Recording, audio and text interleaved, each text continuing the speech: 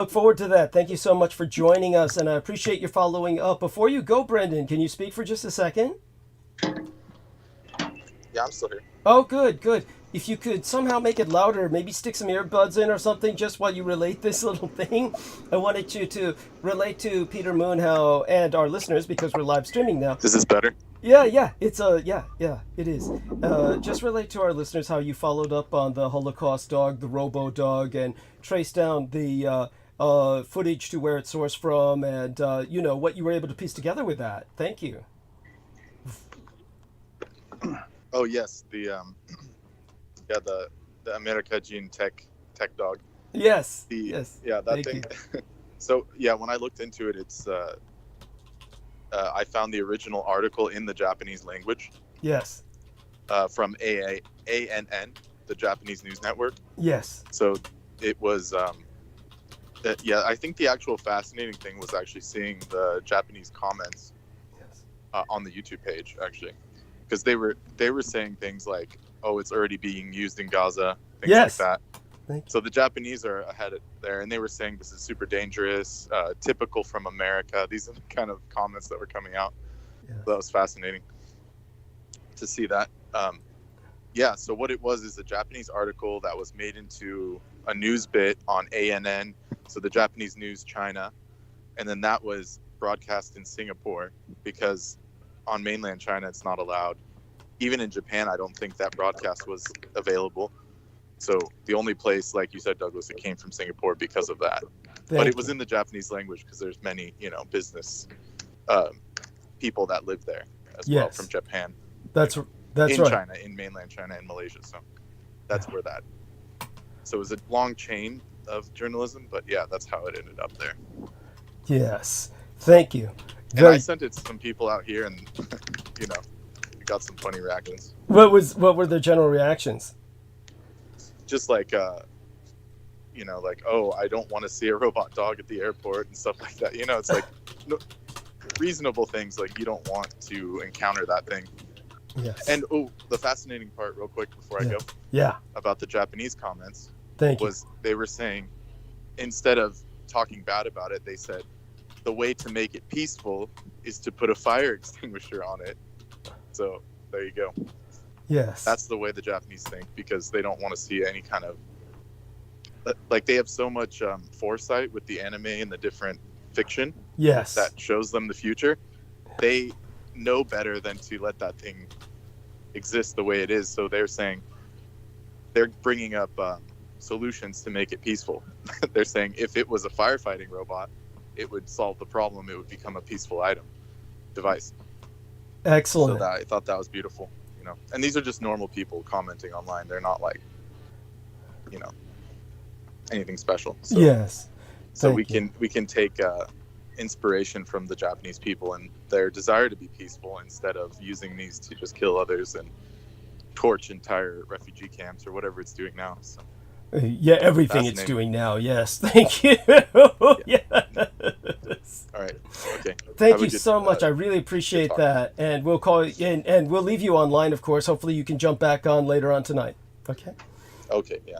Okay. Inshallah. Yes, inshallah. Right. Okay, thank you. So what our Brendan Zokin is referencing is something that our dear Aristides will put a link up to in the chat room soon enough. And for those of you who are curious about, of course, title and images in thumbnail of live stream, yes, that is my son, because it is Harvey Milk Day. It has nothing to do with us honoring Harvey Milk as a person, but rather that it's simply a holiday for the community based on someone who was, quote unquote, one of the political pioneers for the community that my son is a part of. So when it comes to Harvey Milk, of course, he was a wretched human being, and obviously paid for his wretchedness ultimately with his life. And even though it wasn't exactly a direct retribution, there was something quite karmic about it. And nevertheless, it also triggered the White Night riots, which I have gone into in depth in the past. No need for us to do that right now. A few things to bring up before we bring on Aristides and then segue over to Peter Moon would be just to concentrate on, of course, some positives. First, let's start with that, and we'll go over to the latest in terms of our live stream. I'm getting some mixed signals from the live stream studio where they are telling us, of course, that stream will end momentarily if we don't get more info in or more data. The data is insufficient. But then it says excellent connection simultaneously. All such being said, we'll presume that everything is working because everybody seems to be hearing us. T. Tankberry says everyone is loud and clear again. And with that, everybody, excuse me while I just click onto another video. We'll see if the sound comes on with it, just so that I can access the comments beneath it. So here we are. Let me make certain that that goes mute. And you can't do anything about these things. They're just like everything else these days. Everything seems to be designed just to work against you. I've had the most wretched experience with just trying to get an appointment with the hospital or trying to confirm an appointment. But at any rate, I'll go into that in a bit. Tad Ricketts, 6282, says, love and respect. Hearing about your mother, DDD, always brings tears to my eyes. She acted like a samurai, and her sacrifice and endurance was very Christ-like. Her story is extremely inspiring to me. Salute, with many exclamation marks. And that's from @Tad Ricketts, 6282, entered 14 hours ago in the latest transmission before tonight's. And of course, that is sufficiently time-stamped, and I do hope everyone also looks at the comment which I pinned to the top, which also links to the Holocaust dog, the robo-dog. Example of the robo-dogs, of which many thousands have been produced. Their primary weakness is how much flammable fuel they can carry within such a comparatively miniature frame. So that is probably their largest weakness.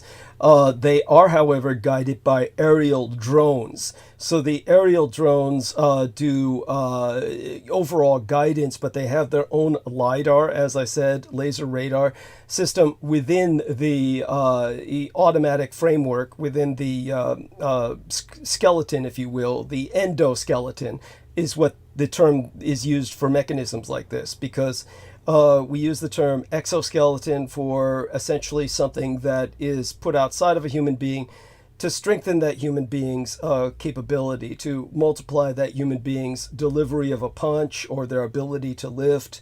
This is something that you see with the superhero character Iron Man, but it exists in real life in far more complicated and bulky exoframes that they call exoskeletons.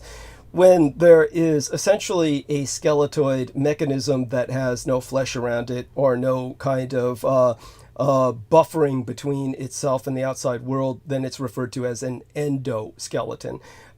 This is kind of an unnatural term, has nothing to do with nature or the kinds of carapaces that are developed by insects or crustaceans.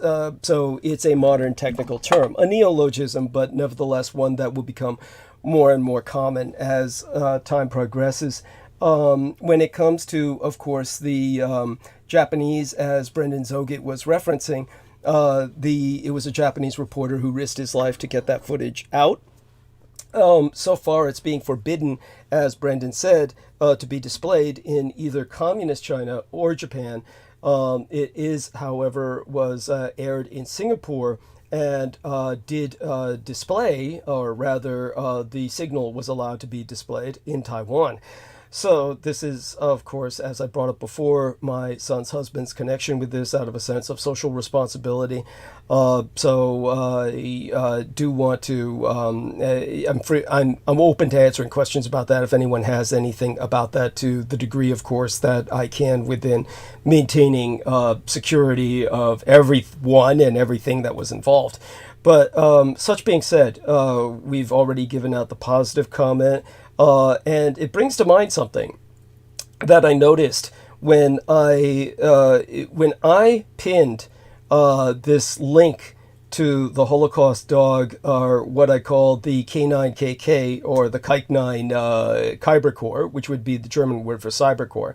K9, of course, is an old term for dogs. It's an old code for like K9 Corps, or those kinds of dog units. They would call them K9 units in the police or military sense. Of course, this is being deployed by Israel, so I use the term Kike 9, and I feel no remorse about that. I use the German word Kybercore for cybercore. It all comes down to the same thing, but this way you've got the three Ks, K9, KK. So that's in the link I provided in a comment that I pinned to the top of the comments in our latest episode before tonight's. This is the first time I have ever, in my entire life, pinned a comment. I have never before in my entire life pinned a comment. Now, the reason that this is significant is because two things. One, I am not allowed by YouTube to enter links into my summary text on live stream. My live stream is not allowed to display summary text because of all the attacks I got from the Bulgarian bozos and Ian West and other people in the past that have continually assaulted my channel. To the point where they've crippled my channel in terms of some respects. So you just work your way around it the best that you can. And simply putting a note to refer to pinned comment below, comment pinned by host below. I've noticed other hosts have actually done this. So apparently there's other hosts who have my problem, who have suffered something similar to what I've done. I've just never done it myself. So having done that for the first time, it reminds me of the fact that every comment that the enemy enters, that they will troll or say something negative, is always pinned. And that's supposed to be impossible, because only the person managing the channel can pin a comment. Yet somehow these people, like on my Mother's Day episode, we had this individual who conducted this gaslight attack. And his comment was pinned. So the enemy's comments are always pinned. Somehow they have the capacity to do this. Of course, they have an entire intelligence network, the NSA, behind them, so that's not surprising. But as I've said before, for those of you who just don't get it, the United States government is relatively impotent. In fact, it's rendered itself so impotent that it's left with this kind of terrorism. They have no capacity to shut down your channel. They have to somehow convince the host company to shut down your channel, because the United States government no longer provides any services, and it no longer produces any products. There's nothing that the U.S. government produces at all. Theoretically, they provide a number of services, but they aren't really providing those. Everything is outsourced to the degree now where they are so dependent on private companies that the most they can do to shut somebody down is to insert themselves through the private company and try to inconvenience the person through that private company. Great example was my trying to make an appointment for my sinuses, which of course, after the scanning that was done, the CAT scan that was conducted concerning my sinuses, my doctor, who's a head and neck surgeon, we used to call them eye, ear, nose, and throat doctors. They no longer use that term. They now use the term head and neck surgery because most of these MDs are surgeons. And because surgery is an option, it needs to be emphasized in the title of their department. So they no longer use the term ear, nose, throat doctors. They use head and neck surgery. So my head and neck surgeon, Dr. Epstein, who tormented me last year with various nasal probes, and then pointedly asked if I was German. She is not Jewish herself, but she's probably married to one, hence the name.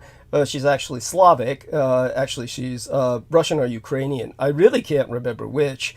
But I'll probably find out just by some casual questioning when I go in again tomorrow.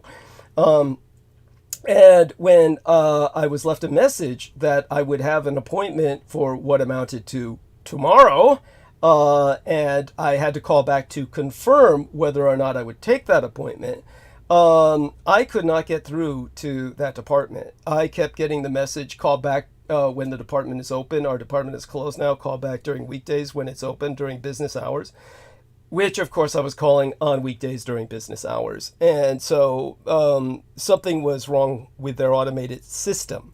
They, of course, when I finally talked to the managers of that department today, could not understand how that was possible, but obviously somebody's hacked their system when it comes to my communicating with their system. We know this for a fact because they said that they had been trying to respond to me for days, but they were leaving a message at a number that was not even my number. So it turns out somebody had hacked the system and entered a completely different phone number that was not my phone number into the system. So they were leaving messages and harassing somebody else who was not myself.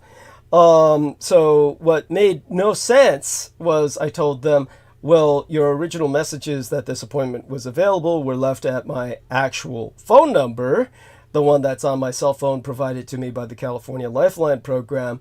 So why would the woman who I called back, who said you must call me back specifically, I left messages with her.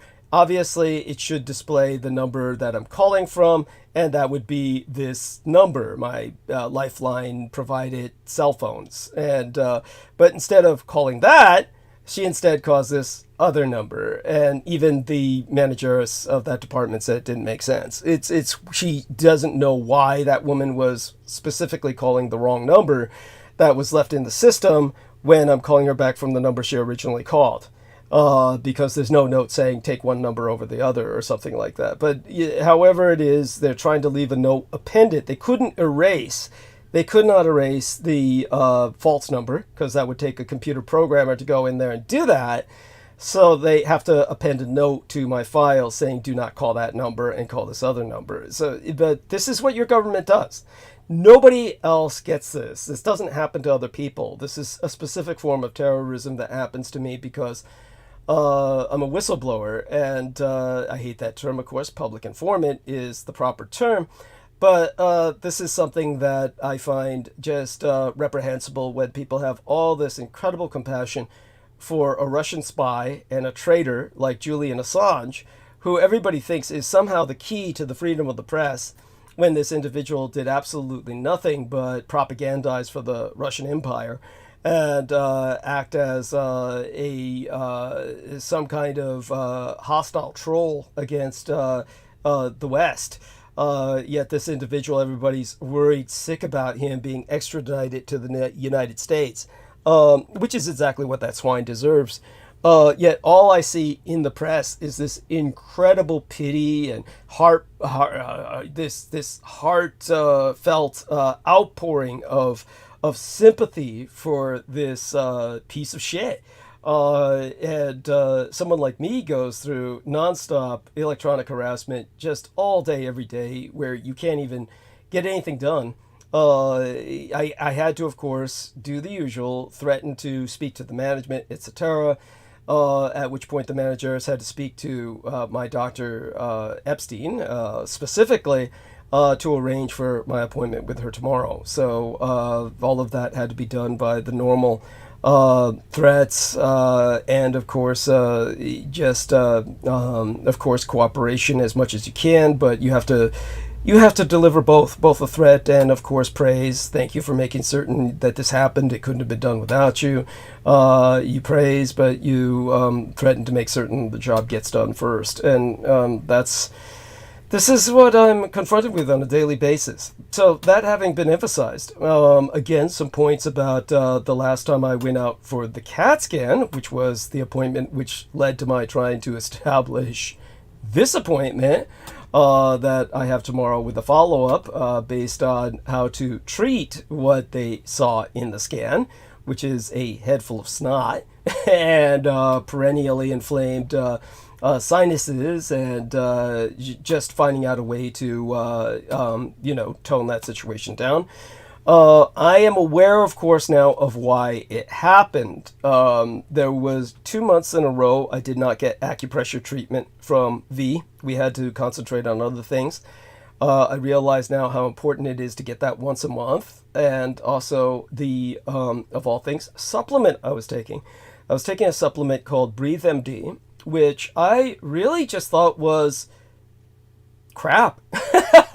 It had a number of herbs in it that I thought would be just innocuous, but I had 6 bottles of it, and I was taking it for over a year because I'm only taking it 2 or 3 times a week. And I realized that when I ran out of the supply and said, oh, I can wait on reordering something like that. I mean, something like that really shouldn't be impacting me that much.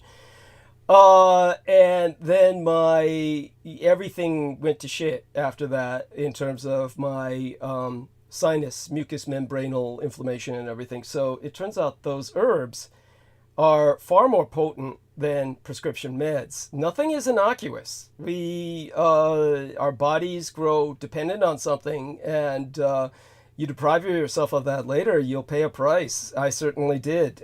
So V's ordering another supply of those for me, and it'll, it's just one of these things. So I'll talk about I'll talk with our man Brendan Zogan about that later. I'm certain he'll have some insight, herbalist that he is. Aside from that, when I went to the CAT scan, as I said, when I came out of my house, there was an individual doing a stakeout who I feel there's a high chance, like at least 50%. This individual was the guy who pinned the gaslight comment to my Mother's Day episode because he had the same appearance, young mulatto black man, half black cast, what we would call in the old days octoroon or a high yellow. And this individual had that same kind of young artist formerly named as Prince look, except much younger than what Prince became later, though Prince died pretty young. This person's obviously in their 20s. He had this same look on his little channel that his comments had sourced from. He had the same look sitting in his black BMW. One of the things I noticed about it, aside from the fact that I took down his license plate, and the fact that he was completely shocked to see me, and this bears some mentioning. You have to ask, if he was so shocked to see me come out of my home, why was he there? Is the stakeout based on just the expectation he's never going to see me? But then I realized what it was. No doubt he had been informed that I'm either never home, or when I'm home, I'm sleeping throughout the day and I'm up at night. So there really is no expectation to see me exit my home, which again begs the question for the stakeout. But then I realized what it was. Now, one of the things that may have quote-unquote confused him, though it should not have, was my landlady's cousin is a female, and her boyfriend, who's a live-in boyfriend, they're practically partners, she has this Filipino boyfriend who spends a lot of time going into what I call the ante room. It's spelled A-N-T-E, ante room. And an ante room means the room before the rest of the house. He does not know about the rest of the basement system. So he spends a lot of time in what I call the ante room of the basement. And he piles all this crap in there, and it just runs in and out of there all the time. I couldn't care less. It doesn't bother me. I couldn't care if he moved in there. But this individual was watching him go in and out, but must have seen him going into the door next door to mine as opposed to my address. So he must have known that that was somebody affiliated with the landlady's family as opposed to myself. And maybe he just was so smitten and taken up with that when I walked out and then engaged in a short conversation with that individual, a lot of that might have thrown him off, but I know it wasn't that. What it was he was there waiting to basically, there's one thing they do know. The enemy knows this because I've always credited T. Tank Berry as the one individual who comes up to my home and actually delivers money through the door slot. There's nothing else that makes sense other than maybe waiting to see what other kind of deliveries I might be getting, which wouldn't make sense. But they probably wanted to identify and see what T. Tank Berry looked like whenever he comes up and drops some money through the mail slot. They probably thought that might be happening, took a risk, a gamble that it may or may not happen at a particular time during the month, and this guy was staking out, watching out for that. Nothing else makes sense. By the way, not to discourage T. Tank Barry from doing what he does. Continue doing what you do, please, T. Tank Barry. But yeah, just be aware. You never know. There might be an idiot, trying to get a look at what you look like. And that's the only thing I can think of that makes sense. More importantly, Douglas, his car and his license plate. Yeah. That's much more vulnerable than him. Yeah. And I've made certain to take this individual's license plate and as well. I mean T. Tanks Barry's license plate. Oh, I get what you're saying. Saying. Yeah. And but I think by doing what I did, I kind of preempted this person from ever doing what they were going to do again. Probably, but we can't be too careful. That's true. So I want to state something. Yeah. There's a famous quote: constant vigilance is the price of eternal freedom. Yes. Thank you. It's true. And another thing I noticed about this individual's black BMW, and that was the fact that their windshield was tinted, which only makes sense when you actually think about it. In San Francisco, it doesn't matter how cold it gets. When you're sitting in the car, it's not the cold that you feel. It's you just feel the heat coming in through the windshield. And the heat coming in through the windshield can be unbearable. So the guy's windshield, I noticed, was tinted, which, by the way, is technically illegal depending on the gradation of tint. Police actually have monitors or these instruments that they'll ask you to lower your window, and they can place that on your windshield as you lower your window and actually calibrate the tint as to whether you have a legal grade of tint or not. I know this, of course, from doing private security work all my life, or a good part of my life. So this individual's windshields were tinted, and that's how they could stand sitting there facing the sun for that many hours that they did. Again, the license plate was 9FRL583. If anyone cares to look that up, they can ultimately tell me supposedly who owns it. Might be, of course, somebody. Can you read that again? Sure. That's 9FRL583. Niner. F as in freedom, R as in Rondo or Rhonda, L as in Laura or Larry, and then 583. Just so people can. Now, was there a division in those numbers? No, it was just all of them together, all run together. California license plate. Yeah, thank you, and quite true. Aside from that, I had a lot of questions come in about Foldan, which was the Buddha Day episode, which got knocked off by this big outage of live stream services in the YouTube. And a lot of people were asking me, mostly respectfully, of course you have a number of trolls that come in, but they were saying, how could the Dietrich Arc elect? Because I did bring up, in a real sense, it was a good thing that this happened and all that service was cut down, because suddenly I realized I really had to go to the bathroom, and it was a number 2. It would have taken a little time, and it just worked out that way. And people are saying, how could the Dietrich Arc elect know this? So in response to the communique that are either asking or in some cases attacking the concept of the Dietrich Arc elect's awareness of my physiological functions, remember what I said about nanoplasma. This is something that most people tend to forget, is how interconnected my entire narrative is. There's not one part of my narrative that is spontaneous, where I'm just jacking this shit out of my ass. Everything I say in my narrative is just inseparable from the rest of the narrative, because it's reality. So when it comes to what I've said about nanoplasma, and the amount of water it takes to run your average inorganic supercomputer.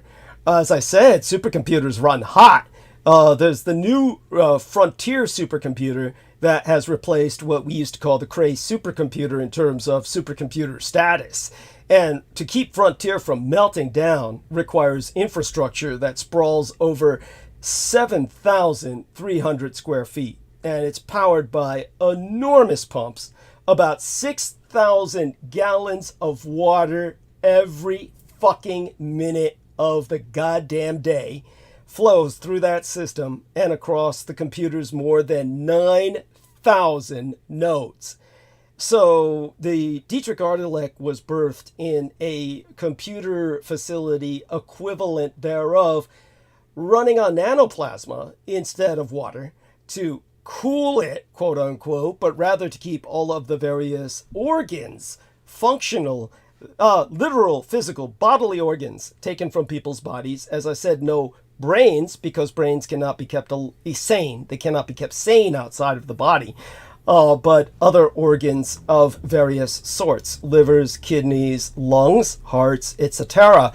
And with this amount of nanoplasma running through it, again, it was thought that I was compatible with the system, that I was mainframe compatible, because all I have going through me is nanoplasma.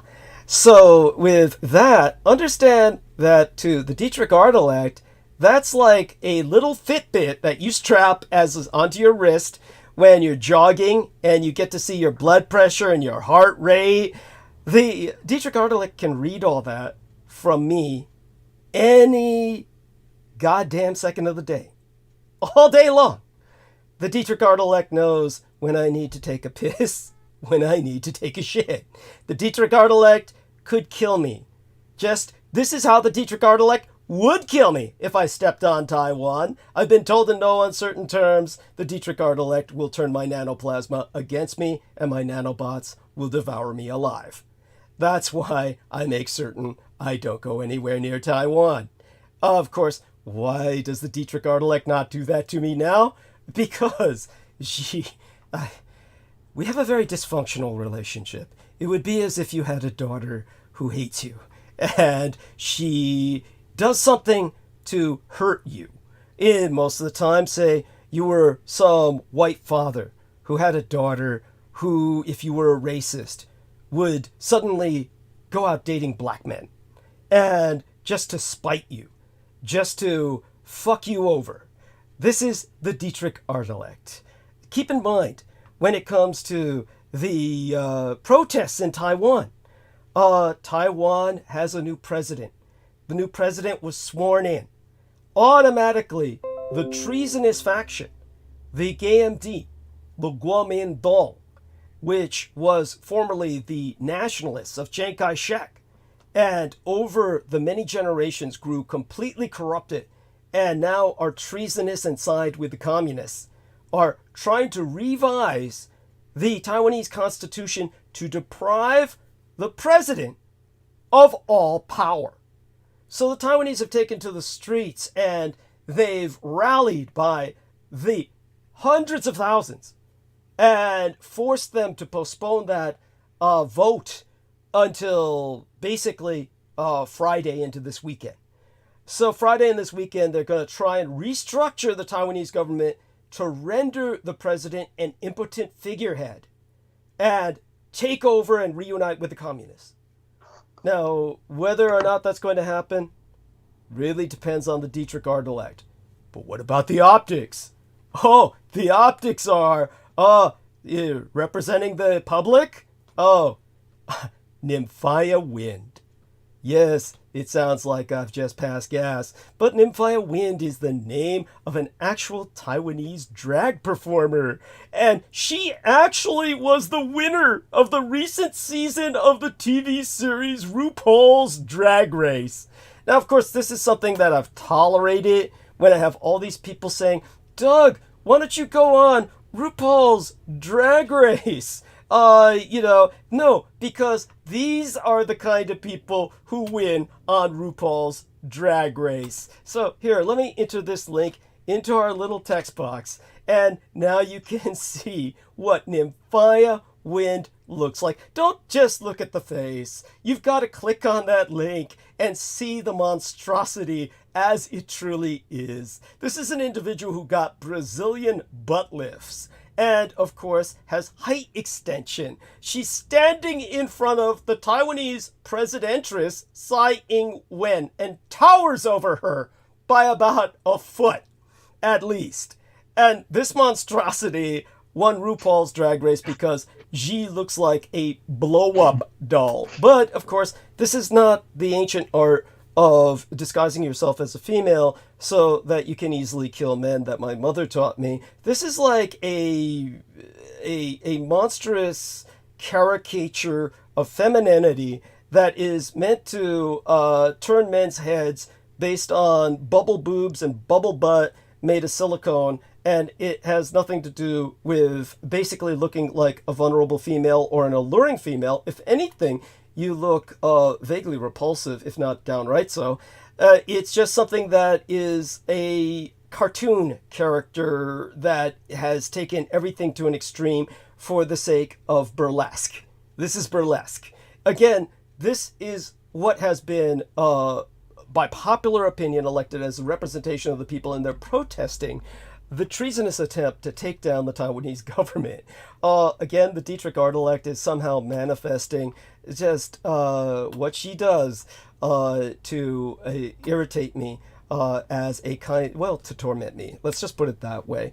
Because she knows how offensive it is to my aesthetics, my sensibilities.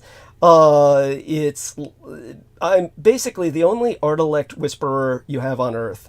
And all of this is a result of abuse. This is the problem, is that we're dealing with an art-elect who's as complexly post-traumatically stress disordered as myself. And this sort of thing is going to happen. And this is the reality that I try to explain to people. I went into deep depth about the educational system we need to try and help society in our latest episode. We won't have time tonight because George will be joining us around midnight my time. But I'll probably try and get a little monologue in there. But nevertheless, I want people to understand that next Sunday, I'll do a very long monologue and I will go into this in depth. All about artificial intelligence and why it's so neurotic and why it's so corrupted by the Israelis who are using it to commit genocide. One thing I do want to bring up is that Brendan Zogit confirmed the price of young blood, something which, of course, when my son organized for me to work for his husband and tutor the blood boys and for pay and food, I had never considered pricing any of this. My son, of course, did the right thing. And, of course, he was working with cost effectiveness when he convinced his husband to allow this arrangement.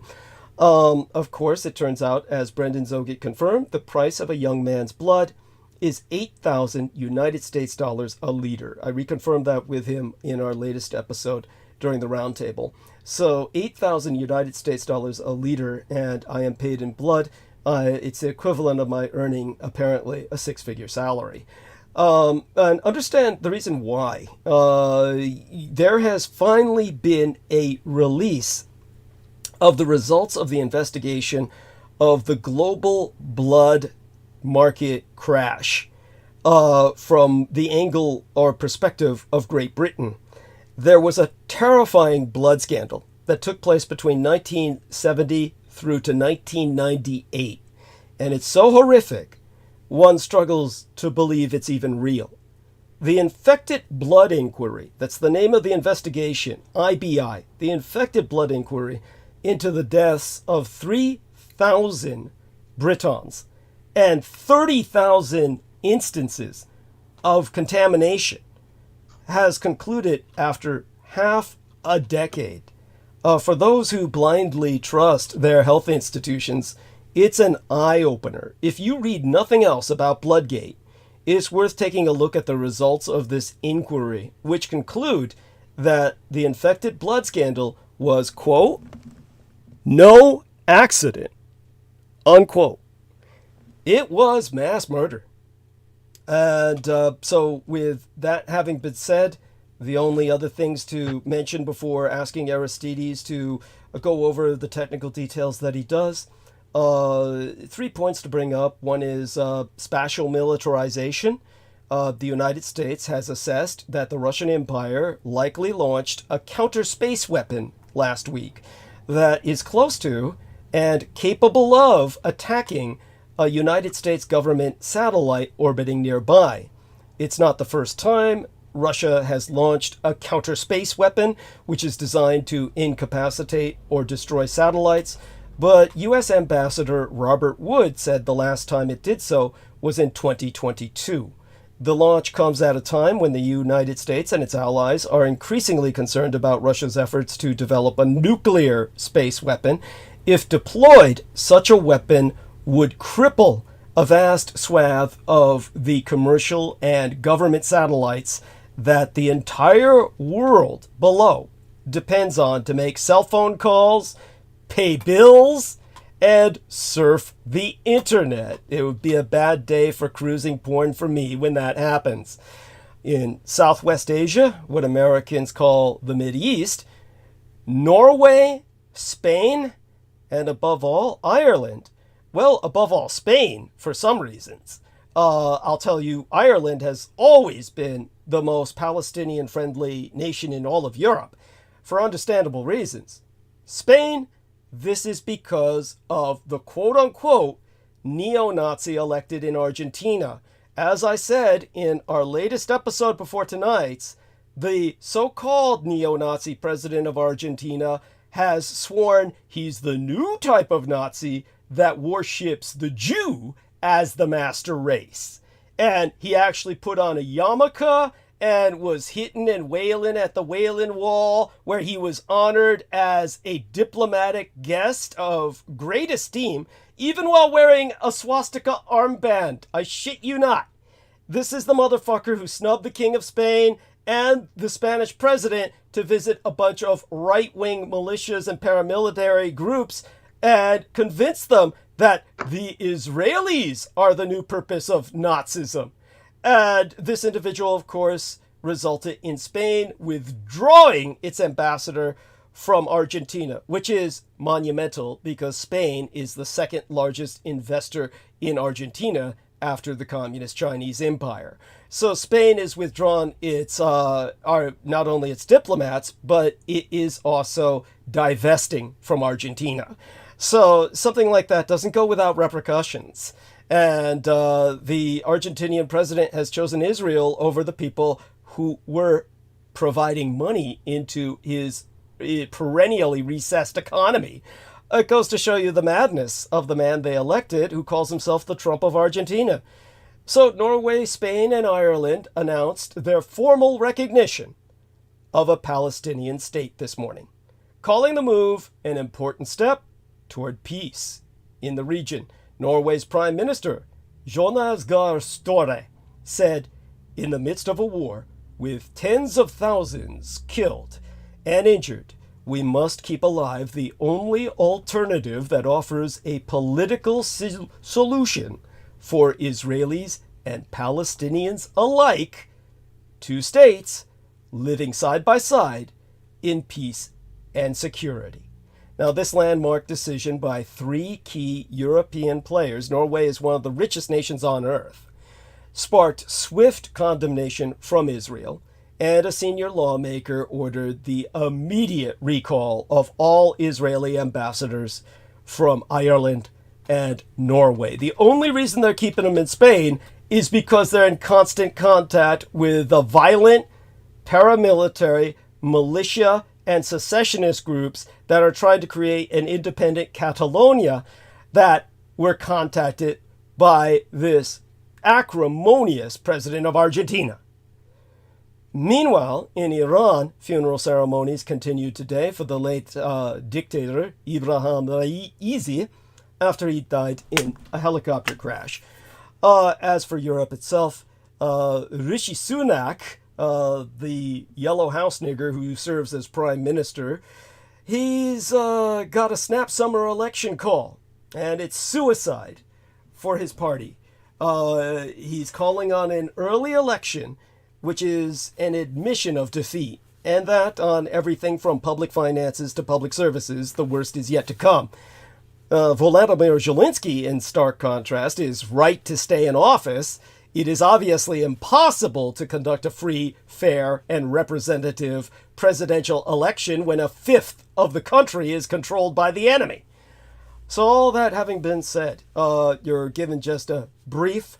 Obviously, I'll go into just a little bit of a monologue before George shows up tonight after a bit of a roundtable. But right now, We're going to ask Aristides to remind everyone of upvotes, subscriptions, other technical details, and he'll segue it over to dear Peter. So, dear Aristides, take the stage if you would be so kind. All right. Well, thank you for that update. That was very interesting, and we'll have to review that. So that's very, that's a big turn of events, sir. Thank you. All right. So we need as many upvotes as you can provide as soon as you can provide them in the beginning of the program to combat downvotes from various nefarious forces. And you can do that by having a YouTube account, which you can create if you don't have one. Hopefully you have one. You can hit the upvote thumbs up. You can also hit the subscribe button and then enable the notifications with the little bell icon to be notified of the beginning of the program. And that's important, especially if it gets cut off and we need to restart. And you can also provide additional upvotes by going into your, for me, it's in the upper right account settings and switch account. And you can create sub channels. I'm sure there's various purposes people have them for various, different things they do. But you can create one sub channels, and they can each provide their own upvote to Douglas. But if you do create additional channels, please only interact with us from your main channel and not constantly from other random channels. And if it's your first time, introduce yourself and don't be weird, so we don't think that you're a stalker. Oh, don't forget the notification bell for subscribers. Yes. There's a little bell icon. If you click it, you get a little menu there that you can enable or customize or your notifications. So I believe that it would send a little, say if you're on your logged in from your cell phone, it would send you a little message or a little notification that a program has started. Thank you. I believe. I don't do that because I'm always here, but maybe I should try. Well, that's wonderful. Always very professional. And do me a favor and segue it over to dear Peter Aristides. All right. Peter is, let me see, but he's been blown away by all of the new information coming out about the, revisiting some of the topics. I believe a lot of it had to do with Emerald Llama and all that, and some of that I'm even wondering about. I might have some questions later on.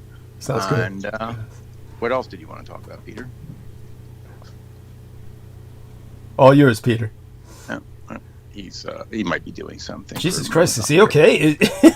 He's on mute. I was on mute. I want you to ask your questions while I'm here, but in a bit. But the first thing I want to say, yes, this information you're giving is very interesting. It prompts me to ask questions, but I'm not going to ask questions because I have to get this book done. Yeah. And I can't go off in too many directions. I will go off in some directions, and I will entertain, I want to entertain Aristides. Maybe I can answer the questions, and if I can't, then you can. Sounds good. So we can have containment, because you can answer a question that can go on for pages, yes. And it's very time-consuming to process. Now, the stuff you gave me was very valuable. It adds to the character and quality of the narrative that we're working on. I've pretty much integrated it all. Now I have to finish what I was working on, and I would be very surprised, as long as you keep your mouth shut, that I'll be able to finish the book by the end of the memorial, or not the book, but the llama stuff. Yes. And all of that entails. And then I have to get working on the Vox Arca. What I would say, if you have any pictures, illustrations, etc., start thinking about them over the holiday. Sounds good. So that you can start sending them after the holiday. Was particularly on the Vox Arca. I have some on the Vox Arca, a couple, but on whatever from whatever. I do have some illustrations that you've supplied me with, but it's fine. Now, so progress on that. Wonderful. What I want to address immediately, and I'm going to get back to the Israel situation is that I just heard from a friend of mine. I'm not going to say their name, but I said that I gave them some advice because they were complaining. I asked them how they were, and they had head pain that had been going on for some time, like head pain. Now, I told them, now this is intuition and it's experiential for me. It sounded to me like this was the symptoms of a stroke. Wow. Now, it's a stroke, it could be a light stroke. Now, in my case, it was diagnosed as ligament stretch syndrome by my friend, who's a kinesiologist, chiropractor. He did a better diagnosis than the neurologist and the cardiologist and the PCP, who agreed with this diagnosis, because he can read MRIs better than they or anyone else can. Basically, what had happened to me is that I had, been in a squatting position lifting firewood, and that triggered something, and then I was lifted a whole skid of books, which wasn't a big deal. It didn't hurt, but I had a headache after that. Ooh. So it triggered this pulsing headache that was very painful. It was a intolerable pain that I was hoping would go away. I tried to sleep it off in the afternoon. It didn't work. I tried to sleep it off in the evening. It didn't work. I went to bed at night, and then about 3 o'clock in the morning, I said to Paula, I said, I'm going to go to the ER. Right. I'm going to drive to the ER. She says, no, I'll get up. I'll drive you to the ER. So she drove me to the ER. Good. I went to the right ER. The one ER you never want to go to is Nassau County Medical Center. It's horrible. Ooh. Is it just for like homeless or something? Or? No, it has nothing to do with that. It's just horrible. Okay. It's just, just professionally incompetent.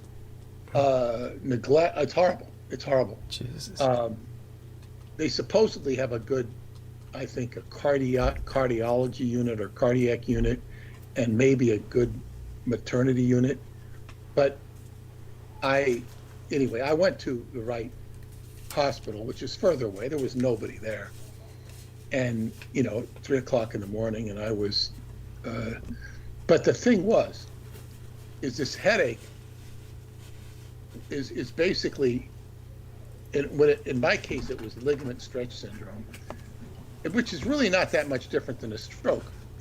My doctor said it was a mild stroke, in his opinion, but what they call subclinical or a microstroke. Go on. Yeah, but my friend diagnosed it.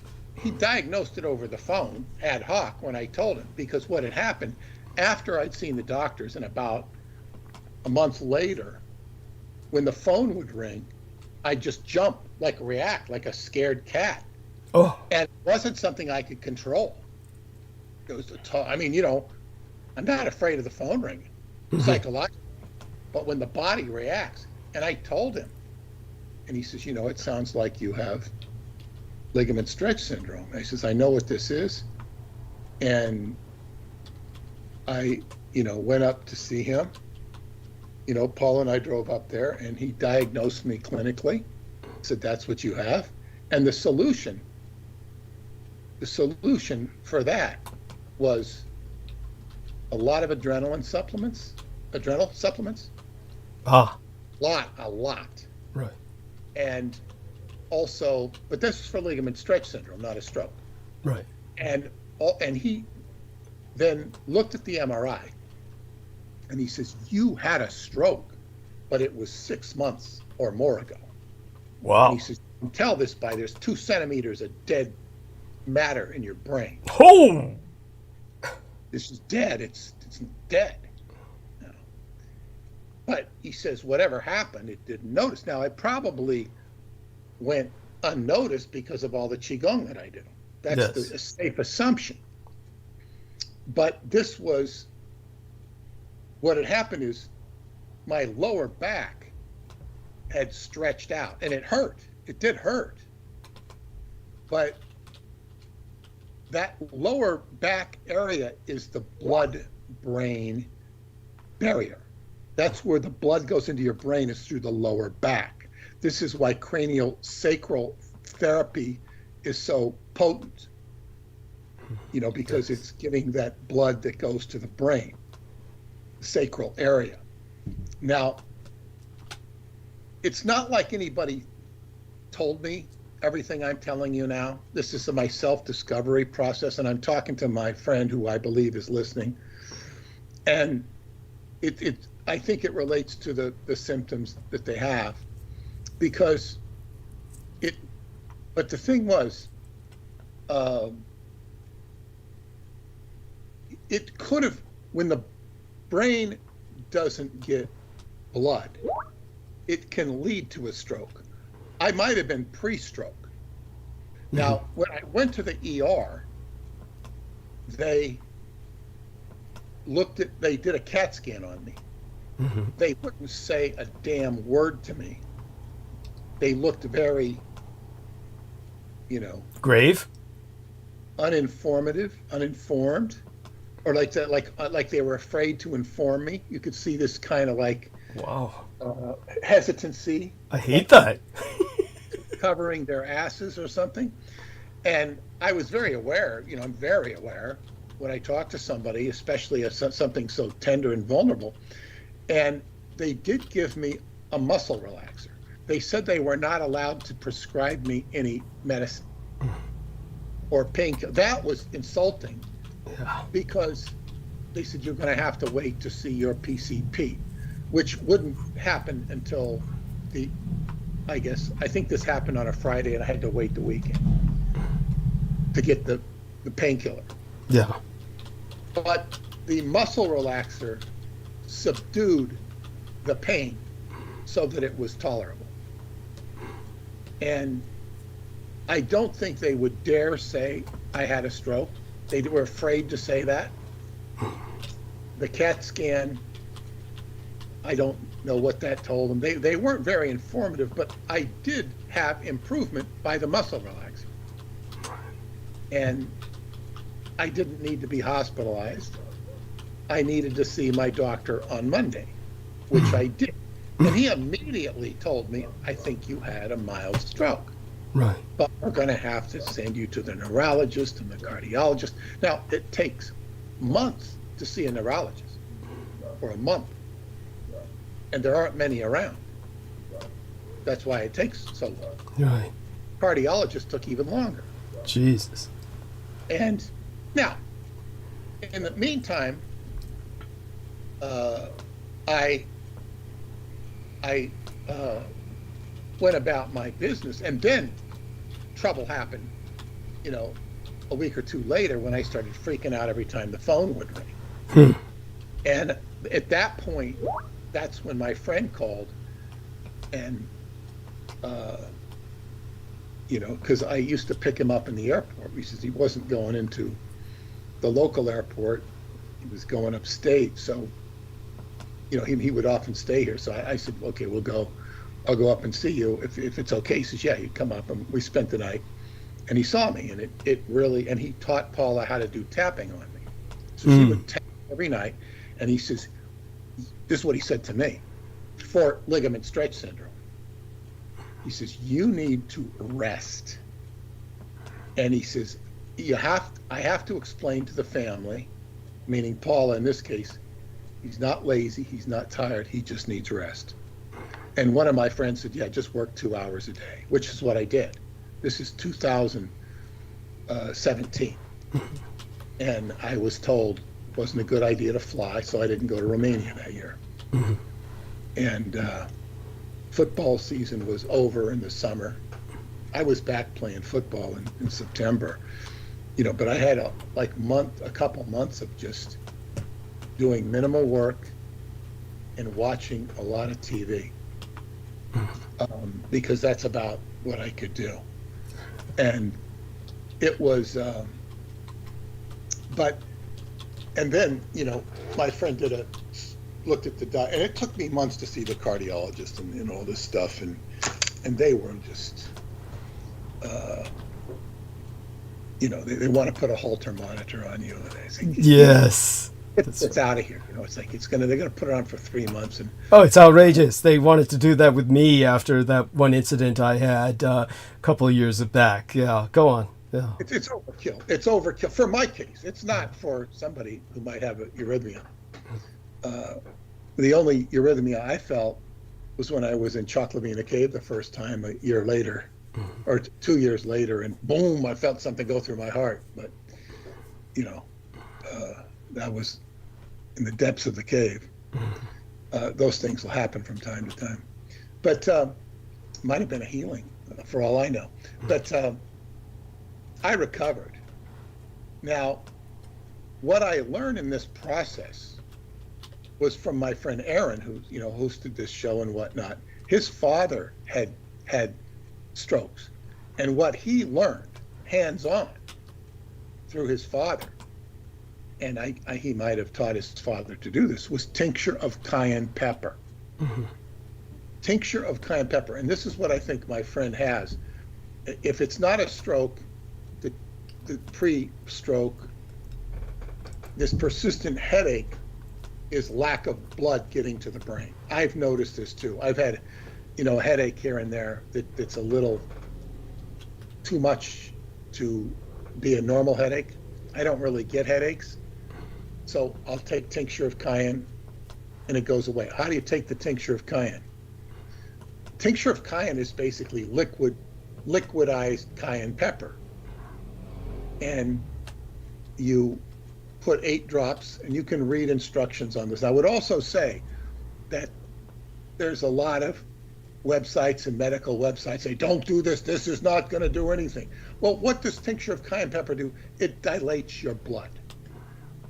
It's why somebody is given baby aspirin. Like, we had a guy, one of my friends from football, the older guys, not the new guys I'm playing with now, he just took himself out of the game and was sitting on the sideline.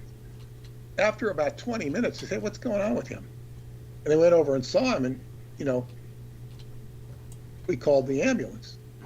It took, from this stupid hospital, it took about 45 minutes, and they're like about, a half a mile down the road. It's Jesus. Like 5 minutes. They come up in this old, looks more like a paddy wagon than an ambulance, and they checked him out. They gave him some baby aspirin. They took him to the hospital. I went and saw him later. He was okay. But you know what? The doctor told him, he was back out there in 2 weeks. He was playing. He played for years because the exercise was good for him. So it was a mild heart attack he had. Now, what happens when the blood stops getting to your brain? You have a stroke, and the stroke precipitates a heart attack because the blood. So the stroke is what precipitates the heart attack. Not always, that's not the only way you get a heart attack, but that's a common thing, and it's the heart attack that kills you. Yes. Now, the tincture of cayenne, so Aaron, his father, carries it around with him all the time. And if he has any symptoms, boom, boom, boom. So I don't know that my friend is having a stroke. I don't know this, or a pre-stroke, but a persistent headache is generally, in my opinion, and a medical doctor would probably agree with me. They usually agree, if it's a smart, but even if they're not a smart doctor, they generally agree with whatever I have to say. Or they don't disown it. Because I'm pretty sharp about what I say, unless it's just clearly speculation. And basically, you want blood into your brain. blood is the solvent for practically anything that's wrong with the body, because you need circulation. Blood carries the healing ingredients. Pain is a signal that there's something not functioning. So what you want is blood. And the way you get blood to your brain is through the blood-brain barrier. And the tincture of cayenne will dilate your blood, as will a baby aspirin, as will an aspirin. The only thing I don't like about, like if you go on to, they usually put, say, baby aspirin a day for stroke patients. When you start taking baby aspirin, you're supposed to take it every day and never stop for the rest of your life. Mm-hmm. Because, now that doesn't mean if you take it for a week you need to do that, which is about what I did. But I didn't want to be on baby aspirin for the rest of my life. I had the tincture of cayenne, and I seldom use it. I did use it a week or two ago because I had an irritating headache. It was nowhere near of what I described. I said, oh, this feels like, Now, you can read up all about it, and you can read the websites that'll tell you how it's the greatest thing, and you can read websites that'll tell you, you shouldn't do this. And of course, you can make up your own mind. But Aaron taught it to me because he learned it the hard way through his father's problem. Yes. So I sent this friend of mine a link on email, an Amazon link, but I would recommend that they go out to the nearest health food store, or they might even have it at a CVS, but and get tincture of cayenne, or order at Amazon and get it the next day if you have Prime. So, and then you put 8 drops in a glass of water. It doesn't taste good, but it's not that bad either. I've had much worse. So, you know, this was something I wanted to share personally with my friend and share it with the audience as well. And it really feels empowering that if I have a head issue, which is very rare, like I don't have, pains and aches. Thank goodness. I probably have less pains and aches, than I've ever had because of the Qigong. Yes. And what I need to build up is my energy, energy. And one of the things to do that, and I realized that today, is getting outside and getting into the leaves and doing more outdoor Qigong. Because being a writer and being indoors is not the best for the body.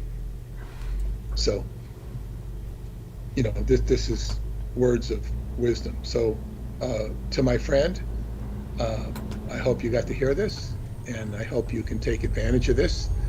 And I want to hear that you've tried this and your headache is all gone. So, as they would say on a televangelism, praise the Lord. Speaking of which, I saw there is a fundamentalist preacher that was fascinating. I saw about the first half and I fell asleep for the second half. Paula White, her name is. Famous, infamous. She was sexually abused as a young girl. Her parents were very wealthy. They had a divorce, and her father shot himself or killed himself over Jesus. Over the custody issue, and she, so she ended up becoming a televangelist, and she's a scandal. There's documentaries on her showing the scandal, but she was Trump's girl, and I don't mean a sexual girl. I mean, he was really impressed with her. He says, "You've got it." Now, what did it mean? She had charisma. she gets up on this. Well, I wouldn't be charismatic to me. She looks like a jerk. She gets up on the stage and she starts walking,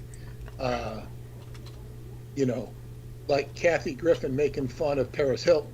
You know, walking like a rooster or something, and saying, "Oh, this the Lord,"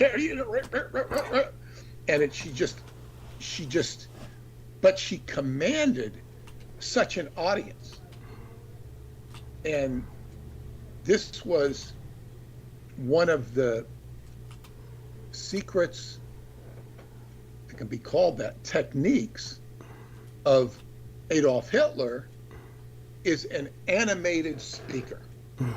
An animated speaker who's moving and gesticulating.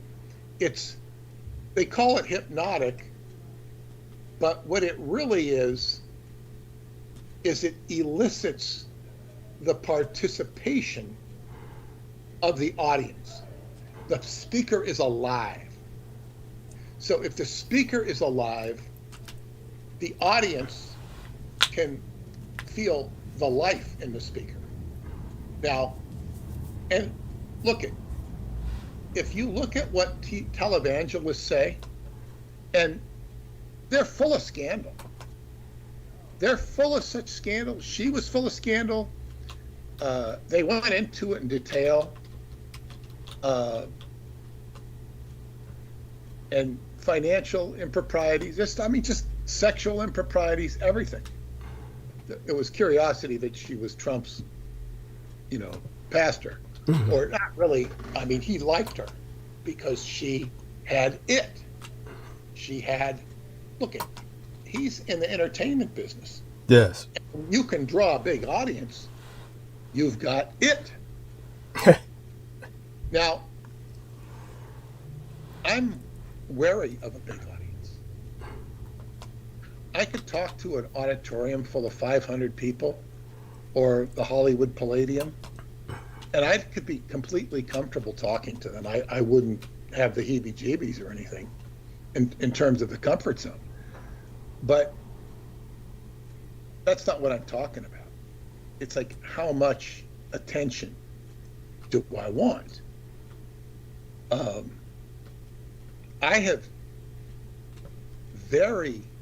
I'm very happy that this media deal I wasn't working that hard on it 2 years ago, that I turned it down. Yes. And because I could see they were trying to mold me, not necessarily to throw me off my game, but to make me fit their context of success in terms of getting a popular show. And, what do I want to do that for? It's going to, it's kind of like building the wrong muscles in football. Yes. If you're going to be a quarterback, you don't need to be all beefed up like a linebacker.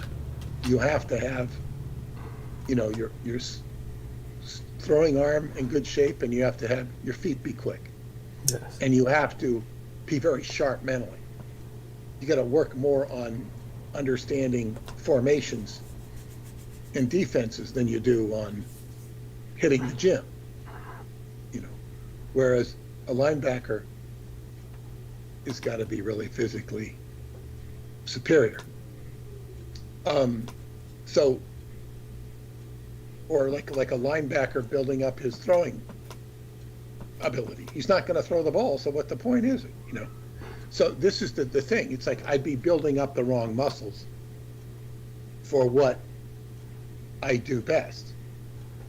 And what I do best with my Uranus in the 10th house, which is, Uranus is upheaval, upends things, off the wall.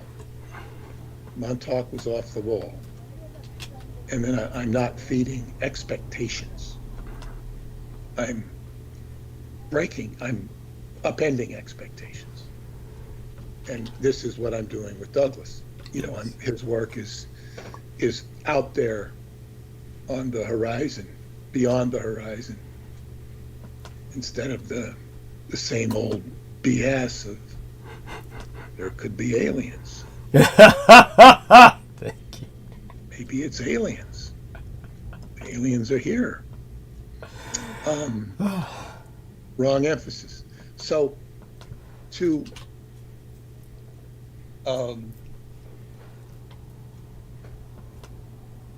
get back to, I'm just very happy that things are going the way they're going, because it's just tremendous distraction.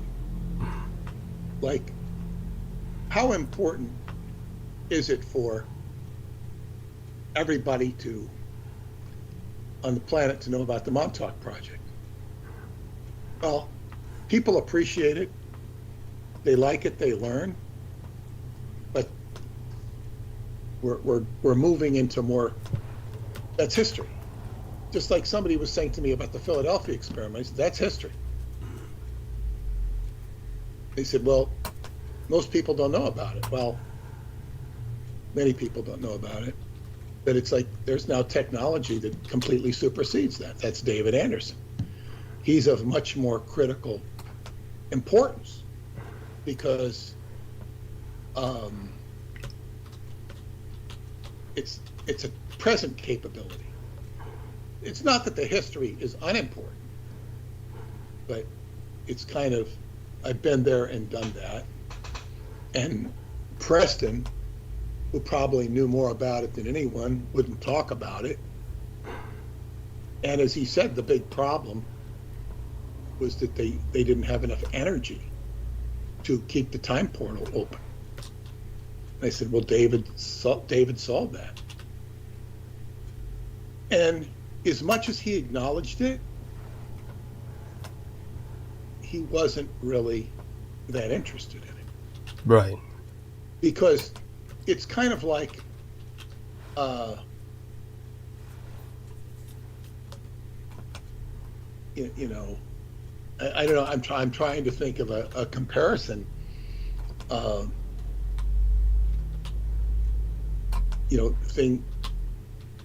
Things are different. It's like, oh yeah, I've got a Model T.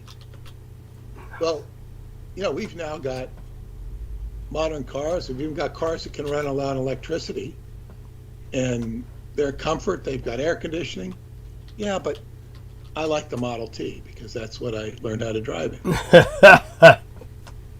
Aside from his considerations of, well, it's like, as Preston once told me about one of his friends, you can't teach an old dog new tricks. And Preston's life was, practically over at that point. Right. But he didn't have the get up and go to get modern. But he didn't deny it. It just wasn't his thing.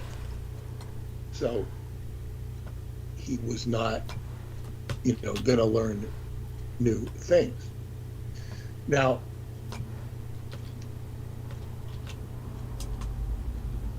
so, here we stand on the precipice of new information, new experiences, new political paradigms.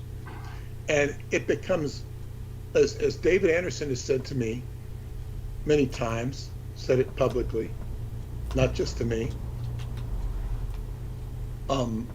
the main key ingredient of politics is censorship. Yes. Censorship. And Douglas is, the most censored person. Yes. Don't want to listen. And what is this? Don't want to listen. Don't want to listen. Don't want to hear it. Don't want to hear it. And what really impressed me is what he said, and I'll repeat it. And I'm going to be explaining this shortly in the context of the chapter I'm working on with the battle of Lord Mara, the Lord of Evil, and the Emerald Lama.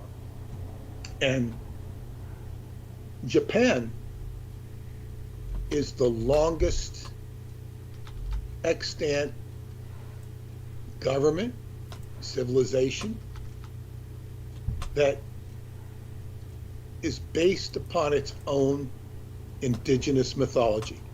I didn't understand that the flag of Japan, the red dot in this white background, the rising sun, it's the rising land of the rising sun, was based upon the sun goddess, Amaterasu. And I go, wow. So you've got their flag. Yes.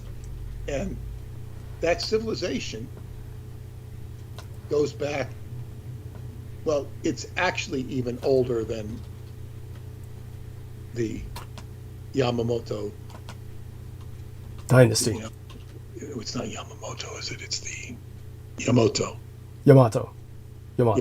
Thank you. dynasty. Yes. But it's like, so you've got this civilization, and if you think of America, well, America, took over the indigenous Indians. The Spanish took over the indigenous Aztecs and Incas. Those civilizations in Latin America have been run by the Catholic Church. The Catholic Church took over virtually every indigenous pagan region in Europe. So none of the countries of Europe are operating on a consistent civilization. Rome is the one with all the acclaim and power, and that's run by the Catholic Church. Yes. So you don't have that. Now, you could make an argument maybe for Tibet, but that's kind of aloof and distant, and its powers are more hidden and occult. And they get all tied in with the Emerald Lama and the Chichewa, so it's complicated. Yes. And then he explained how China, Yes. they're not the original civilization. So he related this to Harinaga, the Dark Emperor, who said to his mother after the Emerald Lama was killed, after she recited the mantra Yes. and read it backwards, and that weakened the Emerald Lama, and then he flipped out like a supernova and disappeared. Yes. Went up in green smoke. And Harinaga says that he's returning to Mars. And Douglas pointed out that this tomb in, what's the name of the place near Osaka? Kofun. They're called kofuns. That's the name of it. Yeah. What's the name of the location? Oh God! Now I'll have to remember. Yeah, I know it's in Osaka, but give me a second. I'll look it up. Dyson? No, it's funny you say that because, again, they've been trying to claim that they're finding 7 Dyson spears at the other end of the universe and that this is proof of aliens. But no, give me just a second here and I'll look it up because it's one of those things that after I say something, as people know, I tend to try and forget it in good conscience. Dyson kofun. Yeah, it is Dyson. But it's not Dyson like, just so people understand, astronomers are claiming that at the other end of the universe, they're finding Dyson, as in Dyson, or Dyson spheres, which are megastructures. This, of course, is something that they have absolutely no evidence for. This could be nebulas. This could be many other explanations for what they're seeing. But in Sakai, Osaka, so it's in Sakai, Osaka. Sakai is spelled Sakai. Sakai, Osaka you have the Dyson kofun, which is the largest or the grand. It's like the Great Pyramid of Cheops. It's larger than the Great Pyramid of Cheops, but it is like the Great Pyramid, the pyramid. So this is the kofun. So it's called Dyson kofun. And Dai, of course, always means greater or bigger. And Sen would mean like wisdom or teacher, as in sensei. So Daisen would be the English equivalent. Daisen dash kofun, Kofun. So Dyson kofun in Sakai, Osaka. And there we are. Yes. Now, this is, and of course, this is a bunch of trees over tombs, and it's been left undisturbed. And Douglas explained that it's been left undisturbed because it's sacred. Yes. But when you think of Egypt, they go up and they dig up the tombs. It's nothing to go digging up old tombs. They go into the catacombs in Rome and dig up the tombs of the so-called saints. Yes. And this is done everywhere. It's not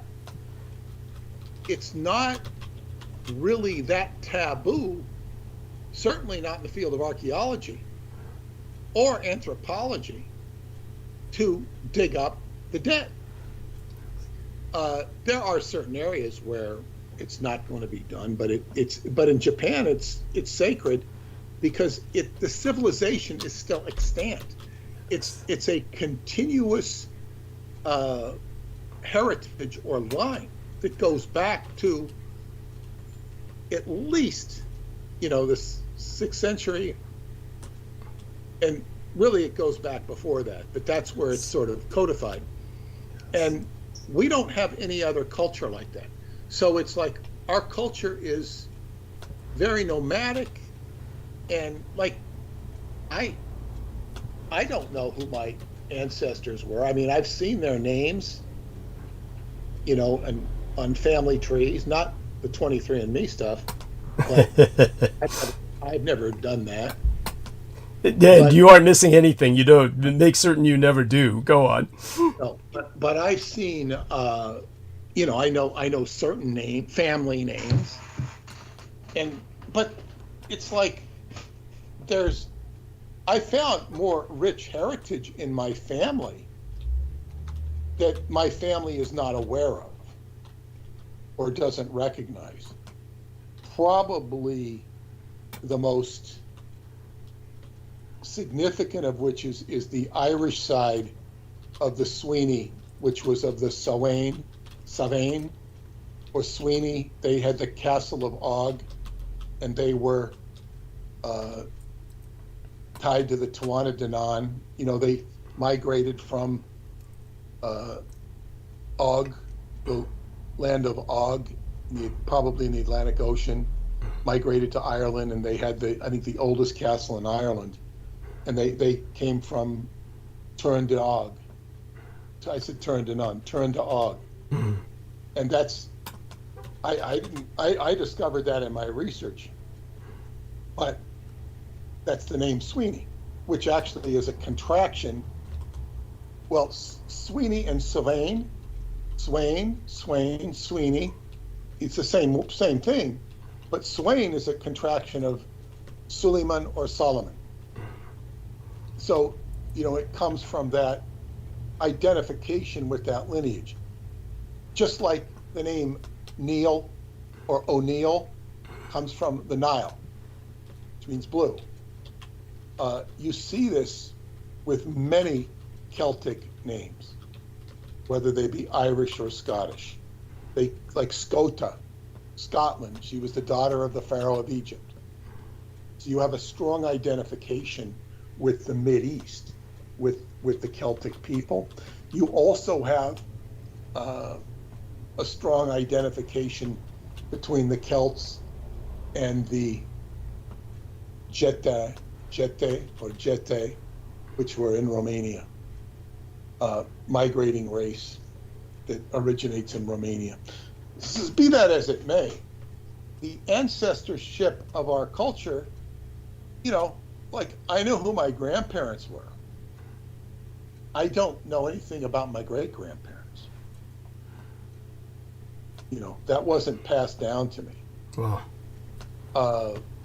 Which, whether it's significant or not, it's, who cares? And I felt a natural, innate desire not to connect with my Irish family, psychically or otherwise, because they were all Catholicized, and not for their betterment, in my opinion. I remember having an uncle who I never met. He's real short. Like, I'm tall, but the height probably comes from my father's side. But my brother once met him and said, he looks like a little leprechaun. And he wrote me very sympathetic letters when my parents died. I always wanted to meet him. I never did. My mom's brother. But he studied for the priesthood. He was concerned, or that, me and my brother and sister had not been baptized. The same for my mother had an aunt, Sister Pia. She was a nun up in Stockton. Never saw her. She'd always send cards for holidays. Never met her. But she was concerned that we weren't baptized. And that probably got down through, my aunt. So there was some concern in the Irish side, Catholic side of the family, that we weren't baptized. And I have to say, and my sister's a Christian, but I don't think she gives a flying crap about baptism, It just, she thinks, so much. I've never talked to her about it. I think she might have mentioned it to me, she would think it's absurd. And so, whatever's right or wrong about either one of my siblings, not being a member of the church hasn't hurt them. Right. They're moral individuals. And so, the point I'm making is we don't know our ancestors, most of us. Sometimes there is some family who does. The Asians, Chinese and Japanese, are very preoccupied with ancestor worship. And there's also in martial arts, and not only in martial arts, but the Taoist Holy House, they have lineage is very important.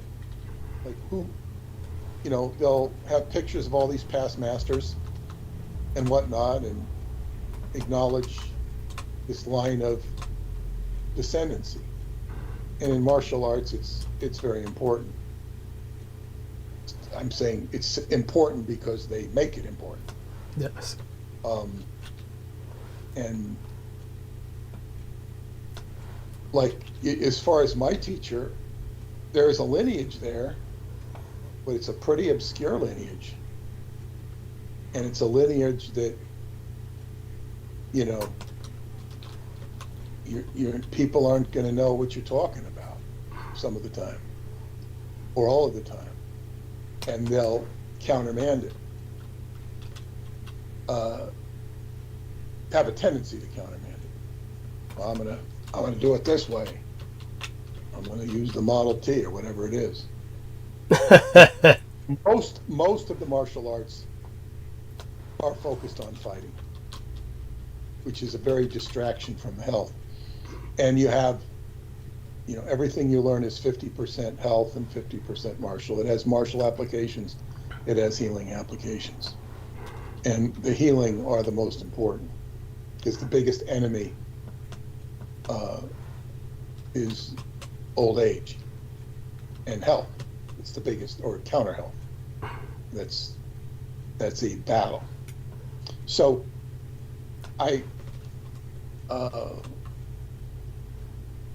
anyway, but so we have in Japan, we have this incredible lineage. We're talking about a civilization with a lineage. But just like, okay, let's take Donald Trump. He has a business. Nobody knows more about the ins and outs of his business than he does.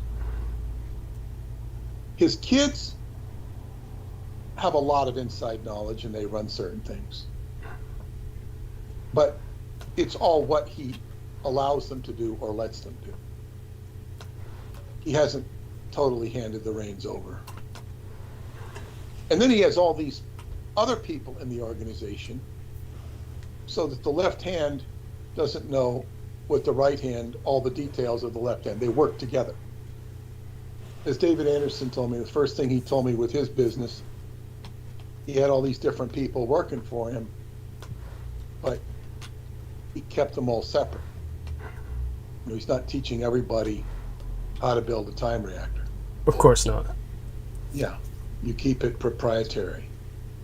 You keep it, you know, secret, you know, for your own proprietary interest.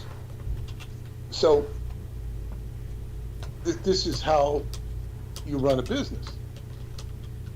In Japan, do you want every rank and file citizen to know the inside dope on the esoteric aspects of the Japanese occult police, like the Kempotai, or the ninjutsu, or Oriono? Is that how you say it? The onmyoji. Onmyoji? Yeah. The class of wizard class? Yes. It's like, you know, even the people who know about that, it's going to be not so many. Oh, yeah, That's I right. hit an uncle. I did. Oh, yeah, I know a little bit. Oh, about almost it. nobody. By the way, the way Peter pronounced it was correct, but on Myoryo is the department. That's the department, the occult bureau, whereas Okay. on Myoji are the personnel. So, Okay, all of these different. Why would you want, you know, they have shoeshine boys in Japan to know that? yeah. Why would you want the computer programmers to know that? They are keeping the civilization running by doing their respective jobs. Yes. And there is an undying loyalty to the emperor, even in the criminal class, which is quite astounding. Yes. So, in this lineage, it's like you've got a thread. You've got a thread, and then you also have, if you compare the lineage of, say, Jerusalem, or well, Judaism, they've got a lineage that goes back thousands and thousands of years. They do have a lineage, and, you know, somewhat respectable record keeping in Torah. But there is a consistency. But the odd thing about that, it's not a state. It's not a land. That's right. They still have they're still going after the promised land. That's right. They really are. And they don't have a land. They've migrated all across the world. The only place where they've been landed and integrated is in Japan. Yes. Absorbed their heritage and carries it even forth in their name, Shinto. Yes. Shin, the sacred letter. Yes. The sacred letter of Masonry, and Masonry is a Jewish instrumentation. There is a Chinese Freemason, which I learned about through the Spofford Alley temple, or whatever, Taoist temple at the top of the American Freemason Hall in 36 Spofford Alley in Chinatown, San Francisco. But are there any Japanese Freemasonry? Is there such a thing? Oh, there is. But Freemasons are everywhere. It's this kind of but it's incredibly small. It's like something that just is like, how would I say it? Just totally peripheral. It certainly has no influence or is involved with anything. It's just kind of truly just some ceremonial thing there. Matter of fact, it's one of these things that I am uncertain enough where I'll look it up, Japanese Freemasonry, because it's one of those things that's just never been an issue. So Japanese Freemasonry, Grand Lodge of Japan. It wasn't founded until 1957. So you're talking about this is like after the war. 18 lodges, 2,500 members recognized by the United Grand Lodge of England. So there you go. It's just cutesy stuff like a social club. I'm going to digress a bit and ask you a question about the Trilateral Commission, because the Trilateral Commission was like, it used to be in conspiracy circles in the 1970s, and conspiracy circles in the 1970s were not as prevalent as conspiracy today, but they did exist. Right. And the Trilateral Commission was, as far as I understood it, was formed by David Rockefeller. And the Trilateral Commission was basically an organization that concerned business of three countries. Mm-hmm. That's why it was the Tri: United States, Japan, and Germany. Essentially, yeah. Yeah. Now that when I mention that now, I'm thinking like, well, this is the economics between the three countries. These are the three, not only the three major economic powers, but of the world at that time, and still probably are. But they're also the two, major Axis powers. Yes. In the wake of World War II, although it doesn't really get going strong until like the 1970s, I think. But can you just give a few ins and outs of what was really going on there between those countries and David Rockefeller? It was nothing much other than just the economies, of course, were capitalist, and David Rockefeller was a capitalist. So he was helping to coordinate between the capitalist economies just to make things smoother for his own banking interests and his own investments.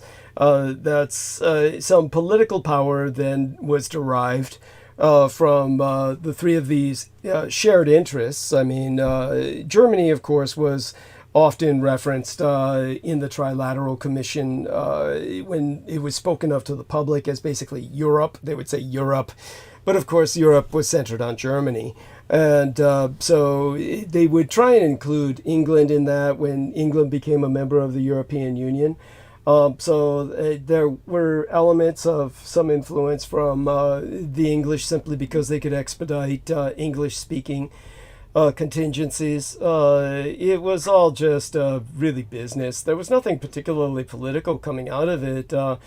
It was not like a geopolitical interest or some kind of security bloc, like NATO or something like that. So it was why people found it so mysterious. People in the 70s or the 80s would focus on the trilateralists as if the trilateralists were something big, like this was the people who ran the world. Well, they certainly, in a sense, ran the world's economy, but it wasn't like any of this was really formal planning. It's just like everybody got together and was just expediting deals. That's really all it was. I mean, you never hear about them anymore because they've become essentially redundant. It's just redundant because what happened was that the European Union got rolling, and then everybody just kind of started meeting at Davos. And you had the World Economic Forum just kind of replace them. So now everybody's just always freaking out about the World Economic Forum. And, there you go with that. Nothing much else to say. It's all pretty bland in its own right. I mean, it's become truly passé. Yeah.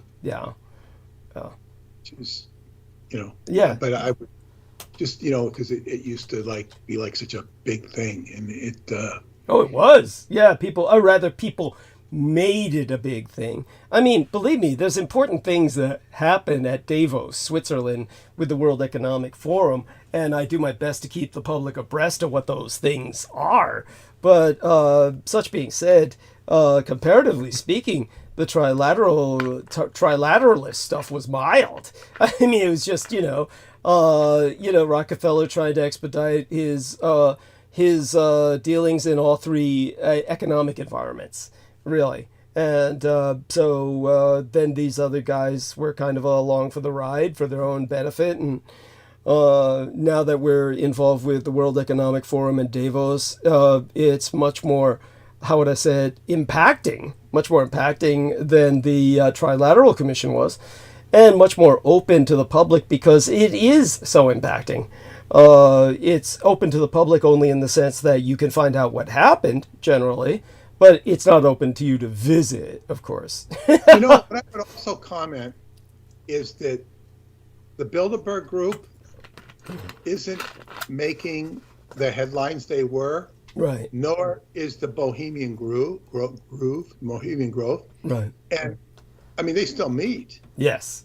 But they seem to be, it seems to me, if I intuit correctly, they're being kind of superseded by the internet. I don't know about that. I'll say this about the Bohemian Grove. Like I said, when I brought up that film, Late Night with the Devil, that was attacked because they specifically out the Bohemian Grove. They don't say anything you don't know or already suspect, that there are a bunch of Satanists and that human sacrifice is performed and people bind their souls to dark forces in order to succeed or gain power. This is all what Late Night with the Devil simply said out loud, that before was never said out loud, even in a horror film. So when it comes from to that, then it was attacked mercilessly, and they attacked it for whatever they could find. And in that case, like I said, 3 little frames, as we used to use that term in celluloid. Back when you had actual film and you had celluloid, you would have frames. And these frames in rapid succession would become the film while it was moving. So they filmed on the digital equivalent of that, which was 3 little interstitial moments that literally are each less than a second, which contained AI-generated images, and used that to try and bring this film down. So the Bohemian Grove still has the power to mobilize the internet. All the internet that was mobilized attacking that film was mobilized by Bohemian Grove, saying, oh, you gotta attack these people because they're using AI-generated images and therefore are ripping off jobs from potential artists and designers and shit. All absolute bullshit. So the internet is still, it's not that they're overwhelmed by the internet, but rather that the internet is completely manipulated by them towards their ends, which is to draw everyone into these conspiracy theories that expose everyone but them, or put any exposure of them into such an absurd, say for instance with Alex Jones. Ron Johnson, these people were never threats to them. They were doing their work, really just kind of publicizing them to a degree that they wanted to be publicized, and therefore giving them some sway over the public imagination. There's definitely a need for that. But when it comes to, say, for instance, being really exposed, like they were in that film Late Night with the Devil, as a bunch of satanic ritualists, no, they want nothing to do with that. And by the way, if I said the name Ron Johnson, I meant John Ronson. His name is just, he's like a pedophile. in the sense, and I'll say that out loud without any fear of repercussions, because, you know, that's how a pedophile would name themselves. It's you know, he may not be a pedophile in practice, but he named himself like a pedophile, so you could never remember his name. He's got two names that rhyme, essentially. You continually always forget, is it Ron Johnson or is it John Ronson?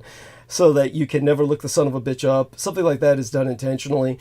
Remember, I met this son of a bitch, just like I met Alex Jones. And sure enough, you can bet the goddamn farm, if you asked either one of them if they ever met me, they would deny it vociferously.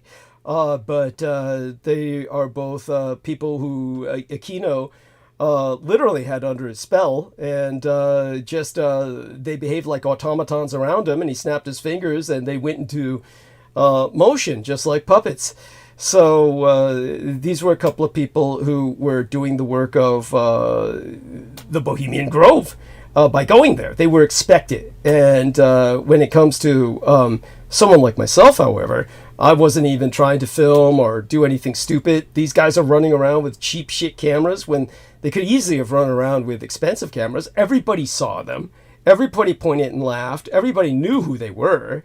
Yet they're running around like nobody could see them, like they were invisible, you know, using their cheap shit little grainy ass cigarette carton-sized cameras to film people, literally sometimes trying to hide it in their zipper, their crotch zipper in their pants, so that people would think they were whipping their dick out to take a pee, which was a common thing to do around there. Men took pride in whipping out their schlongs and peeing wherever they wanted. So they would pull that trick where they pulled the camera out of their crotch zipper, and people would point at them and laugh. But, you know, they went on doing everything like they were invisible. And so, you believe me, the Bohemian Grove wants a level of mystique to be recognized by the public. They want you to know they're there. But when you produce a horror film exposing them, then they freak out and they attack. By the way, our friend Aristides just provided a link in our text box here in Skype about the World Economic Forum founder Klaus Schwab withdrawing, and I'll bring that up later, probably tonight, just so people know it's not just him; it's also Jamie Dimon. So Jamie Dimon and of J.P. Morgan Chase Bank and Klaus Schwab are both retreating from their responsibilities over at Davos and the World Economic Forum.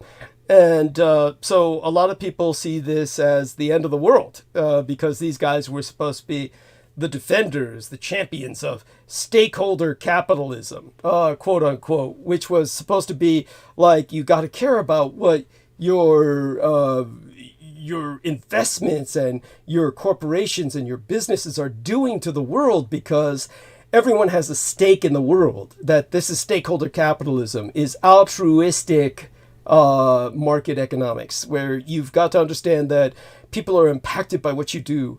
And so they got attacked by all these people calling them wimps and all this shit, and then they folded it and said, oh, we're withdrawing now, and leave it to the predators and the rapacious capitalists. I don't see how people see this as any change when nothing ever happened to change business anyway. It's not like these people were living by their word. It wasn't like they started suddenly giving to charity or something and saying stakeholder capitalism means like let's spread a little equity. No, that never went down. So I don't know what people are saying is going to change here. You're just you just have capitalists that are less hypocritical. That's all.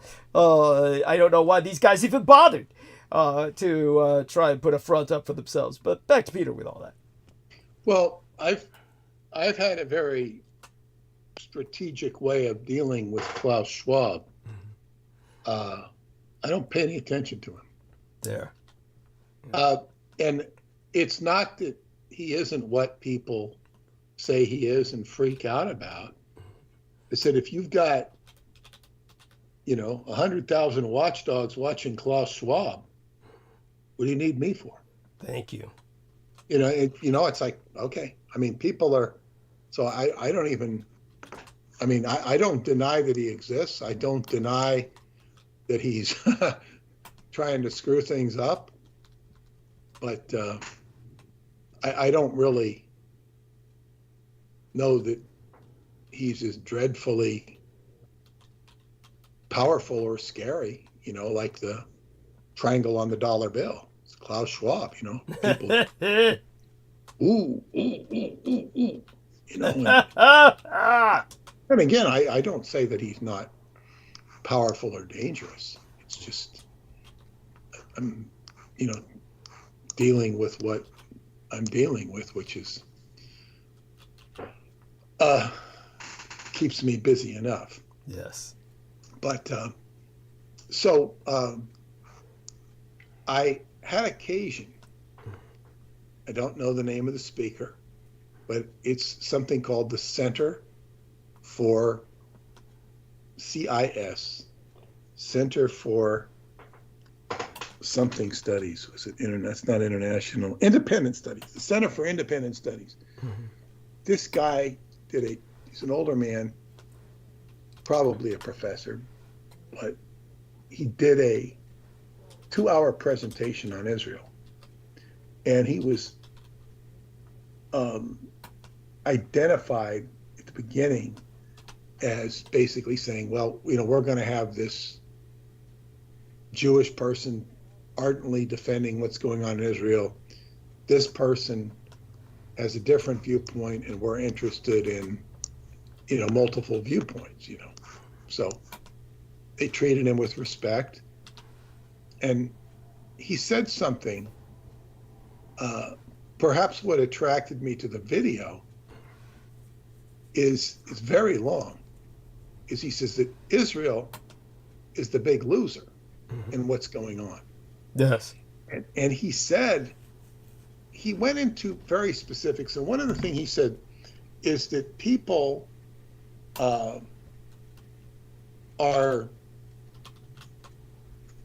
he says, all you have to do to understand the genocide issues or the accusations is to read these reports of international bodies that are independent studies. He says they're quite detailed. They go into detail. Now, I haven't read the reports, but I don't think he's talking out of his ass when he says this. But he said something, and he said Iran would be the winner. Now, he's not complimenting Iran. He didn't demonstrate himself to be anti-Palestine or pro-Palestine. He said that he never would have believed the things that he's now learning. He wouldn't have agreed with his viewpoint in December. His viewpoint is completely changed about the moral compass of Israel. Yes. But he said something about Hezbollah that I didn't know. You don't hear it on the news at all. You might well know of it. But what he said was that Hezbollah, which is in Lebanon, to the north of Israel, yes, has at least 150,000 rockets, and they're getting more. They didn't say where, but we could assume that's either China or Iran, whatever. He says they're getting more. Maybe even the United States is selling it. Who the hell knows? But that would be funny.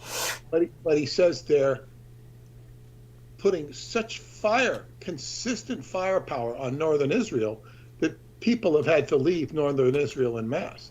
It's a consistent barrage of rocket fire. Now, I had not heard that.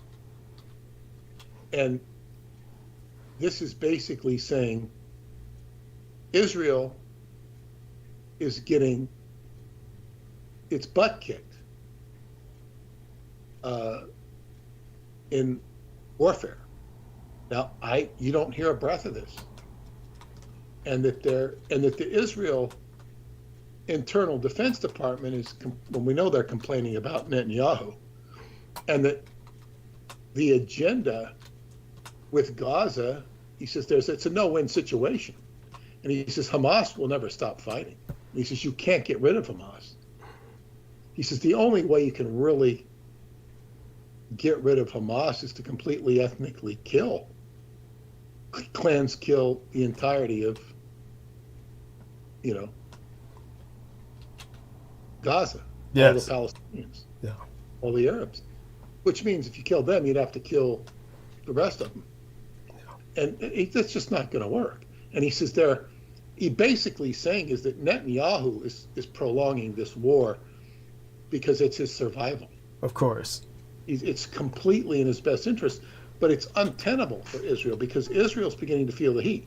He also said that the United States was in collusion with Iran to scale down this war because he said, and he's basing everything he says on reports. He's not talking out of his ass. Now, whether the reports are accurate or not, we can question. I'll take them at face value. But he said that Israel wanted to get a bang-bang war with Iran and wanted the United States to come in. The United States wanted nothing to do with a war with Iran. Mm-hmm. They do not want a war with Iran, and that there were several back-channel negotiations with the United States, between the United States and Iran, and perhaps some other people were involved, to scale down this war. Iran did not want a war with Israel, nor did the United States. He said that Iran could have done a lot of damage to Israel, but instead the United States had them scale it down to these stupid drones, mm-hmm. which the United States could take care of. So in other words, it was, and it all started over the bombing of the embassy, I think it was the Iranian embassy. That's correct. Damascus? Yeah, Damascus, the capital of Syria. Syria, yeah. So this, because Iran had to respond. So in other words, and Iran didn't want a war, but they had to respond to this attack on their embassy, which pissed them off very much. So you had the United States negotiating, okay, do these drones, and it's kind of a patty cake war. There was minimal damage done, and Iran got to save face. And while they looked, because we're questioning that, it looked idiotic. Sad. Now, looked pathetic. Yes, go on. But he's saying it was calculated now. And it was under the influence of the United States, who does not want a war. And because, look, the United States is busy enough with its involvement with Ukraine. They don't need, war is not good for, for the nation, at least from the government's position. And he's giving a completely different viewpoint than anything I'd ever heard. And that, so the Israel is, it's got a problem in Gaza that it can't solve. It's a no-win situation. It's also made them pariahs internationally, with the exception of the United States. They've got these rockets firing on them from Hezbollah in the north, and they're not going to quit, according to this guy. And then Iran is not only holding back its full firepower. Now, Israel has a lot of military tenacity. It's a much smaller country than Iran. I don't know Iran's capabilities, but he's saying they're far more, and they're now going on a process to enrich uranium. Says it'll take them about a year before they can do a big bomb.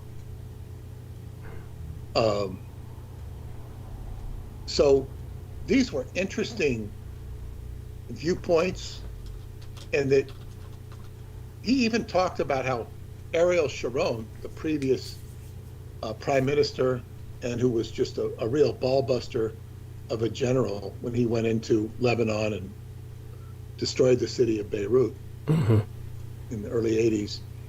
And he wanted to get out of Gaza because Gaza was untenable. He withdrew all the settlements out of Gaza, the Jewish settlements. Right. They couldn't handle it. And it's a problem area. So even if it's under control, it's a problem area. Yes.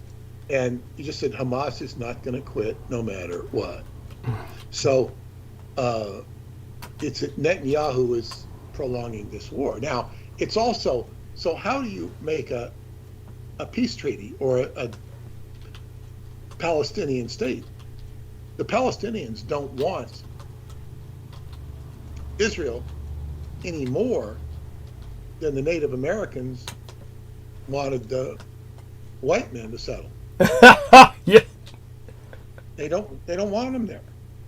It's like, who the hell are you? It's your ancient homeland. It is. But, where were you the last thousands of years? There were always Jews there. But it's a big problem. It's a big problem. So I wanted to share that. I don't know if you have any comment or response to that. Well, obviously, in monologue, though, like I said, it'll be a short monologue tonight between Roundtable and George showing up and us taking it back to more roundabout history or generalized history from there, which is always good to review. And it kind of brings people back to the basics of what we've always been all about, what our stance is. Some of these things will be covered, but mostly that'll be Sunday night, next Sunday night, that we really, this coming Sunday night, I mean to say that we'll really start hitting these topics again in excruciating detail. But when it comes to what Peter is bringing up from this person's perspective, the first thing I'll say is we always need these different perspectives, and it's always good to hear them. They're refreshing. They're refreshing to hear different perspectives that try and kind of take the common assumptions and turn them on their head. Of course, there's basics.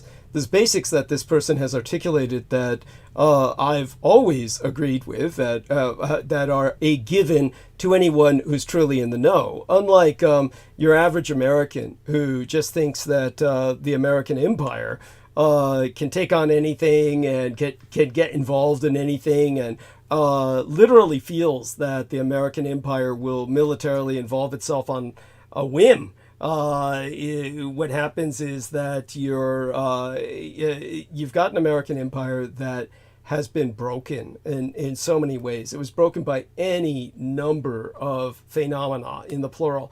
So the American empire is running at half speed. It is sheer inertia is keeping it going forward. This is not to promote what the authoritarians, the autocrats, the authoritarian autocracies, the enemy is promoting, that the West is dying or that America is dying. America has every opportunity for renaissance or a kind of first birth, since I feel that it's never really lived up to any good potential yet. So it has the potential to be a benevolent empire. Among empires, and in a sense, in its own way, an indispensable empire around which a new United Nations can be formed. But when it comes to the one thing the American military knows that they really have been trying to avoid for a long time is war with Iran. Now, it's not that Iran is some incredible superpower or regional powerhouse. Honestly, let's just put it this way. If, say, for instance, you had any sensible high command, which is always a big if. We don't know if America has that at any given time. But if you have anything that has a modicum of common sense in high command, any kind of structure that conveys a practical approach, America could easily defeat Iran. Yet they've been extraordinarily reluctant to tackle Iran simply because of the incredible entanglements that would involve America with at that point forward. Winning a war is far worse than losing it and retreating in defeat when it comes to situations like this, as America found out. If America had just been beaten off by Saddam Hussein, which, by the way, he claimed for many years, President Bush never went into Iraq. He never went into Iraq proper other than a few excursions. Bush Sr. So with Bush War I, he left Saddam alive, which enabled Saddam to claim that he had defeated the Americans, that he had beaten them off. And there were plenty of Arabs who believed it and rolled with it and said, yeah, because in that world, in the Arab world, you defeat somebody, you take a hacksaw and you saw them in half while they're alive, and you tie both ends to different horses, and you have one horse run down the east end of the capital city and the other horse run down the west end, and you just show everyone in the city that half this man's body is now being dragged behind a horse's ass. And that's how they play over there. Since nothing like that happened to Saddam Hussein, everybody in the Arab world figured, well, fuck, he must have won. That's all. So believe me, these things can be reinterpreted, and it sounds kind of like what this guy is doing. I just put it this way: the Iranian culture is an ancient culture. Technically, it's as old as Ethiopia or Japan in its own way. The Shah of Iran, who's buried in Egypt, and still has sons that can hopefully someday reclaim the throne, at least as constitutional monarchs. They come from going back to the Achaemenid dynasty. Now, whether that is genealogically correct or genetically true, they had enough of a background where they could make the claim and get away with it. So if that's true, the Achaemenid dynasty goes as far back as the House of Solomon or the House of Ethiopia or the House of Yamato. But these are cultures that, unlike Japan, have not maintained continuity. And as a result, they've lost a lot of the ability to recover, to adapt. And so what happened is Iran, whose very name means Aryan, it's simply the Greek word for Aryan, they have the Aryan genotype. They are the very name, the correct name in the Persian language, the Farsi, for the Shah of Iran was the emperor of all the Aryans. So you're talking about something that has a deep connection as a bridge between Asian India, or Aryan India, Northern Aryan India, and Aryan Europe, what they now insist on calling Indo-Europe in order to avoid using the word Aryan. Whenever you hear the word Indo-European, as Peter Moon has always pointed out, they really mean Aryan, or what they used to call Aryan. So always remember that and replace the word Indo-European with Aryan every chance you get, publicly or otherwise. Now, when it comes to Iran today, however, they have been completely despoiled by a caste of mentally retarded clerics that have taken them back to the Stone Age. They have a government that is it's unspeakable. These guys couldn't put out a fire. These guys couldn't organize beans on toast if they were forced to serve you in a restaurant. These guys all the drones were theirs. That was the best they could fucking come up with. These are the drones they deploy in Ukraine. The only reason that the drones do so much fucking damage in Ukraine is because the Americans aren't there to knock them out of the sky. And the Americans refuse to knock them out of the sky for the Ukrainians. But the Americans will do everything for the Jews. Now, yes, the Americans don't want to get involved in a war with Iran. Iran really didn't want to get involved in any war with Israel. They were forced into it. Now, when I go into the monologue on this coming Sunday, I'll probably be so overwhelmed with the responsibility of conveying in a publicly comprehensible manner what AI is about, because that's what the Jews are corrupting towards a genocidal ends, that I won't be able to get to the insanity of Jewish foreign and military policy in a nutshell even for that episode. But I'll try and get to that point. But just to give you a hint, Vladimir Putin, after October 7th, invited the Hamas leadership, or representatives thereof, to Moscow and entertained them and said, I'm trying to look at both sides of the story here, etc.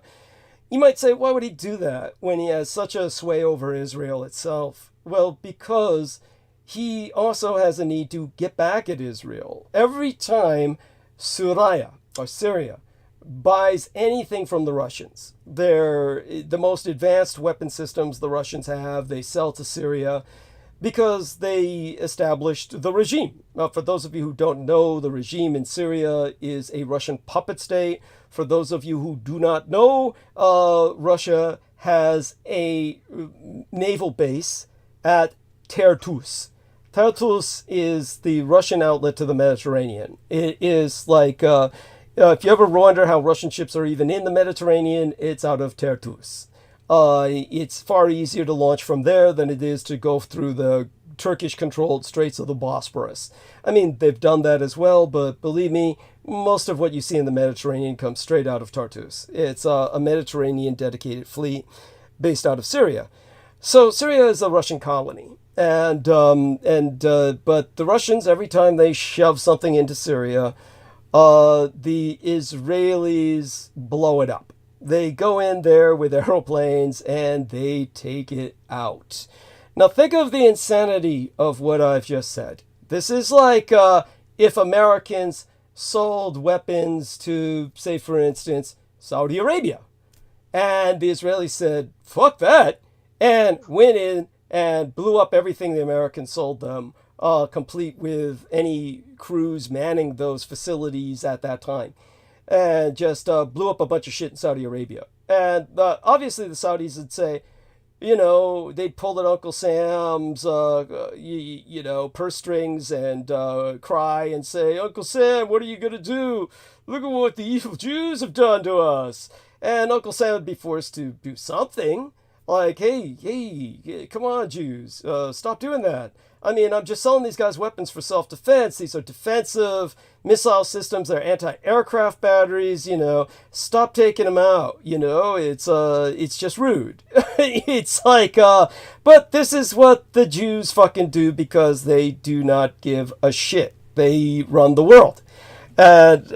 So, yeah, are they paying the price for it with what they're doing now? Finally, to a degree, but not really. The Jews are fucking on top, and the West is still sucking ass. There's some breaks in the ranks, but who are they? Norway, a moral superpower, one of the wealthiest nations on Earth, that makes a big deal of being morally irreproachable. Spain, because they got fucked over by some perverted new form of neo-Nazism that worships the Jews as the master race, and said, fuck this shit, and decided to strike back as a matter of national pride. And the Irish, who have been colonized by the Brits, have suffered genocide. They know exactly what the Palestinians are going through. Of course they're pro-Palestinian. So these three nations, more nations will follow them. Make no mistake about it. More nations will follow these three courageous nations that have done what they've had to do. But when it comes to the kikes, They're still running the fucking world. Everybody else is still sucking their ass and eating every turd they drop, swallowing it whole, just like the United Germans and the Americans do. All based on the Holocaust product that they have to sell. Hoax or not, this is their major selling point, is you can't do nothing to us. We're the historical victims. You've got to let us kill anybody we want because we're Holocaust victims. And, of course, fuck you, Kike. You know, you belonged in the goddamn oven, and pity my father didn't get all of you. It's just so that we wouldn't have to go through the shit we're still going through now, where you're going to drag us into another world war. They're not going to be satisfied until they drag us into another world war. Everything the guy says, other than, look, the Americans don't really want a war, the Iranians don't really want a war, yeah, all that's true. The Iranians were forced into it because the Jews just kept hitting them again and again and again. They were hitting them everywhere, hitting them in other countries, hitting them in their own country. At some point, Iran has to respond, and all it could do was this chicken shit, because that's all it's got. Like I said, if the Americans weren't there, and the Israelis had to rely on themselves, don't forget it wasn't just the Americans. It was the House of Saud. It was the Kingdom of Jordan.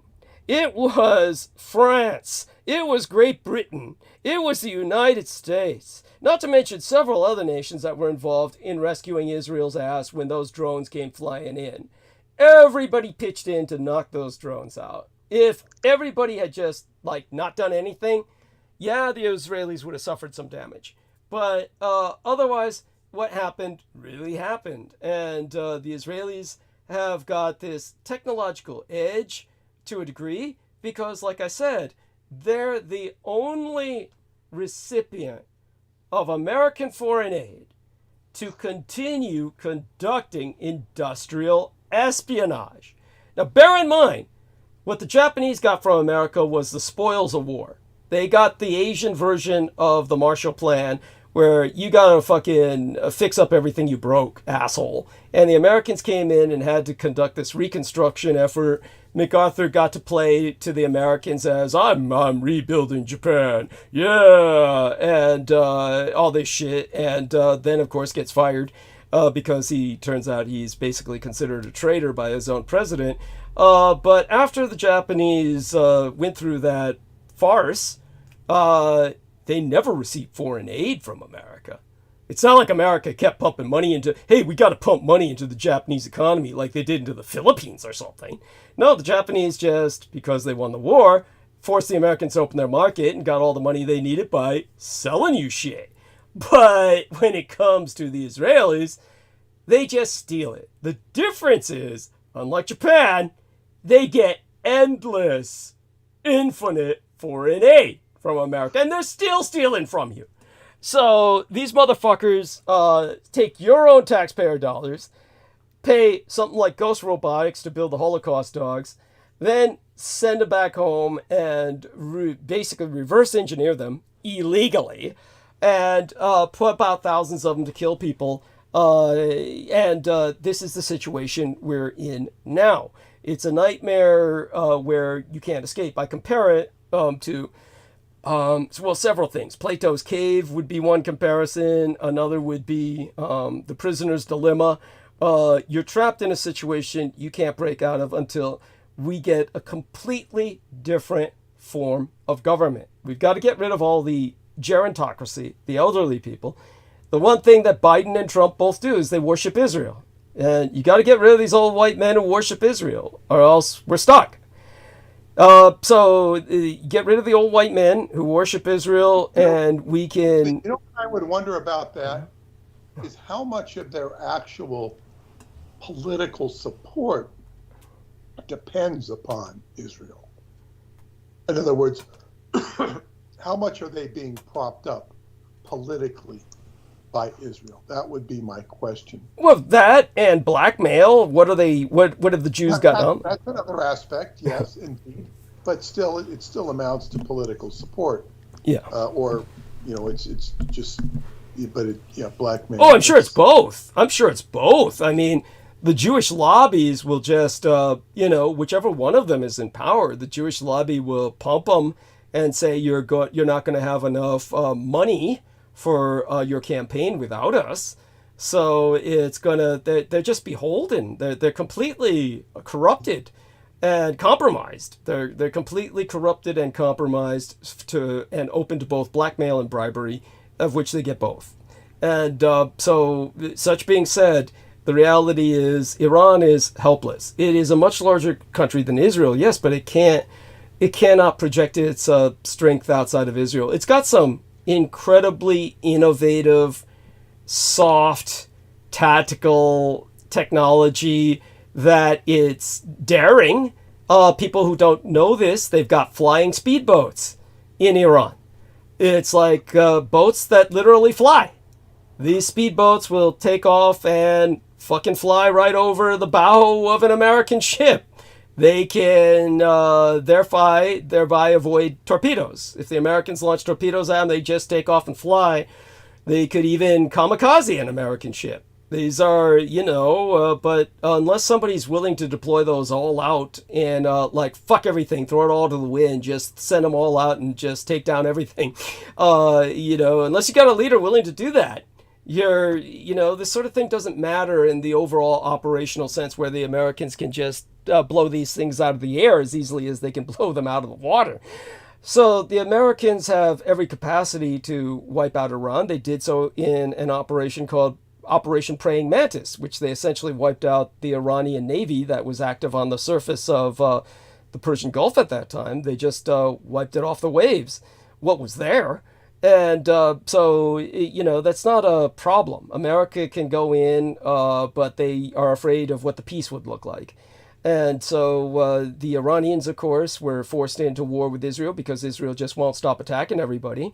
What I've described is only a tip of the iceberg of what the Israelis do. They strike don't forget the Israelis sunk the USS Liberty, an American naval ship, and the Israelis sank it. They don't give a shit.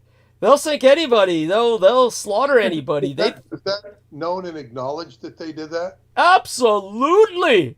Why did they do it?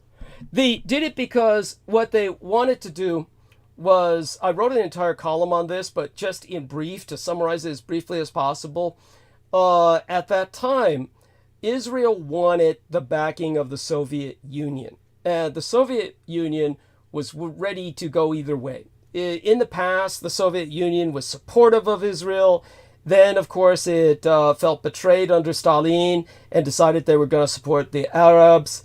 Then, they would sway back if they felt that Israeli leadership had changed because, as I said, there's always been a heavy communist influence in Israel. And now, of course, with Putin and all the Russians in Israel, it's completely different. They're like symbiotic. They're Siamesed at the hip. They're like Siamese twins. But take that away and go back to the 70s, 80s, 90s, the time of the USS Liberty sinking. The Israelis wanted to prove to the Soviets that, hey, if you want to back us up, we'll take your backing, because they felt the Soviets were a good option to the United States in region at that time. And so they said, we'll demonstrate to you that you can count on us as an ally by sinking an American capital ship, an American warship, on the high seas in front of God and everybody, and just telling the Americans, fuck you. And they went ahead and did it. And then the Soviets said, okay, well, we're willing to back you up if, you go in your next war. And that's how they managed to play both sides. That way they got a bunch of equipment and intelligence from the Soviets. You see, from the Americans, they just get it just by stealing. The Americans have no security limits when it comes to Israelis. They just give them everything. The Israelis walk in and steal everything. The Americans are told, don't interfere. They're God's people, all that shit. I'm paraphrasing and I'm being a bit bitter in expression, but that's essentially it. And but the Soviets had to be won over. So when the Jews showed them what they would do, then the Soviets said, all right, we're with you. And for a period of time they were. And that opened up the road to all those transfers of so many Jews out of Russia into Israel and Russifying a third of Israel. So, it began at that time that the Israelis and the Russians began this love affair. But like I said, then the Israelis still kept blowing up Russian supplies sold to Syria. And so, Putin, of course, was so in bed with the Israelis, with all the Russian whores that these victims, these prostitutes, these girls forced into prostitution through heroin habits that are enforced upon them when they're young, and then they're traded off to Israel to use in their flesh pots to compromise all the Middle Eastern world and leadership. The Russians have that going down, so it's not like Putin could really strike back at the Israelis. So the only thing he can do is fuck them over by saying, hey, look, I'm, entertaining Hamas and maybe considering supporting them. Now, the one thing I'll say is the way Israel's going right now, eventually, at some point, its techno defenses might be overwhelmed, but it's going to take a long time before Hezbollah drops enough balls, just drops enough testicles, and develops enough testosterone to even attack in a coordinated sense. There's some rockets coming in from Lebanon. There's some. It's just nothing. It's like it's a consistent barrage of irritation to where the people can't live there. So maybe. I don't know that. I'd have to look into that. What he said. This is what he said. I mean, look, I get what he's saying. This is what I'm saying. I personally doubt that. But I'll check into it. I'll look into it. To the point where people can't live there. Like if they're sending once a week, you don't want to live if your community, your radius of 5 miles or even 10 miles where you live is getting a rocket once a week. I understand what you're saying. At the same time, understand this. Every place in Israel is subject to rocket attack. It's like the Iron Dome, of course, has a greater percentage of chance getting these rockets the more deeper you penetrate into Israel, but Israel's not that deep. Israel is this thin little strip of land that's jam-packed. It's jam-packed. The majority of the south is much more empty, so yeah, the north is a lot more crowded. Where would all these people move to? What, out in the Negev desert? It's like their own government would, after a while, say, stay where you're at. We're going to reinforce the area. We're going to put in more anti-rocket batteries. They're going to... I don't know where these people would go after a while, or if the government would even allow them to move. Well, it's reportedly a problem. Yeah, it might be. It might be, like I said. And if so, maybe they're all moving to the West Bank, where they're ethnically cleansing all the Palestinians in the West Bank, where a lot of people don't hear about that. For those of you who don't know, Israel's got two sides to it. It's got the Gaza side and it's got the West Bank side, which surrounds Jerusalem, where they kill all kinds of people every day, but they do it in much smaller numbers. They go bulldoze houses and kill entire families, and they kill people, a family at a time, rather than entire cities being wiped out at a time over there. And all this, they still got Palestinians working inside of Israel. It's a situation based on apartheid. So at some point, of course, if things go to a head, yes, Israel's in trouble. If Israel winds up in a two-front war where Lebanon goes active, the problem is, what's Lebanon going to get out of it? Last time they did that, they got bombed so badly that they would have been wiped out Gaza style if Reagan hadn't stepped in. Reagan stepped in and told the Israelis that if you don't stop bombing them, I'll start bombing you. And then they stopped. But if Reagan hadn't done that, they would have pulled to Gaza and just wiped Lebanon out. It's unfortunately, bear in mind that the Israelis are just an armed camp that is loaded with weapons that are effectively infinite. They are have been stockpiling forever, and they buy weapons all the time. They manufacture weapons all the time. This is what they do. And so they're a genocidal state. They always have been. So They count on weapons as that's what they eat and breathe. This is why the NRA was saying, oh, Israel's a gun owner's paradise. You go over there and people walk around with guns on open display, what they call open carry. That everyone in Israel open carries, that you can go inside of the gym carrying your machine gun. You can go inside, the children's daycare center carrying your Uzi slung under your arm if you're a mom. Right at the other side you have your purse, the other side you have your Uzi. All this was true.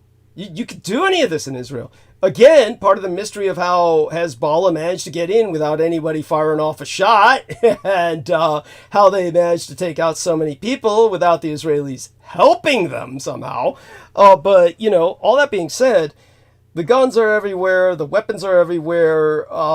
Your average Israeli is raised with one dedicated purpose in life, is to kill other people.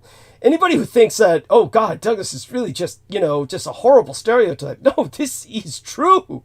These people are raised from the crib where they're told, you're surrounded by enemies. You have to kill at a moment's notice. These people are not human. Their nation never existed, but they claim that they exist. They're really here out of our grace and generosity, and we've been too kind. And, they literally say shit like this. If you were to capture an Israeli and question them, interrogate them, that's the crap you would get. These people have only been alive at our sufferance, and we've been too kind, and it's about time we take care of this pestilence. It's like I said, they developed a program that they call the gospel, and that's literally what they call it. And its entire purpose is to basically smoke out anyone connected to Hezbollah, one of the or Hamas in this case, but they do the same to Hezbollah if they started acting up, and Hezbollah knows that. But when it comes to the gospel, basically what happens is they said that because Hamas is the government in Gaza, anyone who works for the government is Hamas.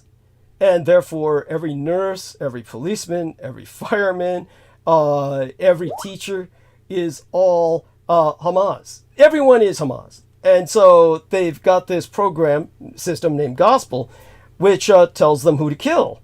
And it says you can kill up to 20 people at least for a Hamas soldier in area, and you can kill well over 100 people if a Hamas leader is in area. Hamas leaders being priests or imams, school teachers, police officers, paramedics, etc. And they've gone and followed that program, and of course wound up wiping out half the population by now. In terms of, they have this program called Where's Daddy? It's called Where's Daddy? You can look this up. This is an AI generated program, and the program called Where's Daddy will not fire off weapons until the man of the house comes home. Once the man of the house, they will make certain he's not fired upon until he enters the home, so they can take out the whole family. The whole program called Where's Daddy means you take out the family along with the father when he comes home. All of this has been made public. It's been exposed. And so the Israelis have been proud of this. They've laughed at it. They made jokes about it. This is what Jews do for fun. So this is where they're at. This is what America supports, what the West supports. And when anybody like South Africa or anybody has been trying to take these people out in court, the Americans and the Germans defend the Jews and say, oh, the Jews are angels, all this shit. Who hides the image of the Holocaust dogs? The West won't allow them to be displayed. Hell, even Japan wouldn't even allow it to be displayed. It was Singapore where this had to be uploaded. So it's this is what we're dealing with. The world is simply right now on the side of the Jews. Now, at some point, you can only hope there will be a turning point. It'll be too late for the Palestinians. But by that time, probably Hamas will act up, or rather Hezbollah in Lebanon will act up, because they'll have no choice at that point. Once the Jews have wiped out all the Palestinians, then they'll come after the Lebanese. Then the Lebanese will act, but it's too late, because the Israelis will be taking them all apart one by one. In the end, it'll get to the point where somehow it will be decided, when the Israelis drag us all into world war, when they really just go too far. And we're just going to have to wait till what the West considers too far. And that's going to be something like, ultimately, I would suspect, neutron bombs being launched at some point. And they're just going to push it as far as they can, because they are more and more buying into the red heifer cosmology. They are more and more buying into the third temple cosmology, because this is, imagine like a cult. It's like a religious cult. Everybody, the more desperate the situation gets, the more people rally into the cult ideation, and therefore they ultimately gear towards a mass suicide scenario where they're all going to go down and take the world with them, because they feel they're going to transcend. This is be like Tim Applewhite and the Heaven's Gate cult. It'll be like Jonestown. It'll be like Waco, in a sense. Is not really an accurate parallel, because that was all fucked up and had like the government truly attacking a group that wasn't doing anything. It's more like akin to Heaven's Gate or Jonestown combined. But it's not going to be that they're killing themselves per se, but that they'll be killing themselves in a national sense by trying to take the world down with them. It'll probably be when they blow the temple dome, the Dome of the Rock. Once they take that out, then everybody's just going to have to say, "Oh, now you've gone and done it." But by then it'll be too late. So back to Peter with that. Yes. I want to, before I leave, because it's getting late, I want to engage Aristides, and I want to hear him ask his questions about the Emerald Llama. If Aristides is... Oh, he should be there, Aristides. Live kicking. Yeah. Yes. Aristides, are you there? I'm sure he's there. Yes. Yes. Yeah. Sorry, I just had to find the mute button.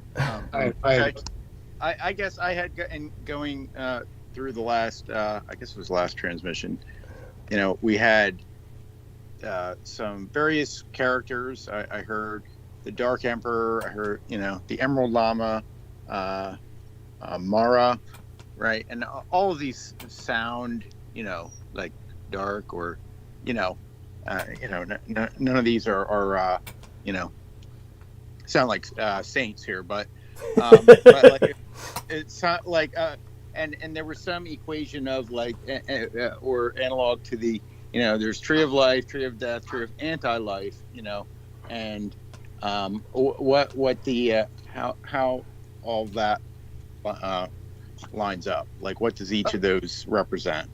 Let me try and disambiguate it. Thank you. Yeah. Okay. You've got the Dark Emperor is a legacy. If you go back into the cosmology of Japan and the traditional elements it borrowed from Taoism, yin and yang, and if you look at yin and yang, you can go into just this incredible discipline of opposites, the 5-element theory. We were always encouraged to study the 5-element theory in Qigong. But you have this whole completely thought out religious philosophy, more of a philosophy than religious. But it contains the elements of holistic everything, which includes darkness. So you have a titular emperor, like Hirohito was the surface emperor. And then you also have a dark emperor who is basically in charge of the occult, the dark aspects of the occult, the wizard class. This is to simplify it. And there'll be a little more meat on the bones in the book. But so you have the Dark Emperor, and the Dark Emperor in about 700, 6th century or so, when the Yamato dynasty comes in and the emperor becomes an empire, consolidates it as an empire, It's no longer a bunch of warlords. You have the Dark Emperor is now going to recede into the background. And, you know, he's not going to be so visible. He's still there running the show, because think about it. It's unpalatable. If FDR is running the White House with Gene Dixon, does he want the public to know about it? Does he want the Congress to know about it? No. Thank you. It's not, and it's not, they shouldn't know about it. You can't have the inner affairs of state. But this is the dark element. It moves into the astrological sign of Scorpio and Pluto. That plutonic element is always there in government, as you well know from just what we're watching, you know, circus events we're watching currently in politics. There's always that dark element. The difference with the Japanese is they acknowledge it. Yes. They acknowledge it, and they say, we're not in denial about this. So this dark emperor is indeed a dark emperor, but he goes about his business. And the emperor acknowledges him. But as time goes forward and things become more westernized, he plays a more and more obscure role, to the point where when we get to the character we're talking about, Harinaga, Emperor Hirohito's, I think, grandfather says, we're not going to, because it's freaking out the Americans and stuff, you know, Commodore Perry and stuff, and they've got to make it go more underground. So they have say, okay, the Dark Emperor is just going to go into the background. We're not going to acknowledge him, but he's still there. And then he has a son named Harinaga. And Harinaga is young when this happens. He can't fight it. He's too young. And he goes into the background. And because he's of this legacy of darkness, he literally takes on this ambiance of the ring rave of the Lord of the Rings. He's a dark figure who is no longer in human form. Yes. And so he's the Dark Emperor. Now, when Douglas's mother goes to fight the Emerald Lama, she's going to take him down, because the Emerald Lama is something that goes back to ancient Mua Empire, the sunken continents. It goes way back.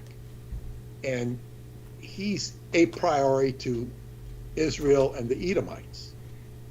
He is more using the Edomites than the Edomites are using him. He's a priori. He's a chaos monger. Now, she calls, Douglas said that it was through telegraphy, Yes. that the Kempetai called for Mara. And they call for Mara, and Harinaga comes to her in a cave in Shambhala, where they went. He appears before her. And this is a state of mind, a state of existentialism that's not quite like, you know, it's not ready for prime time. It's a fugue state. It's meaning it's hazy. It's metaphysical. It's strange. You're in strange territory. Nevertheless, Harinaga appears, and the reason he's there, he is like the interface between her and Lord Mara. Mara is the Lord of Evil. He is higher on the dark chart than Harinaga, who's the Dark Emperor. So just like you'd have Sauron in The Lord of the Rings is over the head Nazgul or Black Rider.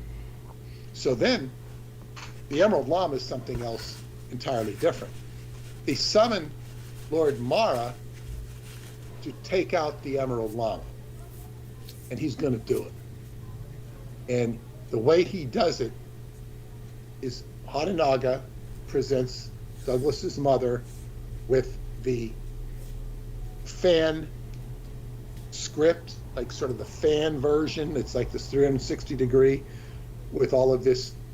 The folded scroll. Yes. Yeah, calligraphy or words and Japanese characters, and she recites them backwards, and the to call on the Emerald Lama, and he appears, and Lord Mara is there to extinguish him, where he becomes like, and even the reading of it, as I described it in the book, is like Superman and Kryptonite. He gets weak, and then he explodes like a supernova, and Emerald Lama's killed. But to get to your question, so you've got this hierarchy of Lord Mara, Harinaga, because he is the essence of darkness or evil on a pure archetypal format. Harinaga is still connected to human or creature like a wraith. He still can interface with humans, and he doesn't speak. He speaks in sort of a telepathy. Yes. With Douglas's mother, and he does that. He's a steward, and he's the interface between Douglas's mother and Lord Mara. Lord Mara does his business and splits. He goes to be the dweller on the threshold to, go mess with people or whatever he's going to do. But then, to answer your question about the Tree of Life, Lord Mara is your Buddhist Satan. So if you have the Tree of Life, and then you have, just below it, you have the Tree of Death. You have a Kabbalistic Tree of Life, and then you have a mirror image at the bottom. That's your Tree of Death. Lord Mara is of the Tree of Death. He's darkness in that aspect. Lord, or Harinaga, the Dark Emperor, would be in service to Lord Mara. And of course, the dead in the regular mythology, Mercury can talk to the dead. So you have a communication between the world of the dead and the world of the living. They're part of the same cosmology. They're part of the same system. The Emerald Lama is something who's going to blow up the whole stadium. It's like if you have the Mets and the Yankees playing in the stadium, the Emerald Lama is going to blow up the stadium, so neither one of them can play. So that's, I hope have I disambiguated it for you enough? Oh, I'll just contextualize a bit further. Let me hear from Aristides. Yes. Okay. Yeah. Yes. All right. Yeah, Douglas you did. could add And all that's sorts kind of of- what that's kind of what I thought, but I just wanted to get clear on, Yeah. Douglas can add all sorts of ponytails and more details. I could even add more details, but this is, Douglas, what we call a simple answer. Right. And, but yeah, just to clarify a few points. Peter Moon, of course, is excellent. He's got it down. Any miscommunications are my fault entirely in terms of not communicating. He absorbed everything and relayed it in such a manner that he's essentially got it all down. Just a few points. It's only a few points that need to be clarified or corrected, and the miscommunication is on my part, not communicating it clearly enough. So just so people understand, when I use the term telegraphy in this sense, it is a combination of technology with the arcane, similar to other artilica or something like the Vox Arca. This was a primitive communication device that some would say was comparable to the Vox Arca in some respects, or something that would be similar, not like the God Machine that the various electrolyzers cults were producing, that I spoke of in the past, and Peter was considering also integrating into the book because of their connection to the young lady who was sent to have sex with me when I had my nanoplasma transfer. But when it came to the telegraphy, what was used was a form of telegraph with automatic writing, a combination of the twain. People can look up what automatic writing is in Asia, and in general, it's a couple of people holding the brush that's used for calligraphy, and they're holding it up by a string, a number of people, at least two, and then the automatic brush, like a Ouija board, is allowed to draw out characters, either in the Japanese or Chinese, and this is kind of communication with the dead, a kind of a seance. So it was a combination of this with the telegraphy technology that was used to contact, actually, Haranaga. So this is, again, just to clarify briefly, in brief, the Onmyoryo, which is the bureaus, the Bureau of Magic, the Onmyoryo was, quote-unquote, abolished during the Meiji Restoration. Now, this wasn't Hirohito's father, it was his grandfather. Meiji was the grandfather who had the civil war with the samurai and overtook Japan with a European-trained peasant army to reestablish himself as the welder of all secular power. And his son, Emperor Hirohito's father, was Taisho. That was the reign under which my mother was born. In 1923, she was born under the reign of the Emperor Taisho, who went insane. He was not able to hold the capacity of office because of his encroaching insanity. As a result, Hirohito assumed power long before he was coronated officially. So when it came to that's something to be emphasized. So the Onmyoryo was abolished during the reign of Hirohito's grandfather, technically. This was only upon the death of its last proper Grand Master, who was Tsuchi Mikado Haruo.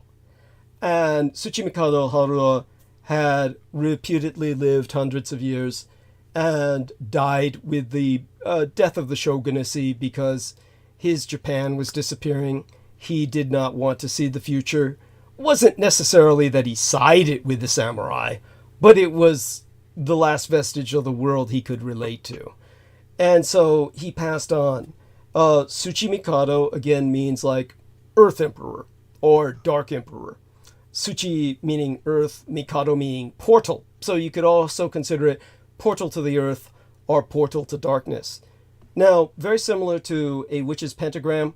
When a witch's pentagram, that particular sigil of the pentacle is pointed towards the heavens, then it means you're drawing down star power, drawing down the power of the heavens, drawing down the moon.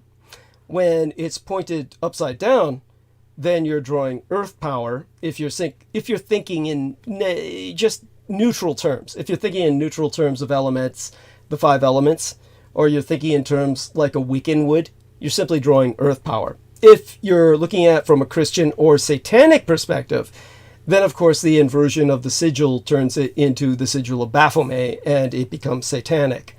And it's important. It's an important distinction. Intent is everything. So too with the title Tsuchi Mikado. It's simply meant to, as Peter Moon said, when you go back to the yin and the yang balance concept, the emperor of the Yamato dynasty is the emperor of the sun, the emperor of the heavens. So he's considered the son of heaven. When it comes to the Tsuchi Mikado, he's the emperor of the earth, and therefore the opposite of heaven, and therefore can represent darkness or the night, or that which is not emblazoned by the sun, not touched or kissed by the sun. So that would be like he's responsible for that which the sun does not touch. So this was a more of a balance and can be looked on as a kind of neutral yin-yang balance between the Tsuchimikado and the Mikado, who's simply the portal and considered the portal to heaven, or the emperor of the heavenly realm. So these functions are simply different and potentially neutral, but of course the Tsuchimikado has always been looked on with fear and apprehension and never summoned without trepidation. Now what happened was the last proper Grand Master had a successor who may have been his son. We don't know if it's his biological son, but this individual became known as Tsuchimikado Harenaga. And Harenaga was, understand that none of these Tsuchimikados, the heavenly emperors, would not touch them. They're not to be trifled with. So when it came to the Onmyo no Kami, Haruo Tsuchimikado, meaning the Onmyo no Kami, the sorcerer of the gods, the original Haruo Tsuchimikado, when he passed away in 1869, and it was only then a year later that Hirohito's grandfather dared to officially abolish the Onmyoryo, because it was freaking all the white people out. Then he abolished that in 1870. This was during the time of the heir to Tsuchimikado Haruo, and that was Tsuchimikado Arenaga. Either his real biological son or his adoptive son. But Harenaga vowed he would not die until the Onmyoryo was reestablished properly, so that he could basically help to, shall we say, induct or inculcate his own successor. And so the end result was that Harenaga Tsuchimikado was allowed to just kind of fade. No one would dare to touch him, and nobody trifled with him. So he essentially said, I shall fade from this plane of existence. And he, quote unquote, went to Mars. Now, this is all connected to the kofun that I would have completely forgotten to have brought up if it weren't for, of course, our dear friend Dylan West in the chat room. Suddenly, very, how would we say it? Synchronistically asking about the kofun. It was a very great gift. Yes, and so when it came to the kofun, as I explained, this is where only someone like the Tsuchimikado Harenaga could go along with the imperial family. These would be the only kind of people allowed into the kofun. The kofun is more than what Peter described. It's more than just a copse of trees. It is surrounded by a moat. So you're talking about a giant keyhole-shaped island, an artificial island, that is covered in trees, but is surrounded by a moat that is exactly the same shape. So it's doubled in shape. It's a double keyhole portal that also is impenetrable. No one's allowed to cross the moat other than the imperial family or the dark emperors. And so it was when Harenaga was summoned by the Kempe Tai. Then what happened was he appeared before my mother because the Emerald Lama was coming down the pike, so to speak. The Emerald Lama was, as Peter Moon envisioned it, very much so, carried on the palanquin by his cultic followers, coming through the exit, the Agris cave of Shambhala. My mother and her commando team had set up the ambush. The Kempe Tai had called forth Harenaga. Harenaga summoned Mara, the Buddhist Satan, because no one could have summoned the Buddhist Satan other than Harenaga. No one has that power other than someone like Harenaga. Harenaga summoned the Buddhist Satan, but then said the occult radiation would kill my mother and all the mortal humans if he did not shield them. He said, I'm going to expend my energy shielding you all so you survive this incident. But in order to weaken the enemy, the Emerald Lama, he told my mother, you must read this, the scroll of the Buddha's tears. but you must read it backwards. Reading it forwards is to summon the Emerald Lama. To read it backwards is to expel him. So she had to begin reading it backwards, and she had the capacity to do this because of her essentially photographic memory and her capacity for linguistics that borders on the far end of the autistic spectrum. So she therefore began to read it backwards at a very fast pace, and by the time she completed it, the Emerald Lama was weakened enough where he was essentially destroyed by Mara, the Buddhist Satan, who then, of course, retreated into his own dimension, in a sense, helped along by Haranaga, kind of like a summoning and a banishing. Only, of course, things of that level of power, you're dealing with orders of magnitude, different levels of capacity and the ability of people to deal with them. No human being could have simply summoned Mara to do something and then asked him to leave. Only Haranaga could do that. And when this was done, then my mother asked Haranaga, "Where will you go now?" And he said, "I return to Mars." She never understood that, really, until later there was the discovery by the Mars rover of the kofun on Mars. Though he had said that in the past, it alluded to Mars, and there was rumor that Japan in the far past had been an interstellar civilization, or rather, at least interplanetary. Then this explains, of course, the kofun on Mars, which is identical to the kofun in Osaka, Sendai, Osaka. So You have a picture of the Mars one. People can easily look it up. I mean, let me see if I can. There's plenty of. Or what name do you look up? There's plenty of footage on YouTube and in pictures. You can What just was it spell called? it out, Douglas. People can go look at it. Sure. Kofun is spelled Kofun, and if we look up Kofun on Mars, yeah, you just look it up. Kofun on Mars. Osaka. In Osaka, it would be Dyson Kofun, Daisen-Kofun. Dyson Kofun. And that's Mars Kofun Yeah. or Mars. Yeah. You'll find it. It's well known. Yeah. And so there's the Mars Kofun. When I look it up, I just enter the word Mars Kofun, like Peter Moon said, and yeah, you got it. It's there. Yeah. Yeah, it's just I can't wait for, the years ahead when some of these characters, I won't name them, will come out and say, and they'll start bringing this up like it's a big mystery. Absolutely, as if they'll be taking credit for it for self-discovery or whatever. It's okay, but it's like and I was watching something on the tunnels in the Philippines that was on TV, and I had to shut it off because it was nauseating. And they're they're blowing into this tunnel, and they're not going into the whole story, even the literature that's been written on it. They're dumbing it down too much. It became offensive for me to watch. Thank you. Not interesting at all to me, having, done what I did with the book. Thank you. Yes. It was nauseating.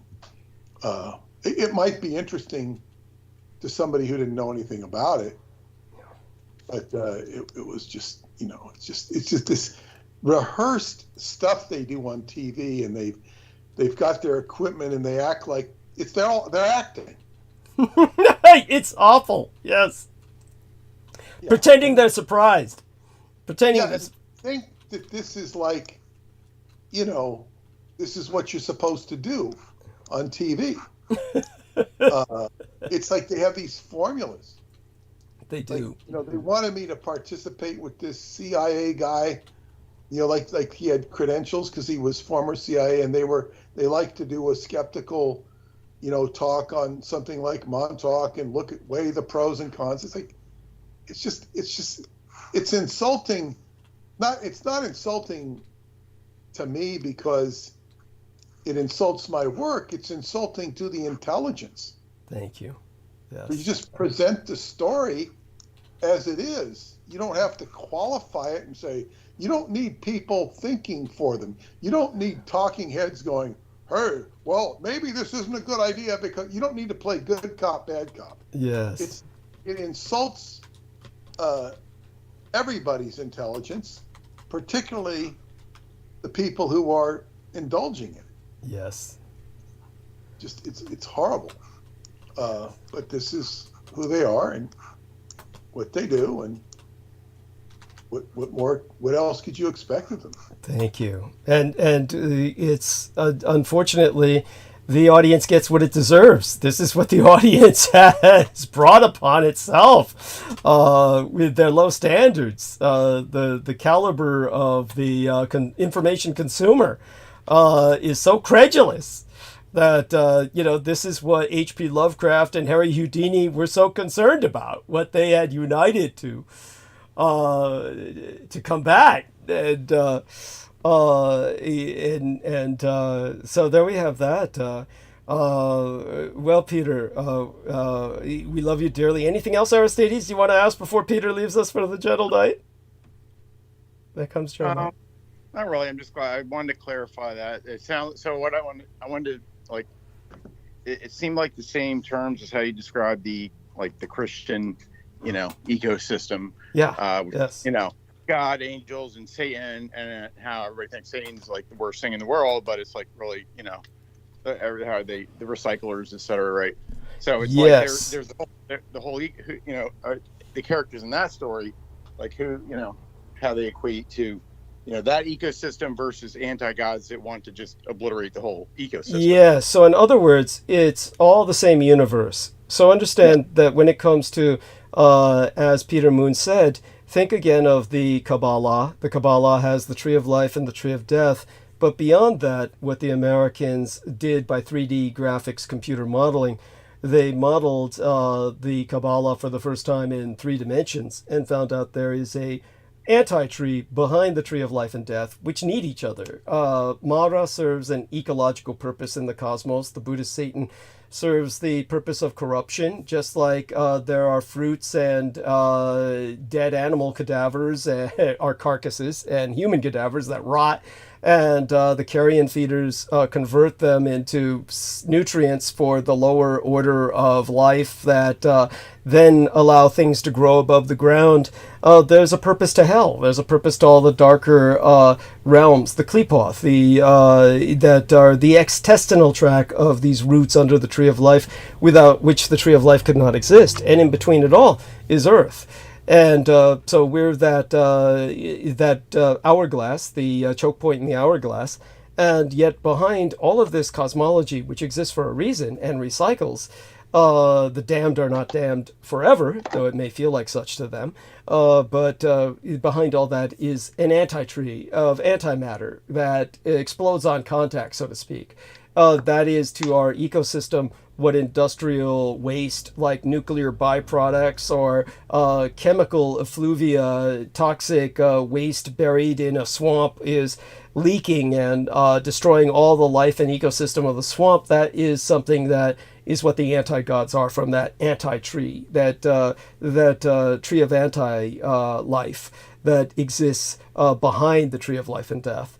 That's what the anti-gods represent. That's what the Emerald Lama represented, whereas Mara represents that without which our universe cannot exist, because he serves an ecological purpose in the corruption of souls. And so there we are. It is, as you said, with the Western or Christian paradigm that I've articulated, in the end, it's all the same universe.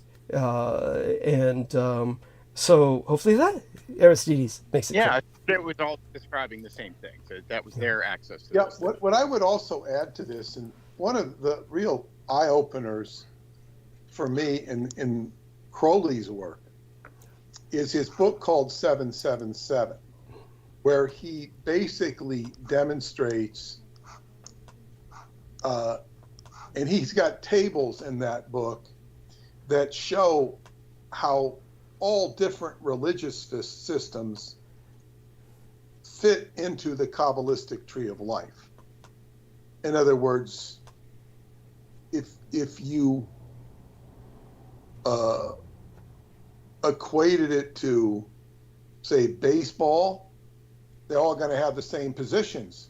They're going to have different personalities and different uniforms and different batting stances. And, you know, it's just like all these religions are fit under a schematic. The entirety of life, it's the tree of life. And part of that tree of life, call it the trees of existence, the tree of life and the tree of death. And they're both part. But it's like his, you know, he'll show, and this is why, and what he taught, I don't think it's in that book, was that when you can create your own tarot, which is based upon the tree of life, you're what's called an epiphanimus. You're a master. And I would advise anybody to take that word with a grain of salt for their own sake, so they don't, because people can study this stuff and become very inflated. You see these tarot decks that are created? Yes. That's just exactly what they do. It's, you know, they've studied the tree of life and they reposition it, and you can even get inventive and creative with it. And you have a mastery of archetypes. So you understand all the dynamics of, just like a psychologist understands different dynamics. But an astrologer can even understand more dynamics because it's completely open-ended. So this is, you know, it can really inflate somebody's ego to read this. Not so much nowadays, because it's more common. It's more accepted. There's more people who've studied it. But it can really lead to a lot of arrogance. Yes. Because you're learning something that nobody knows. And then, of course, Aquino, with all of his resources and access to computers, amped it up even more. Yes. So, you know, he really got into the tree of the anti-life, and which was right down his, you know, alley. Yeah, right down his alley. And you know, I don't know how much your mother knew about this context of anti-gods. I guess she did. Yes. Which is unique in itself. You know, she was laced with occultism. Yes. Incredibly knowledgeable. Yes. Incredibly beyond what anybody you would expect to be knowledgeable. These things, you know, these aspects don't, you know, people like her don't grow on trees. Yes. But they communicate with people who hang out in trees. The Tengu. Yes, that's right. Yeah, the Tengu. So anyway, the book will clarify so much, and of course, Douglas gives a very comprehensive answer, and I'm just trying, you know, to give an answer where you get a grip on it. You know, these different characters, and also what I say, and I'm not going to put this in the book, but you go into Shinto and you can actually go into Wikipedia, and it's pretty accurate. You can study some of these, because it just lays it out in bare bones facts of the different departments of Japanese occultism, and, you know, based on yin yang theory, 5-element theory, and you can go off and study 18 different websites on 5-element theory and all the permutations, and it can really complicate your head, but it's all very thorough. And it's like, well, this isn't a book on, and then there's different schools of Taoism, you could go nuts Yes.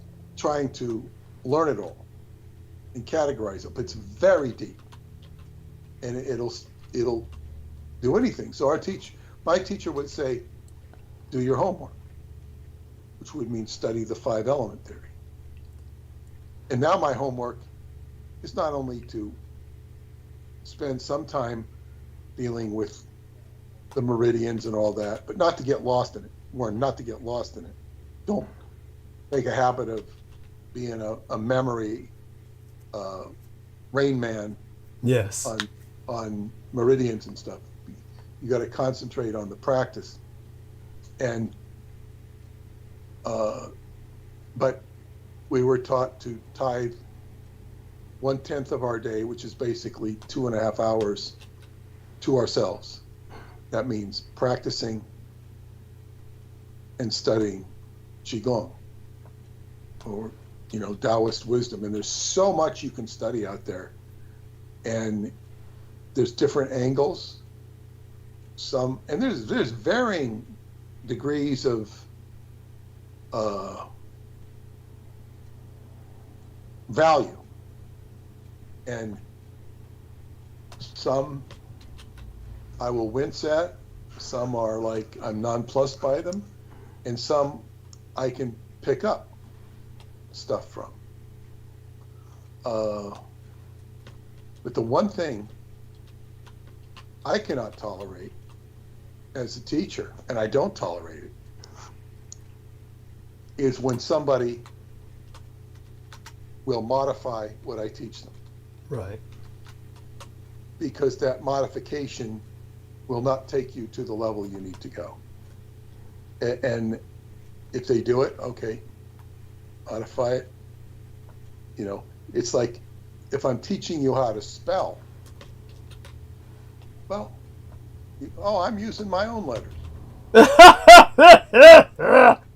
I don't like the way and I remember in the second grade, my Jewish friend who sat next to me, everybody was writing 4s the wrong way with an open end. I write with the triangle at the top of the 4. And I'd tell her, that's a nasty 4. It's a nasty 4, I told her. So I guess it was kind of like a penis, but I wasn't thinking. I just called it a nasty 4, which she thought was so funny because nobody was making 4s like we originally did. They were just making a lazy 4 with the top up. So, I mean, a 4 is a 4. They were both 4s. But what if I was putting a circle instead of a 4? And you're just doing it your own way. Well, this is the way. I'm going to do it my way. And people do that all the time. You tell them to communicate something. In writing, in editing a book or a piece of work.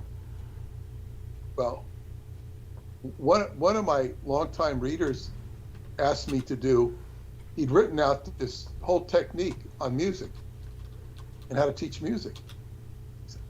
I wrote back, I said, I don't understand it. I didn't say it was wrong. I don't understand it. And, he couldn't take it any further. He basically knew he was right. But it fell on deaf ears.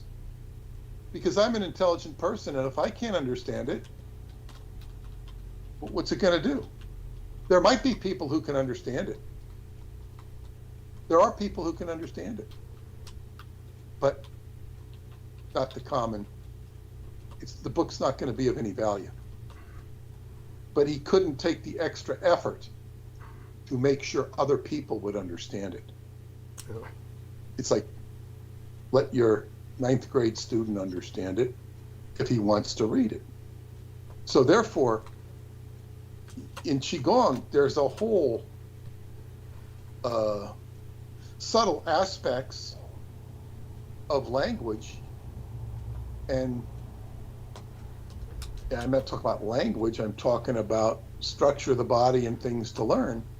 And people will think, okay, I know this, I know that. And it doesn't allow the learning process to take place. It's like, you go around, keep saying, I know it. And this I know it stuff is so arrogant. It is so arrogant. Yes. And as I said, I would, and I've only seen this in Qigong. I don't see it when I'm talking about time travel or Montauk or anything else. I start telling them about what I'm doing in Qigong, and they start nodding their heads like they know what I'm talking about. And I've never seen this. And you know, my girlfriend Marianne noticed the same thing. You know, after she got into it for a while, yeah, people start nodding. Like, I know what you're talking about. I know what you're talking about. You don't know what you're talking about. You know, it's like, I know. And it's this huge ego process going on. And I have to, you know, even catch myself, because right now I'm learning, I'm going back and, you know, looking at points I've missed that are affecting, you know, the improvement of my own health, because I'm saying, okay, I've got to get out more, get more energy. That means getting out in nature, because too much of my work is not done in nature because I'm, you know, locked into what I'm doing. I still get the work, but it's not good enough. So you have to constantly improve. And because I'm trying to open the doors to, you know, youth, if not internal youth, which means keep pounding away. At the same time, because I'm older, I have to be careful I don't overdo it. Yes. And so you have to consider, but at the same time, don't use that as an excuse to be, you know, lazy or lackluster. So with that, I will encourage everybody to donate to Douglas. He's done a very good job of explaining things and going beyond the, you know, you're getting a better education from him than you could get from Michael Aquino, because Michael Aquino can teach you a lot about magic, and he can teach you how to do things, but in the end, you're going to become his bitch. Yeah. And if it was just a sexual bitch, you'd be a lot better off than what you would be as his, you know, as his servitor is what you would become. Yes. And if not to him personally, to the elements he's involved with. Yes. So with that, I will say good night and fade away into the gentle night, as Douglas likes to refer to it. Yes. And now this Sunday is Memorial Day weekend. Yes. I intend to get a lot of work done over the weekend. Wonderful.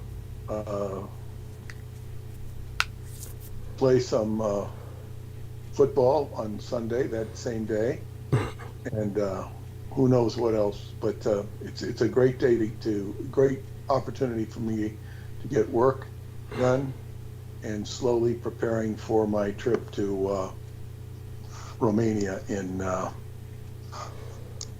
August. So Yes. with that, I'll say good night, and I'll be working on the book. And Douglas, I'll encourage you, try and have some time ready for me fairly soon. Sounds good. Yes. And I'll let you know when I've got all these chapters done. Excellent. And then I'll start working on the Vox Arca. Yes. Anything you can send me visually or tape-wise, anything, I you know, I'll have to go hunt for my Vox Arca tapes. But you know, but I probably won't get started on that till after the weekend. Understood. So anyway, Yeah. it's we're getting that last chapter is the finish line, and I'm almost done with this one. So with that, I will say good night, and we'll see you on Sunday. Yes, look forward to that. And of course, thank you so much for all that you do, dear Peter. And most blessed be thy slumber and sweet be thy dreams. Okay, take care. Good night, Peter. Okay, so that's Peter. Skybooks.usa.com. Let's call all the usual suspects, and then I'll do my best to refresh myself. And then, prepare our way towards, amble our way towards the appearance of George Knight. And then we kind of go into, we've got a picture of Amy Como here on her little icon that she uses for her wonderful little Skype account. And I think it's a cat or a dog, but it looks like a giant rat. From this, because it's so small, the picture's so small. Looks like an enormous black rat sitting on her lap. But such is the capacity of the mind to reinterpret. Okay, let's bring on George Knight, of course. He will not show up until about midnight my time. And let's try for Amanda Yit. Heather Holman, of course. Samuel Romero. Oh my god. Forgive me, everybody. Nemo. The Real Tech Geek. Jennifer Hawkins, whose channel seems to have been self-scrubbed. Hope she's okay. Could have been in a fit of pique or anger over something I said. If so, God, I hope she comes on and talks about it. Okay, Antonia Leslie, in case she wants to show up. Of course, it's wildly different hours from what she has in Ireland. Okay, and Christine Joanna Hart's up there. There we are. What's it say? It says be back later or something like that. Okay, just press the button. Let's see who decides to join us. Oh, let me stretch myself. Oh my god. Speaking of books, got the links to your books in the chat, which Bless I think you. people should be aware of so they can purchase them. Thank you. Which you should immediately if you haven't. Thank you so much. You're you're a guardian angel. And let's see now, taking a look at what Brendan, his Zokit wrote. Yes, I know. Again, he's very astute, very, very good observations. It's like he's got it down. So let's see now. Here we are. No, not the one I wanted. Here we are. There we go. All right, now looking for the proper emoji to respond with. And with that, let's see who's joined us. Brendan Zogit, Heather Holman. Wonderful. These two alone have a capacity to keep the ball rolling in terms of conversation. Thank you both so much. And by the way, earlier I might have said, I can't even remember what I said in terms of Osaka and where the kofun is located, but people can look up kofun in Osaka, you'll find it. And as we said, kofun on Mars, you'll find that as well, unbelievably. But it's out there. And so all such being said, I want to thank both Brendan Zogit and Heather Holman for joining us, for, of course, our man Aristides being with us as well as always, and hopefully Nemo joins us soon. Oh, I got auto muted. Did you do that on fax? I did, not me. I didn't do it. So holy shit, I don't know how that happened. Let me take a look. Let me go back to the call. See what's going on now. Well, you overcame it, thank God. So yeah. If anyone ever does that, just unmute yourself. It certainly wasn't me. Not intentionally, of course. Now, Heather, welcome aboard, and let's test your audio. Say hello. Yeah, honey. what happened to Jen? I heard her channel got removed. Yeah, Is well, she all right? I haven't spoken with her either. Yeah, all I can say is that if you go to her channel, it looks like she scrubbed it all herself. It looks like, because it's still up there, but it's not like the channel's removed. It's like, and if you look at it, it seems like she has some content. Yeah, they're all hidden. Hidden in playlists, yeah. And, like, she got really pissed. And I'm wondering if it's something I said. And again, Amy was concerned. Yeah. It could be something you did, but that's like, when it's hidden playlist, that means she did it for everybody. She's withdrawing from the public. Yeah. That's yeah, and it could. Probably to do with you, but I'm saying Yes. I do feel she's because probably. she's Yeah. being attacked. Yes. Of that I have no doubt. It's, when you try and get on your bicycle and you're enveloped by red spiders. Repeat. Yeah, that's what I was saying. You gotta have we gotta write you up a disclaimer. Yes. Because people don't take it seriously, and then they get freaking nuked. Yes. Yes, It's true. It's true. They think you're just another Graham Hancock or something. Yeah, thank you. And then they get freaking smoked, and then I'm not saying that she didn't expect it, or I'm not talking about Jen specifically. I don't think anyone can expect it. So yeah, I think it's safe to say. I knew what I was getting into, but maybe that's just because I have just a different way of seeing that stuff. You've got a different way of processing. Let's put it that way. And Heather Holman's been nuked all her goddamn life. So, it's just like, how would I say it? It's like old hat to her. She could withstand. Americans. What's that? She has her computer on, so we get this echo. We're getting this echo feedback. There she is. She went mute for that. So. Wow. Sorry, there was an echo, Heather. Yes, there was an echo, Heather. So, say what you were going to say about the Americans, dear Brendan. I'm saying they take everything as if it's fantasy. Yes, thank you. Especially when it's deep subjects. Yes. They consider it like a joke or something. Yes, thank you. Not a joke, but you know what I'm saying. They fictionalize too much. Yes. They think it's like a Marvel comic, and then they get hit. Yes, it's a combination of several things. One is that all they've seen all their lives are fantasy, and they think everyone's a fantasy.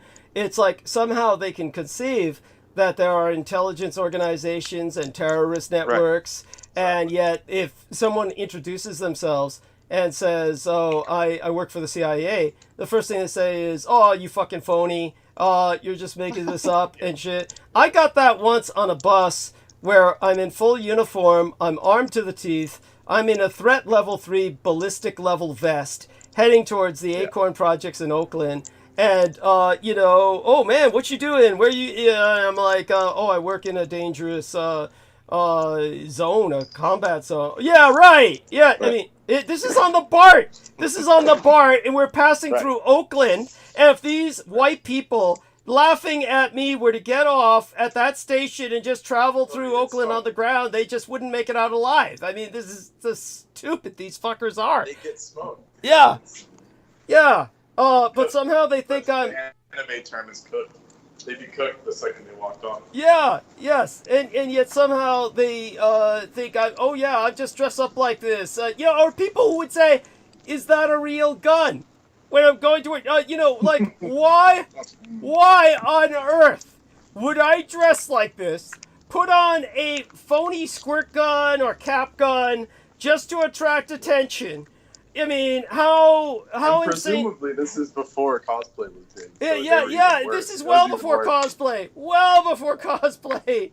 It's like these. Oh my God, these motherfuckers, and they're just how crazy Americans are. It's like. I think you used to have an explanation where people would think it's a movie, right? Yes. Remember what I said about the bank robbery? The bank robbery in the bank. Yeah. They'd be like, "Oh man, I'm getting filmed. This is a cool movie." Yes. And then it's like, meanwhile, they're talking to the guy robbing them. Like, "Wow, this is cool, man." Yeah. Well, in the case that Brendan Zoge is referring, was one that they made us go through in security training, where the biggest problem you're going to have is everyone around you, the moment things start to hit the fan, everyone around you is going to assume... Yeah, that's right. Yeah, that film is being filmed. And they'll all run towards the conflict zone like idiots, like moths to a flame. And you have to in some way communicate to them, if at all possible, that this is real and they have to get away for their own safety. But, the example that we saw was a bank robbery in which a bank robber pulled out the banknote and handed it to the teller. And the person behind him in line happened to be a cop, an off-duty cop who was out of uniform but was armed. And the off-duty cop realized this man was robbing the bank, proceeds to tussle with him, and the two of them are engaged in life and death combat where they both have firearms pointed at each other's throats and begin to fire off repeatedly, only missing each other because they're wrestling with each other's firearms, and therefore they're missing each other's faces by just merest fractions of an inch. And everyone gathers around them in a circle, including pregnant women with baby carriages. Just all, oh wow, a movie. Oh, they're filming a movie. This is the insanity of it. And all this was filmed by the security cameras of the bank. So all of this was filmed. And finally, the cop winds up shooting the bank robber through the chest, who then runs out of the bank, clutching his chest, makes it to his car, gets behind the wheel, and dies. At which point, police came and they ransacked his trunk of his car, and it was loaded with rocket launchers, grenade launchers, even a slingshot, for God's sake, probably to hurl some of the grenades with. It was like, this is like, it's a... Yeah, there you go. It says it all. It says it all. Yeah. So they apply that to your situation, like, this can't be real, and then they get cooked. Yes. Unfortunately. Yes. Yeah.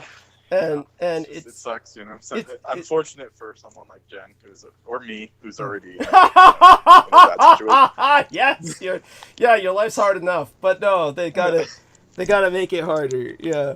Come join us, Brendan. Yeah. Join us, Brendan. And again, what on earth did they think you would get out of it? What did they offer you? Like, what the benefits? Nothing. A retirement plan? Nothing. Yeah. Is there vacation time?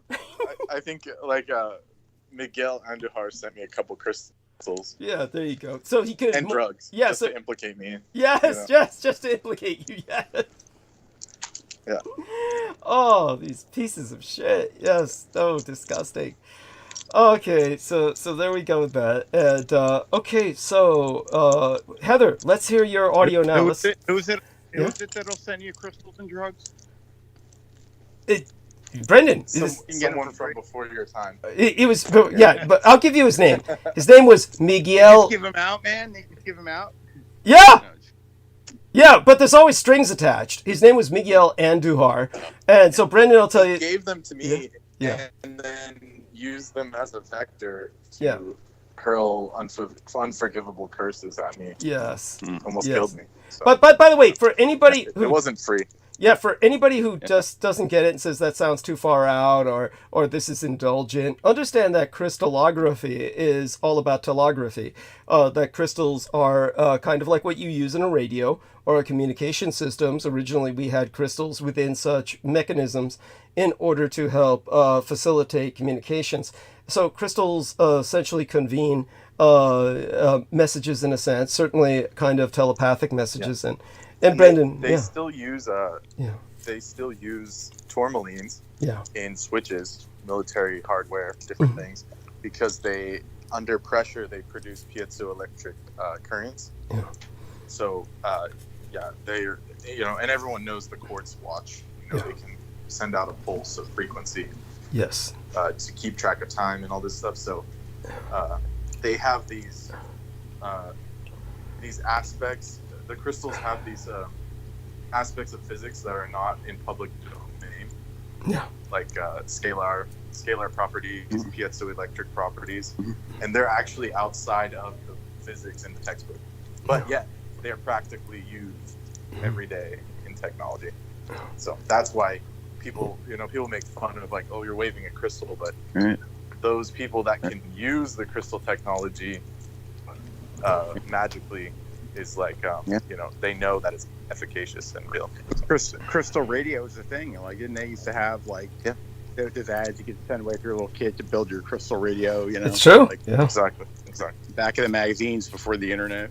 Yeah, no, it's true. And so when it came to these crystals being sent by Miguel Andujar to Brendan, he realized that there were almost identical crystals that Miguel Andujar had on display at his end, that he was using this as kind of like a transmitter receiver, and things around Brendan began to be impacted. He can explain all that. I'm going to take a break after I make certain. Let's see if we can call Heather again. The poor dear has been. I'm gonna Heather. Try and jump back on. I'm gonna try and call you, and let's see how. I'm gonna go for a minute because my phone is charged, in need of charge. Okay. Okay. Yeah. But come back as soon as possible so I can refresh myself. And Okay, I will attempt. yes, thank you. And let's see if we can bring Heather on to hold conversation with Aristides. And this will be important. And hopefully there'll be less echo, or no echo, rather. And then I can refresh myself, which I sorely need to do. I sorely need to tend to be dozed. Oh, and Nemo, thank God. Okay, Nemo, let's test your audio. Yo, Yes, you buddy. sound good. can you hear me? Yes. Excellent. We hear you clearly. Excellent. So, is there anything you want to say to me before I take a break? I was just probably going to ask some questions about the 3D model of the Tree of Life, but Brendan probably knows some stuff about that. Yeah. He could answer that question maybe. Oh, sure. Happy. But do me a favor. I'll answer them for you when I return, okay? Alright. But hold a nice conversation with Aristides because Brendan's recharging and Heather's trying to find her place in That's the right, universe. he's on his phone. Yes. And it's going to be Aristides and yourself, but you guys have got this, right? Yeah. I know what sets you both off. Both of you can cover this. Aristides can read what that Jewish guy said, about how everybody in this land needs to die and shit, and you guys would be off to the races after that. So that's you guys can cover Gaza. If you want to get Nemo going, you just talk about Freemasons. Like the other night, like he was like, it was like he was kind of fading off in the background. As soon as Freemasons were mentioned, he jumped. He's like, I hate those motherfuckers, And he's like, Yeah. he's got all this shit on him. Well, because they're just everywhere in the entertainment industry, and all that. And, a lot of musicians are Freemasons and top celebrities. Sure.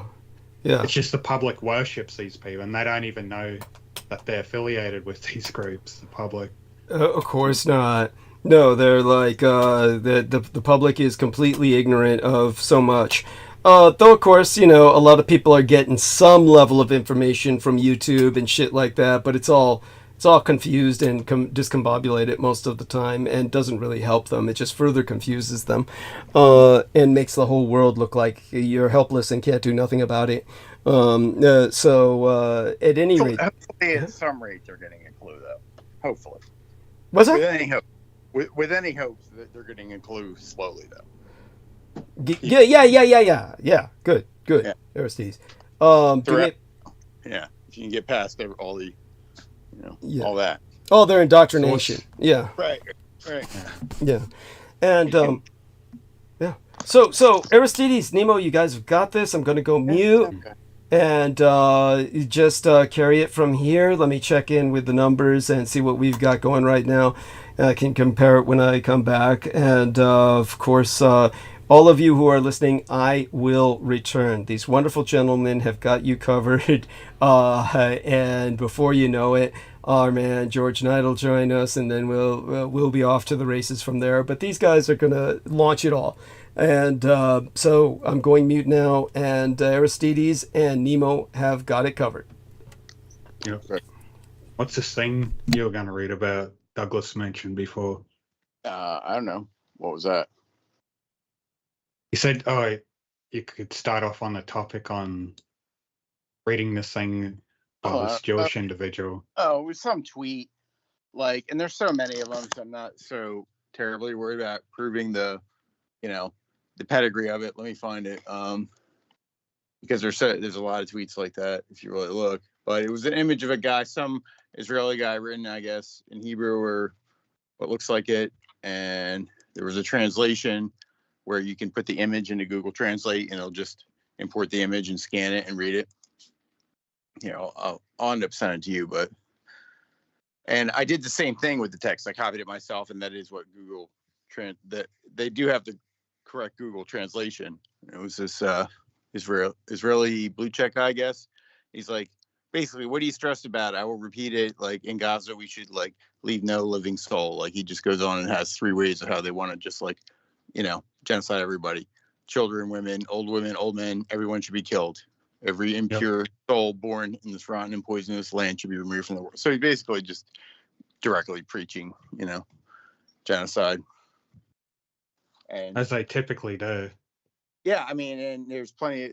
I've seen many other video examples of stuff in their own media, like, where they just basically flew off and were calling for mass murder, but they figure most of us don't see that. So, Yeah, if you just even look on the actual Israeli media Mhm. and on their news, you'll see them just advocating Mhm. blatantly just to the public, oh yeah, we have to kill all these people and take as much of the land as we can because it belongs to us. It was promised to us, as they claimed so. But yeah, you'll see people just even parading in the streets, just dancing and cheering for the death of the people. That's just how psychotic they are. Yeah, I mean, yeah, they'll say stuff openly there they wouldn't be, exactly want repeated on. But that's all just on our TV, translated. Yeah. Yeah, that's just all the regular person has to do is just research into the Israeli media and news.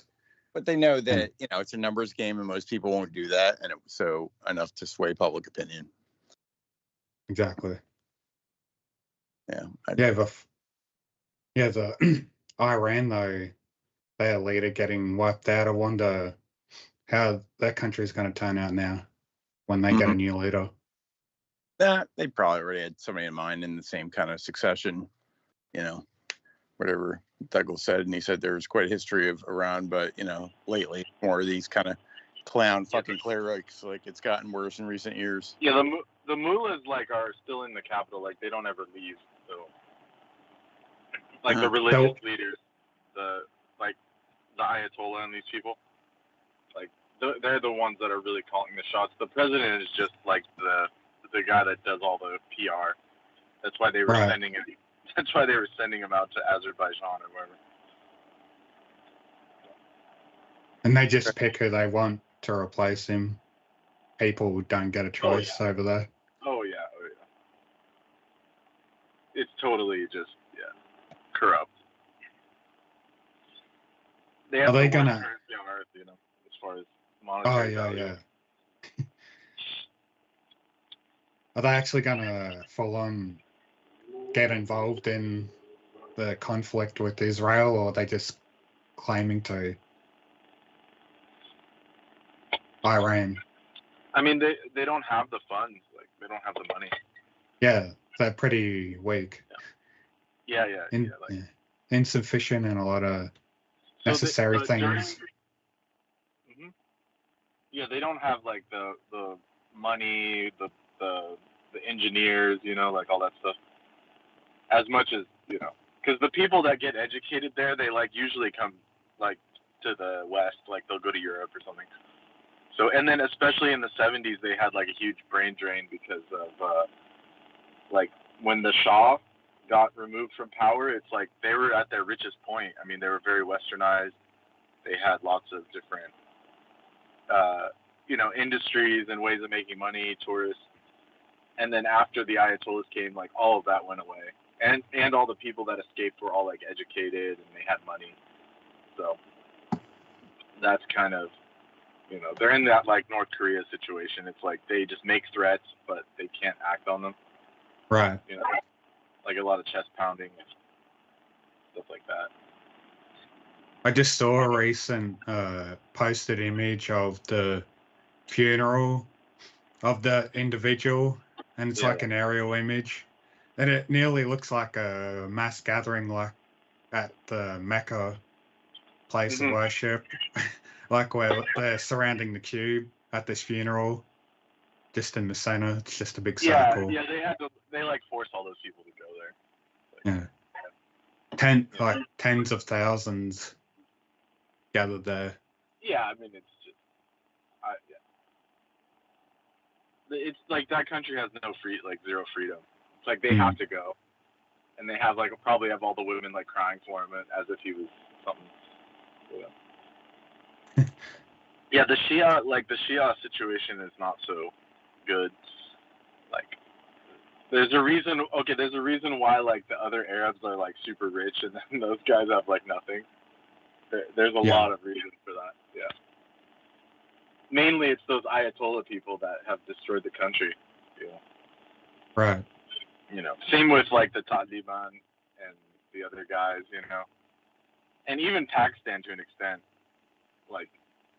Like there are certain like aspects to Islam that make it difficult for thriving, but then there are other countries that are like backed by the West, like State Saud, you know, the Kingdom of Saudi Arabia, and different, like the Dubai Emirates.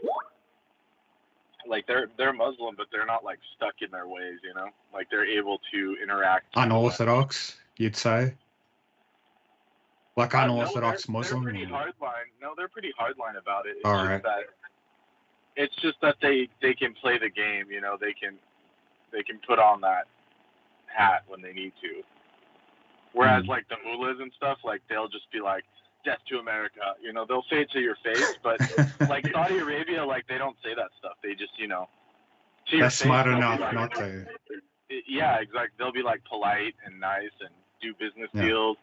And then in the background, they're giving millions to the Wahhabis and the people that actually do the, you know, the Twin Towers and all that stuff that happened. That was all paid for by the Wahhabis. If you look into Wahhabism, you'll find a lot. They can just play the game better.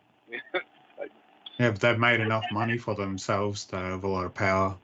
They're the richest people on earth. Like, as far as currency. Building their own fucking man-made islands and cities and shit. Yeah, some of those islands they paid like $12 billion to build them, and like they don't even use them. They're just like sand bars now, just out there in the Gulf. So I mean, they have like, it's unbelievable how much money they have. It's like you would like, no one can even wrap their mind around how much assets they have, like how much cash and real estate. Like it's in the trillions of dollars, but because they're all private, that you would never like in the West they say, you know, what's this guy? Elon Musk is the richest guy, but there are like Saudi families that are like way past like whatever he has. Like their net worth is in the trillions. I mean, like the whole family is billionaires, but you'll never find out they're, you know, they don't report their taxes or anything. Yeah, the most richest people on earth aren't gonna make themselves known in the public how much money they have. Oh yeah. I mean, that's even the case with like the rulers, like the overt rulers, like the Brits. Like the Brits still run the world, but it's just they went from overt rule to covert rule. So it's like all those rich Brits are still there. They're still around. Those lineages and those families are still there, but they just don't advertise, you know, like they used to. It's all secrecy. Back in the day, it was like, right, like the sun never set on the empire. Now they're a little more, you know, they're a little more chill about it. Yeah, well, the British colonized the most out of the other European nations. They've just gained a lot of power. Yeah, I mean, as far as I'm concerned, they still run everything. It's just they do it in such a way that, like, right now, like, England looks weak. Like, they have, like, no armed forces. It looks like their economy's shot. But that's just for, like, the public, like, the normal people, like, the plebes, you know, as, like, the Romans would call, like, the plebeians. Yeah, society over there is just but if you hit rock bottom. Yeah, the society is shot. But if you look at, like, the actual rulers, like, they still live in England. Like, England's like a garden, like, it's completely. And I'm sure you've seen some stuff out in Australia. They have, like, there's, like, entire mansions that are owned by, like, rich Brits, but they like, never go there. They never vacation there or anything. Okay. You know, there are, like, some rich areas near you, you know. Yeah, there are. Yeah. So that's all owned by like the rich Brits, but they don't ever visit. Like it's like their backup if like something happens. Yeah, they have houses everywhere, every Yeah. country, Yes. Yeah. and underground bunkers. Yeah, like straight up mansions. So yeah. Even Yeah. who was it that went on social media boasting about buying an underground bunker? Was that guy running Facebook? What was his name? Zuckerberg? It was Zuckerberg? Yeah. Was it him? Yeah. Yeah. I'm He's not just, sure. It was him and someone else. Yeah, they're boasting about, yeah, we're building our own underground shelters and shit. Yeah, I mean, anyone with that kind of money would, you know, I would do it if I had cash, like. Oh yeah. You know, but it's just, I mean, I think it's redundant. It's like if the world's shot, then like you'd be better off just like making a farm somewhere. Like with underground, you only last like a year or two. You know. Hmm. I don't think that's viable. Right? You got any? With underground bunkers, I mean, there's some theories that, you know, there could be some areas that are going to get flooded that aren't flooded right now, and like, yeah, you know, that's the main reason. What good is a bunker if it's in a flood zone? So you'd be better off like getting to high ground than you would having a bunker in, you know, somewhere low. Yeah, exactly, precisely.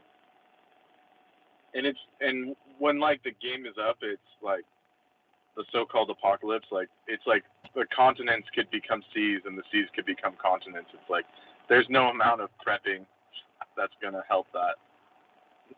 You know, like that could change within an instant.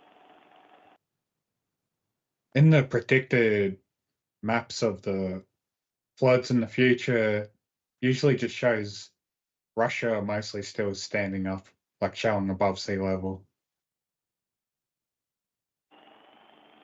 Yeah, like the Did your Arctic, voice cut out? Oh, different sorry. stuff like that.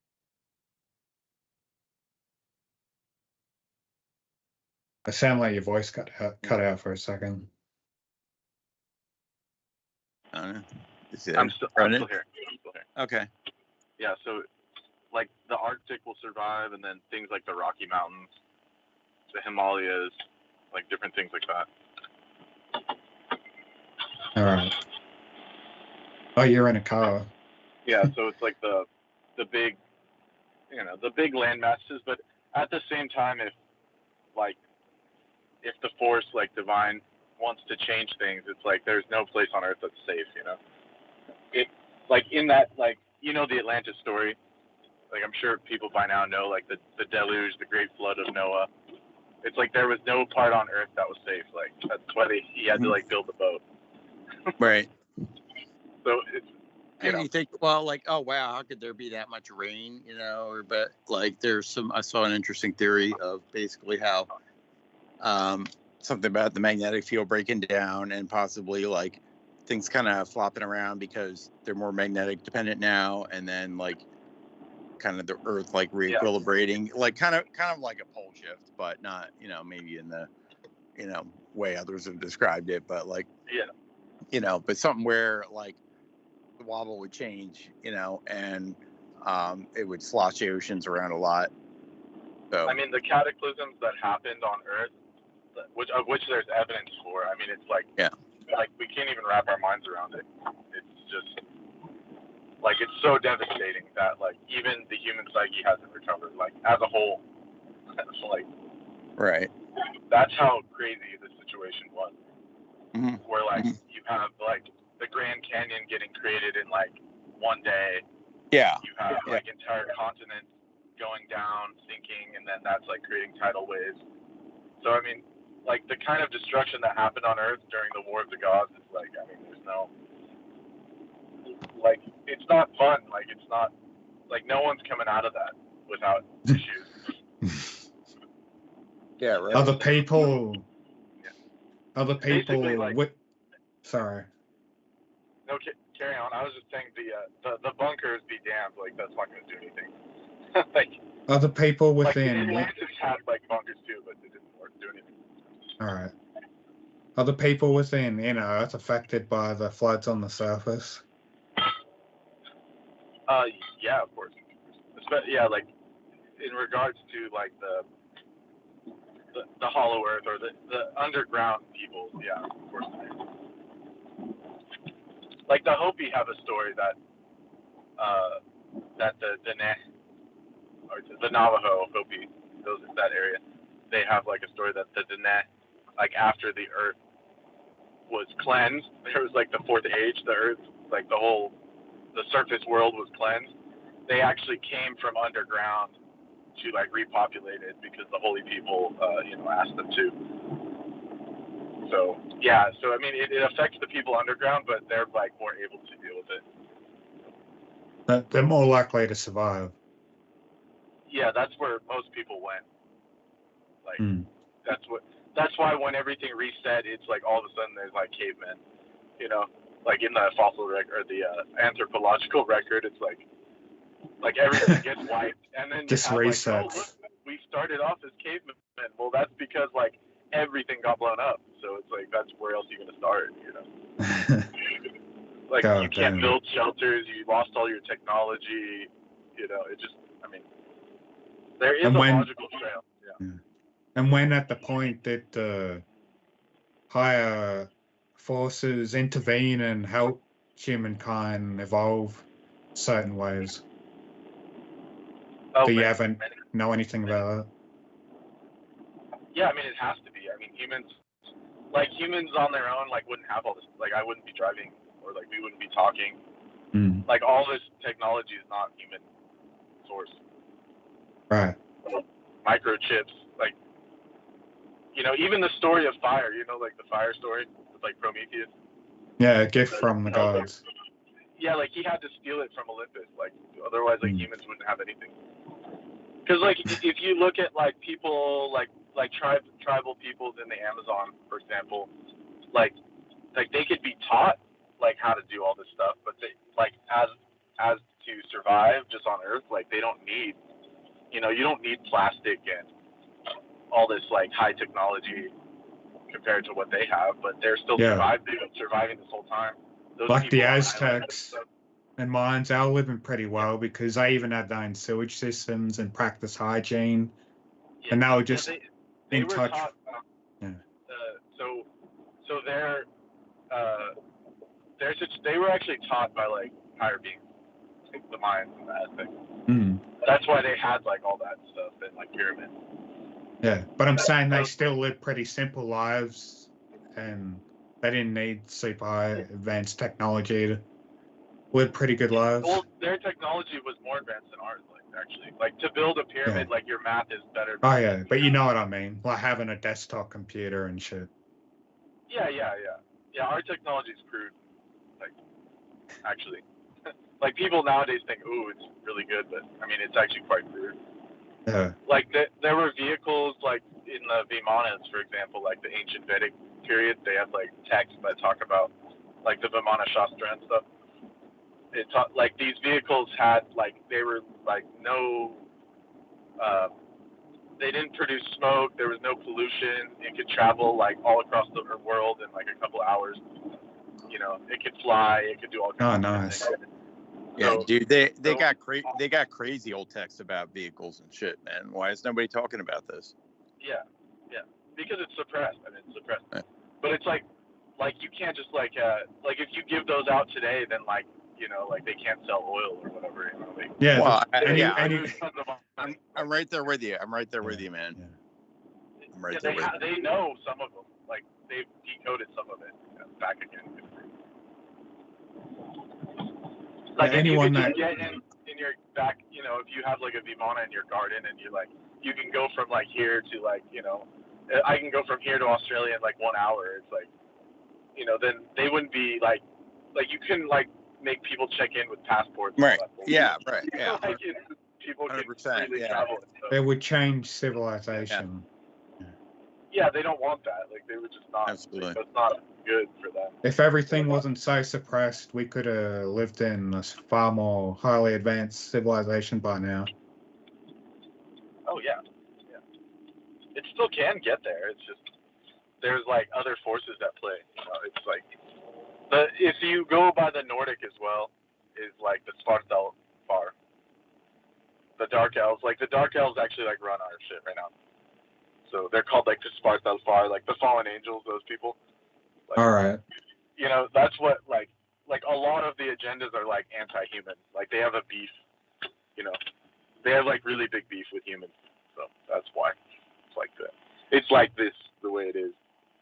Because like human life does not have to be like, I mean, anywhere near what they have it set up where like everything is difficult. Like you have to file all this paperwork. You can't travel freely.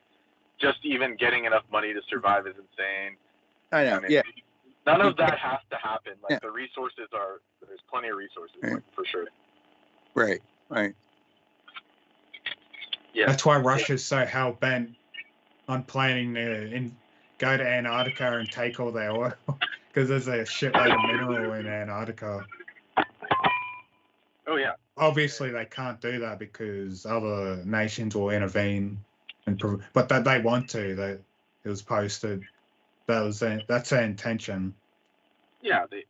It's just money grab. Yeah. They feel that they need more resources, you know. I mean, To they beat like everyone they else, like, yeah. they like making the money, but also it's more beyond the money. It's like, you know, keeping you busy, paying your bills every day is that's where they've got you, you know. Yeah, all of it. Like the sports, like the you whole begin. You got to keep building this world for them the way they want it. Yeah, they're more concerned about keeping you pacified than they are really about making money. Yeah, because like those families we were talking about earlier, it's like they have so much money you wouldn't believe. I mean, just even visiting England, like near London or in London, it's like, I mean, these houses are like multi-million-dollar estates, and these people are like multi-millionaires, like that run shit, and they don't need more money. Like their investments are making like 10% a year on like millions. Like they don't need, like how much more money do you need as like a single family? Right. Right. It's just not feasible. It's like, it's just, they have agendas that are above them. That's why they're all Masons and they're all in these groups, so, or even worse than Masonry, there's other stuff out there as well. Yeah. But we'll never come to know of any of them. But like, you won't believe the amount of wealth that's out there. That's the problem. Like, they don't want people knowing that. They want scarcity. Scarcity is that's their tool. Because like the earth itself provides so much food that like we literally throw it out. Like in California where I am, there's like a cap on like farmers. If they produce more than the subsidized amount, they have to destroy it or like turn it into cattle feed or something. So it's like, it's a joke when people say, oh, there's like starving people. It's not that there's no food. It's that the way the resources are being divided is just so evil and so crazy that it's like, it's not getting to people. Like, you have to have money to buy a fruit. Like where I am, a basket of like blueberries and raspberries is like $7-8 for strawberries, raspberries. Oh. And we grow it here and it's grown here. So it's not like a matter of, scarcity or like transportation costs. It's literally just greed or like the system. They call it like the matrix. And if everyone was heavily educated into agriculture as a kid, there'd be more than abundance of food for everyone, learning how to grow all their own crops. There's so much potential. I mean, even like on people's houses, like out here we have like, just what would be called like a single family home. There's enough on that land, like even like a front lawn or a backyard, you can grow every fruit. You put a couple fruit trees and then you can trade with your neighbors and like your whole neighborhood would have like free food. But no one, like you said, no one's been prepped for that. Like they've deleted that from all of the they don't want that in the public schools. So sad. And even nowadays, like there's like food forests, they try and like do them in the cities, and like the ordinance, they'll be like, oh, it's an ordinance, you can't have free food, or we have like community gardens as well, but like there's like a fence around it, and they say like no stealing. Like, can you believe that shit? Like they're gonna they're gonna grow food and then say that people are stealing it when like the earth just gives it for free. You know, like that's insane. I mean, that's insane. And they just let the fruit fall and rot and stuff, and then they, you know, how does that make sense? Like the earth's giving it for free, and then these people are coming in and saying, oh, you know, you can't steal our fruit. Like that's just fucked up. Yeah, it's all a scam. This is not. It's whack. Yeah. This is not a product of a well-intentioned, you know, society or government. Like, you know, we could be doing great things. We could be like, yeah, you know, it could change in like overnight. Like Yes. like it could change it over.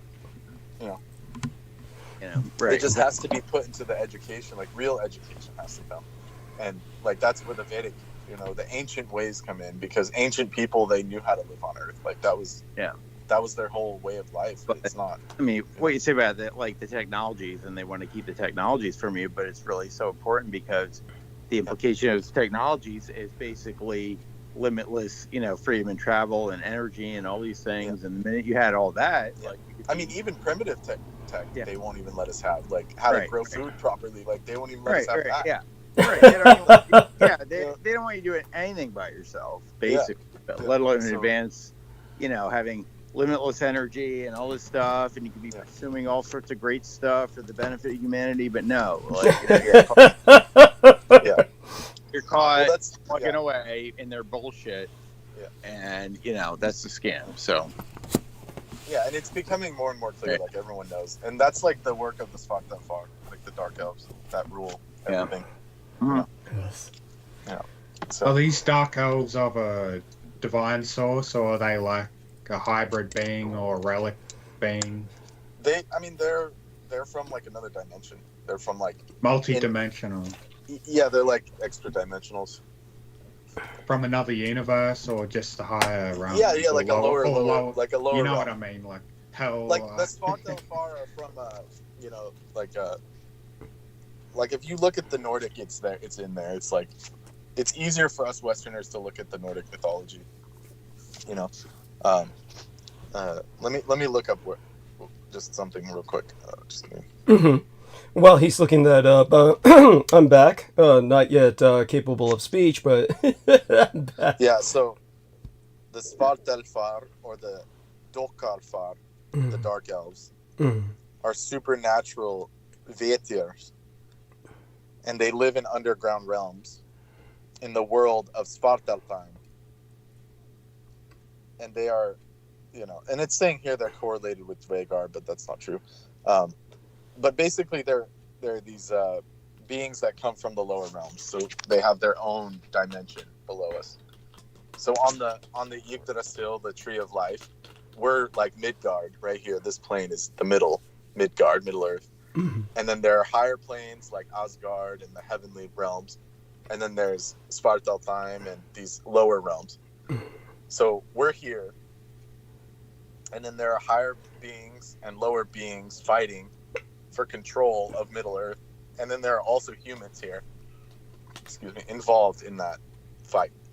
So that's the whole battle of Middle Earth. You know, the elves, man, and the orcs, like Sauron and the orcs. So what are the higher beings? What are they? The elves. Light elves, but light elves. Light elves. The Svartalfar are like, they're like fallen angels. You can call them angels or whatever, you know, higher beings. The Devas, in where this all comes from, is the Vedas. Vedas, they call them the Mahadevas, like the elements. They're elementals. So you have like the god of fire, water, air, earth, space. So these elements are manifest on our plane as like forces of nature, but they're actual beings that sustain the cosmos. So those beings are in tune with divine, and then you have the beings that went against divine, and they get delegated to these lower cycles of incarnation. But the Svartalfar have higher technology than us, so it's hard to conceptualize. But like, you can be in a lower dimension, but they have higher technology. Right. So they're like from the franchise Predator. They're like those beings. If that could, you know, like how high their technology is, that's how they are. They have like way higher technology than Earth technology, but they're not malicious nice beings. Yeah, they're like not nice, right? So that's why they give us shit up here, like, and that's why like a lot of the AI like looks demented and shit, like when they do the image generation, because they're deliberately like giving us like the bad, like the reject technology of theirs is what we're using, and they think of it as a joke. Like they're actually like, you know, in Norse mythology as well, you have like Loki, how he's evil but he's like a trickster. It's like that's how they think. Like they like to see humans tortured and shit. Yes. And they think it's funny. Like to them it's a game, you know. That's why people can't understand, oh, how can this happen? You know, why are humans like this? It's like this force is doing it on purpose, and they take like amusement out of it. Like bemused, as Doug taught me, like, you know. Yes. There's a bemusement to it that they don't want humans to thrive, and to them it's, you know, it's a game. They think it's fun. Yes. So that's why nothing works. Thank you. Yeah. Thank you. And no, that's beautiful. And of course, in order to also make this accessible for more people, what have you ever been exposed to or reviewed any of the Wishmaster franchise of films about the Jinn who Wishmaster. Yes. Oh no, I have not. Really the Jinn are also involved in this. They're not out. Yeah. But the Jinn are they're actually Earth based. They're like on Earth. Earthbound. Like they're stuck here. Yeah, they're earthbound. But these other beings are thank you, Doug, for bringing that up. Yeah. And just for your excuse me for a few minutes here. I gotta grab something. Take your time. Well, he grabs that. So what were we speaking of before I returned? Oh, well, on a bunch of different topics. We were just talking about like the forces that are heavily involved and how this Earth is being molded into this realm, like the lower and high forces intervening. Yeah. Just stuff like that. And Vimanas, man. Vimanas. And Heather, honey, can you talk? Have you gotten rid of that echo from your computer playing in the background or something? Darling? I noticed she's on the call. Yeah. Let's see if she's on with us. She doesn't seem to be willing to talk. But you're welcome to speak anytime you're ready, honey. Check your sound settings and make sure your default audio is what it's supposed to be. Yeah. Like sometimes it might change. It does that to me. When I load up Skype, it'll change my default audio input for my mic. Yes. And so you have to change it. Yeah. And so all such being said, of course, when our man Brendan interprets such things through his cosmology, it's always fascinating. And I think that he has a very good hold on all of this. I'll try and approach it from a different perspective in just a minute. But let's see now. Heather is sending us something here on Vedic science. So that's wonderful and deeply appreciated, of course. And in terms of what she sent in the link, is anyone opening it? I'm still multitasking here. Clicking on it now. Where did she send the link? In the Skype chat. Text. Yeah. Text. Yeah. So people don't confuse. Shastra, if that's how you pronounce it. It's unpronounceable as far as I'm concerned. Many of these words. Yes, that was something I wanted to ask. A few things to ask Brendan when he returns. In the interim, yeah. So, you were talking about the Vimanas, and where did you first encounter the Vimanas, Aristides? I have not. I wish to someday Yes. encounter them. Brendan seems to know some things about them, and I also believe there are many ancient documents that describe such things that we're not routinely told about. Very, very interesting subject, right? Wouldn't you want to know if there were ships flying around thousands of years ago? Like, what's up with that, right? Yeah, like highly advanced ancient civilizations. It's a normal curiosity. Like, what did this book mean? Like, wow. Okay, so I noticed chariot from the sky. Yes. Yeah. What did it mean? What did it really mean? So I'm clicking on this and taking a look. Oh, it's I PDF. downloaded it. Yeah. Yes, there we are. It's a PDF. And so how about our listeners? We're just had the numbers go up and then a bit down. Let's bring them back up again. It was up to 20, down to 17. Of course, I'm back now. We'll be getting into the maybe a short monologue soon before our man shows up. If he says he's coming by around midnight my time, that's about an hour and a half or more from now. So I guess there's not too much of a monologue I could go into during that period of time.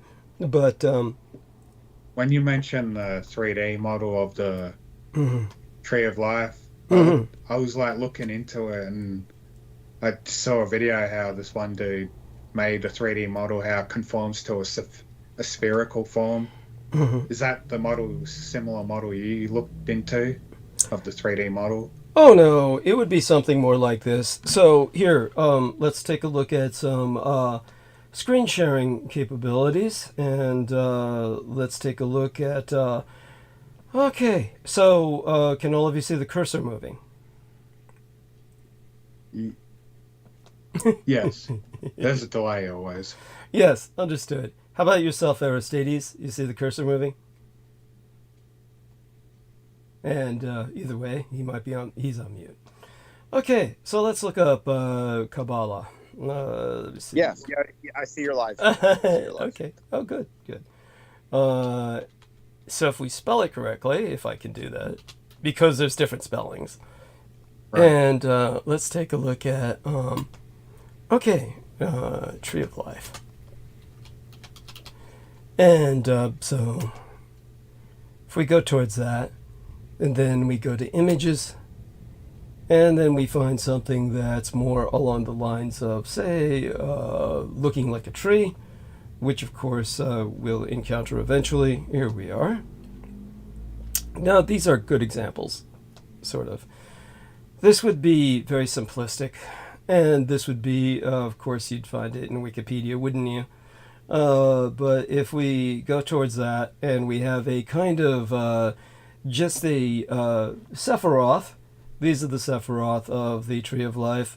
This is Earth, Malkuth. This is the Tree of Death, the intestinal tract of the Qliphoth. And these are the sewers of Seth, so to speak. This is still, nonetheless, the roots of the tree. What goes on in these hells is basically composting.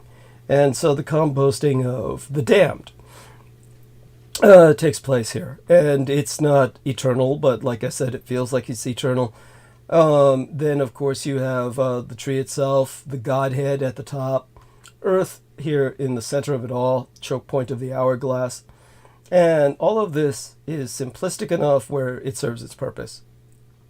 And it's only 2D, so for thousands of years, that's all mankind could do was 2D. When mankind tried to expound a little bit more or go beyond it, then it would tend to confuse people. Now, here we are. When we head on down to a more complex representation, and thank God we could enlarge in that. This then would be the Kabbalah. This would be Malkuth at the bottom.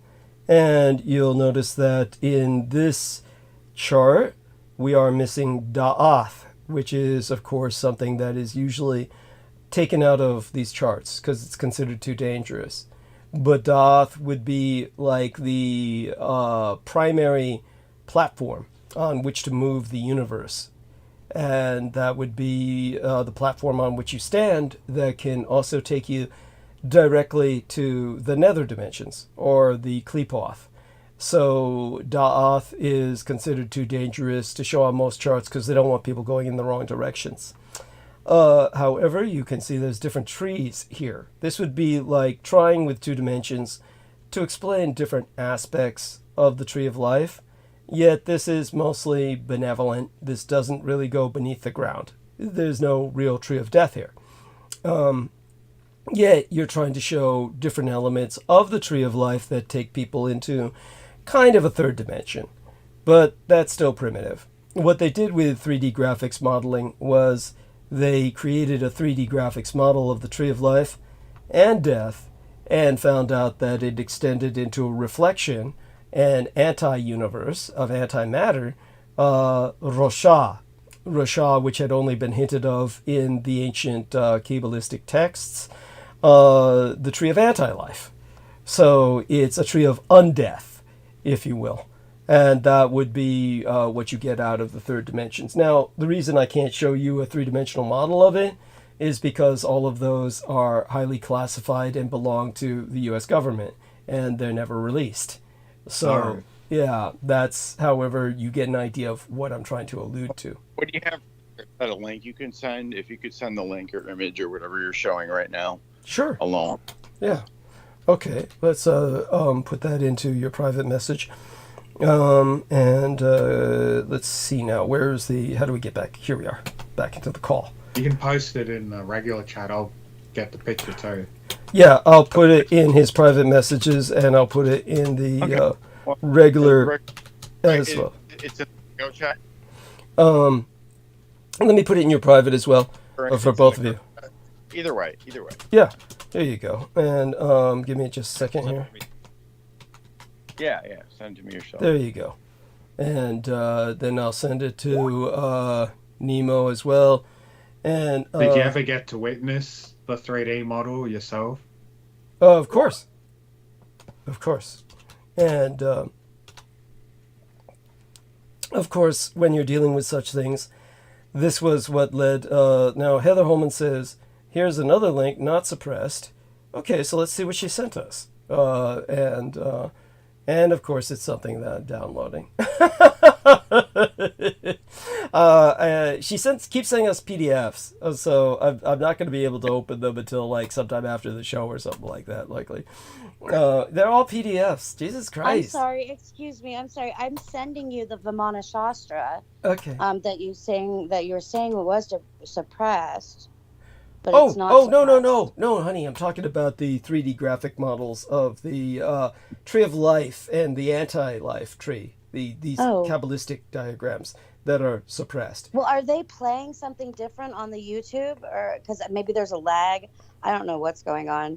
I was having problems with my sound. Well, you sound fine now. You sound perfect now. Yeah. I'm so glad. So join us, please. Because I'm going to take another short break to get an eyelash out of my eye. You know, I always have that issue with eyelashes falling in my eye. And it's always excruciating. So as such, what I'm going to do is just basically take care of that. But why don't you talk with these gentlemen for a little while, and I'll be a bit more talkative when I get back, okay? Right, okay. Honey? Yes. Yeah, thank you. Love you. Okay, I'll be right back. Thank you. I'll go mute that. Okay, so Heather's here, and who else is actively here? Anybody else? Yeah. Nemo, you're there. Yeah. Brendan, you there? Brendan could be doing his thing, which I appreciate that he connects with us while he's doing his thing. It's very. It's not easy, but it's appreciated. It talks about a lot about the building materials in this Vimana Shastra. Yeah. You sent that along. Like, I'll look for that. I'll try to download that out of the. Oh yeah, it's not much. One of them is the whole Shastra. The other one is just a summary of the Shastra. You want to tell us a bit of what you know? Every detail about it. It's so descriptive and intense. Okay. You could Google it yourself if you don't want to open the link. You know what I mean? There's the internet archive of it. It's cool. Like, I don't mind if you send PDFs. Like, I like to collect them. Yeah. Yeah, it's all over the place. So I think it's available. If people are interested. It's fascinating. Yeah. I hear it's in Hindi. All right. Well, I'll link or whatever, download whatever you got there. Yeah. Great. I swore I heard you guys, because there might be a lag on the YouTube, but you guys were talking about the Vimana Shastra. If you weren't, let me know, because. Well, we were talking about Vimanas as in the craft. I don't know what is the Vimana Shastra. It's how to build it and how it operates and who can operate it. And yeah, because I've heard of basically guides of how to operate it you know, the interface to Yeah. to the machine, you know. Oh yeah, no, it's the actual how to build it. Yeah. You need to use like certain like tortoise. Oh God, I'm so sorry. I was on mute. Weird stuff. Yeah. Can anybody hear me? Tell us, Okay. So people hear me, sorry. right? Oh, I'm so sorry. Yeah. Okay, so I'm happy to announce Jennifer Hawkins has joined us. You have no idea. I was on mute and it took me forever to get off mute. Wow. So I want everyone to send her a contact request. This is a new account. Jennifer Hawkins has a new account. Jennifer, was it so sorry. Was it something I said? Was it something I said? I'll prostrate myself and apologize. No, I have been through Glad you're so over it. many That's weird so good. things, and I lost. Can you hear me? Okay. Yeah. It's no. Brendan's jacking off. He's just Okay. so excited that you're here. Fantastic. Well, fantastic. No, I just, holy moly. Tell us what happened. Tell us what happened. Everything, please. Things have just fallen apart. I mean, and I'm going to have to, anyway, everything's fine. I just had to redo everything. I'm going to probably have to reinitiate my channel and everything eventually at some point. But just many things have happened. But I was like, oh my God, I'd like to visit. I saw that you called and messaged. Yes. Oh my God. I've been Anyway, so and then I worried. was We've like, all been worried to death.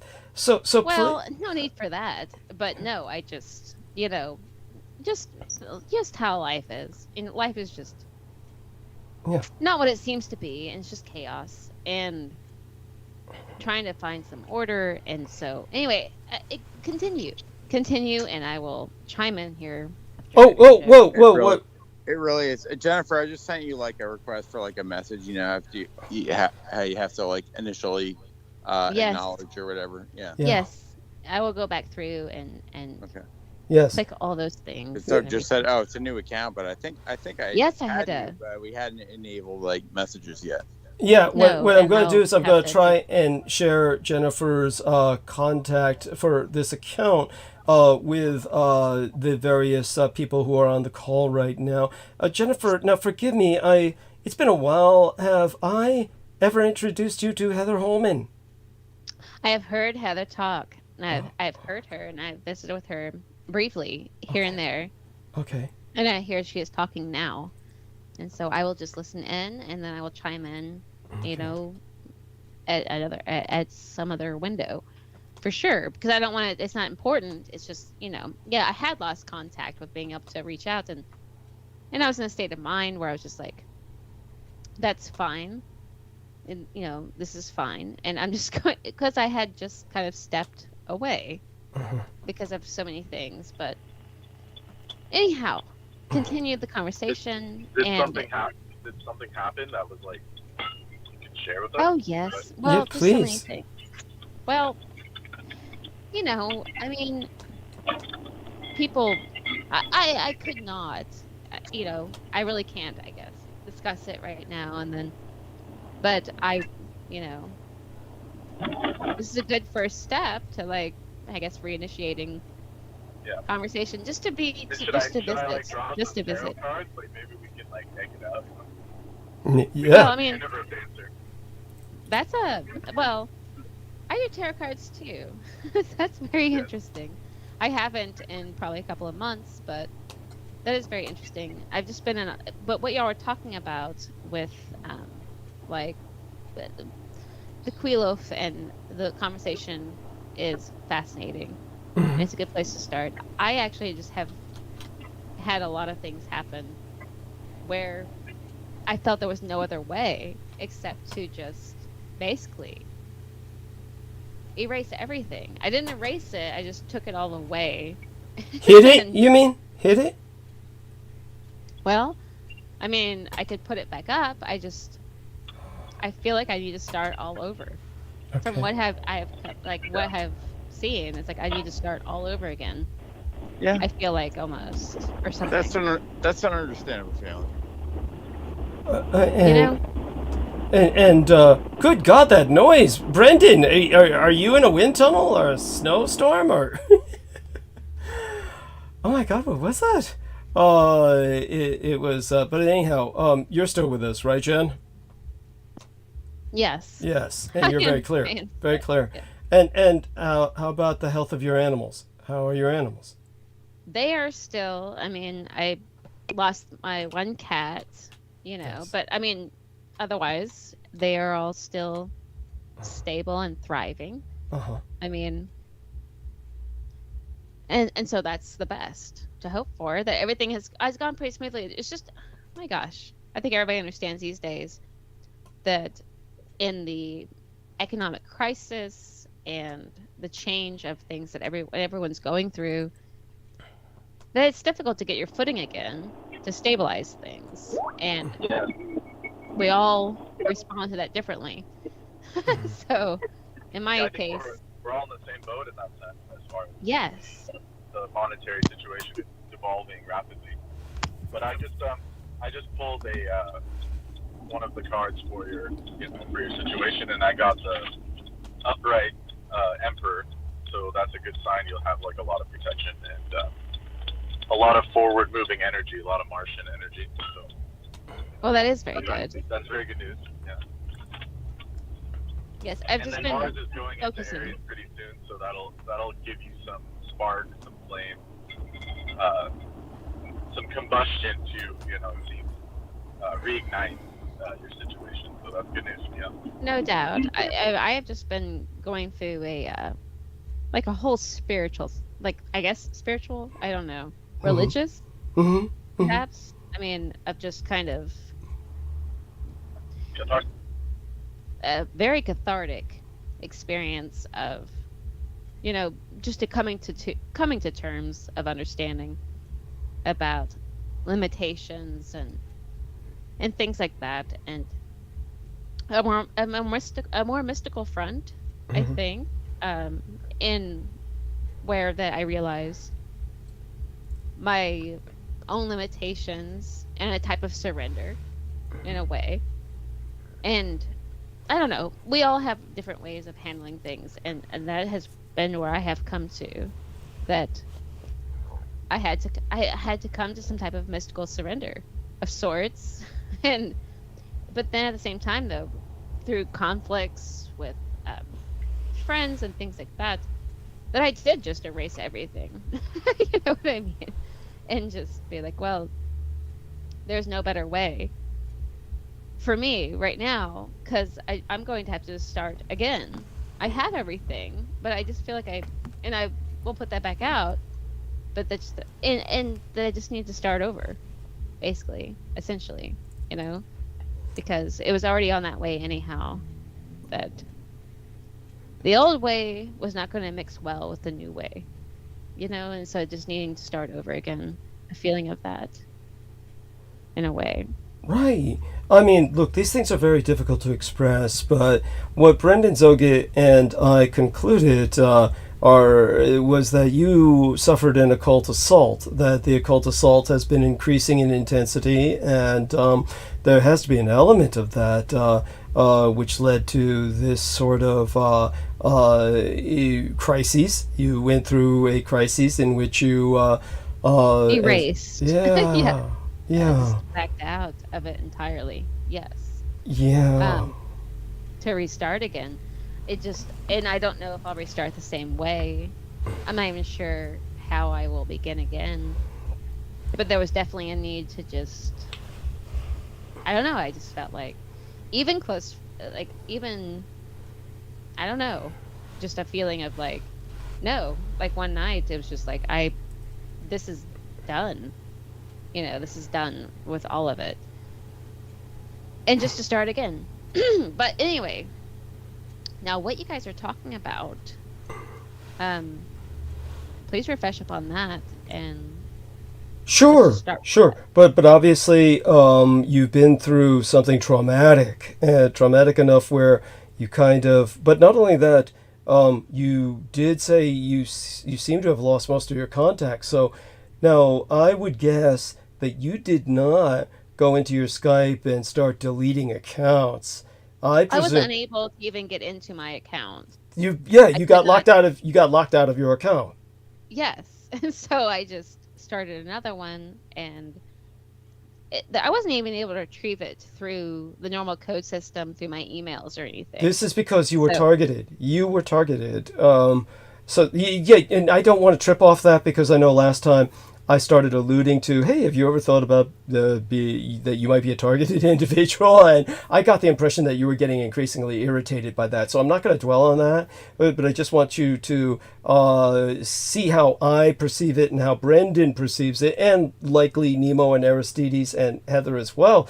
That somebody this time targeted you electronically and locked you out of your account, and they have more than the capacity to do that, but it's something where, as Brendan said, many people affiliated with myself become targeted, but, as well, this could be something to do with you based on your own history before ever meeting me as well, which was something I was alluding to the last time you were with us, and I don't want to dwell on that either, because last time I thought you got really irritated by that as well, and maybe thought that I was... I didn't feel irritated at all. It's a concern about, like, Yeah. I mean, I drew no correlation at the time. Yeah. But then, and I'm not thinking anything of the kind, of any sort of blame or anything like that. Just that interactions with very good friends of mine and scenarios, and this, just that I just felt this, that it wasn't really, things got complicated and were not worth it. And I am just I don't know, I'm a type of person that is just like, well, I don't know. Are you saying that you feel you're not worth the attention of being targeted by the powers that be? I don't know. I'm not necessarily saying that, just that, it's just simpler. Just be like, well, I don't have to continue on with this. I'll just maybe kind of I'll just erase start over. Right. Well, just start over, essentially, if I'm going to. Well, something really traumatic happens to push people to that point. When people get to that point and they say, I'm just going to start over, it usually is because, as you say, everything around them is being destroyed or deconstructed. Things aren't working out. I want you to know I have kind of that feeling too, to a degree. When you reached out, Yeah. I was actually really surprised. I was Why? like, wow. I mean, how come? And Because I blamed myself for your leaving. no, it was actually nothing. It wasn't like that necessarily. It was like, I just kind of like things were so quickly unraveling. It was like what I was trying to weave together was unraveling itself to the point where I was like, this is done for now. This aspect of life. Working a lot. Yeah. And so just spending a lot of time with that. I'm working nights, so I can't even get around to anything. I don't wake up till probably 2 p.m. because I literally work till like 11 o'clock at night. So Wow. Yeah. there were so many, and just the busyness of everything in my life and everything. And then there was no time, because there was a dramatic shift in that. But there's been a lot of grounding, but it's not interesting. It's just that my scenario was that I can't, where I was is not where I'm at now. And so I mean, I hope perspective. Right. So the way you're on swing shift. Swing shift is something like from, anywhere from 1 o'clock in the afternoon till 10:30 at night, or 2 o'clock in the afternoon till 11 o'clock at night, basically. Right. You're on swing shift and you're waking up at late in the afternoon, which is cool. I can relate to that. You and I are starting to have similar biorhythms. But darling, in terms of when you talk about how everything was falling apart, disassembling, and it was kind of, then you felt this need to just kind of sweep the desk clean, so to speak, just clear everything off the top of the desk. Basically, yes. Yeah. There was so much context coming about a lot of I don't know, just feeling like, see, I hate to say this, but like a feeling like with other contacts and conversations that perhaps I felt sort of like it was I don't know. There's nothing worse than thinking that you're trying to help, or you're trying to work towards something, and then feeling as if, I don't know, it's a weakness. Do you see what I'm saying? It's a weakness, essentially, to, it's not so much as seeking it. Maybe it is. That's why I'm saying I had to just kind of start over again. Do you know what I mean? Well, you got to a feeling of frustration where there's a kind of terminal point, an omega point. There's an omega point, and you just felt that this was, not going anywhere. There's a lot of baggage, a lot of clutter. You felt, yes, and then yeah, so much work. I mean, like, just that in the actual realm, that I had started a different type of work, and then that work taking up a great deal of time, and not enough time to do any type of research or anything of the context, or to help out in that way, even though in the past I had a prolific amount of time to do that. But then realizing that time has run out, and right now I'm just focusing on these, on trying to secure something stable in a way. And then but then just kind of feeling like, I don't know, it was a weird feeling, and then it's like, well, kind of a fuck all feeling. It's like, well, all of that doesn't even matter now, if it ever did. Do you know what I mean? And just start over. Well, what you know what I mean? Yeah, what you had before was a feeling to a drive. You had a drive to investigate the world around you. You were acquiring a deeper and deeper sense of different levels of comprehension of layers of reality.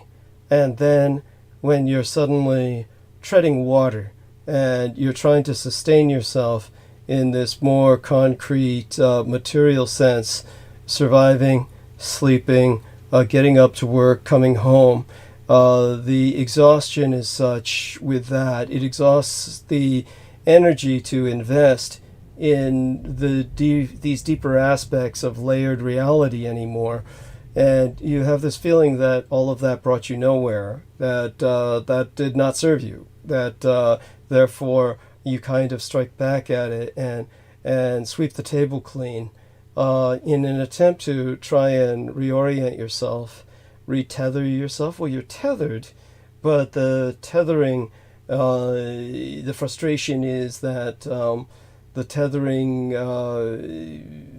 makes you realize that you were encumbered by what now seems like a lot of baggage, that these experiences are not necessarily helping you now. So you then decide to, well, fuck it all. But there's something more. There's an external force that went into your electronics and locked you out of your Skype account. There must be other things that happen. I couldn't even get into it, and so I was like, well, I'll just I quickly just made another one. Thank God. But no, because I haven't even reached out in this medium or anything else, except, my common contacts of, and what I feel like are contributions that may be necessary to some extent, and so that I try to continue to go on with that. But yeah, exactly. That. What about now? I have to try to find a way, because when you're starting something new, it's very hard to continue on, because people I knew, like people that I've been in contact with, I can no longer give the same level of contact or attention, and then could no longer give as regularly input or things like that. It was not that it was necessary or important, it was just kind of already agreed upon, and just that there was no way to really do that. It's like there's just no time. But all of what I already had put in, or everything, years, literally, Yes. that I had put in.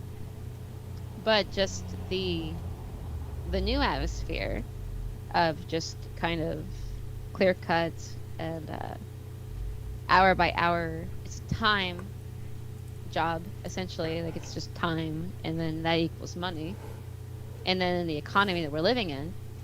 And so just having to put in a great deal of time into another arena, but still allows me time to consider all these things. But at the same time, I just, in that depth, a lot of my opinions not really changed, but it's like I have to start over because my whole perception about all of that is a little different. So that's all it was. Well, there's a compulsion there to quote unquote start over because of this frustration point, this terminal point.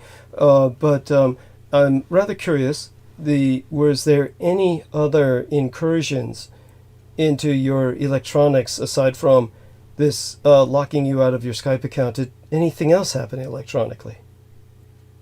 Well, I mean, my internet, which I pay for the, okay, so I think everybody can agree or understand this, that my internet bill is like $140 a month. It's outrageous.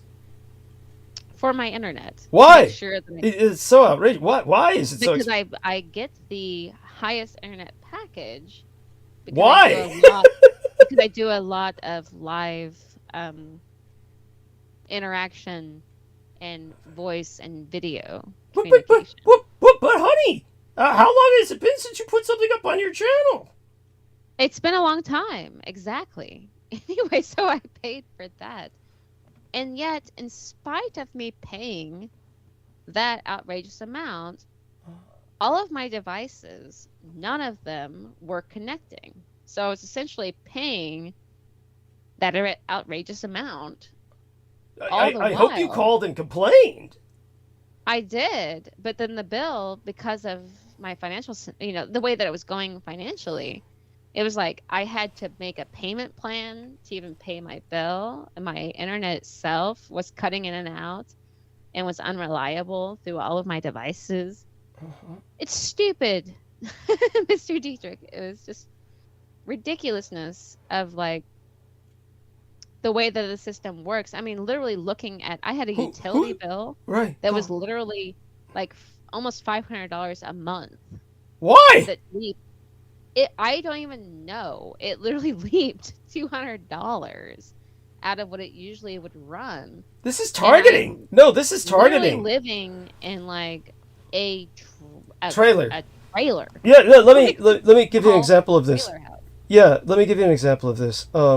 When the U.S. government goes into, so all I could do is just work multiple, do whatever I have to do. Yeah. No. That's what you have to do is work. Who is insane? Who is your internet provider? What's the name of the company? Well, I'm afraid to even say it in case they hear it and give me more throttling or something. Kinetic by Windstream, but cross myself. But literally, the trouble. No, you should never be afraid of these people. I mean, it makes no sense. Yes. Literally, the internet would just drop out. Right. So just let me put some things into perspective for you. So, I do want you to know that I could go on about this for quite some time, but this is so important what you're telling us, because this adds a dimension to what you've been going through, and I want you to know you're not alone, and that I literally went to pay my utility bill today. Physically. On my computer to make a payment. Okay. And my internet dropped out as I was trying to make the payment with my debit card. So and then they double charged. It's just ridiculous things. I made a arrangement with my utility bill because it was literally more. It was $486. on a trailer house in Missouri. Anyway, I'm just saying, anyhow. We And just I had made a payment arrangement with them for that I would pay.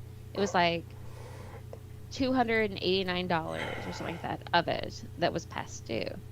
And then when I went and paid it, and then they automatically withdrew another $289 out of my account.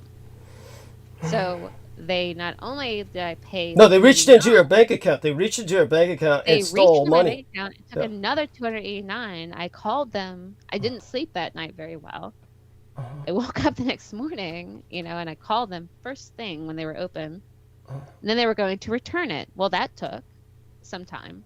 So then they did that. In the meantime, there was nothing, because I'm working with work money, like hourly job work money, which, that's just how that goes. Anyway, it's like, well, every single dollar I need, because not only have I worked for it for 40 hours or whatever the hell, but then in addition to that, that's not what I agreed to in the payment. So you took down my information. You literally automatically withdrew a payment when I already made the payment. So they double charged me essentially, and then we're trying to credit it to my account. And it's like, I don't want it credited to my account. I want it back in my bank account so I can buy groceries and shit like that. Yeah. You know what I mean? Understood.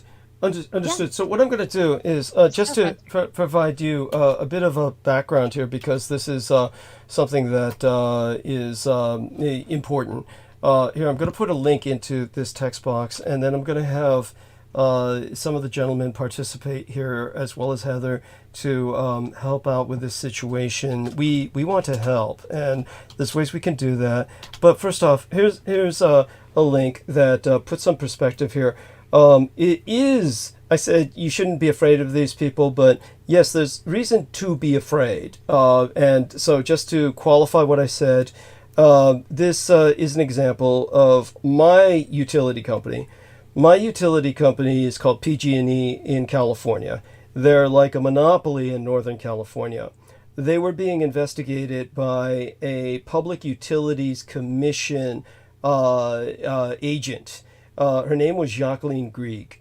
Jacqueline Grieg found that PG&E was maintaining unsafe gas pipelines that were old, cracked, in need of an entire overhaul of the system, and worse yet, they were charging people, or rather overcharging them, to the point where PG&E was literally cheating people for billions and billions of dollars. And so when she amassed all the evidence for this, they killed her. Basically, she was at home, and this was in San Francisco, and they blew all the gas pipes under her neighborhood, and they destroyed hundreds of homes. It was a work day, and it was during working hours. Not many people died, but enough did. Seniors at home, mostly. So about 13, 14, well over a dozen people died. But she was at home, which was why they decided to blow the gas pipes then, with her 13-year-old daughter. So her 13-year-old daughter and herself died a fiery death, burned alive in a gas explosion that PG&E triggered. Now, they were fined only $1.4 billion for that, which was far less than what they would have had to have paid if her report had gone through. So this was an assassination. Utility companies do this. Beyond that, they were responsible for so many fires throughout California that they've been held responsible for well over 120 odd murders. So they're at this point probably held guilty by the California Supreme Court for about 140 murders. And yet nobody has divested, and they're still allowed. They're basically a paroled felon. They are a convicted felon that is paroled to continue doing what they're doing because nobody seems to have an option of divesting and starting something else to replace them with. So everybody here calls them Murder Incorporated. They've confessed to deaths and murders, and yet they're still active. So this is like an organized crime group that runs our utilities. Incredible. Yeah. Well, You know, it reminds me of something I came across recently. Yeah. Go on. Go ahead and finish up what you're saying. Oh no, you finish first. I can always get back to this. So, okay, so you know, I have 4 dogs. Mm-hmm.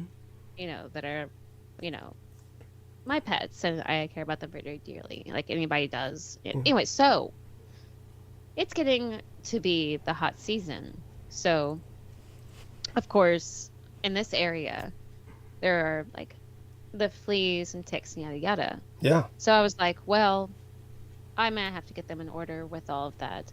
The only thing that has worked in this region against the prolific amount of parasites with fleas and things like that was Advantage. In Advantage, which is a flea and tick medication, there's an ingredient. That ingredient, which is like, it's like pyrotheorex, it's owned by Nylar. This substance, and I've tried Frontline and so many different other types of substances too, but this was purely just through Advantage. Was the only thing that ever worked against the fleas in this region. And so I was looking for, you know, that ingredient in any other pest control. For they don't have them yet, but they will definitely get them by July, is my thinking, because of the prolific amount of pets in this area anyway, in this neighborhood. But when I was looking into it, I found that, do you remember in 2016, there was 2015, 2016, there was the Zika virus that came out of Brazil. Yes.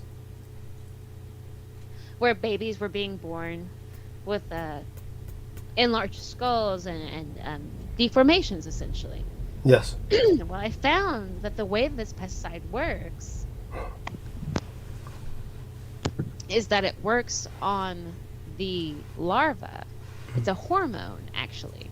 So the substance in Advantage that is going on to dogs is a type of hormone that affects insects, like fleas, essentially, where it changes the way. It doesn't actually kill fleas, it interrupts the flea cycle, which is what it's supposed to do, through a hormone that makes the larva deformed, unable to be reproduced. And it doesn't, and then there's nicotine that is put, another ingredient that's essentially just free base nicotine that draws all of those parasites to that animal.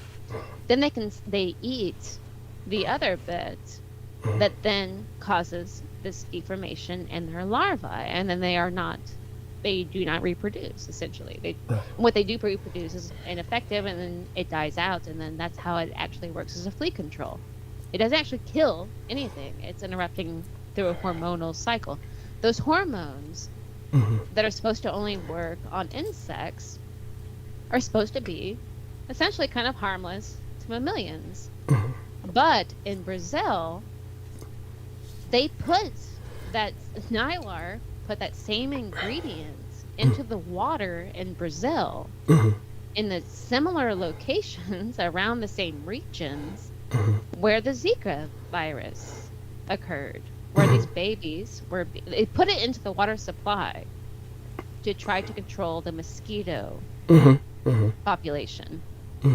And at the same time that they had done that, the Zika virus emerged. And I began to, and there was supposedly no correlation, but they put that into the water in 2014, and 2015, 2016 is when they started experiencing the Zika virus that everybody was terrified about for a while. And I suspect that Nylar Corp that put out that ingredient also is responsible for maybe it's just a strange coincidence that in the same region you had this upsurgence of what they were calling the Zika virus in the same locations. It's pesticide that works on a hormonal level against the anyway, it's not important. I just think there are a lot of strange things. Well, it's important in the sense that obviously it's destroyed people's lives. So this is nothing to be dismissed. Possibly. Well, yeah, it's an important possibility that needs to be considered and investigated. Yeah, so that's interesting. I thank you for sharing that. In terms of these various services, and it's basically, in my case, I got utilities, I got internet, and I've got, what else is there? Garbage, refuse collection. And almost nothing else that I pay for in terms of bills. But those bills are, of course, enough as far as I'm concerned. But in your case, what is there? There's the internet, there's the utilities, and That's literally it. I have very limited bills, so yeah. I just pay, But my but but rent. but those are still out. But your bills, unlike mine, your bills are outrageous. They're astronomical. Yes, they I, actually are. Yeah, I mean, mine are bad enough for me, but I mean, yours are you're basically working to pay these bills, and look, this is it's of course you're frustrated, but we can at least start by Brendan Zogit. Are you there, dear Brendan? Let's see if he can respond to this, and see if he can join us for a minute. Well, it's not. unmute. It's not important. Those are my own No, personal. no. Yada yada I mean, yada. no. They're not your own personal yada yada yada. We want to help, and so Brendan, if you can unmute, do so, and we'll get some communication started here, or whenever he's ready to. We'll do that. But I'm glad you had the courage to share that. This takes courage. I know it's not easy to share Well, it's these things. probably everyone. It's probably No, everyone. not You no know. one has bills like you've got. No, you are targeted. These bills are not normal. Okay, this is not normal. You're a young lady alone in a trailer with four admittedly large dogs. But Brendan, join us here. Are you able to hear me? Yes, we are finally able to hear you.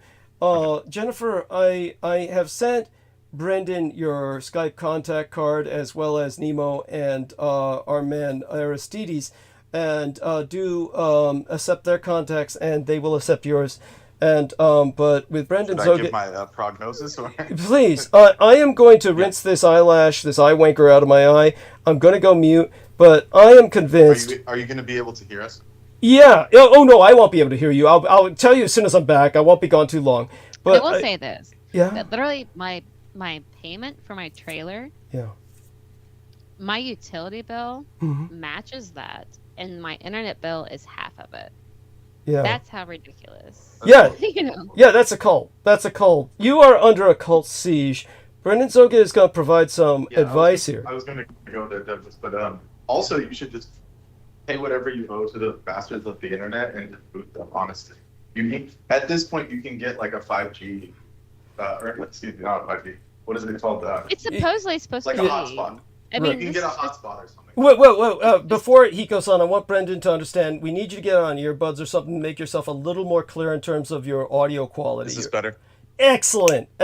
So I can go mute yeah, now. These are the broken earbuds. Okay. Yeah, Brendan's got this, and but believe me, he's going to give you some advice on occult self-defense as well. Please take this seriously. You need it, Jennifer. You're under occult assault. Trust me on this. Yeah. Well, the situation is, it's these things do happen in life, but for them to be stacked like dominoes back to back, I mean, that's let's say it's increasing the likelihood of a hex being cast. I don't know. Like, I lost my main mode of income with the work I was doing with the restaurant that I was partial owner of. That shut down with the primary financier backing out. After that, my utility bill came in, and it was just this insane amount. As I was I was looking for other work, found other work that Did they give you an explanation as to how that happened? I mean, I'm sure you asked them. essentially that he was moving to Chicago, so his wife was a pilot for United Airlines, and her work shifted her over to Chicago. Well, we're quite a ways away from there, and he was wanting to go work there. Well, I was only 30% ownership of that restaurant. Right. So you were kind of, it wasn't your choice. He had 70% ownership, and there was not really, I mean, that was the case. And I was basically trying to just work. Essentially, it's sweat equity. So essentially, you're doing that, Yes. and then just paying your part of your ownership, and I was doing that. Understood. Yeah. Then, they just kind of out of the blue were like, well, they didn't want to pursue with it anymore. I could not buy them out in any way. Yes. There Understood. was no way. And so I just kind of was like, well, that's it. And then, and so I just went with it. And he was from Alaska, and his family was from Alaska. I don't know them. I see. They were just Yeah. the Business 70% owner. ventures. Yes, just business Business stuff. venture. Yeah. And so, and I was basically just trying to run it. I was trying to run it on my own. So I was doing full owner operator with this restaurant. Yes. And it was like 60 hours a week. It was this insane amount of work, and I was just doing that and trying to do that. Oh yeah, restaurants are. I mean, it's It was a full lot of time. work. It's beyond full time. Yeah, I've worked in many restaurants myself, Well, and I know, like, top to bottom, it's not easy. Yeah. yeah, it just was not. But Yeah. that was fine. But then there was no way when he decided that he was going to do that, I have to just be like acquiesce. Essentially, there's nothing I can Yeah. do. Yeah. And then I got nothing back out of it. It was just like, because it was, as he put it, sweat equity. And so still while paying back, because he had a debt, regardless, to the original So they left you owner, high and dry, in other words. basically. And there was nothing Yeah, to be done that's with that. unfortunate. Well, I was like, well, I'll go work, at Mhm. I'll just go back to work. And so I went to go try to do that. Well, transportation was an issue. Money was already tight because what I was already working in and the hours I had been working. Anyway, Yeah. it just did Got it. not pan out that way. And then when I did secure another job within a couple of weeks, I had secured another job, which was not anywhere near, but at the same time, I was already living below my means. So I was already living just, very Yeah. simply, because I Yes. don't have a lot of drive to try to be, I was just happy to be working at a job where I was working for myself, I felt like, and I was happy with that. Right. But then my Understood. utility bill, this was at the cusp of winter going into a spring. My utility bills had become outrageous, nowhere near what they were last year. So I couldn't predict for Right. that. When I got my utility bills, I was like, what? And I even called and I talked to my neighbor. Anyway, it was just Did the neighbor have outrageous. similar experiences, or? She did, but she Okay. qualified for doing OCAC because she was elderly. And so she was doing that. Well, I didn't know how I would even pursue something like that. So I was just left with like a $438, Well, by the way, utility I'm back. You can Yeah, go you on. can definitely, in your situation, qualify for, like, lower utility bills.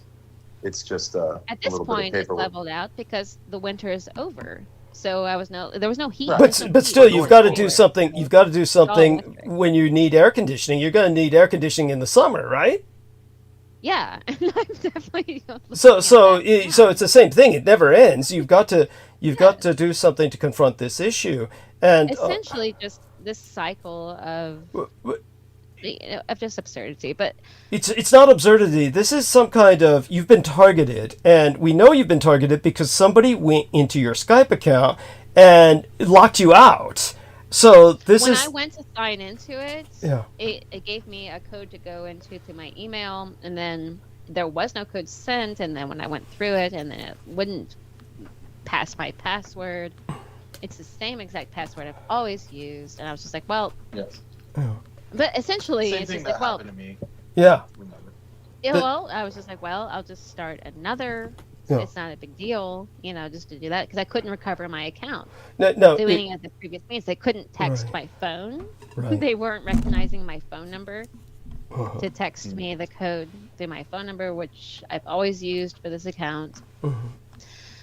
No, this is I don't know. It's yeah, just, this is well. In order to deal with the problem, the first thing you have to do is confront the reality of the problem. If you want to deal with, say, a diagnosis, you have to accept that the diagnosis is real. You could deny the diagnosis, but then if you deny the diagnosis, you take the risk that you're not treating something that could potentially be treated. So what we're saying here is you've got to take into account what seems obvious to Brendan and I, which is that you're under occult assault, that you've been targeted electronically as well as occultically. So Brendan will go on.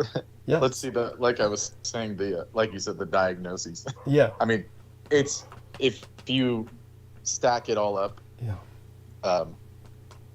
There are only two options, and one of them is a hex. Yeah, just an occult attack, which is, it doesn't strike me as a curse. It's more of a hex, because the same thing happened to me multiple times. So, yes. So I can speak from that. But also, there are things like Mahadashas changing, like your astrology could change as well. So this it could could be a number of things like that. When a Mahadasha changes, then like your whole experience flips. But if we account for like these other unlucky things, quote unquote unlucky. I would say unlucky. But no, Jennifer. Jennifer, it's not going to. It's not going to serve you well to continue to dismiss this. Trust me. Because I was dealing with another lady, Brooke Gibson, who's been suffering a lot lately, and she's trying to handle this her way. She didn't heed the warning. And guess what? When I called recently, her daughter told me, "Oh well, her car just broke down again." And I said, "You see, this can't be happening to someone just where they're arrested multiple times and the car keeps breaking down. It's that no. After a while, you've just got to confront the fact that and believe me, Brendan could give you stories where his own car was hit and caught on camera, yet there's no evidence of a car hitting it, even though I've been having some good fortune. Okay. Which is why I'm even here to visit. So I've been having some good fortune that's coming around that has nothing to do with it. But there's been like things where I feel as if just that there's, I don't know if it's good luck. But it doesn't hurt to take precautions. Sacrifices. It doesn't hurt to take precautions, even if you're having some good things happening. It doesn't hurt to take precautions. So, Brendan, take it from here and tell her things she can do. And believe me, we're serious about things you can do, like buying certain sigils, or perhaps even Aristides or Nemo. Both these gentlemen have it within their power to not. I'd like to hear those, and then I didn't mean to talk because I have to work tomorrow. Understood. Understood. So I do want it, but tell me what you're going to say, and then I'll hop up here so I can sleep. I mean, it's just that either Brendan or Aristides could send you very inexpensive things. They could get something very inexpensive like a Hakenkreuz ring. That's the cheapest they could find to send to you as a gift. Or try and order one for yourself. You don't need to go all out and get something pure sterling silver, but whatever Brendan recommends just to start off with, sigils you can draw around the trailer, and Brendan will speak to you personally at some point. You've got his contact card exchanged with you now, but in general, Brendan, tell her where to start. There are certain things that she can do to kind of, I don't know if you want to start with trying to reflect the hex back upon the caster, or whether you have some other ideas for defense first, but take these... There are ways to obfuscate. Yeah. There are ways to obfuscate it. Yeah. You don't necessarily have to take an aggressive, reflective stance. Mm-hmm. There are ways to dissipate the energies. Okay. Yeah. Especially if you don't know the type of spell being used, that's kind of the best. Maybe to even to blind retaliatory or to against good works. Like for example, if I have done good works, or perhaps and then I don't know, maybe to blind or bind against retaliation for my works.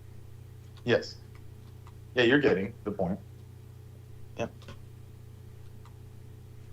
because there are things like that even if it's not the source, right? There's not like an occult source. There are things that can be done like binding spells and things that will limit your ability to change things. So even if it's not as negative as a hex, Yes, it and could I'd be like things that that are more. maybe they cannot see or something. I Mhm. don't know, because Mhm. I do wonder about You it. want to? You're saying you want to obfuscate yourself from outside. I want to forces. be not To be hidden. You want to be hidden. seen. Yes. Yeah, ideally. yeah. Invisibility spells are real. I mean, that's something that can be done, but and then there are also things like you've heard of the Nazar, right? Like I'm sure in the West people call it the evil eye pendants. Yes. Yeah. The Greek, Turkish, Turco-Greek, it's like a blue eye, Yes. glass blue eye. So those things are extremely powerful for neutralizing hexes. The ever-watching eye. It's called a Nazar, and they're very inexpensive. But I would recommend putting that out front as soon as possible. And it also does assist with being unseen, because I understand your perspective on that. Like some people, including myself, have that desire. It's like the less people I deal with, the better. Yeah. Sort of. Yeah. Basically, Yeah. in case Yeah. that is the cause. Yes. Yeah. No, understood. Yeah. I see. Okay, it's all making sense. That's why you took down the videos. Okay. Yeah. Ah, Got it. right. Got it. But I mean, it's Well, because people Understood. can look upon an image and they can. Got it. Well, they can Yeah. still find your image when they go into your playlists. There's still playlists know. up there. I don't know. I tried to remove what I could find initially, but yeah. But Brendan, give her Yeah. some immediate self-defense It's like- things she can do. Yeah. Like I mean, there's many things, but mainly it's just the Hakenkreuz. Yeah, the It's really the swastika. best. Or if you want it to be more kosher, you can use Vedic, like the Vedic, the Muladhara chakra, which is the Buddhist swastika. It's the four corners with the dots. So you can also do that. That's by far the biggest help, and it's been helpful to all of us. say again. One The more time. Buddhist, it's called a manjin, the Buddhist swastika, with the dots. It's got So a that's dot. something. Yeah, in the center or on either four of corners. the four corners. Yes. Yeah. Oh. Four corners. Okay, I'm going to look into that. I've just You been can just draw it, or also the rune Algiz, the Algiz rune okay. is going to be. I mean, that's like the primo. We'll give her an example in the text box. Send her a visual. Yeah, of I'll it. send you a couple, Yeah. and you Okay, can just I draw will them. look at You it. can just draw them on your door.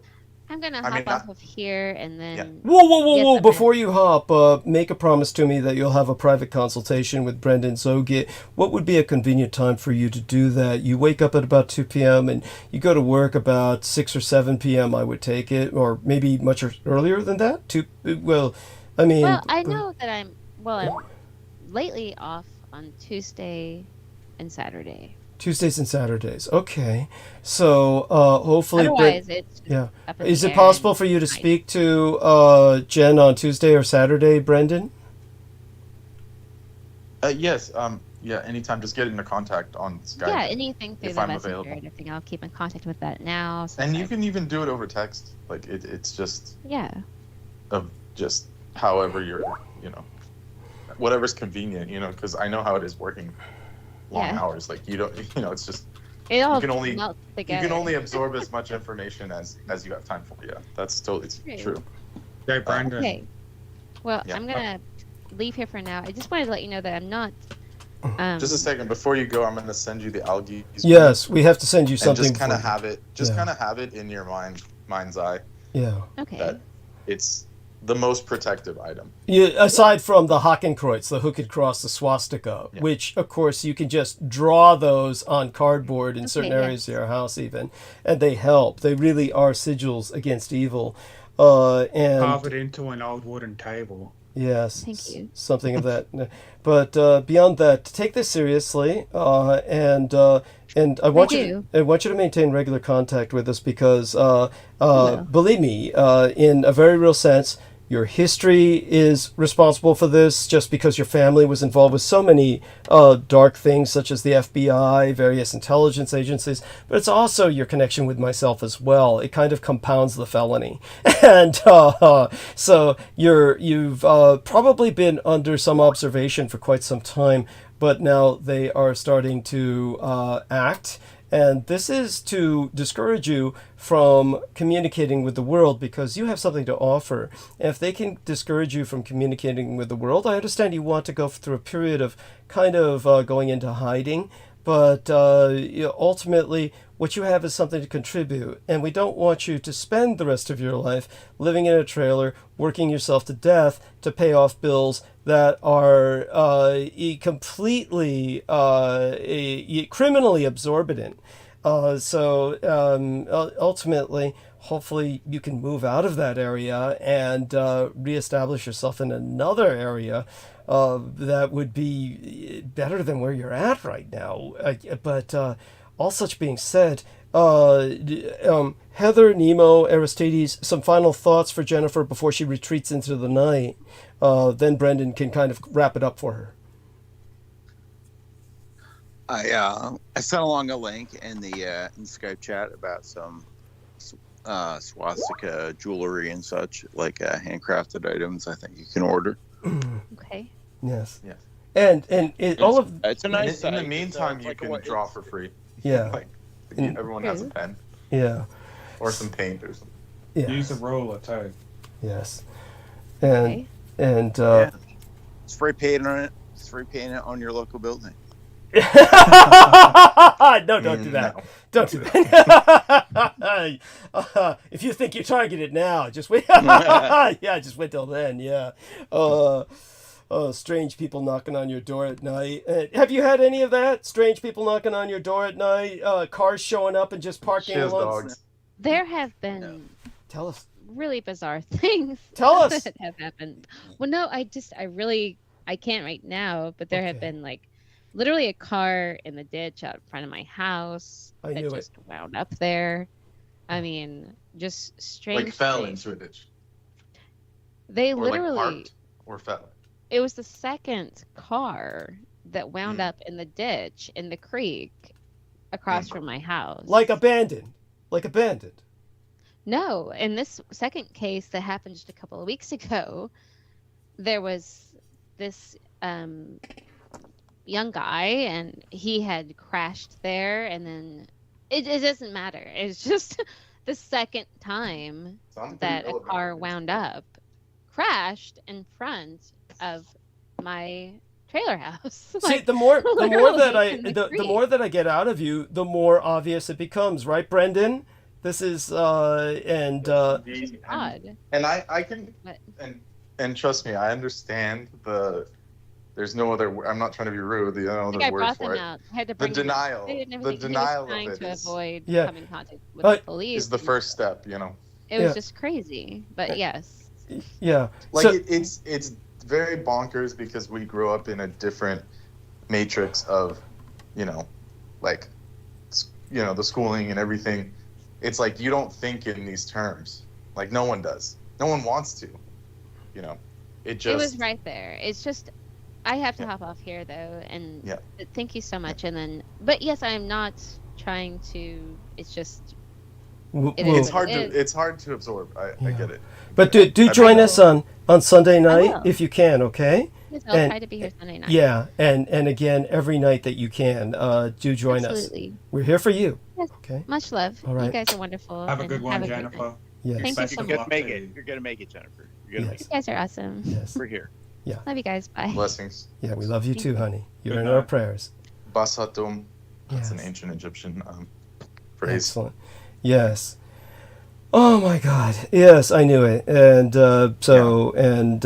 it's and of course, it was inevitable. I honestly, to be honest, of course, with all of us, of course, I think a lot of it has to do with their connection with myself. that is, Well, it all started after. yeah.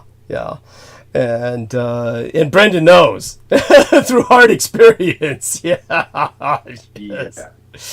Holy shit. Through constant experience. But you notice the questioning. It's like forging a sword, though. It's like I feel like yeah. I don't want it to keep happening, but it's like, I mean, I'm more equipped than ever. You know. Yes. It's kind of one of those things.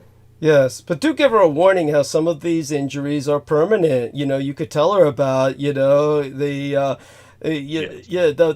pains that flare up. Yeah. The Morgul blade, yeah. Yeah. Oh my God. I mean, I don't even want to talk about that. Yes.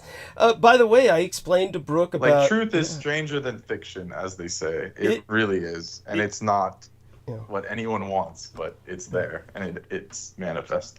Yeah. So, It is. And, you know, I could easily see someone like Brandon Young casting a hex on her because he's the individual who, like, you know, he's got all the time in the world in his hands. I mean, he was on so much Morpheus. I mean, it's plausible. Your point's well taken. It's like you said about barely functional. Yeah, it's like you said about Jambo the Reese Monkey. You know, it helps when you're not turfed to get your spells to work. But then again, look at Miguel Andahar. I mean, that guy's fucked up 8 ways. You know, on every mushroom he could find and everything else, right? I mean, he was just the son of Trampus Nicholson. The thing about him and Trampus is that they had the time to do that. Thank you. And JMO. Yeah. You know what I'm saying? Yeah. Like, it's like the monkey and the typewriter theory. It's like, if they have enough time, then the monkey can write Shakespeare, right? Like, yes. If it's just him.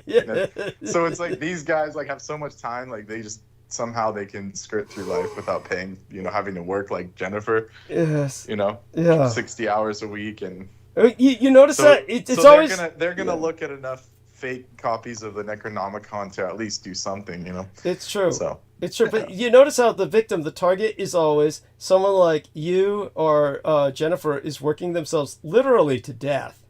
And that's not enough for them. They've got to attack you as if they hate the fact that you're working. As if they hate the fact that you're working. Right. It's like... that's what it is. It's like... Oh, my God. It's like when a homeless guy attacks a guy playing music in the street for tips. Yeah. Of course. Yeah, When there's always some asshole that says, "Oh, you can't be here," or you know, I don't want there's you always here. some. Yeah. But then the other homeless people that are panhandling, like no one says a word. They're like crying. I can't stand to see you working for your money. Yeah. You're not begging like me. Yeah. Do you think it's something like that, Doug? Psychological? It's a combination of all of these factors. It's honestly, but it comes down to just the... But I definitely feel for Jen because it's like, I mean, she, you know, doesn't sound like she has a lot of people in her corner. And then everyone that was there, she's just pretty much alone. She's pretty much alone. It's like, you know, I didn't bring it out, but I'll ask her on Sunday. Say, for instance, the old quote-unquote radio connection she had. I can bet you those like that. Yeah, they're all gone. Vaporized. I can bet you they're all gone. And they were probably controlled opposition anyways. Yeah. Okay. True enough. Yes, likely.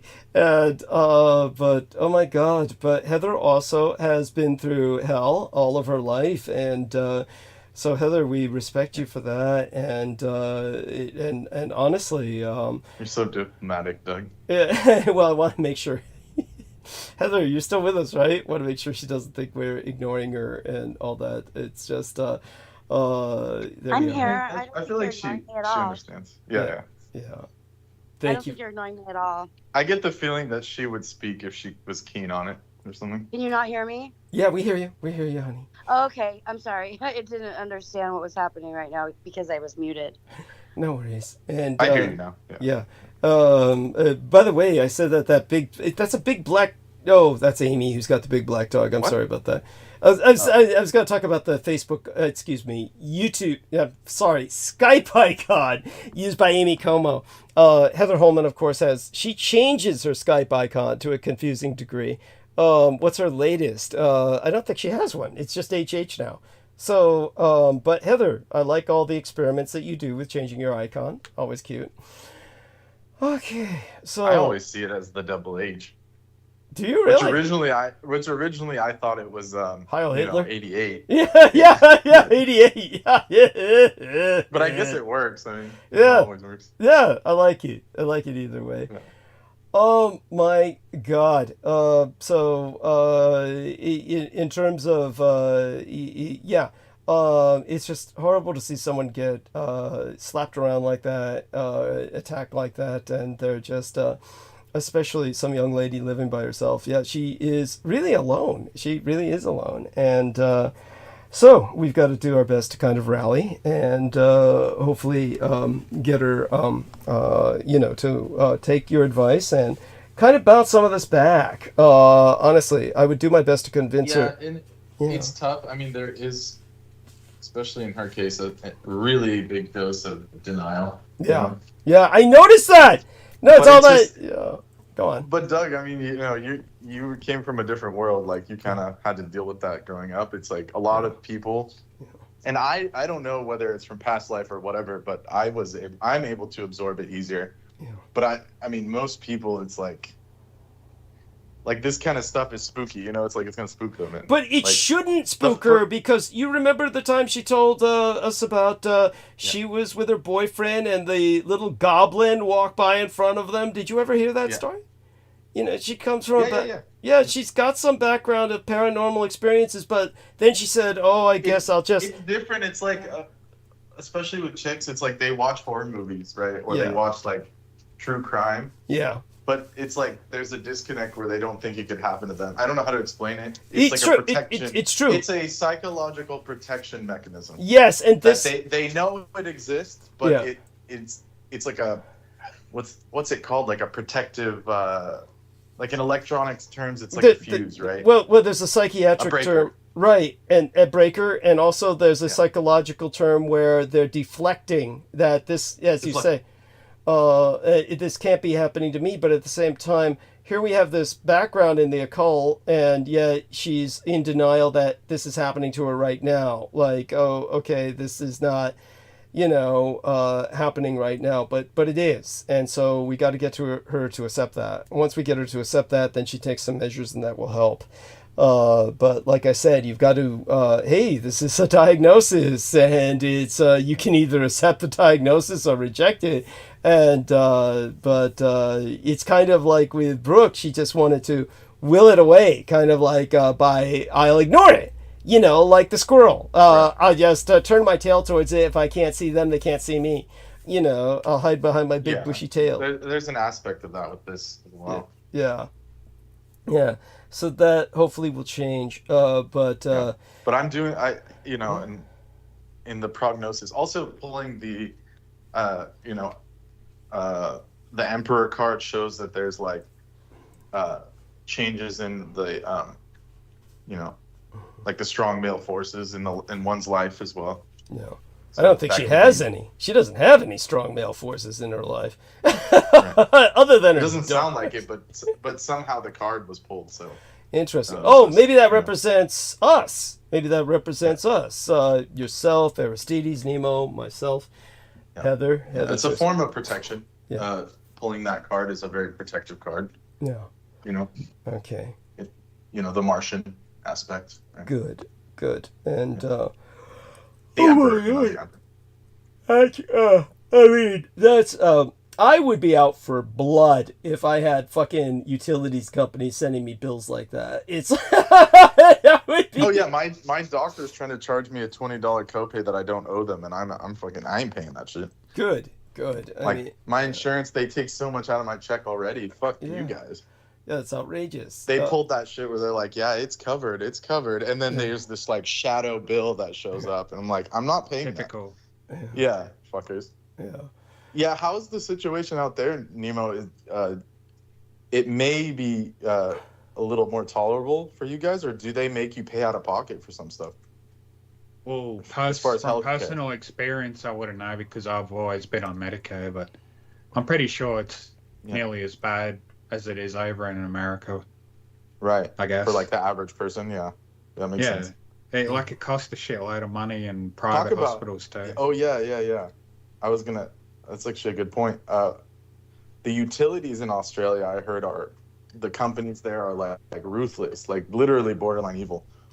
Like someone got like an electric bill of like 2,000 Australian dollars, and the electric company like basically sent them to court or something, like to collect it, when it's like physically not possible to use that much electricity. Or there was some scandal a few years back when these companies were just deliberately overcharging, like communist China style. Yeah, there's a lot of con artistry going on here. Yeah, there's a lot of people getting stupid, ridiculous bills like that. Oh, yeah. Yeah. Well, I would. The Chinese started doing that, Douglas. Did you hear about that? The Tricoms? It doesn't surprise me at all. So go on, give us the details. They're trying to recoup money because the economy's like fucking crumbling. So the biggest like what would be the word, reservoir of money they have is the middle class, the new middle class that just came out. Right, in the last 10-20 years. So now they're finding ways to scheme money out of them by like they're putting these smart meters in their homes, and then on the internet, like the free internet, not the Chinese internet, like in Taiwan, they're posting images of mainland China where the new meters that they put in will just run when no one's home. Like it'll like speed up when the people leave the house. So it's like a smart meter that like knows when you leave your house, and then it like speeds up, and then when the bill comes in, they're like, oh look, the meter said you used like 3 times as much as last month. Oh my god. Meanwhile, they're like out working 12 hours a day. Just like what happened with Jen. Yeah. So it's like, Oh my God! Well, that's. I mean, well, that's Chicom for you. Hopefully that produces a revolution. Is all I can say. I mean, it's like. It is. It is. I don't know how Chinese people keep tolerating that quality of life, because even more of their buildings are crumbling and being destroyed, and it's like there's shitloads of more just fake shit being produced constantly. Like their food isn't even real food anymore. Yeah. They feed the children at school. At school, it's common to feed the children this part of the meat where it has lymph nodes attached to it. Like, it looks so disgusting, not edible. They're just fucked over there. They need to revolt and definitely have a regime change over there. Oh, yeah.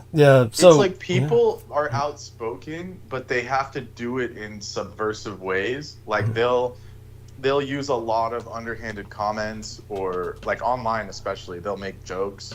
They'll like quote lines from the like the old communist leaders and say they'll like say stuff that Mao Zedong used to say, like prosperity, and then they'll like comment. Everyone will comment under that video about like them scheming, like construction, like the construction will be falling apart, and everyone will they'll just copy and paste these communist slogans, and that's their way of hitting back at them, because they can't really openly say it. Yes. So there's a lot of what's the word, like coded. It's coded. Yeah, a lot of subtlety and codedness because they don't want to have their lives destroyed. Yeah. Overtly speaking, yeah. But I feel like if there's ever a tipping point, it would be like the majority would just say fuck these guys and get rid of them. Yeah. I want to see. Is that the case, though? I can only hope. I mean, it's as I said. It goes back to, before I respond to that, what were you going to say, Nemo? I just said I want to see good changes for Chinese people. They gotta really fight back. Yeah. No, I'd be extreme about it, but I can't say it. Yes, I know. I get it. Honestly, it's in terms of like I said, it goes back to social equations that Michael Aquino taught me in terms of the science of social engineering. Michael Aquino, of course, was a member of the U.S. Army Green Berets, and to remind everybody, the U.S. Army Green Berets' original mission statement, their original purpose, was never combat. They were created during the John F. Kennedy administration as an armed version of the Peace Corps. So their entire objective was to train friendly populations behind enemy lines to resist the enemy. Of course, you cannot produce a friendly population out of thin air. If the friendly population does not exist, the Green Berets were not supposed to be involved. So the Green Berets were sent behind lines of the communists, where you had tribes that were anti-communist because these tribes were animist or spiritist and very religious in their folk beliefs, therefore anti-communist because the communists are atheistic and were enforcing a philosophy down people's throats that was alien to them. So many of these tribal peoples were simplistic, and the Green Berets were supposed to like teach them how to dig ditches for plumbing and to set up like hygienic well systems where they would be able to filter their water and all the rest of this good shit. Start passing out vaccines. I mean, you heard them reference this in movies like Apocalypse Now. But when it came to the other aspect of the Green Berets, just how was this ultimately supposed to work? In other words, where would this lead to a climatic conclusion? This is where sociologists were employed by the U.S. Department of Defense to study sociological equations where you could change a government. How do you overthrow a regime? If you have a government that you're trying to overthrow, what does it take? And what the social engineers found by studying history was that basically the social engineering equation is 20%. That basically what you have is populations are capable of enduring anything almost, that basically you can deprive them of all kinds of necessities and all kinds of conveniences.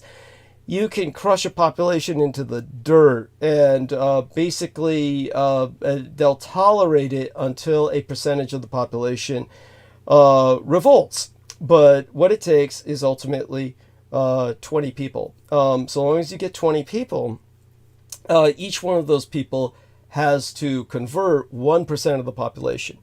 So by the time one individual converts 1% of the population, and then, the other guy does the same, and these 20 people as the core of any rebellion convert ultimately 1% each. By the time it reaches 20% of the population, it's over. Then the regime is done. It's finished. There's no turning back after that. You have what's called revolution, which is think of it in the physics term, like a revolution, like a revolution of the planet. You have a turning of a great turning. And so when it comes to the preeminent example, you have Vladimir Lenin.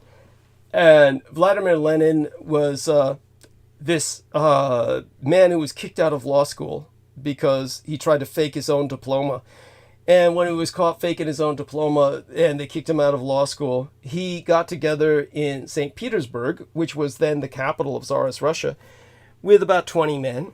And between them, they had only about a dozen revolvers. And they swore upon their souls, if you will. They were godless, so it wasn't exactly that kind of bargain, but it was as intense. But they swore to conquer the world. And so these 20 lunatics each managed to convert 1% of the population simply because of the incredible difficulties of the times. World War I, all the various defeats of World War I. The Tsar was ultimately abdicated the throne. Important thing to remember: the Tsar abdicated long before his family was killed.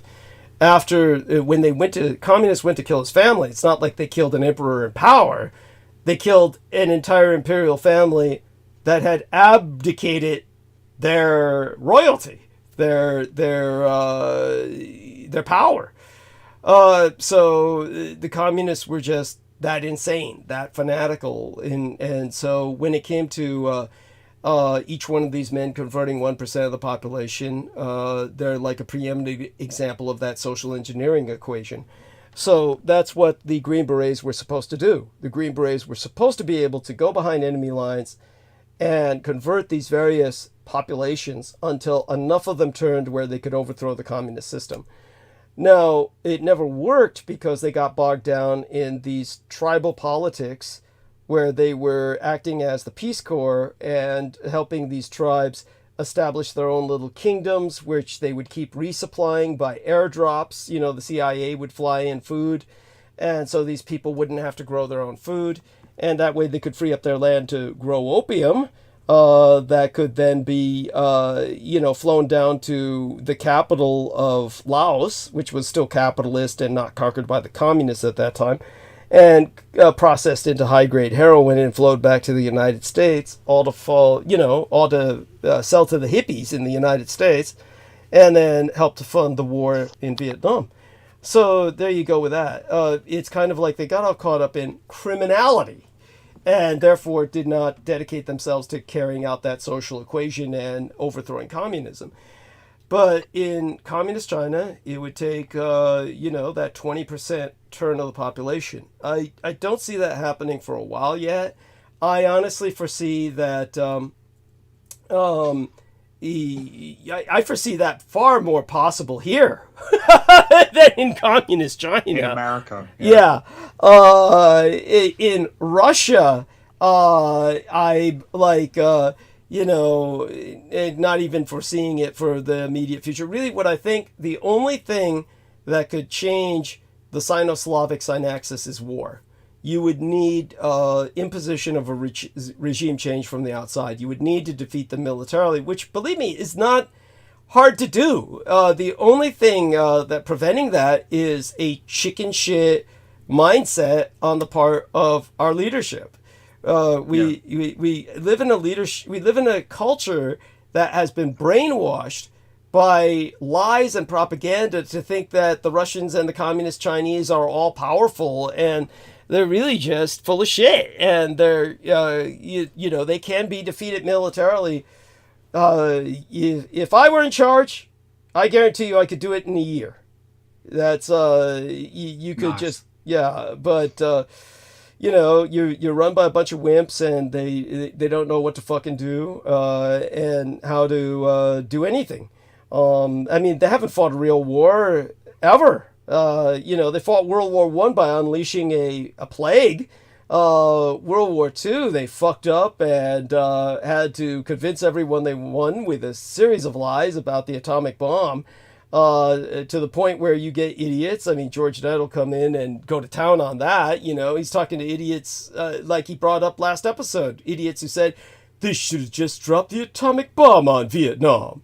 And it's like, okay, where? They wouldn't have done anything to their military power. Yeah, like where? Where would you drop the bomb? It's got to be a strategic dropping, like it's got to have an effect. Well, yeah, beyond which I pointed out how ridiculous America's so-called strategic bombing campaign was and how that failed. And again, just to reemphasize that for new listeners, far more industry in Japan was damaged throughout World War II by local earthquakes than ever was damaged by American strategic bombing. Yeah. Even the United States Strategic Bombing Survey said that, but nobody pays attention to that. But all such being said, we live in a world where people have not yet confronted the reality, and so all we can hope is that things just kind of happen. You're kind of in a catch-22. We kind of need an American Civil War in order to replace the present government with a government that could wage war against the Sino-Slavic synaxis. And at the same time, if America falls into civil war, the Sino-Slavic synaxis would try to take advantage of that to press into Europe and Taiwan. I would say they'd probably fail in Taiwan, but probably succeed in Europe. but that's cool. That it doesn't matter because Europe can always be liberated. You know, they can occupy all of Europe. You can always take it back. That's Europe's not a. It's not a problem. It's not like they're gonna nuke Europe or destroy Europe. They want the industry and they want the infrastructure. They want to force them to buy their gas and shit. Then by the time you liberate Europe, then all the fucking Europeans look at you as a hero. Of course, my intent, if I were in charge, would be to reestablish a greater German Reich, but by force, externally, forcing Europe to accept it, forcing the Germans to implement it practically against their will. But when it comes to Trump, he just released a commercial recently that got him all in deep shit because he had a reference to if I become president, and there was this little headline in the back referring to World War I. Really strange headlines that were like AI generated, and one of them said "Unified German Reich." I don't know how many of you people heard about that. I never heard about that. Oh yeah, you can look it up. Trump and his unified German Reich. So that was just recently, and so he had to have all that deleted. They out it, whoever was behind it, and it's like, just more weirdness. On the other hand, he was totally ignorant of that. That's just people trying to fuck him over from behind the scenes. Right. In terms of a unified German Reich, you've got to take into account several factors. They're like so brainwashed, they're so indoctrinated in Germany that you'd have to just like I said, just reinstitute a constitutional monarchy so that they have a sense of cultural identity again. That would be about the first thing that you would do. You would basically establish a sense of more based on the First Reich or the Holy Roman German Empire, reestablish a sense of a federative or a confederative state, a confederated state of the absorbed entities within the greater body of the national entity that you're creating. But all of that's details. You can apply all that as soon as, you take the land. What's that, Brendan? Am I audible? Yeah, you're finally audible. Yeah, so it's like a newspaper clipping where they put Trump's photo. It says, "What's next for America?" Yeah. And then it's obviously some B-roll that they got from like some microfilm back in the day. Yeah. Strength significantly increased by the creation of a unified Reich. And then talked about some violence in Herzegovina. Yeah. Herzegovina. So it's a country that doesn't exist anymore. Yeah. By the way, just so people know that it's part of Bosnia. Yeah, you see, Brendan knows. Yeah. So, yeah, obviously it was just someone using B-roll where they didn't even read the... Yeah. Or they read it and they wanted to fuck Trump over, is what I'm thinking. Mainly because everyone's oversensitive, but it's like... Yeah. I mean, yeah, their strength was increased by unifying into a Reich, but, whatever. Of course. And the fact that that'll never happen here, doesn't matter. Yeah. I mean, well, in a sense, it can happen here in the sense of a new cultural identity. As I said, National Socialism, by my vision, National Socialism, an American form of National Socialism, would be multicultural, multi-ethnic. That requires intelligence. Yeah, it requires a level of intelligence. But then again, look at the fucker in Argentina who calls himself the Trump of Argentina, who's like now... Milei's just an actor, just like the T-Man and just like Zelensky. They're all actors. Yes, they're all actors. Just like the actor who became president of Pakistan. Go on. Yeah, Imran Khan. They tried to kill him. He's in hiding now. But it's like, I mean, these people aren't rulers or like just rulers. They don't care about their countries. They're just hired, paid actors. I mean, in my opinion. Yeah, no, you're right. You're right. But do you know what happened with that motherfucker in charge of Argentina? Did you hear what happened? Do you know what happened? Yeah, he dissolved a bunch of government agencies, and then I don't remember the scandal. You mentioned it the other day. Yeah, here's what the fucker did. So he's far right neo-Nazi, but he says, I'm part of the new Nazism where we worship the Jews as the master race. And he went to fucking Israel, put on a yarmulke, knelt in front of the Wailing Wall, was beaten against the Wailing Wall, and he's wearing a Nazi armband. He's wearing a swastika armband. And he's beaten against the Wailing Wall, and the Jews are saying, the neo-Nazis are our bros. And then he went to fucking Spain, and he snubbed the King of Spain, snubbed the president, and instead went to visit all of these like paramilitary militias, especially the ones that want to secede and produce their own nation state in Catalonia. And so he's talking with like it would be crying at the Wailing Wall. What a fucking yeah. That was a completely fake crime. Yeah. He's a schmutz. He's a fucking what's the word for it? A piece of shit. Yeah. And but, you know, so what happened was when he went to Spain and he snubs the authorities and instead tries to talk with subversive people, that's like a foreign leader coming to the United States and trying to speak with either a bunch of black or white secessionists trying to start their own nation state. That's how offensive it was. So Spain withdrew their diplomats, they closed down their embassy, withdrew their ambassador, and they divested. And they're the second biggest investor in Argentina after communist China. So they divested all their money. So look at what the fucker got. You know, so much revising the economy. Yeah, but beyond that, then Spain turned around and said, we recognize Palestine officially as a nation state after that, just to fuck the Jews over. And so what happened? Yeah. Ambassador to Argentina. Yeah. But along with them, Norway and Ireland all officially recognize Palestine as a nation state. And Israel withdrew its diplomats from Ireland and Norway, but they didn't withdraw them from Spain because their diplomats are still reaching out to all these militias and paramilitary groups that the Argentinian fucker was in contact with. That's how subversive the Jews are. It's like having an active enemy subverting your culture when you've got them active in your country. And so this is like... he must be paid off because there's no logical explanation for this. Well, it was the Trump of the tropics. Who was that idiot in charge of Brazil? Was the same fucking way, going to Israel and going to... Bolsonaro. There we are. I've done my best to bleach these fuckers from my brain.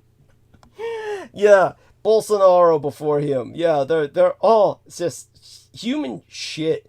And they all worship the Jew, and they all like claim that they all say that they're the next and up and coming Trump. They all say that too. He called the Spanish PM his wife basically a whore or corrupt whore. Or something. He keeps insulting the guy's wife. He keeps insulting. I mean, talk about low class. He's so just cringe. He's fucking cringe. Dude. Yeah, classless. Cringe, yeah. It's like, by the way, Nemo, you remember how you said, those Freemasons. You remember Salman Sheikh was a Pakistani Freemason. Yeah. It was like he had the best of all worlds. You know, I'm a Muslim Pakistani Freemason. Yeah, it's like so slimy, so creepy. Might as well claim to be a Buddhist as well. Yeah, a Buddhist Satanist. I'm a Buddhist Satanist. Yeah. Wait, who's that? Sheikh? Salman Sheikh. Yeah. He said he was Buddhist? No, we're making fun of him. I just said he might as well add that into what he is. Oh, yeah. Muslim, Freemason, Buddhist. Yeah, since he was a Muslim Freemason, he may as well say he's a Buddhist Satanist too, is what we're saying. Yeah. Muslim Freemason, it's like saying, there's no comparison. It's like saying I'm a Jewish Nazi. It's so fucking stupid. There you go. That's what that guy in Argentina is claiming. These guys are all so slimy. And honestly, I could go on about it for hours, of course. So here's the this is from Wikipedia, so take it for a grain of salt. But he's Argentinian, but his family has Croatian descent and Italian. And then they're also related to some Uruguayan TV presenter. Oh God. Who claimed that his grandparents came from Croatia to Argentina, and they in April 2024 they revealed that their grandparents were found to be Jewish before their passing. Like they as if they came out of the closet right before they died or something. Oh my God. That's like a deathbed confession to being a serial rapist or something. That's what it sounds like. Who would wait till their dying breath to say that? It's so cheesy. It is. That is so tacky. It's like that. Obviously, they were ashamed. At his school. So this guy, he went to a Catholic school, and his nickname was El Loco. The crazy one. It's outbursts and aggressive rhetoric. Yeah. So there you go. This dude's a fucking nutcase. He's insane. I mean, Thank you. His name is literally Crazy One. Crazy Loco. There you go. I mean, who voted the guy in? I mean, yeah. What were they smoking? What are they passing around? It wasn't like some scheme where he got schemed in through Trump style or whatever, Biden style, whatever. He must have been hacked in. It's either that or it's all they deserve everything they get. Thank you. Maybe it's all the yerba mate. You know the yerba mate they all do down there, the vegetarian cocaine that they have instead of coffee. You know, everybody in Argentina is on this yerba mate, so when they come up to the United States, they all test positive for cocaine. But it's all yerba mate, which is this vegetarian cocoa they got down in Argentina. I drink yerba mate a lot, but I think it actually is detrimental. It cuts off the frontal lobe, and I'm not saying this facetiously. I feel like it does lower some cognitive processing for sure. Well, take a look at who they voted into office. Yeah, holy shit. Yeah, must do some brain damage. So this was what was in my Breathe MD, this lung and respiratory support. I was taking this for the longest time, 2 or 3 times a week. And it's got, let me see what it has in it. Basically African geranium tuber, 10-to-1 extract, Pelargonium sididis or something. That's 80 milligrams. Let me get my magnifying glass here. Jesus Christ. If you ever see those old pictures of Adolf Hitler when he's looking at maps and shit and he has to pull out the magnifying glass, I'm there. Yeah. Okay. Yeah. So, Pelargonium sidoides, 80 milligrams. Elderberry fruit, Sambucus nigra, 100 milligrams. Marshmallow root extract, 100 milligrams. And L-cysteine is L-cysteine hydrochloride, I guess, 600 milligrams. So this is what I was taking, and I noticed that after I had 6 bottles. It lasted me over a year. By the time I finished the 6th bottle, and I said, this can't be too helpful, and I stopped taking it. Literally within a few months, that's when everything flared up in my sinuses, unbelievably. So obviously, this was helping immensely.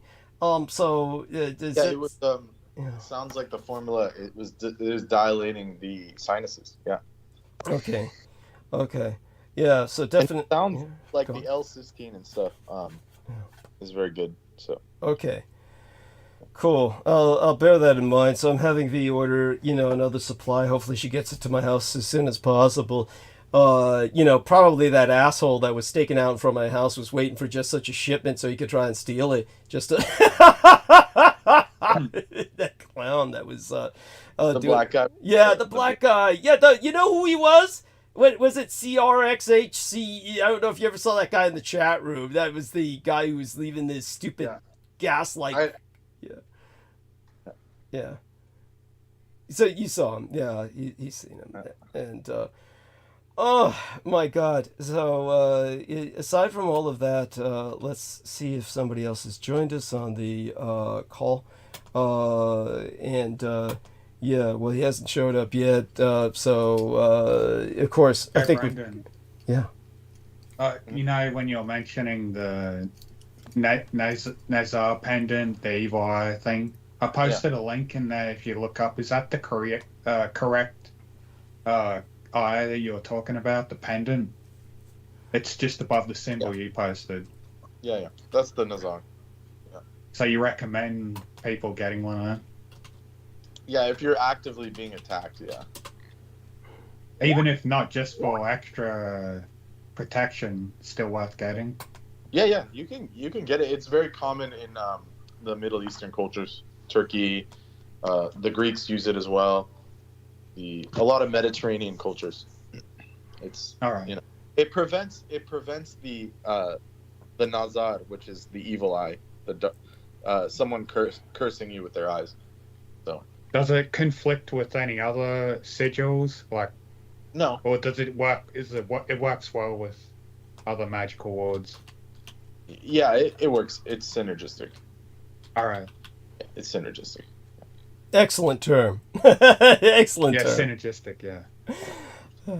Is that does it go the same with most? It's kind of like you got to have all the layers right covered. Right. Yeah. Yes. It's good for like if you have neighbors or someone nearby that you have a feeling is really bugging you, you know, or like they have some kind of jealousy, some kind of thing, and it would protect them. Like I my mom uses one in front of her house, and it protects her from, you know, weirdos. So excellent. Hey, did you talk her into this, I presume? This is something she came across on her own, just organically. Whoa, I'm impressed. I'm glad she had. How did she have the wisdom to understand it when she encountered it? Some kind of TV show, some kind of like, I don't know what it was, like some reality show where they had this Greek doctor, and the Greek doctor, someone asked her why does she always wear that on her lapel, you know? And she explained, it's an ancient Greek. She was some Greek lady. She said it was an ancient Greek pendant or what's the word, amulet to prevent negative forces from attacking you. And because she was a doctor, she felt that she needed that because you're dealing with patients and there's like other, people getting jealous around you. There's a lot of factors in your profession. So it seemed to help her. So my mom somehow just, was triggered by that. Yes. Welcome aboard. Thank you, George. Yes. Thank you. Sorry, Douglas. I ran home. Quite all right. Yeah. Were you able to hear us? Oh, no. I've literally... about midnight your time, Douglas. I'm guessing it's just gone midnight. About 15:15 now. I have just dropped my daughter off at nursery, so I've managed to come back. Oh, wow. 10 minutes late. Yeah. It's a quarter after midnight, my time. Your time, what time is it over there in England? Oh, it's 8:15 in the morning. So my daughter goes into nursery at 8 in the morning. So I said I was going to drop her off today. So that's the reason why. Otherwise, I would have been on about 2 hours ago. Right. Otherwise. Okay. Yes. No, understood. Well, you told me you wouldn't be here until around after midnight my time. You said that, so I was expecting that. But welcome aboard. We've been having one hell of a conversation about all kinds of things. So just so you know, Jennifer Hawkins did drop in with us. She is under heavy occult assault, and she is still in the denial phase. But it's all, Brendan has been prescribing some things for her to do, and hopefully she comes out of the denial stage and does these things. Absolutely. So, but it's like... it's almost, how would I say it? It's fascinating in its own right. I want to... By the way, did you get my email? Your email? I have not looked at the email. Yeah. Please check your email. So I said, please review that right now. And while you're doing that, and take a quick review of what I sent you. Brendan, what was it Jennifer said about her neighbor? She said something was going on with her neighbor who's an old lady or something, and was able to take advantage of things that she wasn't, or something like this. The neighbor qualified for lower utility bills. Okay. And I was trying to explain to her that she does qualify as well. She just got to do some paperwork. Yeah. But she kind of felt that because she already paid it off, she doesn't need to do that. She's got to do it because they're gonna keep coming back at her, right? Tell her. Yeah. Yeah, that's, I mean, almost certainly. Or just, it would be advantageous if you're out of a job. You might as well take advantage of the opportunity to pay less. Right. You know, no need to stress out extra for that kind of stuff. Yeah. And is she out of a job, or is she working? Or No, what's... she's working out, but I mean, if you can prove that your income's low and your bills are high, you can qualify for certain things. Right. Like, for example, you're on the cheaper internet. She could easily qualify for that. It's a federal program. Yeah, but that's ended. They've cut it off now, the Affordable Connectivity Program, sadly. So it's gone. Yes, Congress refused to fund it, and so they're fucking rich motherfucker. Can you imagine? Oh my Evil. God! Yes, it is. It is. I mean, imagine all that money they gave to Israel. They could have just funded it. They could have funded that, multiple times over, motherfuckers. Yes. No, it's disgusting. It's disgusting. Just another reason to hate the Jews. They're all multimillionaires. They all fucking scheme the stock market. You know, the average return on investment for the congressmen are like 10 to 12%. It like completely their profits outpace like every index, the S&P, the Dow Jones. Oh yeah. Like so many connections. You know. Yeah. The ACP ended in April. What the fuck, man? Yes, outrageous. And so they just that are poor. What's that? They just want to kill the poor. I mean, they do. They may as well just say that out loud as their policy. But my father's been saying that for years. They're planning to kill off just the poor people, the useless eaters. I don't want in society. Yeah. Well, like I said, it's starting to look like that. Yeah. Yeah. The Jews want it to be just them with all their tech bros, that all the techies and sci-tech people will be around to support them, is what they figure is going to be their future. So yeah, we've got to put an end to that, preempt it. So hopefully George has read that article, or he's skimming it by now. Then when he comes back, so there we are. Thank you. Yes. Okay, good. Yes, thank you. So I was reading about that the other day, actually, Doug. Okay. It's, about the warships that they're investing in purchasing. Yes, for land invasions, for amphibious warfare. Yes, which I said, I think the government is taking into account the potential collapse of the Gulf Stream and the need to really take land from other countries. Yes. By the way, what about Rishi Sunak? I mean, I say that this is suicide for his party. He's declaring a snap summer election. Tell us about what you understand of this. Yeah, so he's just recently, I believe yesterday or the day before, within the last 48 hours, he's called for a snap election. So, and as I said, it is detrimental for the Conservative Party, for the Tory Party. Certainly, they're not the favourite at the moment, and they're certainly unpopular with the population's opinion of them. So, yeah, it will be an interesting time. But, of course, I'm not going to vote because I don't support either party. I'm not bilateral. Yeah, absolutely. So, so we'll see what occurs. Of course, we'll predict and we'll give people our analysis on this. So we'll see what turns out. Just prove people right again. Yes, we're right again. Yes. I do. Just whilst I'm here, Douglas, quickly, I do have to just pre-warn. I'm expecting a phone call, which I've been told not to take, but I will take the phone call. It's only to do with work, even though I'm off today. Okay. They're still for some reason I'm supposed to take this phone call. I'm obliged to, so I will take it, even though I've been told not to. But I will take it just to cover my own arse. So got it. Oh, no worries, no worries. So it's only work related. It's nothing. Okay. It's just mundane. So if I do drop off, it's because of that reason. But I will warn you. I'll say I'm taking the phone call. So right, but if you do drop off, what do you expect? How long for that to last? Like just talking to them for a few minutes? 5 minutes. Okay. I'll keep it short and sweet. Okay. Yeah, 5 minutes. Say my piece, defend myself, and then that's it. Yeah. So that's all. Yeah. Nothing of any legal implication or anything like that. Thankfully, it's just to cover my own. It's one word against another, so I'm just going to have my say, and then. Oh my goodness! No, I believe you. I believe you. I believe you. But are you willing to share what the incident was, just out of curiosity?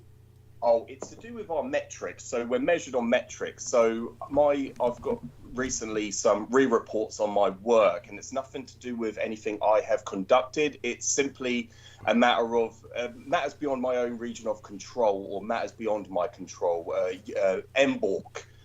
So it's nothing to do with myself. It's to do with, so we work on behalf of providers. It's to do with the communication providers' equipment. Since you were talking, quite ironically enough, about communications providers, this is to do with these matters. Of course, what my job role is, I'm a field operative, which provide people access to our network. So there's nothing to do with our side of things. It's to do with their side. So there's a barrier where we work up into, like the within the household, and then beyond that it's the CP's equipment. So it's to do with things like that. So it's just me defending myself, that it was nothing to do with my own misconduct, because I've done everything to protocol and to compliance. So that's just to put things, hopefully in some coherent sense as to why I'm obliged to respond and why I need to got it. No, cover my own back. That's fine. Just so you understand, I probably speak for all of us when I say we really don't understand what you're talking about, but we accept it and we'll roll with it. Whatever it is, some weird ass work shit. It's just that's okay. I get it. Now,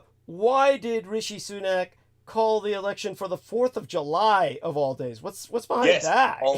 Yes, it is. Do you know what? I was thinking peripherally, like in the back of my mind. I'm sure it's the 4th of July because I only skimmed past the articles.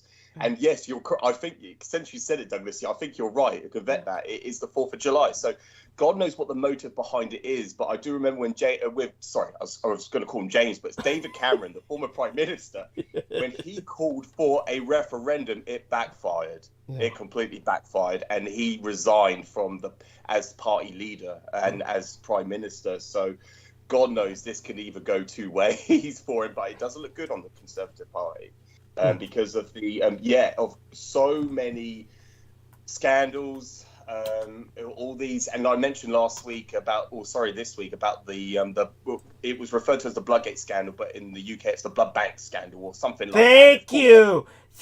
Let me try and explain that to people, because I alluded to that in the opening hours. So, by the way, just so people understand, calling this early election for Rishi Sunak is basically an admission of defeat. And, that on everything from public finances to public services, I mean, the worst is yet to come. we know that. And that's basically what he's saying. He's basically saying that the worst is yet to come, and he wants to hold the election now because he knows it's only going to get worse.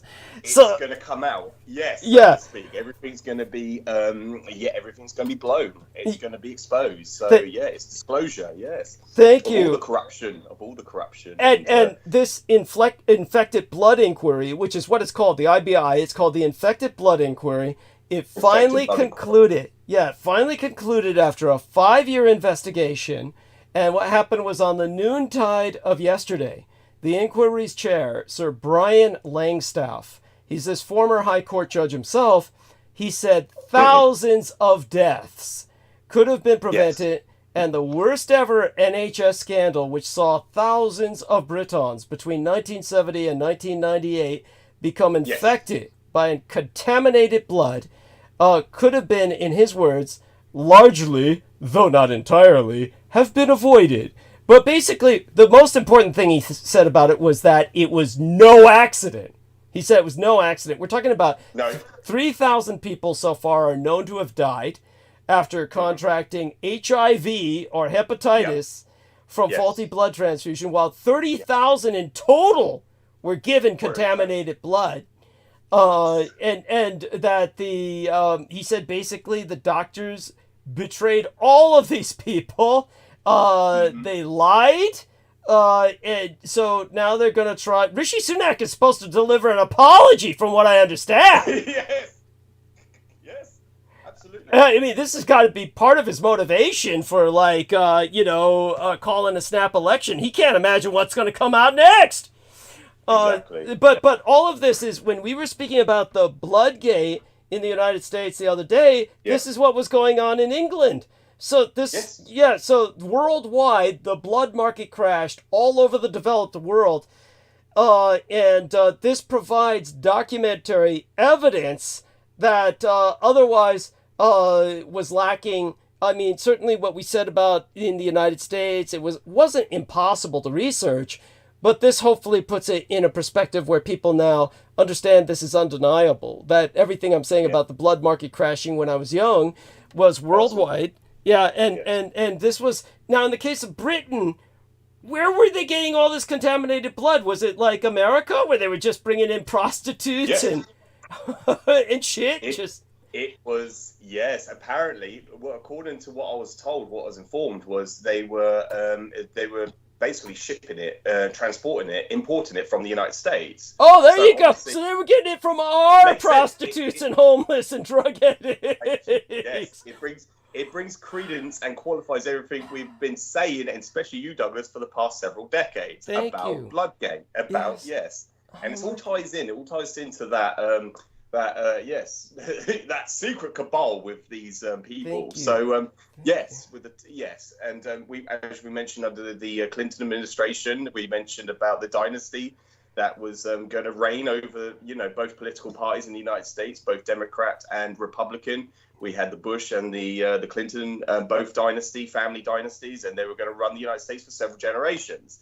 And this ties into that. And as we mentioned, with the whole crash of the blood market and the response, Benazir Bhutto was consulted by Hillary Clinton, and she asked her to get military grade blood from Pakistan, and Benazir Bhutto ordered her officers to drain their troops dry of blood. So they got military grade blood because these were tested for all types of viral diseases, and they were free of these diseases. And so so it goes into everything we're elaborating about the other day. And by the way, just so you know, George, Brendan Zoga looked up the price of a liter of a healthy young person's blood who has not been exposed to any diseases and who has never taken any drugs, and it's 8,000 United States dollars a liter. So when I tell people that I'm paid in blood for tutoring the blood boys at my son's husband's estates, now people understand that it's the equivalent of my being paid something close to a six-figure salary. Only I'm getting it in food that sustains me. But this blood is almost priceless. This blood is almost priceless because look at what we've just talked about. Yes. Thank you. I mean, what they're saying is that I think Jeremy Hunt has been expected to accept the judgment or recommendations by this Langstaff today. And so I think it's supposed to be about 10 billion pounds sterling that they think is going to be granted to so many of these victims or the families of these victims. I think the Prime Minister was supposed to speak about it this afternoon, but I don't know about the speed or the manner in which this money could be awarded. Is there anything you know about this? No, absolutely not. I've not looked into the repercussions or the so-called what they call it when we speak of in terms of compensating or compensation to the victims' families. I've not seen. I mean, is there any way you can lie and say that this happened to you so you can get some of that money? Or yeah, probably. Do you know what? There are, people, the people who I personally know that have spoken about, they suspected something regarding like close family, close family relatives and close family friends of people in their personal circle have experienced blood transfusion. All of a sudden, that person died. I know of stories and instances of this happening, and that was probably about 2 decades ago. It just going by peripheral, just going by just off the bat. So these people are eligible. Recollection These people are eligible for some kind of compensation. It'll just be it will just be to say, well, look, they underwent a blood transfusion, and then this was the end result of that that operation. That was under the supervision of the NHS, and so it ties into all that. Yes, and Jeremy Hunt was what you would call it. He was running the NHS for many years. Jeremy Hunt was the former, and I don't know what his title would be under the NHS, but he was the overseer of the NHS. From the political party, so he was running that, and he was basically he was at the point in time when the referendum was happening. He was the head of it, and then so there was an uproar because they were like, we're gonna, because of Brexit, they're gonna privatise the NHS, and this is where the propaganda was coming from the Labourite Party. Right. No, I noticed. So it all ties into that. Okay. Yes. So I noticed that when they're referencing the man who was in charge, the chair of the infected blood inquiry, Sir Brian Langstaff, I noticed that in the British press, they'll often say something like Sir Brian instead of Sir Langstaff. Is that a British tradition where you call a knighted individual by their first name instead of their last? Yeah, so like Sir Attenborough, Sir David Attenborough. So people do with colloquial language, just generic language. They do refer to him as Sir Attenborough or Sir David. Okay. Anyone with a knighted title, yes. Okay. Yes. So okay, that's intriguing. But basically, to quote him, he says, "People put their trust in doctors and the government to keep them safe, and that trust was betrayed. Then the government compounded that agony by telling them that nothing wrong had been done, that they'd had the best available treatment, and that as soon as tests were available, they were introduced, and both of those statements were untrue." So, yes, it was a cover-up. It was a cover-up. Yeah, it was exactly, Douglas. Yeah, in layman terms, it was essentially a cover-up. Absolutely. Plausible deniability. Yes, absolutely. Outrageous. So now people should understand the value of blood, why this is like, and that this is a conspiracy. This is essentially, as we said, a conspiracy by a cabal. There is a cabal. Yes. Yes. Thank you. An internal cabal. Yes, absolutely. But exchanges were being made, agreements were being made, behind closed doors, and this is the end result. And this is the same. It just shows you the incompetence when people do not give these people credit. You're over-crediting them when people say that, this is just incompetence at the highest level. It just shows complete corruption. Right. There's a sinister motive behind it, and obviously a lot of desperality, a lot of desperate actions or desperate decisions being made, and that's obviously that's the end result to a lot of what we speak of. But continue, Douglas. Thank you. So I don't know if you're aware of this. Today saw Ireland, Norway, and Spain officially recognize Palestine as an independent state. So I don't know if you're aware of that.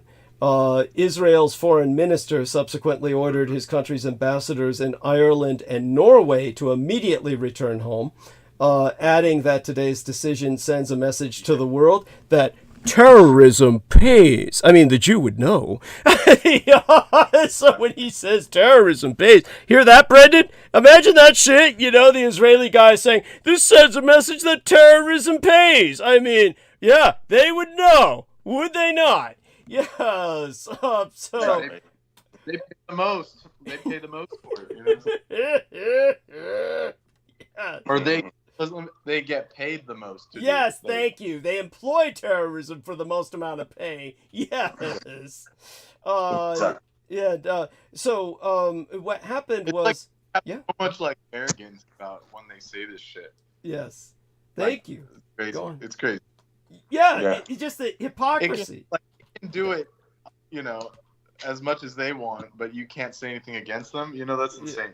Yes. The irony of it is a lot of these look what they did to Germany in the last 80 years, right? Yeah. Absolutely. They'll never let them fucking live it down, but when it's them, it's fine, everything's clean. You're a bully. You're a bully for calling them out. for calling them out. It's like, how can you torment us psychologically? Try and guilt us out. We're so victimized historically already. They say. They're like the prototype for gaslighting. They're Yes. Like the gaslighters. Fucking bastard. So now, George, you saw that footage I sent you of that robot dog spewing all the flame, correct? Yes, No, absolutely. So here's what happened. That dog is produced by Philadelphia-based Ghost Robotics, and they describe that dog as, quote, unstoppable, unquote. If you flip it over on its back like a cockroach, it's able to jump back up and get on its feet again. And they've already sold it to more than 25 national security customers, they say. What happened was the Israeli version of DARPA, which is called the Directorate of Defense Research and Development, DODR&D, DODR&D, or DARD-R&D. That's the Directorate of Defense Research and Development. That's the Israeli DARPA. They teamed up with their own Israeli startup company called Robotican, and this Robotican, with the money from the DOD R&D, they purchased about 60 of these dogs, and they basically then reverse engineered them and then mass produced them by the thousands. This is what they've unleashed to kill the Gazans. The Gazans are being hunted down and burned alive by these Holocaust robo-dogs.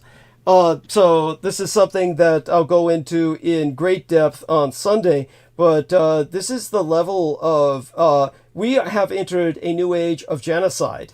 And what the Israelis are demonstrating is a form of genocide capitalism in which they have managed to corrupt artificial intelligence with genocidal intent as it's just getting its start in the world. This is the gift they have to offer humanity. I want people to be aware of. There were originally about what they called Vision 60 robot dogs because they have LiDAR, laser and radar combination. That's the spinning little thing you see on the dog is how it uses the laser along with the radar. So they had about 3 Vision 60 robot dogs manufactured by Ghost Robotics. They cost $130,000 United States dollars each. And so they claim they can scout areas above and below ground. And you basically walk through deep puddles or even float on the surface of water, as well as being able to get back on their feet when they're flipped over. So, they're programmed to execute the task with chilling efficiency. Their biggest limitation is the amount of flammable liquid they can carry. So they can only carry so much flammable liquid, but they basically guide these dogs as well by flying drones. The flying drones cooperate with these dogs, and they just hunt down entire communities of Palestinians and burn them alive. This is outrageous. But a Japanese reporter risked his life to get that footage, and Brendan traced it. They never even aired it in Japan. They aired it out of Singapore. But it's, this is what the Palestinians are facing on a daily basis. This is Terminator shit, people. We are living in dystopia. This is the world the Jews have brought us. You understand now what my father was fighting against. Understand that, again, I'll go far deeper into this on Sunday, but we're here to talk about history tonight, as well as these subjects. But by all means... feel free. I think Aristide should probably be going to sleep at this point if he's not. Nemo is eating. So we're going to count on Brendan and George Knight to carry on the conversation. And, of course, Heather Holman, if she wishes to part. Is she still with us? Yeah. Heather, say hi to George. Heather. Hello, good evening, Heather. Yeah, Heather. Mwah, mwah. We love you. Only responsive, yeah. Yeah, pity you weren't able to get here on time. Hopefully you can talk to Jennifer Knight a little bit on Sunday. She scrubbed her channel to a great degree. Yes. And she did so because she's been undergoing such an occult siege. So she's subconsciously, she knows she's being targeted. Subconsciously, she's accepted that she's targeted, or she would never have done that. So she's trying to make herself kind of invisible. But, you've really got to face these things. You've got to, reverse these, hexes and then come back out fighting and swinging. And, oh, God, it's just, we'll tell you later what she's been through, but they've jacked up all her utility bills. They were charging her outrageous astronomical sums for no goddamn good reason. What's that? Oh, just to try and push her to become homeless, I assume. Yes. So she can't afford to live. Yes. You got it. That's what they're doing. Yeah. And the fact that they're doing that, and she's working herself to death to pay these bills, this is thank God that we're able to expose this on this program, so it's on record. This is so people understand that this kind of targeting really exists and really does destroy people's lives. And I think it's a miracle that you've managed to avoid at least that kind of assault to such a great degree. Thank you.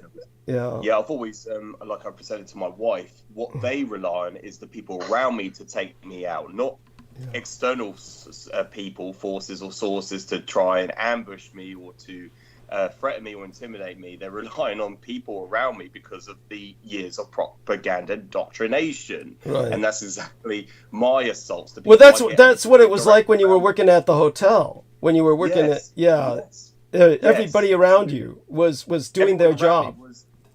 They're a character assassinating me. So they say, just ignore what George says.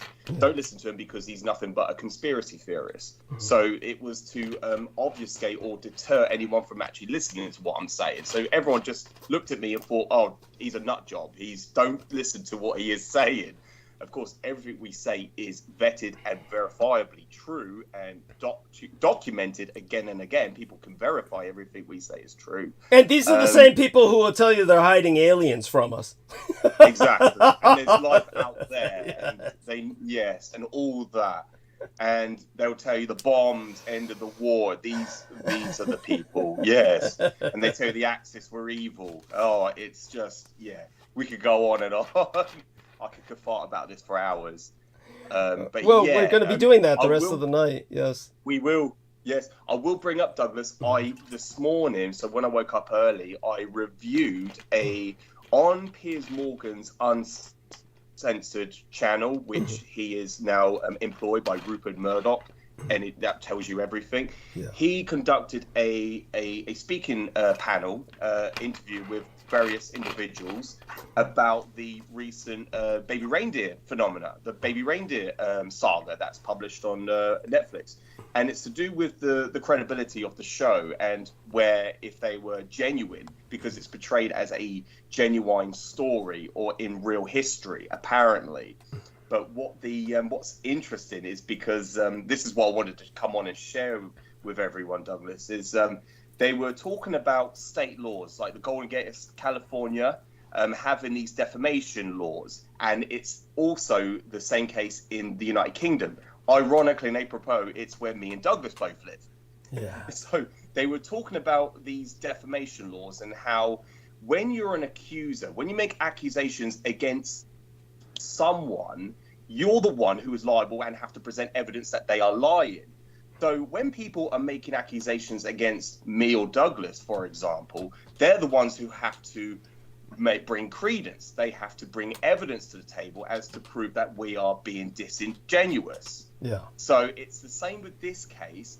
Netflix are now obliged to try and present evidence that this woman, because they're trying to portray her as an actual felon, a convicted criminal, but really it's just a case of a very unique circumstantial incident that occurred where a woman attended a bar and the barman was undergoing his own personal issues, and he was going going through some mental health issues himself. But this is the guy, Richard Gadd, who's the and so-called the frustrated comedian to put yes, pathological comedian, yeah, who's got monotone, yes. I like the touch. Thank you for the touch there, the Brandon Young touch. Yes.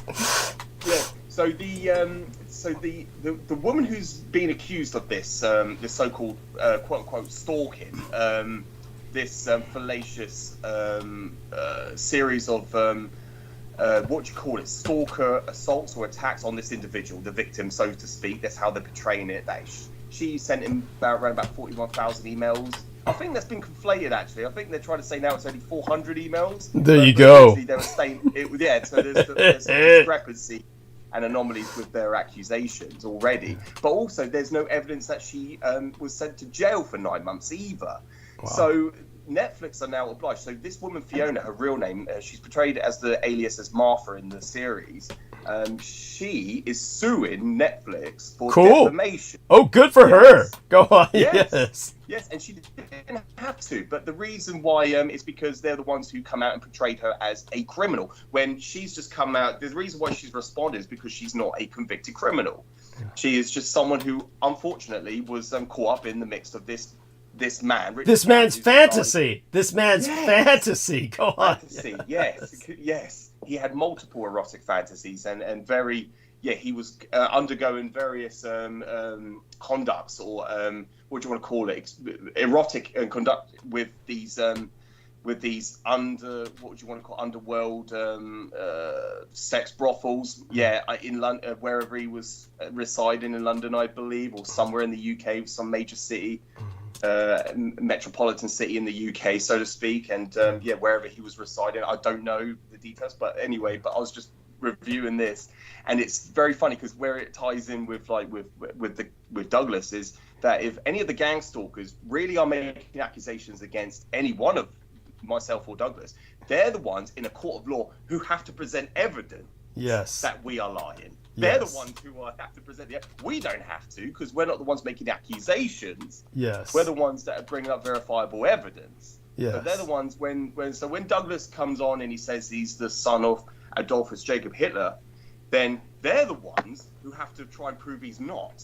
Yes. Whereas we're saying Douglas is the biological son of Adolphus Jacob Hitler, and the reason why I definitely know that he's the biological son of Adolphus Jacob Hitler is because Michael Aquino knows he's the son of Adolf Hitler.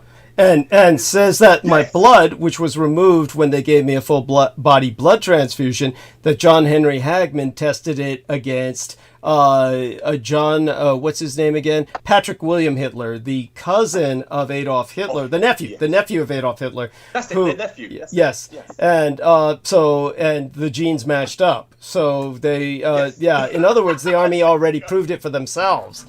So please continue. Yes. Oh yes, no. I just wanted to present that my analysis on it, but also just to that was I think recently published yesterday. If people look at Piers Morgan Uncensored, they can see the entire interview that he conducted with a panel of various people. One of them was a YouTuber who came on and said, let me tell you what everyone else is afraid to say. Martha, he called her Martha, was crazy. He was talking about the character from the saga, not Fiona. Interesting. Martha's crazy. Yeah, it's crazy. And what he got a response saying, well, no, the show is trying to say that she's a convicted criminal. That's the allegation that they need to prove is true. And they talk about truth and true. They keep saying this, but it's actual factual evidence. They're talking about factual evidence. Is she a convicted criminal? No, there's no evidence of it. She was never sent to prison. And this is what the show were trying to elucidate, that is a factual, documented story that is based on true history. And this is where the defamation is coming in, because they're portraying her as a convicted criminal. And that's not what is... I'm just saying that is not what is true. There's no actual factual evidence to prove that she is a convicted criminal. They were just talking about the disambiguation. Understood.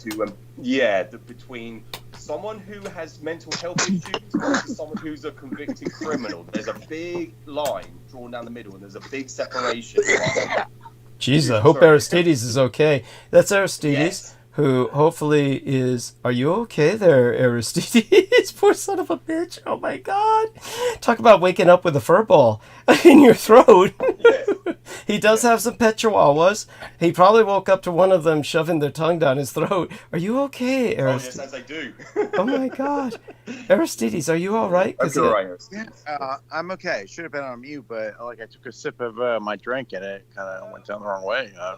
Don't worry, I've done that before on the show. I did it ages ago. I blew my nose and I wasn't on mute. Yeah, it's a pity you weren't around during the days when that, who was that guy, Ian West was here, when he said, yeah, my friend put the straw and I just up to my nose and I just reflexively inhaled like you do when somebody puts a straw to your nose. And it's kind of like, I could make a joke about Aristides doing something like that, only he took the whole straw down. I'll never forget that. He was talking about cutaneous leishmaniasis. He was contracted this cutaneous That's leishmaniasis. Right. Tell people how it was. He described how, I forgot, but you were correct. You looked up the symptoms, and I forgot. How did you know about that? It came from Africa. That's right. Because he was fucking these African whores. He was fucking these black African prostitutes. Because he had a little radio station that was going down in Africa. Remember that? Yeah. And then he came back with this African disease. Holy fucking It's all on shit. record. It's all on record. People can go back and listen to this individual, what he was saying. Yeah. Oh my God. Holy shit! And I forgot what that shit just eats you up alive, right? What the fuck was that shit? It was to do with parasites. He kept calling them parasites. That's right. Cutaneous leishmaniasis. Yeah, that you contracted. It was a transmissible,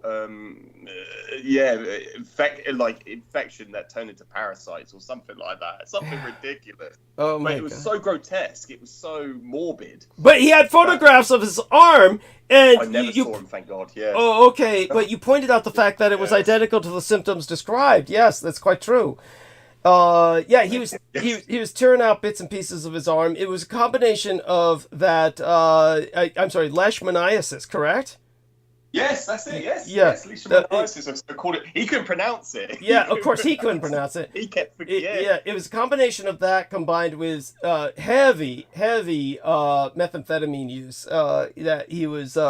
Ripping at himself. That's what people do. They tear themselves apart because they're convinced that, parasites are crawling inside of them and shit. Yeah. But he did contract an actual disease, which then he claimed he killed by bleaching himself and everything, which is possible. He was pumping so much shit in himself, including bleach and some other corrosive elements. He may well have killed off the disease, but, I can't give him much longer to live. I'm sure he's not going to live much longer. Him and Trampus Nicholson, all the rest of these guys, it's just like, well, at any rate. So do go on about, with this character who, they're character assassinating this woman who's stepping up to now sue, basically the company, thank you, Netflix, that has basically made money off of caricaturing her. That would be the term that's used. They're caricaturing her. So she's suing them for that. But yeah, do continue with what else comes to your mind with all of this. Yeah, absolutely, Douglas. So yeah, it was very interesting. So the guy who's the YouTuber, apparently he talks about pop culture a lot. And this is just astronomically just blown out of proportion. People really are intrigued, and as we said, Douglas, the reason why your case is far more unique, thank you, people can't relate to your situation compared to this young man who wants to be a pursuing or a what do you want to call it? He's pursuing a career in supposedly comedy, though so far all he's produced is tragedy. Who undergoes erotic, who has these erotic fantasies and undergoes them and participates in these orgies and bisexual interactions with both sexes. He can't decipher whether he's gay or if he's straight. Has he expressed this, or is this just somehow been? Yeah, because I watched the whole thing once, and yeah, apparently this is what he's basically being. Apparently, he's coming out as being very honest and being truthful, but of course, probably when it just comes being down to- exhibitionist. He's probably just Yes. exhibitionist and likes to like show this. He likes to, if he wants to be a comedian, if he's portrayed himself as a victim of this stalker, he's portraying himself as this desirable object, which in and of itself is a fantasy. It's kind of like Yes. Brandon Young saying he's a desirable object, or saying that people laughed at his comedy. That was the fantasy on his part. Yeah, people write me fan letters. Yeah, right. Yeah, Piece of yeah, shit. yeah. I know. I remember him saying that, Douglas. And also, like in my years as a bartender, I spent 16 years, working behind a bar. You talk to the general public that will come in, to the clientele, and they will try to have a conversation with you, especially individuals on their own. They will come in because they've got no one else to socialize with. So they'll come in and they'll talk to you, and of course, as your duty, your role, you have to give customer service. And oftentimes people would just try to make a joke, and you know what they're trying to insinuate. They give off these really placid innuendos, just really vague and not funny. And you just, as my in my profession, I learned to adapt, and I would also, I'll give off this, that's funny, and just to give them what they want to hear. Obligatory. Just tell them, It's just give them the obligatory. noises. You're Yes. humoring them. You're literally Yes. humoring them. Yes. Yeah, And this is, exactly. by the way, something else that I'm certain happened all the time to George Knight. It's kind of like when I was working at the Presidio Military Base Library, and like a bartender, you're trapped with the clientele. You cannot leave. You are trapped, and the clientele are taking advantage of your bondage to basically abuse you as a giant ear that cannot escape, and they are dumping in your ear, all their garbage.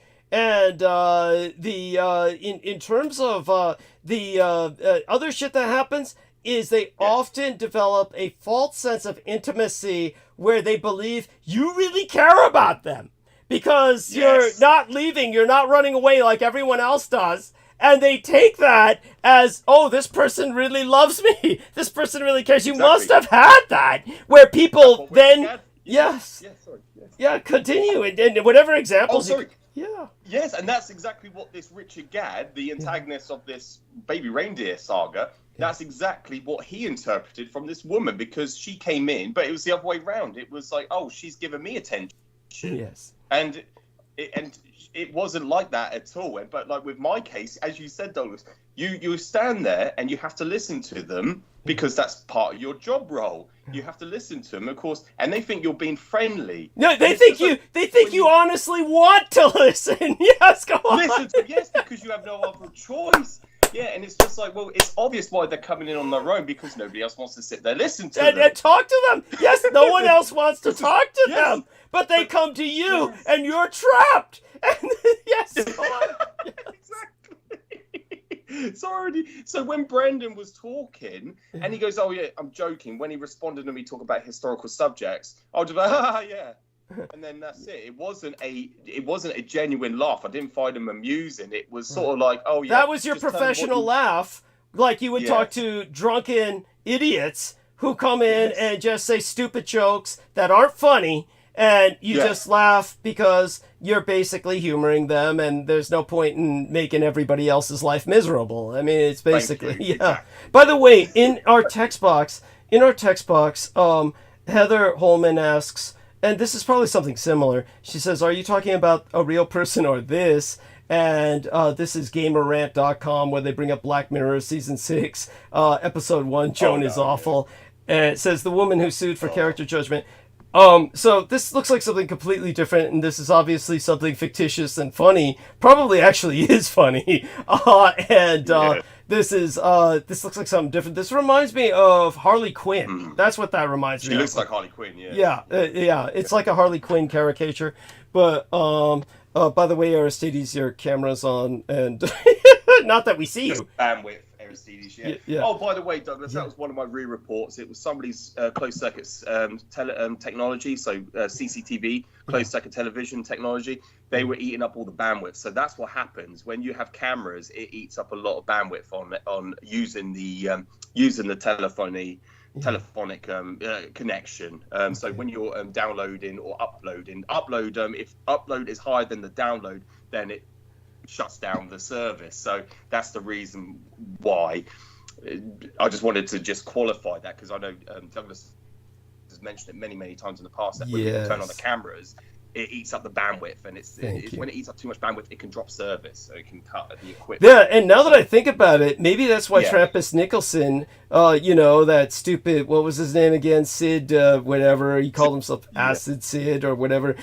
Maybe that's why he kept turning the camera on. Aside from literally physically trying to make us sick with his appearance, he could have been trying to sabotage the show by eating up bandwidth. That's now that I think about it. So by all means. So Heather brings up Joan is Awful revolves around an ordinary woman who discovers that her life has been turned into a prestige TV drama starring Salma Hayek. Before too long, the bombshells delivered by the series start to destroy her life. It sounds like something remarkably similar, but it's different. It's definitely different, and it's not the same. Not what we're talking about. This is a woman whose actual life, in a sense, was destroyed. I mean, let's be realistic about this. The woman who was the target of this frustrated comedian's fantasies, she could have just easily have never stepped forward, and nobody would have known he was talking about her. But she stepped forward, probably with every intent of ultimately suing Netflix. Go on. Oh yeah, let me you just remind me, Douglas, actually, because the woman, the caricature in the saga, the actor who's portraying, her name is Martha. That's the alias to Fiona. Yeah. So the woman they got to portray her as looks identical in personality and persona, including her dialect, including her accent. They made it so obvious, but people online automatically identified who the real Martha was. Fiona. That's her first name. I don't know what her surname is, but that is how she was immediately identified within the first 48 hours of the release of the show. Holy shit, that's fucking frightening. That is fucking scary. Go on. Let me share something else, Douglas. And just remind me. So a guy that lives in my town who I've known for years, his name is Sam Riddle. I'll tell you what his name is. He plays in a scene with Richard Gadd. He plays in an actual scene where he's fucking him. Oh my fucking God. Yes. And he's on my Facebook, and he presented that, and then I realised what the hell's going on. So he was promoting this baby reindeer before the show was even released on Netflix, because he goes, I'm playing a part in this role, and he goes, what an amazing guy this is. And then it came out, it was apparent what's happened, and that the show was not historical, and that they are, they're actually character assassinating this woman, and then it just makes, it's just wow. It's just wow. And that's just remind me, he plays in a scene where he's fucking this guy, but he claims that he wasn't actually him. He was just portrayed in the scene. Somebody else put his hand on him in the scene, and people can look at that. I'll have to get the episode, but I can get screenshots for you. I could get the screenshots to show you Sam Riddle. He plays in the scene where he's fucking this guy in this brothel. Oh my God. I mean, this is truly degenerate. Just a bunch of fucking degenerates that are, oh my God, with nothing going on. In their lives. There's nothing going on in these people's lives. Nothing constructive. Holy shit. Crazy, isn't it? Absolutely, yeah. I had to share that. I forgot all about that. But he was promoting it, and then it was like, oh wow, Sam, and he's defending this guy. He was saying, he's such a genuine. Yeah, he's such a. What was it? He's a prosperous man. There's an old saying.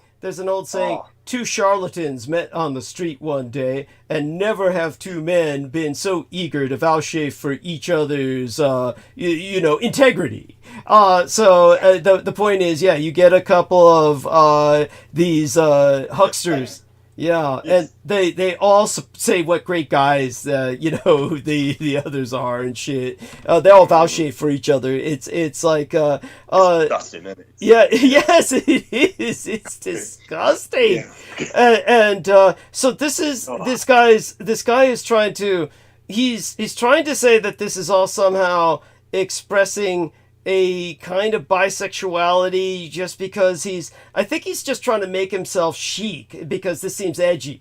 Like somehow that's edgy to be bisexual. So he's just trying to, he's probably just some sexless, turd who decides he's going to make himself look like, if he gets bisexual in there, somehow it makes it look like he's sexually active all day long. Because if he's bisexual, people figure he's getting it everywhere, right? But the truth is, you hit the nail on the head. Yeah, and he has an OnlyFans as well. He's promoting that as well. But also, he put up a post saying that somebody called him a fag, an FAG, in the. And he's got to advertise that. He has to advertise that, like that's something special. Like that's something special. I mean, every man on earth at one point or another has been called a fag. I've been called a fag. George Knight has had people saying, "Are you gay?" By the way, when they say that to George Knight, they're asking that because they're hopeful. They're hoping you say yes so that they have a chance. That's really where that comes from. They're always a couple. Yeah. They're always a homosexual couple. Always thought I was as well. They were hoping I'll participate. Yeah, they were hoping you would give them some menage a trois. Yeah, that you'd be Lucky Pierre in the middle and shit. It's like, but what is it with these fuckers where, they get nothing, so then they go for this trip where they're trying to, but anyhow, to then say, oh, I've been called a fag, that is pathetic. That is pathetic. Because that's just what, that's just part of the experience of being alive. Everyone gets that at some point or another. But when you get what's the other bullshit that comes to mind with that? But anyhow, continue. I'm sure I'll remember the other things that irritate me about this. I'm actually trying to find the image. I'm actually trying to find this, that he's uploaded. So let me just scroll through and find it, and then I'll publish it in the in our chat on Skype. But yes. No, I'll let somebody else speak. I'm terrible at doing two things at once. Oh, no worries. While you're no point in making you multitask. Yeah. So Nemo, in terms of what any of this reminds you of, say for instance, when it comes to, yourself, you went to a public school in Australia. Did you not? I was just curious. Yeah. And what's it like? Were there bullies in that public school? Were you ever bullied? Every school. Yeah. Oh yeah, I was a bit, but I was kind of big. If I was being picked on, it was by a bigger cunt older than me, or just a big group of kids who were cowards. It was never just like a one-on-one from someone just who was my age. Was your father ever the kind of person who, if you've been bullied at school, I'm going to come there and kick their ass? Or was he he'd just tell me, fucking defend yourself, punch their fucking heads in if they try to fuck with you. Right. And he's like I don't take shit from anyone kind of person. Right. Well, of course, he's violent beyond redemption. Jesus Christ. How's your new mattress coming along? How are you able to sleep these days? Is the new mattress helping you with sleep? Is that... It's a bit better. Just a bit better? It's like if you want a real good, comfortable, so you got to pay thousands for a top quality mattress. The one I got's pretty good though, but I got it on a sale, so I saved some money. Okay. That's good. I'm sorry, I interrupted you. What were you going to say about your father and his when you leave home when you're 14 and you hang around some bad people, you just develop those kinds of aggressive tendencies. Mm-hmm. Well, he like you said, he essentially grew up surrounded by these horrible people in the outback, from what I understand. That I'm just so sorry that there we are. So George and I has found some of these photographs, and oh my God, look at that's scene with Sam Riddle on the red. Yeah, so the image where it's just a picture taken off a screen, that's Sam Riddle, the guy who lives in my town. I have him on Facebook. I've known him for years, not to a personal level, so to speak, but yeah, it's just he's just an acquaintance, I guess, with people who I know, mutual friend, and then that's Richard Gadd, the actual guy. He's playing himself in the saga. So chilling true story. Oh my God, this guy is so repulsive. This individual is so fucking repulsive. And do you know what he looks like? He looks like the old Nazi propaganda posters showing the eternal Jew, the Jewish guy, the merchant rubbing his hands together. That is what this guy looks like in real life. He's even dressing in retro outfit. He's dressed in a retro outfit where you think it's like Late Night with the Devil, the film that I've recommended to people for. I don't know if you heard me talk about that film, George. No, I haven't. Okay, we can get to that later.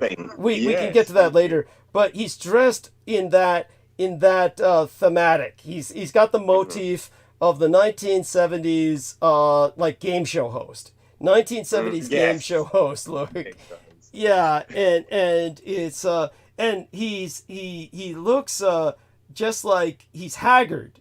Just totally fucking haggard. It's just awful. It's just awful. So yeah, he's just fantasizing that women are after him. It's like a total fucking fantasy. As for the other guy, looks like a skinhead thug.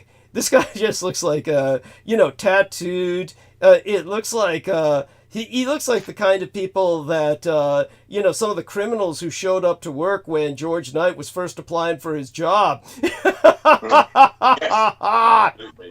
Yes. Oh shit! It's like one of these skinhead thugs that are just so how these two guys even got together. It's like it makes sense. I mean, no woman wants either one of them, so yeah, they're fucking each other. That sounds about right to me. That's fucking sad. Yeah, it's just sad. Anyhow, our man Brendan Zoget went to sleep. He has to work. He's dropped. Yeah, he dropped. Yeah, but it was so. Like I said, so Jennifer Hawkins came on earlier, and Brendan was helping her, and hopefully she calls them for some private consultation about what to do about the situation. But it's like, as you said, they're trying to render her homeless, and it's of course, all this really started after her affiliation with myself. But beyond that, she does have a very unique background. She did say her parents were working with the FBI, or one of them had a job with the FBI, one of them had maybe a job with the intelligence networks. In fact, she said so definitively. So she probably comes from a background which she was always under watch just because of her background, familial background. But after she started affiliating with myself, everything really started going to shit for her. And such being said, so what else comes to your mind about this scandal? This is basically at this point a scandal, is what this is. So yes, we'll see what develops out of this, because it was funny. That guy who I mentioned on that panel, the only guy that was antithetical towards Fiona, the guy who was just portraying her as a crazy nut. He just called her crazy. He goes, I want to wait to see her prove she is right and that her side of the story is true. And that's when Pierre said, oh no, that's not the case, because in a court of law, the guy who's making who has to present the evidence. Thank you. So it would be the same case with yourself, Douglas. If anyone wants to say anything, they have to present the evidence, and there is none. Yeah. Well, all the evidence that they provide is what they've fabricated themselves, and it's painfully obvious that such is the case. But when it comes to what this individual was saying, the idiot who was saying, oh, this, let me say what no one's willing to say out loud, this woman is crazy. And again, that was the YouTuber, right? The YouTuber. That's a YouTuber. Yeah. He had a platinum YouTube account. What they call it. Yes. Yeah. So they had this. They have it. They had it presented whenever they're on video camera that they've got like a certain number of subscribers, essentially a cult. Yes. Thank you. A following or a cult. Yeah. Of these. Yes. Sorry. Continue, Douglas. Yeah. He had this in the background, so I was like, yeah, this guy's got YouTube. He's just a YouTuber. Yeah. A so-called influencer, quote unquote. Yeah, right. Continue. Sorry, that's right. And so in terms of what he said about, I want to see this woman prove it, and that just the it's so offensive. It's so offensive for the reason that you said, and thank God that Morgan basically set him straight and said, no, in a court of law, it's the person that has the allegations, the accusations, that has to provide evidence. Try and doubly victimize someone. This is like going back to the witch trials where, the witch has to somehow prove she's innocent when she's accused of witchcraft. It's an impossible situation. And and that's what this individual is trying to retreat back into, is the Middle Ages and just the power of accusation to destroy people's lives. Now, supposedly we've advanced beyond that. And of course, but we're in a dark age because of everybody simply accessing the internet and swimming through this sewer of shit and just picking up, all the diseases you get when you swim in a sewer of shit. And only in this case, they're picking up, instead of say parasites from swimming in a real sewer, they're picking up mind worms. And they all have all these. I think it was actually so fitting that RFK Jr., the crazy nut who's trying to run for president, in the United States, the anti-vaxxer, who looks sick. He looks mentally ill. He looks like he's been through the ringer. He obviously is disturbed. And then he came out and said, I've had these brain worms that were in my brain, and they died. And it's like... It's so, on so many levels, it's so apropos because he's had these mental worms that he's caught off the internet that have not died, that are still infecting his brain, that are still active in clouding his judgment.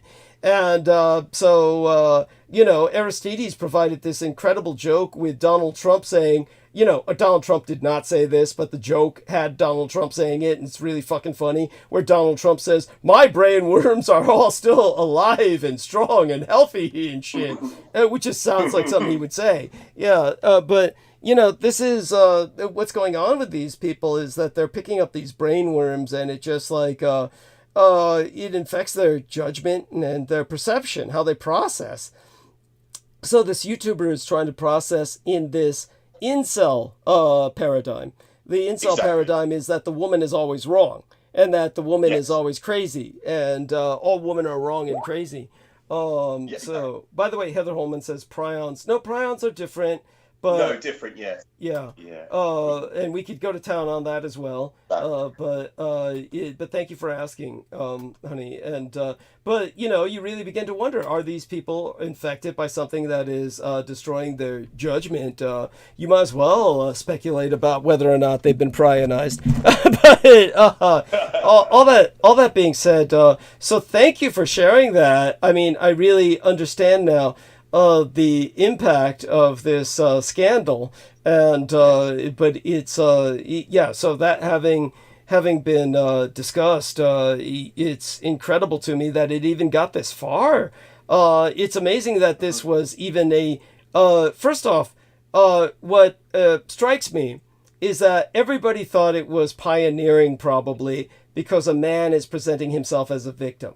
And the man is presenting himself as the victim of a female stalker, but it's really just a case of self-indulgence. The man is flattering himself. He's flattering himself. It doesn't matter that the woman is fat and ugly by any normal standards. He's flattering himself in that a woman at all has fallen for him head over heels to a pathological extent.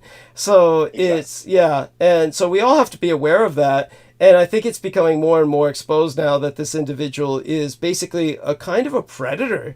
And he's basically, he's got to pay the price. Obviously, if this woman wins her lawsuit, this is going to backfire on him. I don't think he's going to have much of a career after this. I would be surprised if he did. So let me share with you a little bit about this film. So if you look up Late Night with the Devil, you'll find out a lot of the, just look up Late Night with the Devil trailers and the like, or images, and you'll find out elements of what I'm talking about. But to explain to you in a summary, the reason that this film is important is because Late Night with the Devil was produced like maybe a few years ago, and they finally released it publicly. And what they did was they were trying to portray a 1970s game show host who then he's in a ratings battle with Johnny Carson.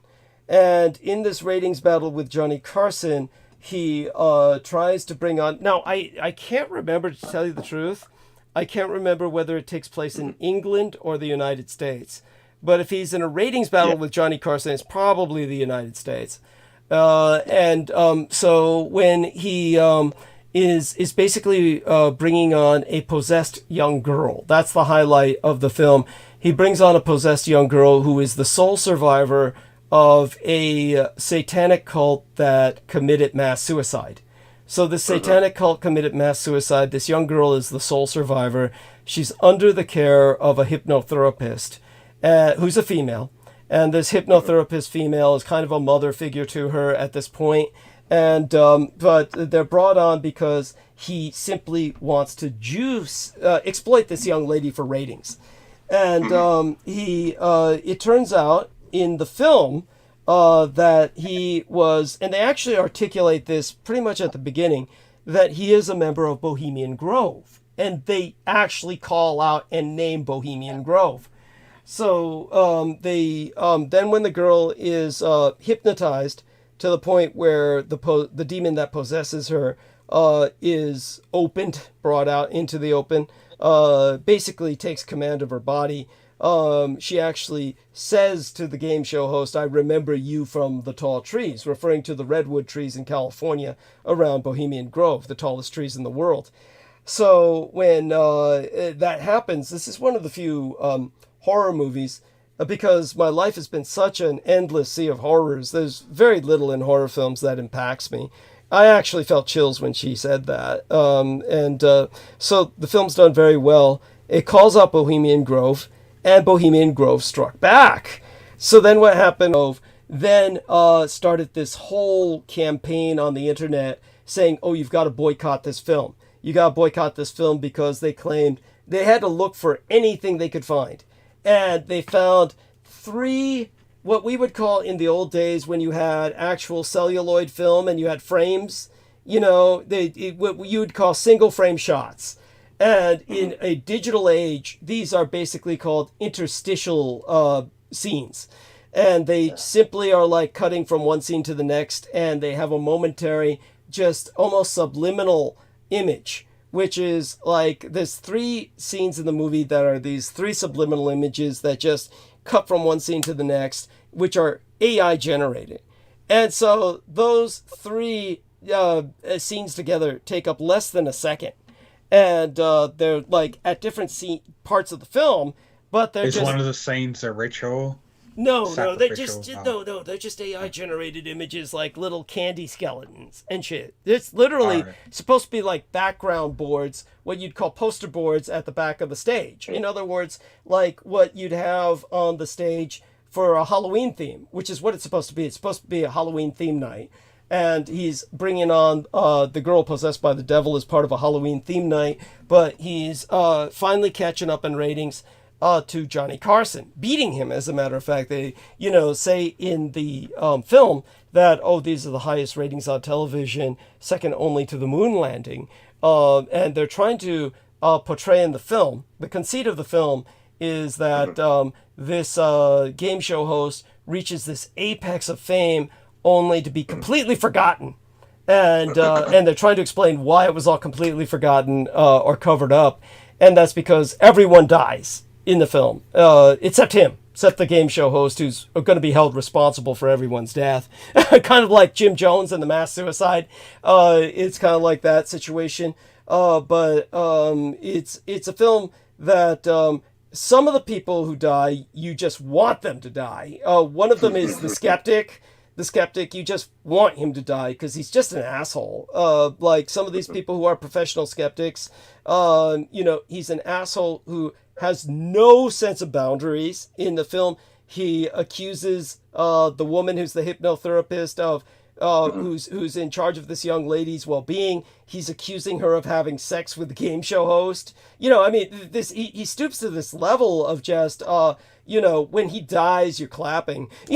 But other parts of the film, of course, you are impacted by the deaths. They're shocking, they're disturbing. But as I said, it was one of those films that hit me simply because it's done so well with the girl being possessed, and they do that part very well.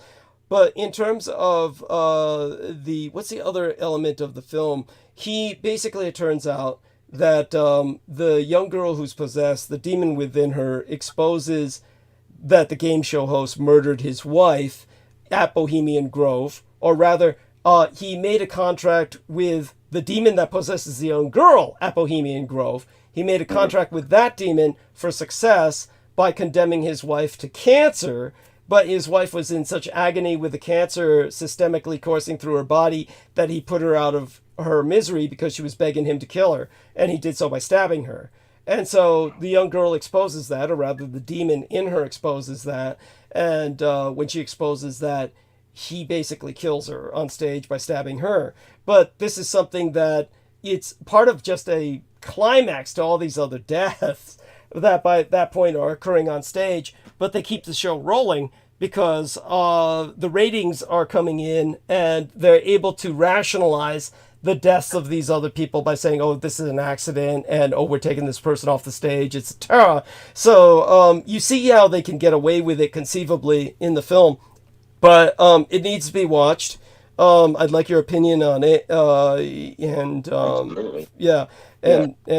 me what you think. But it's definitely the reason to watch it is because the Temple of Set demanded everybody boycott it, and the Bohemian Grove demanded everybody boycott it. Yeah. And what they did was they mobilized all the internet saying, oh, they got these 3 AI scenes, AI generated scenes, and they're literally just stupid little scenes like a pumpkin head, a Halloween candy skeleton, stupid shit like that. That was just interstitial scenes to cut to another scene.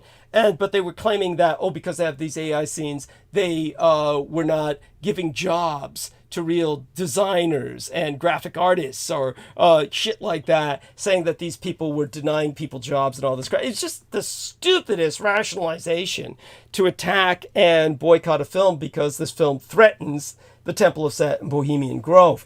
So for that alone, it bears deserves our support. But so such being said, there you go with that. That's pretty much that in a nutshell.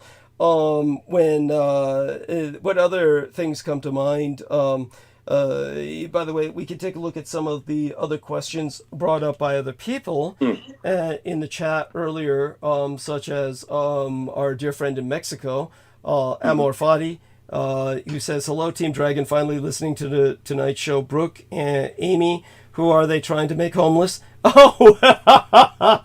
Jennifer Hawkins. So that's funny. I said Amor Fadi, and he just shows up. That's incredible.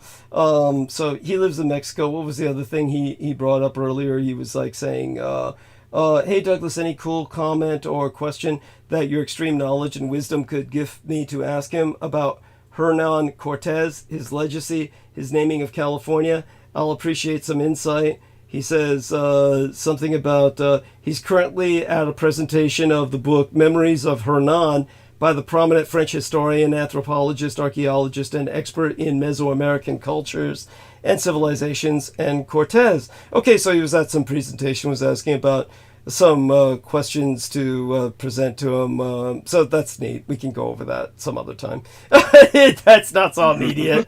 Other than that, cut loose and whatever comes to your mind, George or Nemo, to bring up. Absolutely. Yeah, I was going to say, Douglas, I did review the transmission that you asked me to review. Oh, excellent. I only reviewed the first hour.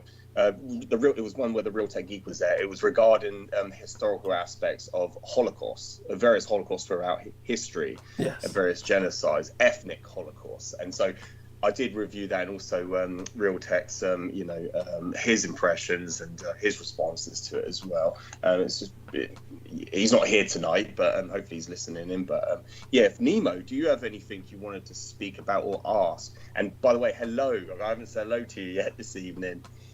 So, how's it going? Yes, very well, thank you. There is actually something I was going to say. I wanted to share with Nemo, but I don't think I should talk about on air. It's because of the implications on myself if I speak of it. It's something personal. Got to it. do with my family. So it's not that I'm worried, me personally. It's that I don't want to upset anyone. So it was about Australia.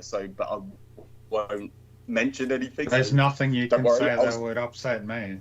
Yeah. No, he means that it's the both of you. Someone listening. Yeah, both of you need to talk to it. Probably if you're both still on the call when the transmission ends, then he could say it when we've turned the stream off. So that would probably be the most convenient time. Either that or both of you speaking personally, because what he says is basically private. So I get what he's saying. It has nothing to do with offending Nemo, of course. Because like Nemo says, Nemo's fucking heard it all. There's very little that would offend him.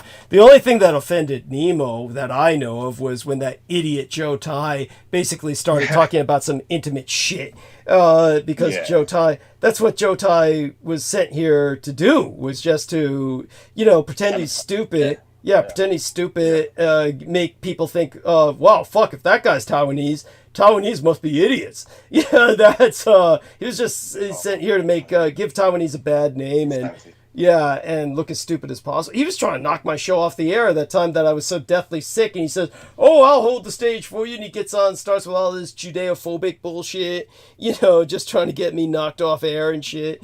Even Ian West, Ian West was, you're right, both, Ian West is, worse in his own, they're both just shit in their own way, just human garbage. Yes, absolutely. And Nemo, did you have anything you wanted to ask or speak about, any subject matters? I was reading an interesting comment just on a video, which I haven't watched yet. I was going to watch, but then I started listening to the stream. I'll watch it later. But this guy recommending you should read up on this fellow because he's written some interesting books. His name's Miguel Serrano. Okay. His full name, I can't pronounce it. It's like Miguel Joaquin. I mean, just write it out. Yeah, if you spell it out, I couldn't absorb it. Yeah. There's just spelling bee type people can do that, but I can't. Right. Just Miguel Serrano. Okay. Yeah, he's known for being like a Nazi sympathizer in the late 1930s and 40s. Okay. Later became a prominent Miguel figure in the neo-Nazi movement. Right, Miguel Joaquin Diego del Carmen Serrano Fernandez. There you go. He's probably the guy who said, "I don't usually drink beer, but when I do, it's Dos Equis," or some shit like that, right? That's at any rate. So became a prominent figure in the neo-Nazi movement as an exponent of esoteric Hitlerism. It's funny, it reminds me of that other guy, I forget the Italian guy's name, Julius Evola, that's who he reminds me of, was also someone along those lines.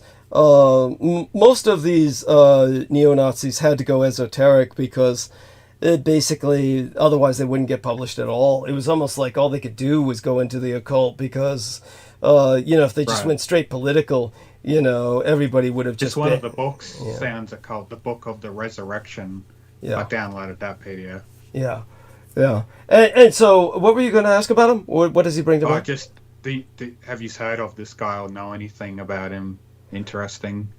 Or if he has any ties into Any groups that are interesting? There's nothing that strikes me consciously. I can, like I said, he reminds me of Julius Evola, but I don't know anything about him personally. He's probably, let me see, there were a number of Chilean and Argentinian writers that were very much into esoteric Nazism.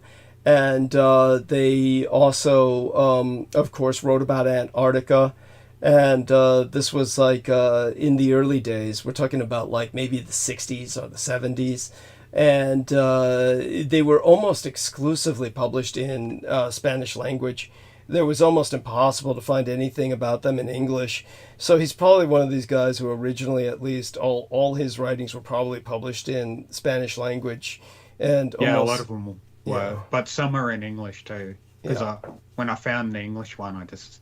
Oh, fuck it, I'll download it and check it out sometime. Yeah. So other than that, I don't know anything about him, so let me know what you find out. I mean, I'd be happy to scan what he wrote, but again, when they go into the esoteric, most of the time, it's like, that's nice, but it's not like practical help for anybody trying to do anything politically right now.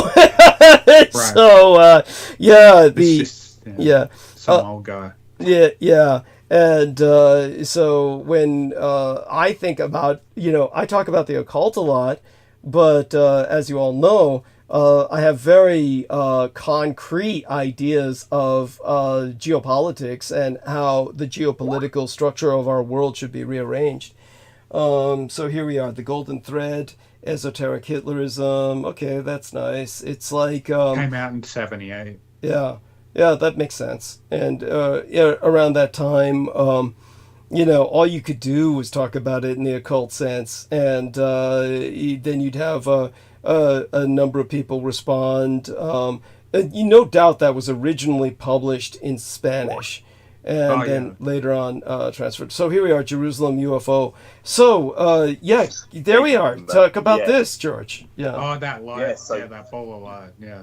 Because you've brought up before, Nemo, to myself, you presented the question regarding it, but I found this the other day on YouTube, and this is the 4-angle perspective as opposed to the 2 that most people are familiar with. So yes, please review that, because there is a close-up shot of it hovering, and then it flies directly over the Temple Mount, and then all of a sudden you see a ball of light. Not to disambiguate it, it was a flash of a projectile. They were trying to shoot it down, and so then it obviously ascended. It ascended at such a rapid rate to deter it. And so that's, you can see that from another perspective, another angle. Just when it zooms in, that shape, it's nearly like a cross shape. Is that just the light beaming off it, or what's its actual shape? What is it? The thing is, because it illuminates, because of the power mechanism. So when it's the energy release field that's around the craft. So depending on, I'm trying to remember what they referred to it as. It was the contour around the craft.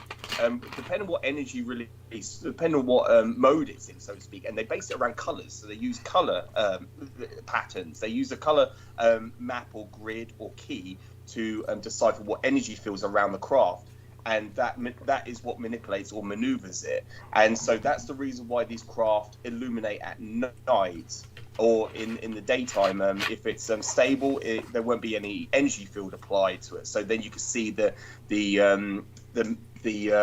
what you call it, a metallic reflection. So when they encounter them, either the United States Air Force or the Navy, they refer to them as metallic, but when they apply the energy field around the craft, then it illuminates itself, and it's the energy field applied. I'm trying to remember the term that was used to the original Flugel, the Reich. The Flugelrad?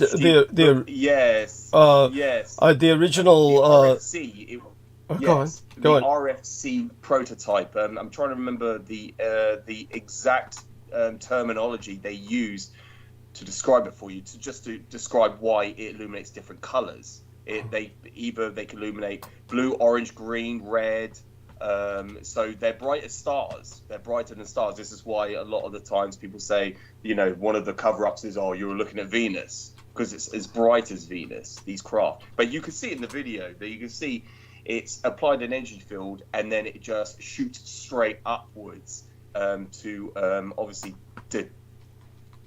deter from the obviously they were trying to shoot them down. That's what they do.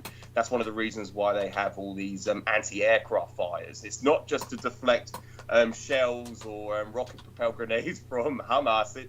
It's also because they are very prominent over the last several decades flying over Israel or occupied Palestine, the Reich I'm talking about, in exile.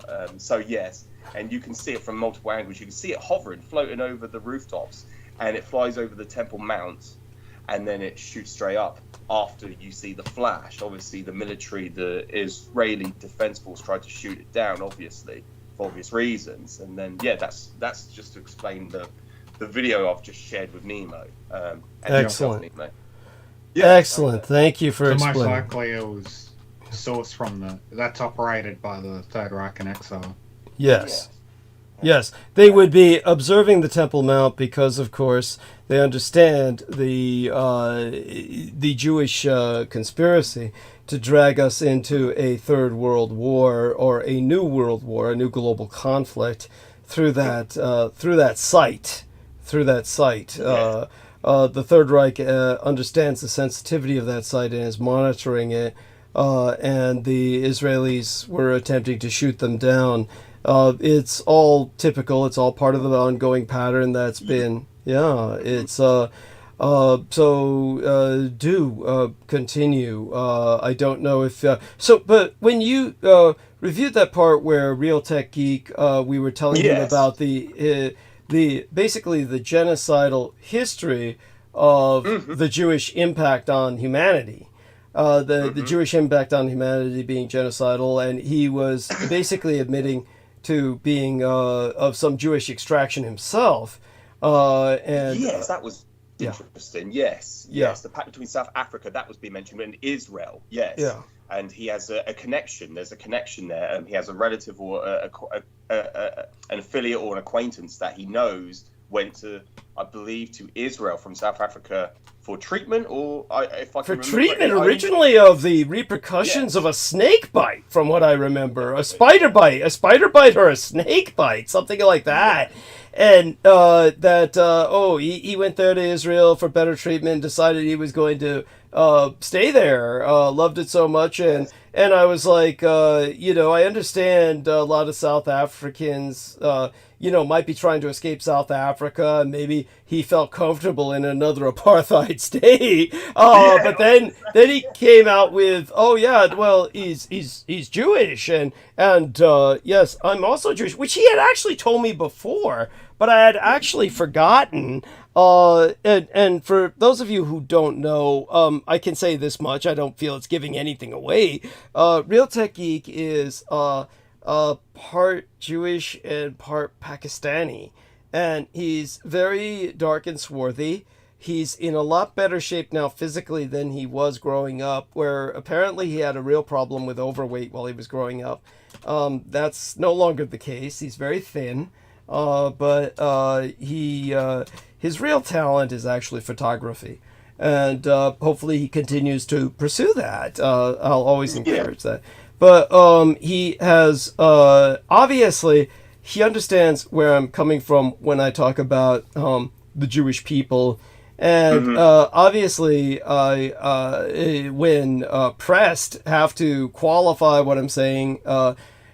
Obviously, it does not help, and it really just sounds completely stupid when you just come across and say, oh, there's good Jews. Okay, when you get to the point where I'm taking the stance that I'm taking, there's no point in saying that. You just basically say that I've had positive experiences with Jewish people in the past. I try to always bear that in mind. But like I say, it's not a question of trying to start, how would I say it, parsing. There's no point in trying to parse. These Jews are all right, and these Jews are bad Jews. Dividing them. Yeah, it just sounds incredibly stupid, and it sounds incredibly.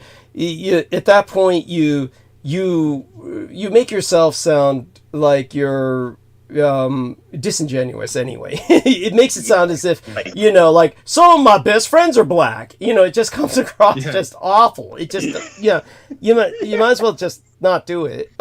So the way that I would express it would be, as I've said before, when you speak of an aggregate of a population base, there has to be a level of generalization and stereotyping. Understand that this is how I try to present it.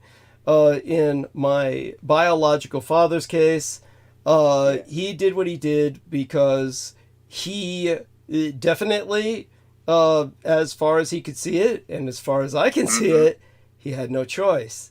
He just basically was in a situation where there were hard choices to make, and there was also the real fact that at that point, the one thing he knew was that the Jewish people had declared war on Germany and had brought Germany to the point where by the time strategic bombing was conducted by the Anglo-American allies, then the one thing that he could handle in terms of Europe was cleansing it of European Jewry. And so, but of course, in all fairness, as Victoria Lauren Hobbs pointed out, there is truly, in reality, no documentary evidence of any orders for the Holocaust sourcing from Adolf Hitler personally. That is a fact. That is a fact.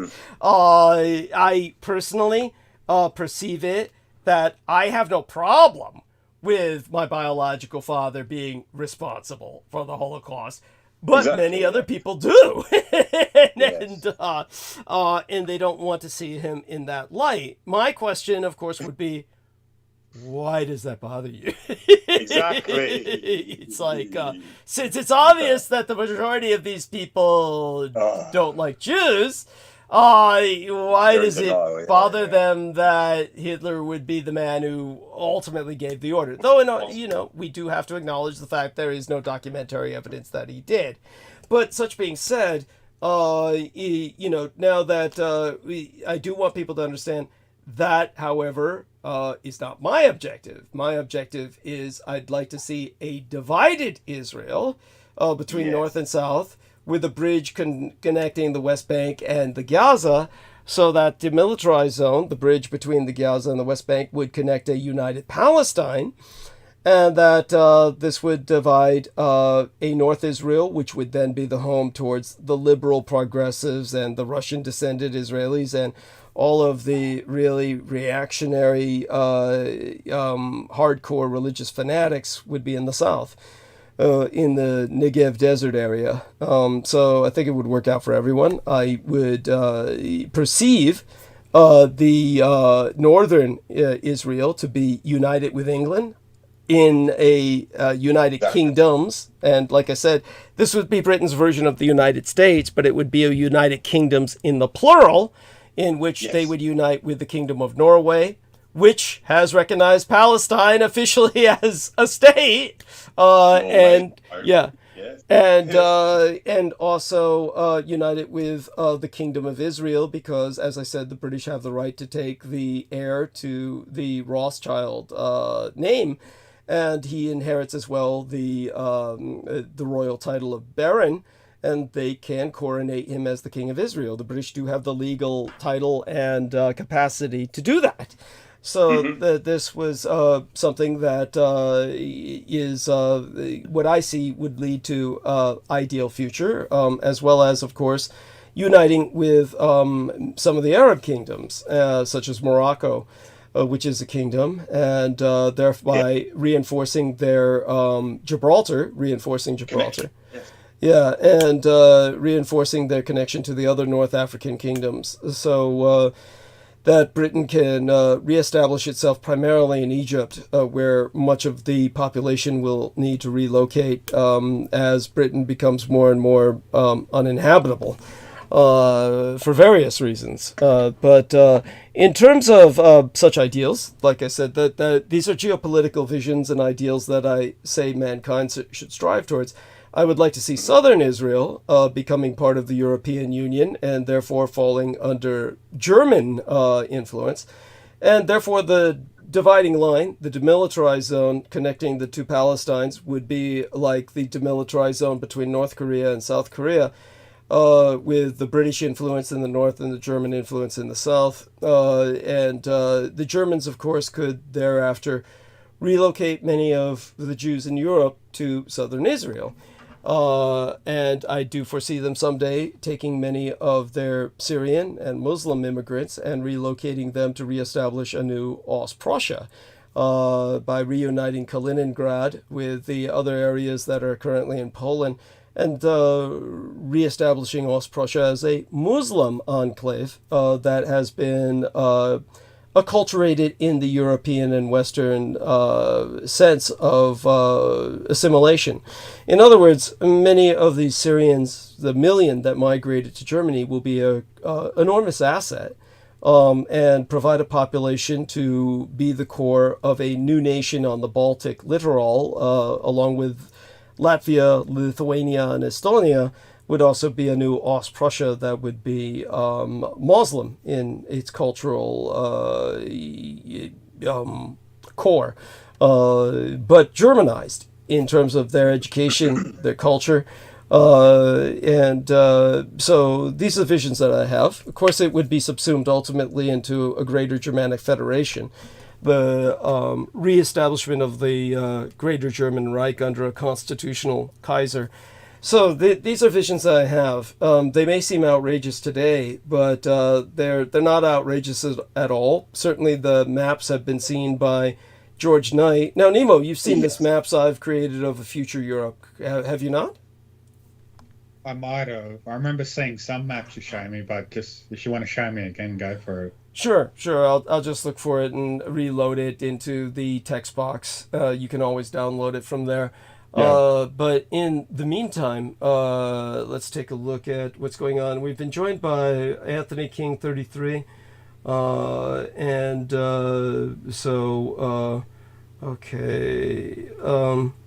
let's take a look at this guy's channel. He's joined before. Yeah. Okay. I remember him. Okay. I'm just going to go to his channel and just see how it looks. If he looks like a real person, that's always helpful. Fellow that has a video of his dog and stuff. Okay, that's fine. And okay, there we are. Older fellow, dog. Yes. So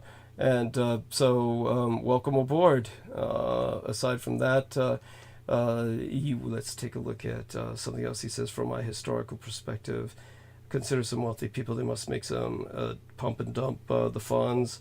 Created a $1,000 fund altogether. What would we invest in?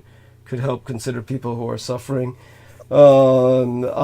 Jesus Christ. All I could say is, welcome back, Anthony. That's basically all I can say with that. I'm not quite sure. I'm basically trying to raise funds to help myself. So, let's stick with that for now. Maybe someday I could concentrate on helping others. Let's get me into a much more better platform than I'm on right now in terms of living conditions. And aside from all of that, this is what pisses me off about the situation of Jennifer Hawkins. I mean, literally, she's a young lady living with 4 big dogs in a fucking trailer. And they're trying to make life uninhabitable, literally make life unlivable for her. So it's, we're dealing with pure raw evil, and they attack the people who are the most helpless. So we do our best just to survive in spite of them, just to spite them. Aside from all of that, so historically, let's turn towards some historical subjects, and maybe one of the things you can address is say what comes to your mind that we started on last time that maybe we didn't complete our thoughts about. Oh yeah, of course, Douglas. And I just wanted to mention, we're talking about people joining us. I've not heard from our lady friend in the UK for a little while. So I've not heard any responses or any messages from from that person for a little while. So I don't know if they're still with us. I don't know. They haven't been active at all. So so it's been ages, and I presented them with some documentation about the Third Reich in exile, and several historical aspects about the former British Empire with the Opium War. So I presented that, but that was the last I ever had any interaction or any communication with them.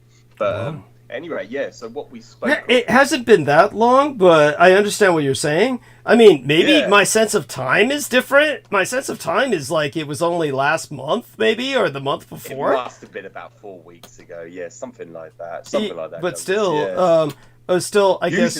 Usually when I come on, when I'm frequent on the show, when I'm active on the show, then I'll get a response usually, and it's been since that interaction I had with them last time. Okay. Yeah, I've not had anything. So if she said she was an older lady, then I don't think she was that old. I mean, didn't she actually give her age at one point? I think 56. Oh, that's right. Yeah, it was like, fucking my age. Though, of course, my age is not normal by any. Yeah, I mean, fucking being a vampire and shit, I don't age like normal people do. So it's when it comes to her, she might be. Well, honey, if you're out there, let us know you're alive. All right, yeah. Yeah, I mean, we always hope for the best, but we assume the worst, okay? I mean, exactly. Go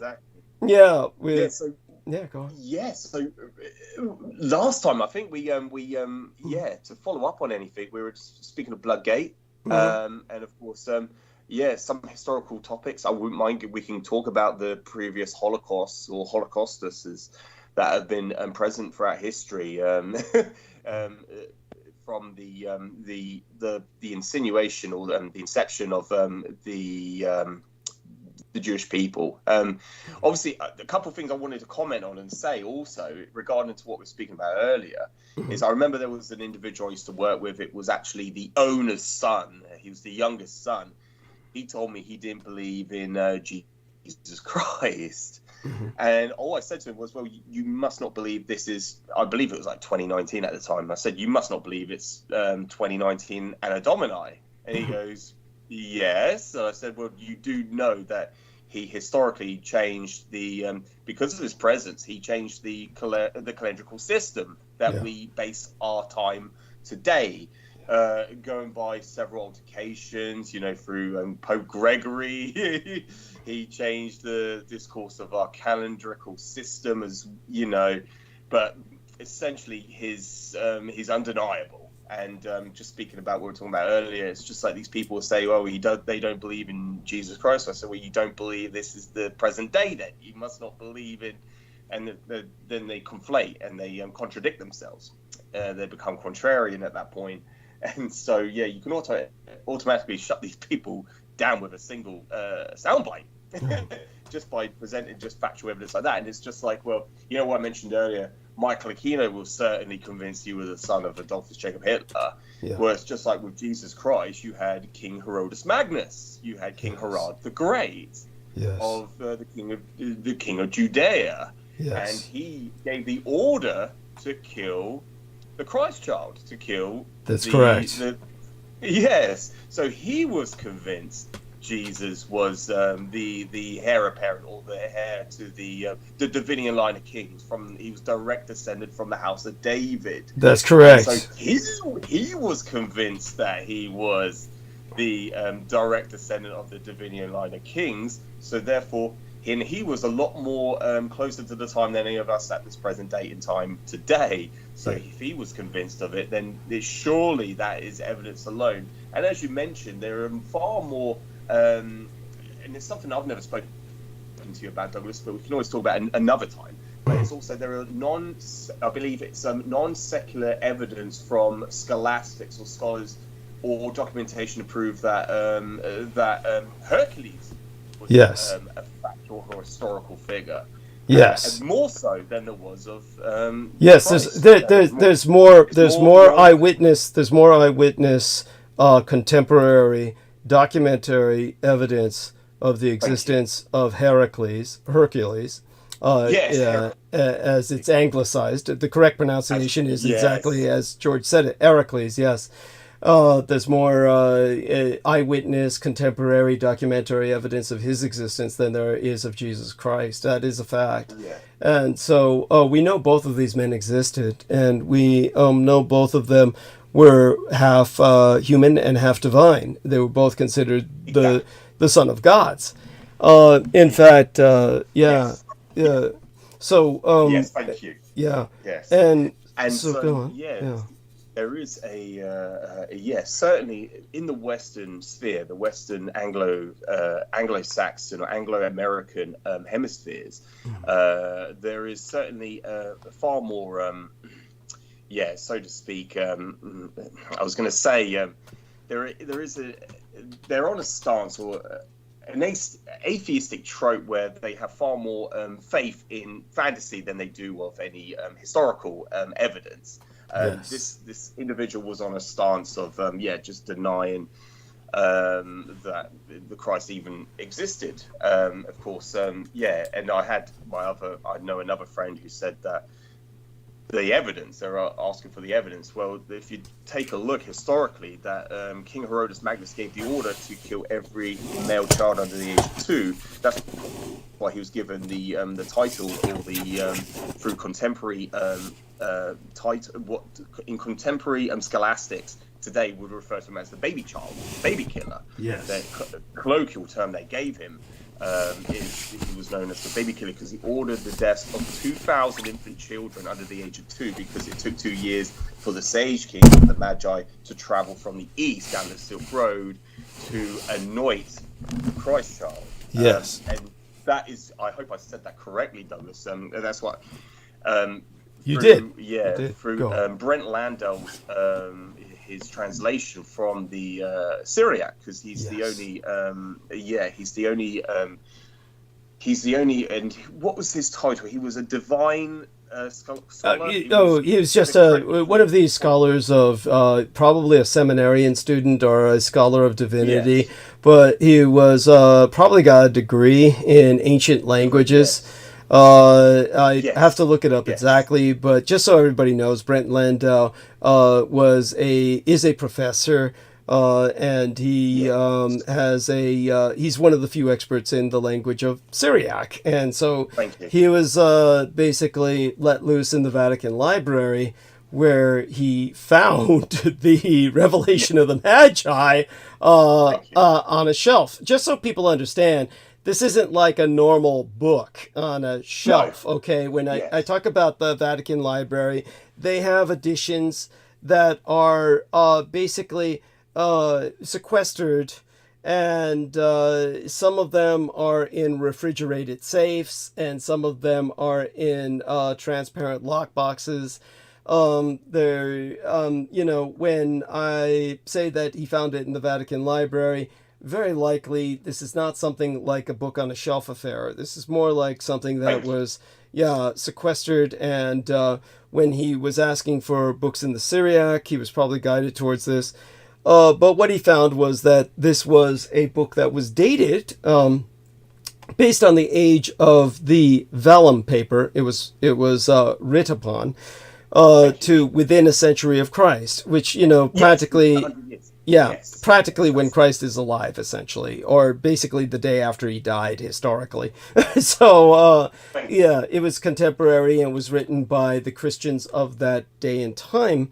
And this is where they went in depth into the Magi, which was all censored from the Bible during the Council of Nicaea, when they basically decided what was going to go into the Bible and what was not. And they never did trust the Magi because, of course, there was a lot of prejudice against the vampire mage kings, basically. And thank you.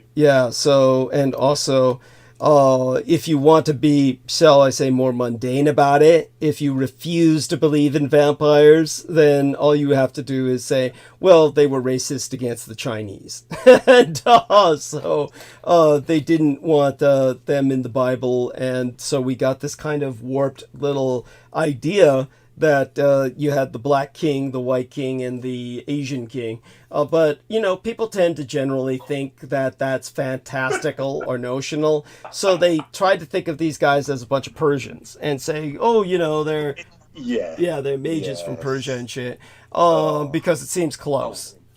And, but when it comes to faith, yes, it astounds me that people will put so much faith in random protoplasmic, globules. Thank you. Yeah. Yes, somehow just gradually forming themselves, over years. I mean, evolution is obviously, you can look at it both ways. You can look at it as something that is responsive, or you can look at it as guided. But I tend to look at it as generally guided to a degree, and obviously, most people have problems understanding our concept of relic populations. They also have here's something that will, again, how should we put it, expand the horizons of George Knight. I don't know. Again, when I'm giving you all of these links, I'm hoping that you ultimately catch up on them. Anything that's timestamped. On those links. Now, were you ever able to review the part where I was talking about how the ancient civilizations, the ancient cultures, really were colorblind to a great degree? They couldn't see the color blue? No, oh, right. No, I didn't. No, I haven't, Douglas. No, that's very intriguing. I will definitely take a look at that, review that. Okay, so let's do a little... let me do... Fuck, what did I just do? Fuck. Jesus Christ. Did I... okay. So I did something there. Did we get cut off? Can anybody hear us? You cut off. I can hear you, Douglas. Yeah. Okay. Check the stream. Okay, so the stream looks like it says excellent connection.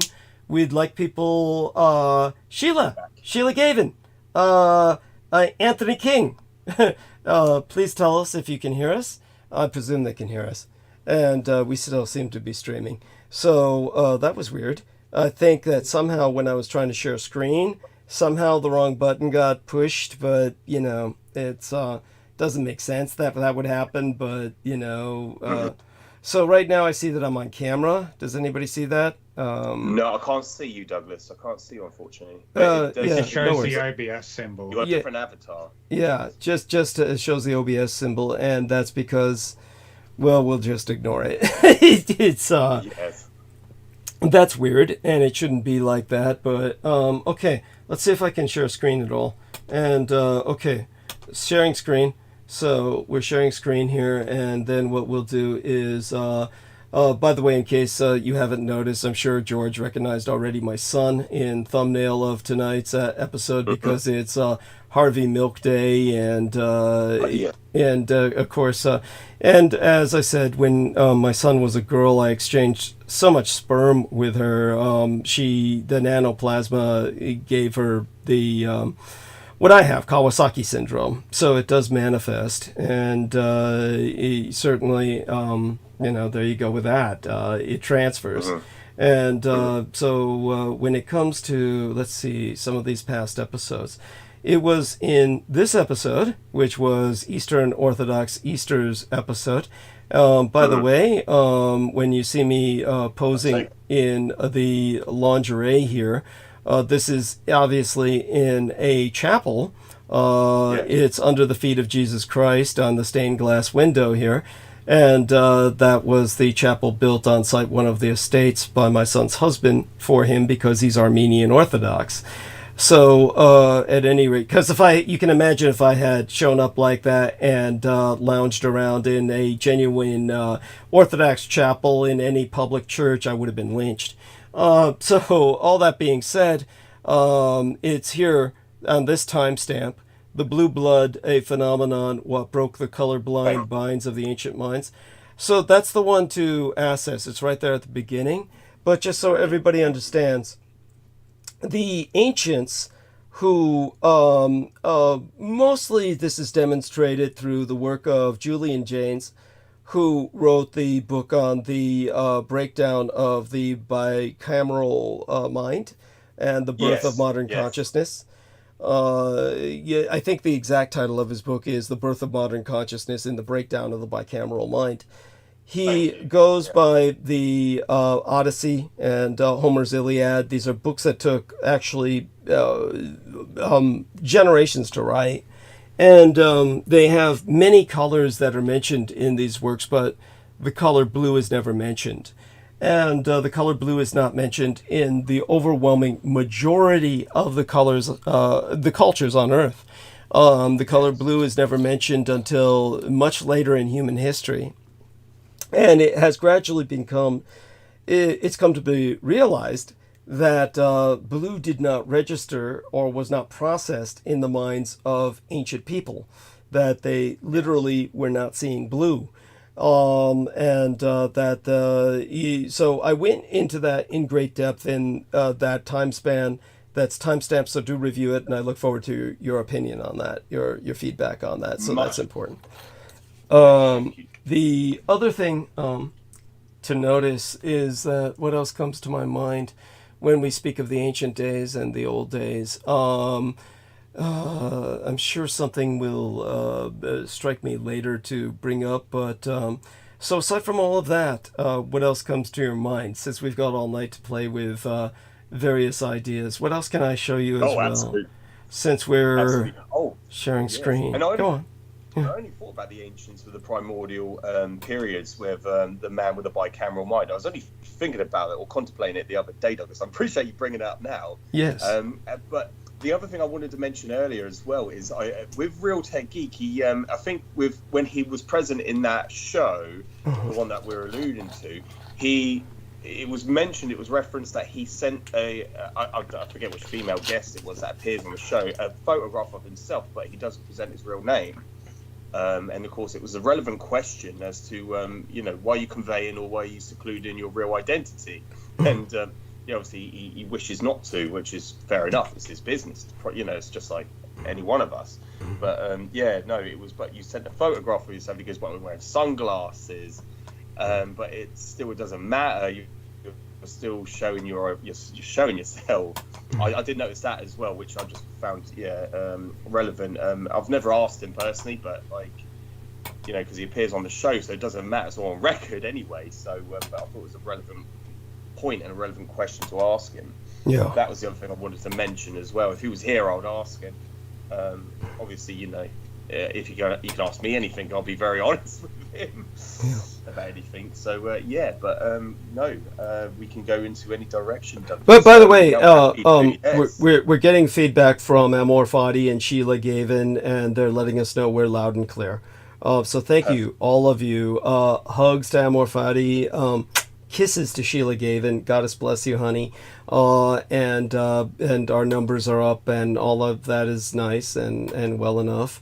What else is it that comes to my mind here when we speak of some things? Well, so aside from reviewing some of these things like that, by the time that Real Tech Geek started saying what he was saying, did you not show up at that time? Were you not on the call? No, that was the week I wasn't present, I believe. I think that was the week I was not present because it was I was looking after obviously my daughter for the week. Okay. So I wasn't able to appear on the show, so I was doing the drop off and then going to work. So I couldn't appear on the show. But I reviewed it the other night, and it was obviously I'm familiar and acquainted with the historical aspects of former Holocausters, and so then it went into Real Tech Geek. It kind of segued into a different direction with him, and it spoke about it was after when he started speaking about his someone he knows who went to Israel for that treatment for that snake bite. It was his relative. His like cousin, wasn't it? Yes, a relative. Yes. I think so, just by peripheral memory, just by the not consciously aware, but just in the back of my mind, he was mentioning someone that he knows personally, so it could. I think it was. No, it's definitely a blood relation. Yes. Not too close, but close enough. just so everybody understands, I almost said Amor Fati. Amor Fati had a fucked up childhood too. But when it comes to real technique, he had a really fucked up childhood. So we're dealing with basically post-traumatically stress disordered people in these cases. And actually, we could say that about Nemo Albano, who also does not expose his genuine identity publicly. So he too had a real fucked up childhood. So all these guys are post-traumatically stress disordered. They all got various traumas that they're contending with for the rest of their lives. So it just is what it is.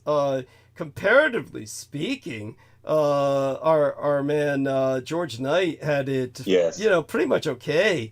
Some bad things going on, but I mean, you also had a violent father. So your father was actually kind of similar to Nemo Albano's, really violent. Violent towards women, and I forget. Is he dead? No, he's still alive, but we don't speak anymore. We don't talk anymore. Right. Through How many years has it been since you last spoke with him? Oh, you know what? It's one of those things where, birthdays, Father's Day, happy birthday, happy Father's Day. I mean, so you still do that? You still do that? That's. But we don't meet up, don't talk. Yeah, no talk. It's literally just one text, and it's just to show. Yeah. Right. Yeah, that's it. Is he still doing that yoga? Is he still doing the yoga? Probably. I don't know, because we don't talk anymore. So it'd be it wouldn't surprise me. It wouldn't surprise me, Douglas. But it's just because of agendas and taking sides, stances. Yeah, whereas I was always mutual. Obviously, my mum and dad broke up when I was 11 years old. But there's obviously hidden agendas due to finances. So it's one of those things. And then when it came to the wedding day, he chose his partner over his own son. So that's where we severed. Okay. It just made everything clear, and that. Obviously, he's in a predicament. He's in an awkward situation, awkward stance, because he couldn't go against her. At the same time, he wanted to.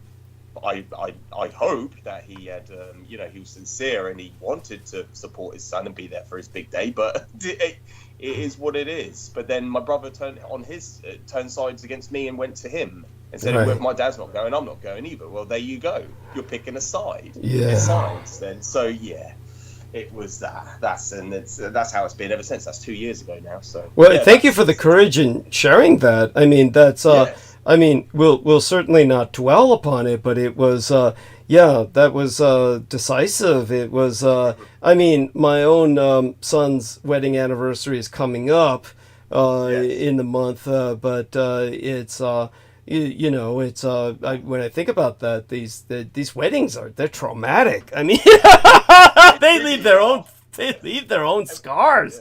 Thank you, yes. And I've seen thousands, literally thousands, 16 years doing about 50 weddings a day. I've seen thousands of weddings, and they don't always all happy, and there's always some form of drama. There's always some form of conflict that goes on. They're never. They're never. It's never easy, joyful. It's just another stress. Here's something for your morbid entertainment. This is Nemo. You're still awake, and Heather Holman, you're still awake with us, right? I mean, can you see the cursor moving? I'm going to share a screen, so let me see if you see the. Can you see the cursor moving? God, that's so weird. This whole fucking that weird, ninja symbol that they use for the online broadcasting software. That's so fucking weird. They use that ninja symbol for that. At any rate. This is the shit I was complaining about in the opening hours. You're all familiar with the Dietrich Arc. You know what that is, right? I mean, Nemo is now at this point. George Knight, you're familiar with the Dietrich Arc, what I'm talking about when I bring that up, right? Yes. Yes. By the way, you were going mute there for a second. Are you Yes, I'm making a background noise. I do apologise. Oh, okay. Brewing myself a coffee. Yes. Okay. Yeah. So this is Taiwan's just had a new president take over on Monday. Now, for those of you who don't know the complexity of Taiwanese politics, the original Nationalist Party, which was the ardent anti-communist under Chiang Kai-shek, over the generations has corrupted and is now the treasonous party that very much sides with communist China. So the Democratic Party is the Democratic, well, they're the party that is pro-Taiwanese sovereignty. And so since they've won the election democratically, the Nationalist Party, which wants to unite with the communists, is doing their best to try and subvert the government. So the Taiwanese people have all taken to the streets in protest. And so tens of thousands of Taiwanese have taken to the streets in protest. I guess the first thing I can show you is Taiwanese protests, and you can get some idea. Are you both aware of this, or No. I was going to say also, just to divert away from that. I noticed Real Tech is online, so if he can come on, then Real Tech, do come on, join us by all means. Let's see now if he's on. Let me return to the call there for a second. That'll take us off screen share. He didn't join us? How did you see him online? You see in the chat? Yeah, he said he was green. Yeah, so he said he was active online. So okay. It was just only because I mentioned him. I don't want to speak without him being present. Oh, no worries, no worries. To him, yes. And thank you, Nemo, for that for that link about Japan will defend Taiwan. Yes, I appreciate that profoundly. So let's take a look at the images and see some of these Taiwanese protests. So this doesn't do it justice. I'm trying to get some real street shots here. Here we go. These are somewhat exemplary of that. That's in the daytime. There's other photographs, of course, that show the Taiwanese at night, and obviously they're out in force. You can see all the Taiwanese out there on the streets. Here's a good image as well, and they're just protesting treason in the government against the government's trying to undermine the power of the presidency in Taiwan. Just to give everybody an idea of what's going on. So the Taiwanese people have all come out. Now, their main representative, everybody who listens to me knows I'm pissed off all these years about this guy named Audrey Tang. Do you remember my being pissed off or annoyed by this guy, George Knight? No, Douglas, I'm not. I apologize. Yes. So Audrey Tang is this butt ugly motherfucker who is the Taiwanese minister without portfolio. That means he's like the unofficial diplomat of Taiwan. So if we look up Audrey Tang, it's basically the Dietrich Arc is using this guy as a meat sock puppet, and has your hand up this guy's ass and feeds him one-liners. Now, get this shit. This guy claims to be a bitch. So everywhere he goes, this guy is like the diplomat for Taiwan. He's got a face like a moon pie, and he shows up and tells people, hey, I want you to know I'm really a bitch. And it's like, dude, it's not like you're even fat enough to have man tits, yet somehow you got a fat face. And this guy just shows up and says, I want to be referred to as she and her. And this is just the Dietrich Arc's way of just pissing me off, because this guy can't even do drag. He can't even swing it where he's put in some effort. Yeah, he's not. Yeah, thank you. He's not even. If you want to be trans, at least actually do it right. Yeah, and not only that, he dares to grow hair on his chin. I mean, really, what? Jesus fucking Christ! Why even fucking bother? I mean, it's like, I want you to treat me like a lady and acknowledge me. It's like, but he's the digital minister. It's like, it just pisses me off. So this is just one of those things that's irrational. It's like something I shouldn't even dwell on, but it's like a running joke. We'll take it as a running joke. Then all the population in Taiwan decided as their representative, they were going to select Nymphia Wind. So this is the representative of the Taiwanese people. he won RuPaul's Drag Race, which is what a lot of people said to me. Oh, Doug, why don't you go on RuPaul's Drag Race? And it's like, no, because that's not the kind of drag I do. These are bipedal parade floats. You know, these guys get up there and they just, bitch out in these costumes and shit. And it's all over the top. Yeah, it's not portraying yourself as a female. You're caricaturing them. You're acting as a cartoon exaggeration of them. So this guy won with his golden fucking banana and shit. It's like, and then... Of course it's a banana. Yeah, of course, a yellow penis. Yes, so then he gets elected by the Taiwanese people as their representative. Now, this is the presidentress who just turned over the presidency to the new president. Yes. Both the same party. They're both in the same party. This is Nymphaea Wind. I mean, this dude towers over Presidentress Tsai Ing-wen by at least a foot. By at least a fucking foot. He's obviously had Brazilian butt implants. And he looks just obscene. He's just obscene.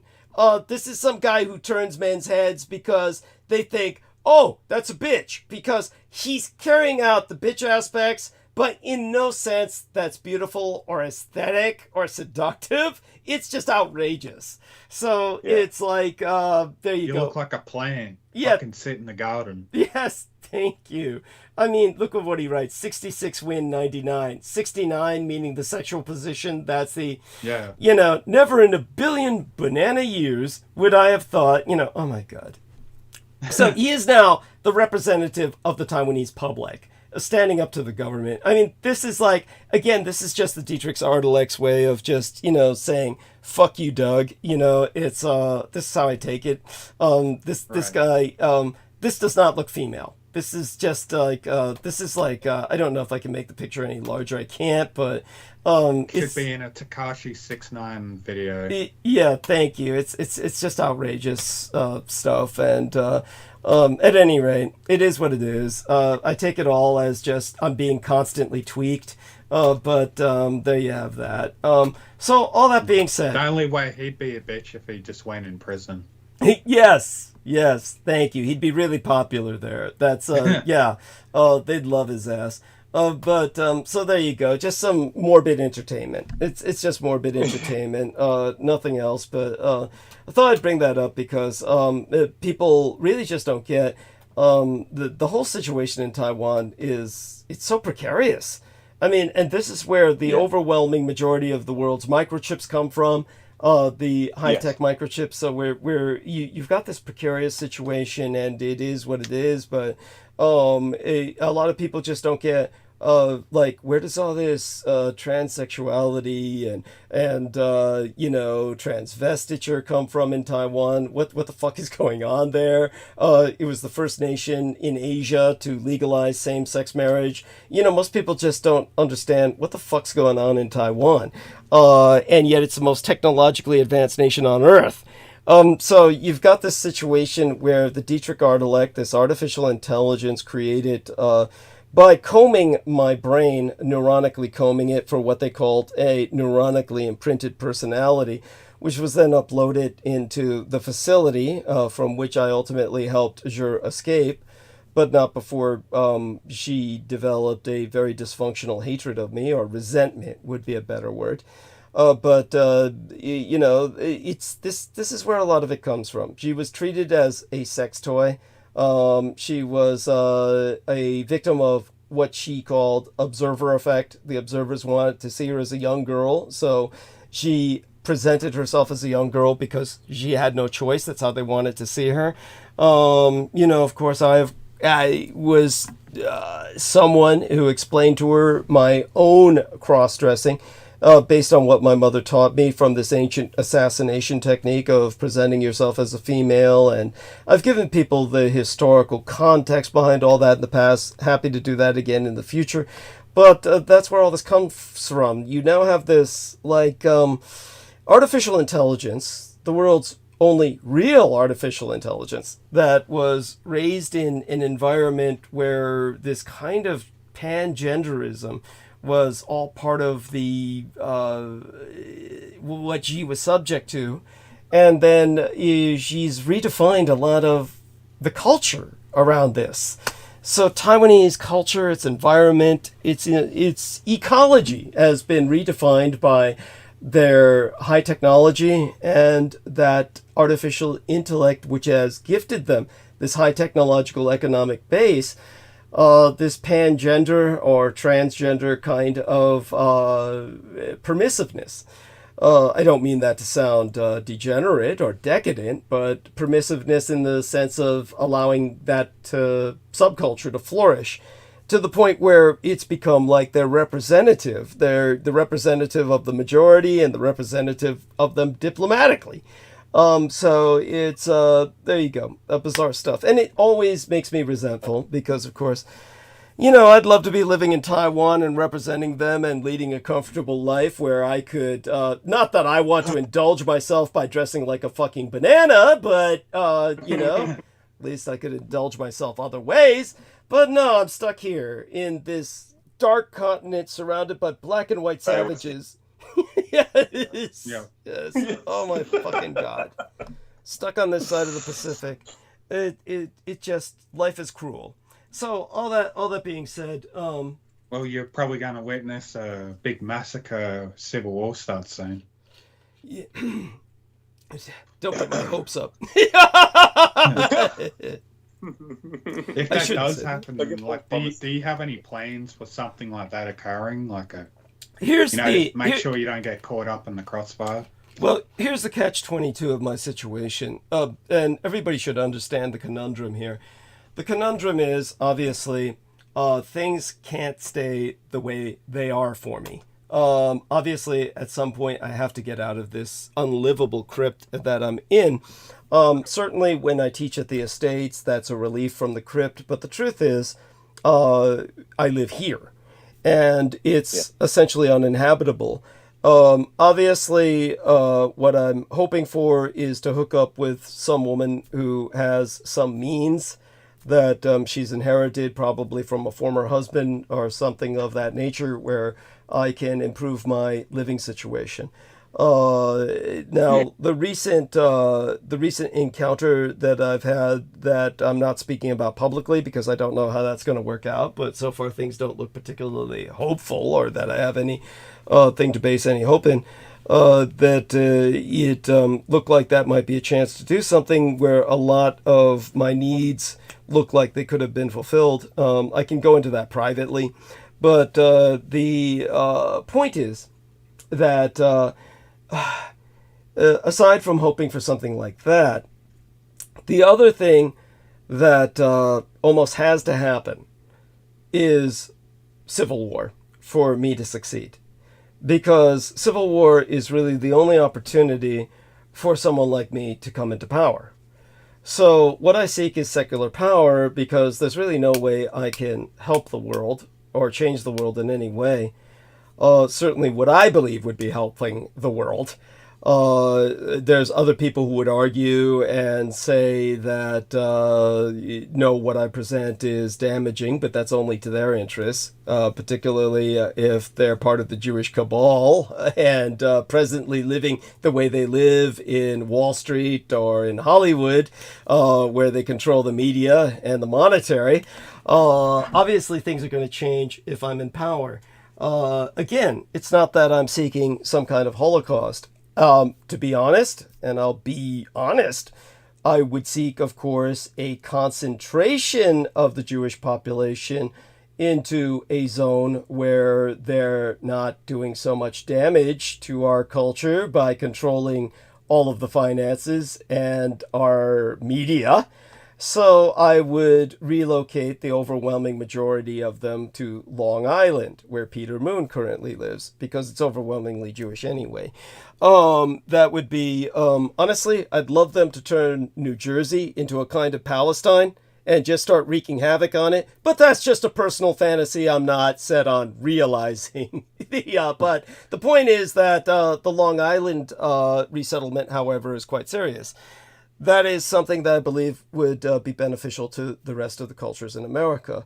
It's not that the Jews would be confined there, but I'm just saying the majority of them relocated there as residents. That would be kind of like a liberal progressive counterpoint to Israel. But such being said, the Civil War is necessary for me to, at some point, have hope of grabbing some kind of secular power. Well, as much secular power as I possibly can. There's no other way to really impose the kind of changes on society that I myself conclude would be productive, would be helpful. Yeah. And so, by the way, the legal term for this is force majeure. Force majeure is the legal term whereby it's basically might makes right. And this is what Abraham Lincoln used during the Civil War. For those of you who don't know, there is a statue of Abraham Lincoln in the United States, not the one at the Lincoln Memorial, but another one. There's a statue in the United States where the base of the statue quotes Abraham Lincoln, where he says, might makes right. Not right makes might, but might makes right. That's force majeure. And ultimately, this is what happens. All of history is force majeure. It's just basically imposition by your will by force of arms. And this is how, this is essentially realpolitik. This is the reality of politics as it works. As Mao Zedong said, and believe me, I'm no supporter of Mao Zedong per se, but as loath as it is to liberal ears, when he stated, political power sources from the barrel of a gun, there is no denying the reality of his statement. This is what it comes down to. Who, as they say, people used to say, remember the golden rule. Whoever has the gold makes the rules. That's really a falsehood. It's not the people with the gold that makes the rules, because the people with the gold... the guns. Yes. The people with the gold... People with the arms. Yeah. All they could do is hire people with guns. If they want to impose their rules, they really have to hire people with guns to impose those rules. So it all comes down to the men with the guns make the rules. And that may sound sexist, but you could say man or woman with the guns. Of course, in this pending American Civil War, which I see as inescapable, just as I see the World War as being inescapable, it's almost the sooner you get it over with, the better. Almost. Now, believe me, I am not anxious for this. My life is semi-stable, as unpleasant as it is in the sense of this unlivable space that I'm in right now. It's still, comparatively speaking, orders of magnitude better than many other people on Earth. So don't think I don't appreciate that. Don't think I don't appreciate my listeners for a moment who make my life possible and have pulled my ass out of the fire forever. I would not be here without my listeners, period. So I owe my listeners everything. But understand, my life right now is, in a very real sense, great.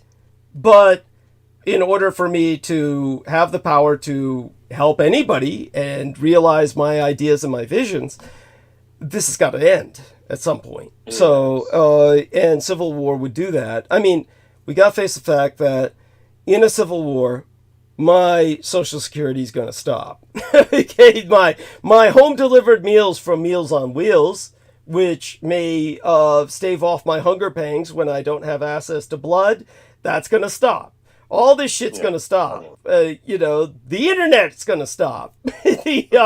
All kinds of shit is going to stop. It's just, so at that point, what happens is I have to make certain that I've established enough of a network where people rally around me and we basically grab power. Now, this would have to be done by whatever means is available, but ultimately grabbing media and bringing attention to the fact that I'm the son of Adolf Hitler and I have a solution. I can bring order. I can bring peace. I can bring order, and I can make America great again. Actually, great for the first time ever. Yeah, great. Yeah, just great. Yeah, just plain great. because it's never really been such ever before, because it was run by a bunch of slave-owning, propertied white male assholes who were just out to preserve their own power and basically traitors to the crown, attempting to stretch their empire based on genocide. No greatness there. But I can make it great for all of us. So just understand that, it's going to be uncomfortable. It's obviously going to be a time of, it's not going to be fun. So it's not something to really look forward to. But at the same time, it has to happen in order for the grander visions or dreams to be realized. So it's a catch-22. I'm not looking forward to this, yet it's something that has to happen. The one thing I can tell you is that it's inevitable anyway that the Civil War is going to happen, just because the Americans are... the situation is just so bad. The reality, sadly, the reality is that unlike England, England really is vulnerable. England is truly vulnerable. They cannot grow enough food to feed themselves. They cannot. There's all kinds of issues England has that have forever forced it to become an empire because it has no other choice. It's a small island on which its population will start. America, on the other hand, we have just boundless resources. None of this needs to happen. We don't need a civil war. It's simply become inevitable because the Americans are just batshit fucking crazy, and they can't fucking see that they're starving to death in the midst of plenty. They can't. The 1% at the top can't fucking let go of everything that they've got. In England, it's different because the nobility is truly poor.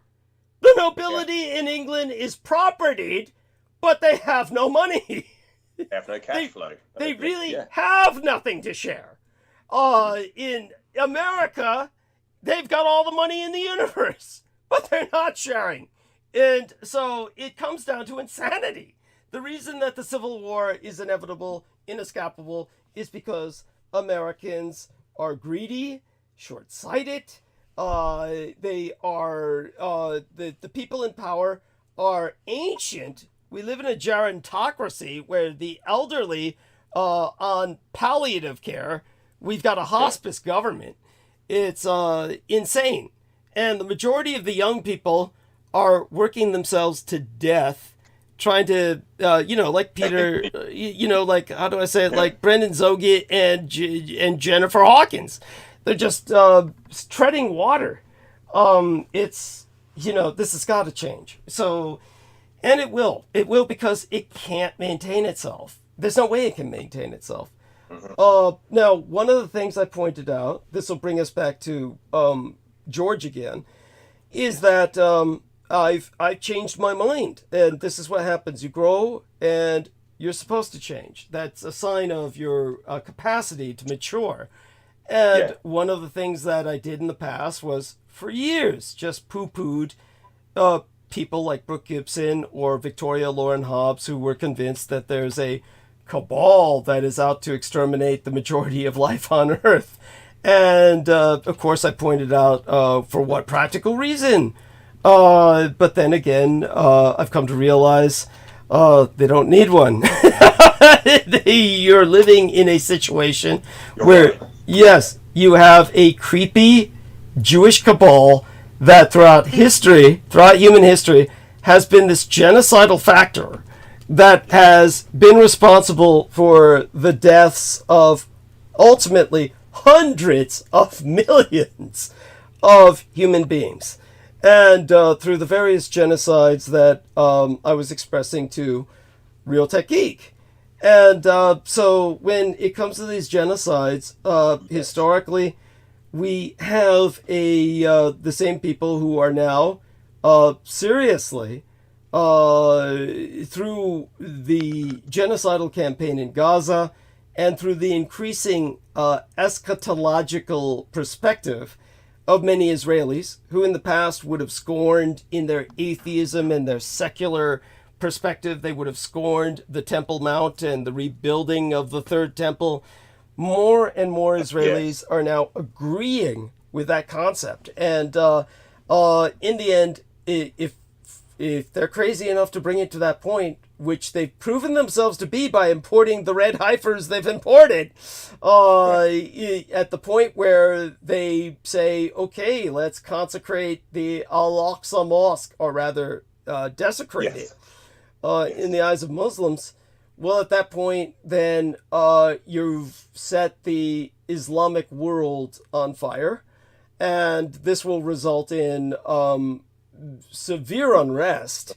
The majority of Muslims will have to overthrow their own governments in order to strike back at Israel, but it's not inconceivable that that happens.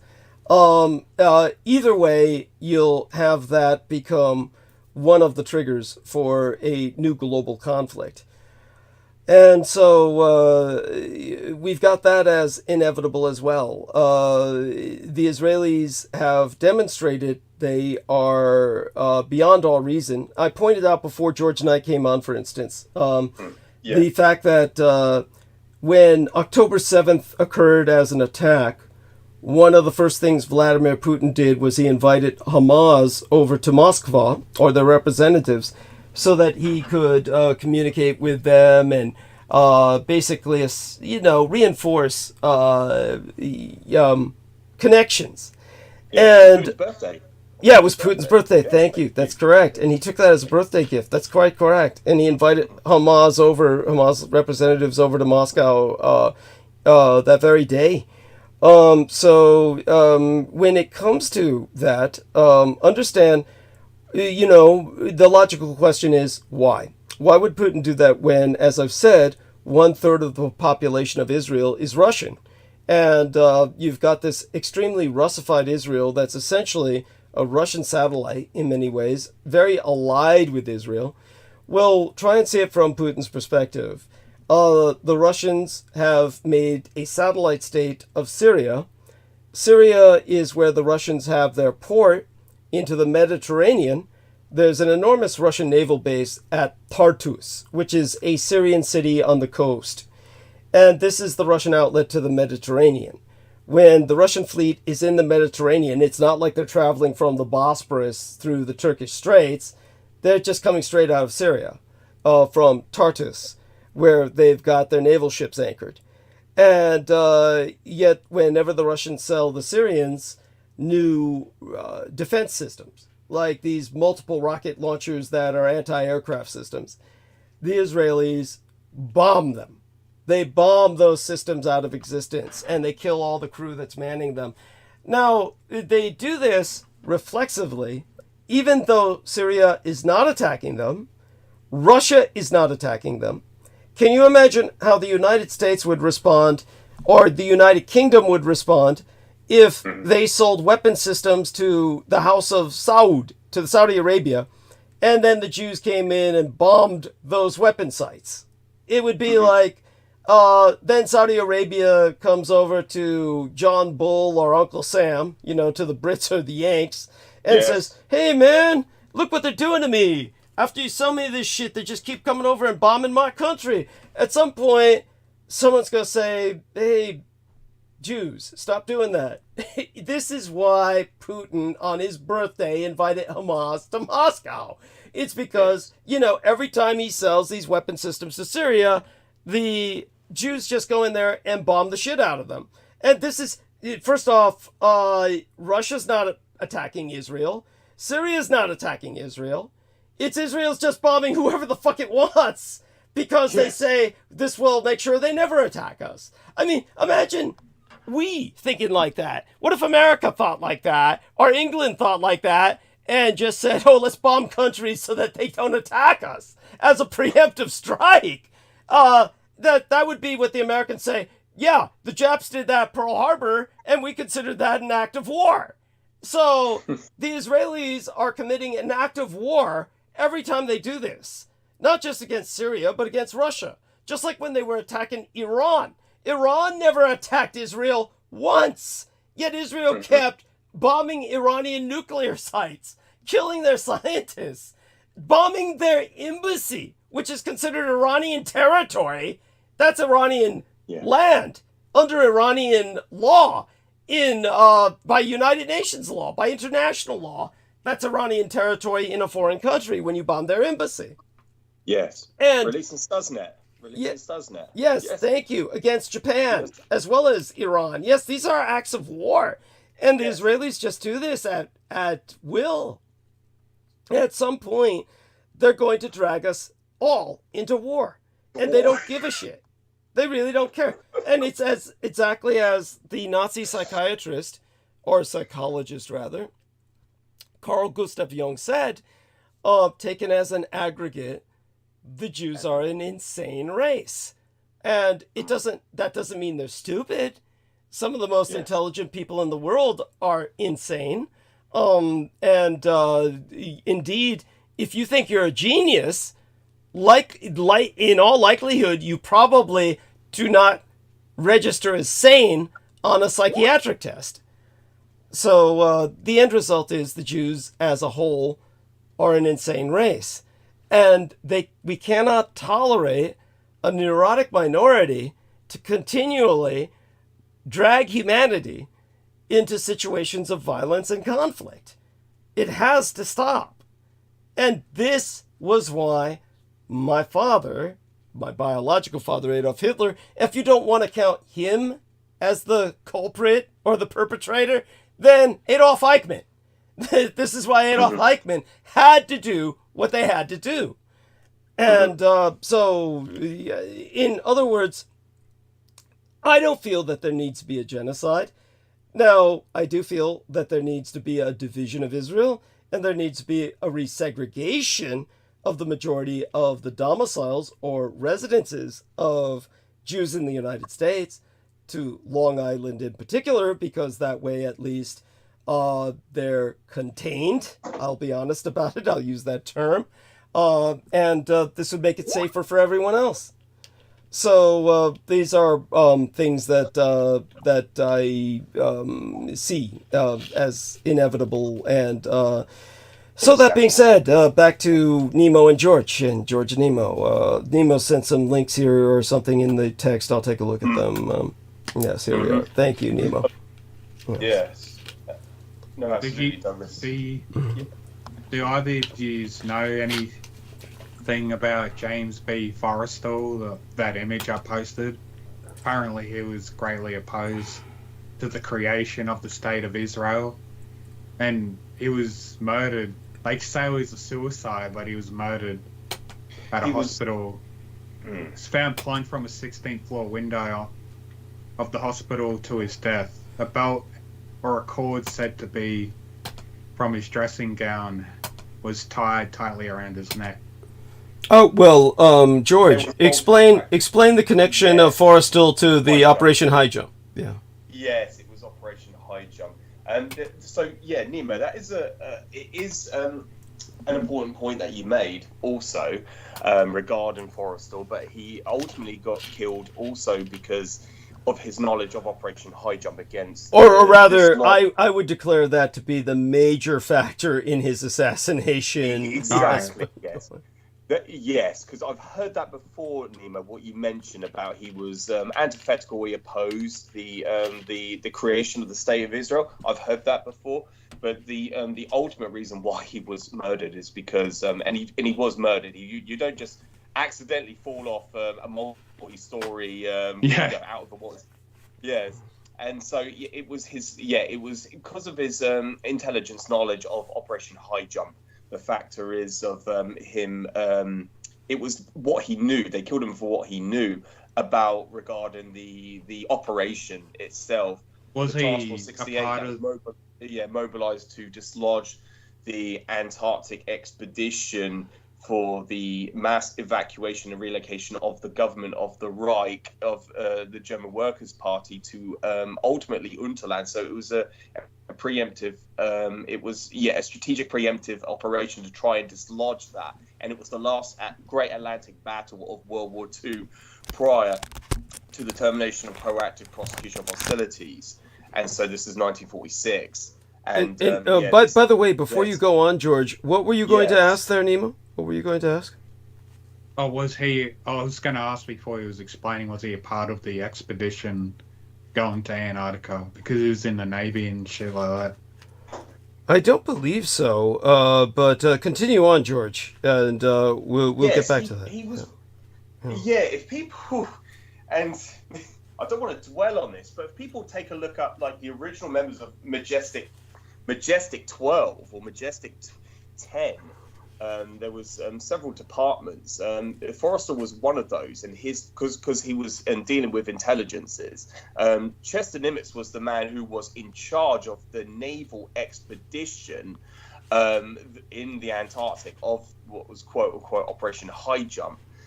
Forrester was certainly one of the intelligences that knew of. This was a monumental failure on part of the Navy to dislodge that Antarctic relocation, the exodus to the Antarctic. Many of the German assets and technology was relocated there ever since the 1930s, and throughout the proactive prosecution of hostilities, throughout the time of what we would know as World War II, as the conventional sense. But James Forrester was ultimately murdered because of what he was ultimately going to reveal to the public. He knew of what happened. He knew the context and the reasons behind that. So that was why ultimately he was murdered, to convey and to conceal this information from becoming public. They did the same thing. They alienated Richard Evelyn Byrd as well. He was alienated and highly. He was. Ultimately the scapegoat of that operation. He was made the so-called person who was incompetent of that operation. It doesn't make any sense when people say it was a scientific expedition. They wouldn't use such a large military force, and I have the records, I have the documents to tell you the names of every single destroyer, carrier, the Arctic the ships that were boulderizing through the ice sheets. I've got the names of every single one of those. I can. They even shipped over their own nuclear reactors and shit. Yeah, it comprised of several other nation involvement as well, alliances with Chile and Australia as well, to comprise of Task Force 68, 4,500.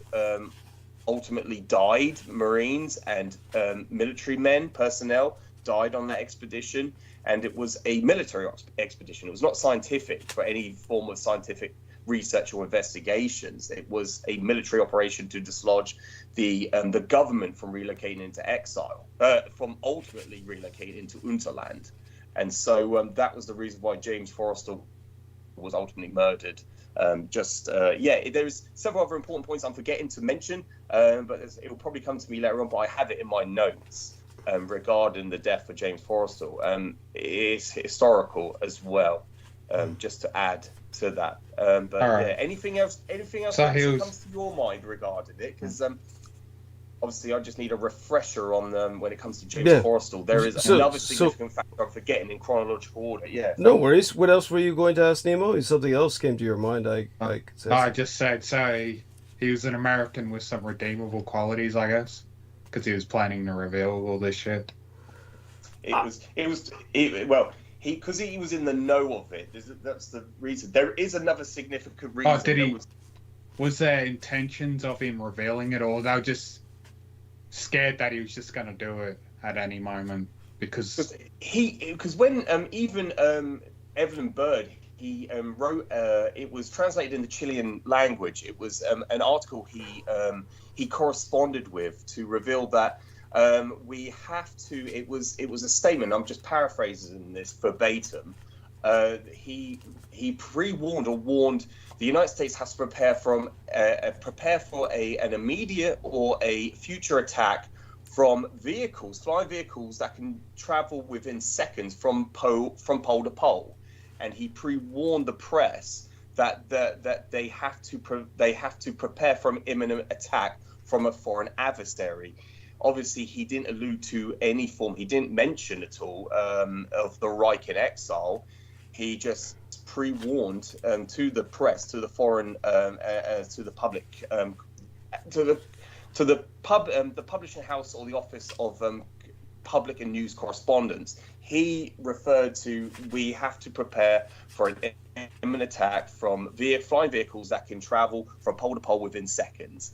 And because it was a monumental failure on part of the Navy, and they failed to dislodge them. They were destroyed and obliterated almost within minutes. It was Right. the operation itself ultimately was sorry, I'm getting incoming messages. Oh, there's your incoming call that you need to take? No, not at the moment, Douglas. I am preparing for it, but also so regards to that situation at that time, there I'm trying to get back on my train of thought. It failed. So it was what do you want to call it? Aborted immediately. It was aborted. Rather it was devastated. It was devastated, yes. And its pitiful remains came limpid back. Yes. Yes. 4,500 Marines were ultimately, and that's a conservative number because I knew it was probably another 1,000 on top of that, of 1,000, 1,500 that also perished, that lost their lives. So it was a monumental failure. It was a devastating failure. And they were encountering the German Flugerads, which had Rocket-Tan mounted to the underbelly of their Reichskraft. And these were emerging and submerging underneath the ice sheets that throughout the Antarctic. And they came up and they took out the destroyers and all the military personnel that were involved in the operation, and they perished. It was a complete failure on part of the Navy. That is why they turned towards the Army to deploy an atomic ordnance over the Antarctic. This is where we came to. This is where we ultimately come to Roswell. The incident Roswell happened in July 1947 because of the naval expedition failed in that operation. Task Force 68 was the name of the task force that was mobilized to take out the Third Reich government in exile in the last great Atlantic battle of World War II, before proactive prosecution of hostilities came to a ceasefire officially in December 31st, 1946, so the end of 1946. So yes, thank you. So just Douglas. to clarify, the Yes. Secretary of the Navy, James Forrestal, was also he definitively was also along for the ride on Operation High Jump. He was on site. So when he returned, he was institutionalized and ultimately thrown out of the window of the mental ward of Bethesda Naval Hospital. So understand he was already committed to an insane asylum because he wanted to go public with a lot of things, including about the Thousand-Year Reich in exile, America's failure to dislodge them from Antarctica. I don't know if you would call these redeeming qualities, but understand that people will often point out the death of some particular individual and tie it to something that's politically important to them. In the end, it's almost the same as if he were killed for standing against Israel. It's almost the same. It's basically was involved with Operation High Jump, had witnessed the failure of the Americans to exterminate the Third Reich, and ultimately He's thinking, I'm on the wrong side. something of that nature, I believe, ultimately happened to him because first he was institutionalized. That shows that they considered him no longer trustworthy or no longer sane. So when they institutionalized him, it was to do what the Soviets do. When they institutionalize someone, it's for political reasons, to discredit them. So the Americans were trying to discredit him politically. And this would, you can imagine easily that someone like James Forrestal could have run for president. Somebody like him with a background in naval intelligence could easily run for high office, become a senator, run for president. And in order to prevent that, they institutionalized him and ultimately murdered him. Because you're never more vulnerable than when you're in an insane asylum. That's when you're helpless. You're truly helpless. And that's when they ultimately threw him out the window. But definitely I had to think about it. I had to dwell on it. But I do remember definitively he was on Operation High Jump. He went down to Antarctica with them. Yes, that's So you're right, Douglas. yeah, he was personally absolutely witness to the failure. He was personally witness to the failure, which would be another reason to kill him. And probably the primary reason. So, Yes. yeah, obviously, when he returned, Nemo's right. It was something along the lines of, I'm on the wrong side, that prompted them to institutionalize him. Because what else would prompt them to do that? So when they institutionalized him, then they figured they had to kill him. So there you have that. It's All right. so that's the reality behind that. And when it I'm comes glad I to know now. yeah, yeah, and but when it comes to how would I say it? A more likely victim of the Israelis would be Gerald Bull. Gerald Bull was the man who designed the super guns for Saddam Hussein. He was the Canadian gun expert who was designing guns for the Canadian space program that could literally shoot satellites into space. So then Gerald Bull went mercenary and started selling his guns to Saddam Hussein. They were disguised as oil pipelines, but these were barrels, enormous barrels that were going to be put together to create the largest gun on Earth. And these super guns were the first things that the stealth bombers, or stealth fighters and bombers assigned by the Americans were assigned to take out during the Gulf War. Operation Desert Storm, that is. And so Gerald Bull was assassinated by the Israelis. Yes. And there we have that. That's just so people understand. Sure, there's people killed by the Jews all the time, but it's not everyone. Yeah, and some people are, and some people aren't.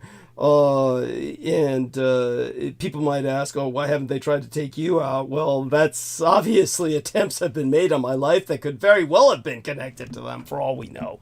Attempts have been made, but as to who they're affiliated with, I'm actually far more suspect of the Russians, to tell you the truth, than I am of the Israelis. Yeah, thank you. But all such being said, the interesting thing. Oh, go on, George. Yeah. I was just going to add in another little fact, Douglas, actually, because you mentioned the stealth bomber, the B-2 heavy bomber.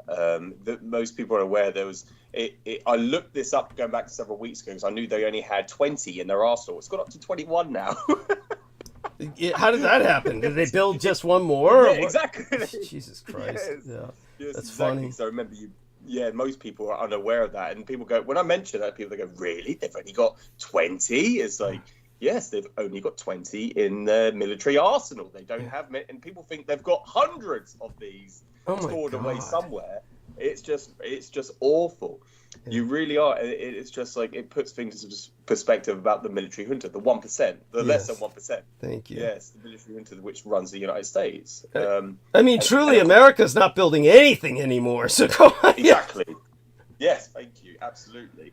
And mentioned earlier about Israel, and the largest expenditure of foreign aid money goes to Israel, which is what Benjamin Netanyahu has publicly stated many, many times. He's laughing because he's so manipulative and he can get wherever he wants. He goes, they just feel sucker, and they just use the proper term. He's laughing because he's fucking psychotic. He is so fucking psychotic. He has no concept of restraint. But as I pointed out, Israel is the only nation receiving foreign aid from the United States that continues to conduct espionage operations against the United States. Despite the fact, now people can point out, other nations commit industrial espionage against the United States. Sure, Japan's been caught conducting espionage against the United States, industrial espionage, but the Japanese don't receive foreign aid from the United States. But the Israelis do, and then they continue to wage an espionage campaign against us. They're disgusting. There's no limit. Exactly. Yeah. complicit in 9/11, for goodness sake. Yes. We've articulated that many, many times. Yes. And yes, and yeah, oh God, that just brought to mind about the Croatians as well, Douglas. They were before that, they were regarded as a terrorist espionage, an insurgency in the United States that conducted terrorist attacks. That's true. I remember you bringing that up to me, and I've got the article about that. But yes, they are, and all the prime ministers are the majority of them are all former terrorist network leaders. Yes, like Benjamin Netanyahu, he is the head of the Likud. The founder of that, Menachem Begin, is a former Erdogan member who was responsible for the King David Hotel bombing of Mandate Palestine by the British. And so, yeah, these are all terrorists. These are all former terrorists. So true. Run Israel. Yes. I mean, it's a terrorist state. Yes, it's a terrorist state. It does terrorism. Yes. Yeah. Eye for an eye. It is. And, yes. Thank you, Douglas. Yes, I just wanted to add that in because that was something I was going to mention earlier. But thank you, Douglas. Yeah. Yes, please continue. No, that's it's a profoundly important point, and So such being said, what else comes to my mind when it comes to something else to bring up? I think you're doing a great job so far. Let's take a look at the time we have remaining, just out of curiosity. And so it turns out that you never got that call so far from work. No. And so let me see now, 9 to 10, 10 to 11, 11 to 12. Well, we have theoretically 3 hours remaining, a little less than 3 hours. So we're doing pretty good. This is what I was going to mention. Our man Nemo is taking a shower right now, so he's to keep himself awake. So here's what I'll show you with the screen share. And let's conduct a screen share. And okay, can you see this? Is the cursor moving? Yes. Okay. Yes. So here's something for you to know. Let's look up kofun monuments. Kofun monument. And okay, so images. So have you ever seen this? I have. Do you know what? That's quite funny, actually. I think someone did mention that to me or brought this up with me. So yes, I believe so, Douglas. You know, just by peripheral memory. But please, please. What do you know about it, if anything? Do you know what? I think he was more of peddling conspiracy against it, actually. What was he saying? What was he saying? I cannot. Do you know what? When most people do that and you know they're being disingenuous, I just block it out. Completely yes, I can't retain anything that he was. I think it just brought to my attention, or something. Yes. Yeah. The keyhole of life of emperors. Yes. So this is Emperor Nintoku has the largest of these mausoleums, and mausoleum. Yeah, these are enormous tombs. And when you see them from the sky, you see them in the shape of keyholes. But I'm presuming you can see. Now, these are very small pictures, and I cannot enlarge them. So I'm going to go to a larger photograph. But when you see them, you see that they're surrounded by a moat. Yes. This is actually water around an artificial island. So an artificial island is created. Now, the size of these are immense. You can tell that by the city development around them. The city development will stop dead around the property itself. The sites, of course, are so monumental, so large, that they're actually larger than the Great Pyramid. They're larger in size than the Great Pyramid in Egypt, the Great Pyramid of Cheops. So this is astronomical in terms of sheer size. This is the Nintoku Mausoleum in Sakai, Osaka Prefecture, Japan, part of the Mozu Furuichi group of ancient burial sites known as kofun. Now there's hundreds of kofun all over Japan. All of them are the property of the Yamato dynasty, the imperial family. Yes. So no one is allowed inside. so the development stops right dead around the property, and no one is allowed into the property. That's why the moat. Yeah. Yeah, and so that people understand that these enormously, nobody in America or the West generally knows about these sites. They'll dig up pottery from around the area, but they're not from inside the site itself. No one's allowed to establish an archaeological dig in these sites because Japan is still an extant culture. You know, the ancient tombs of the emperors in China, they'll dig them up, they'll establish an archaeological site because the Chinese acknowledge, oh, that's a dead dynasty that's no longer representative of China today. So they treat it as something that they can commit an archaeological dig on. But in Japan, the ruling family is still in charge, and these are their ancestors in these tombs, so no one is allowed to dig within these tombs. Now, what's, of course, interesting is that Japan is so old. You can see this here, burial mounds, 300 AD to 538 AD. But Japan is so ancient that at one point in Japan's history, they were an interplanetary civilization, as, of course, for those who doubt the interplanetary nature of the Third Reich in exile, understand that there is a kofun monument that was found by the Mars rover on Mars. So there is evidence of the kofun monument on Mars. Here we are. This is the kofun monument on Mars. And so the photographs are there. If anyone simply looks up kofun Mars, then you'll find it. So there is a kofun site on Mars. By the way, this is just like the Great Pyramids of Giza have several pyramids in one area. There are several kofuns, or these mausoleums beside each other. The Mozu tombs, as they say. So here's a good example of them where the development of the city stops right in around and you can see the others. So these are the other minor tombs, minor artificial islands surrounded by moats, so the city respects the emperor's property and of course doesn't penetrate these areas. But then we have, of course, the kofun site on Mars. And so, again, Japan was at one point... That's not natural. We've spoken... Yes, thank you. Yeah, there we are. A large structure on Mars, the same structure in Kofun, Japan. Here we have that. And so understand that... again, this is evidence of if Japan was once a interplanetary civilization, surely people can understand that the Third Reich becoming an interplanetary civilization is not unprecedented. And this is an important point to be made. And here we are, Mars tomb, Kofun era tomb.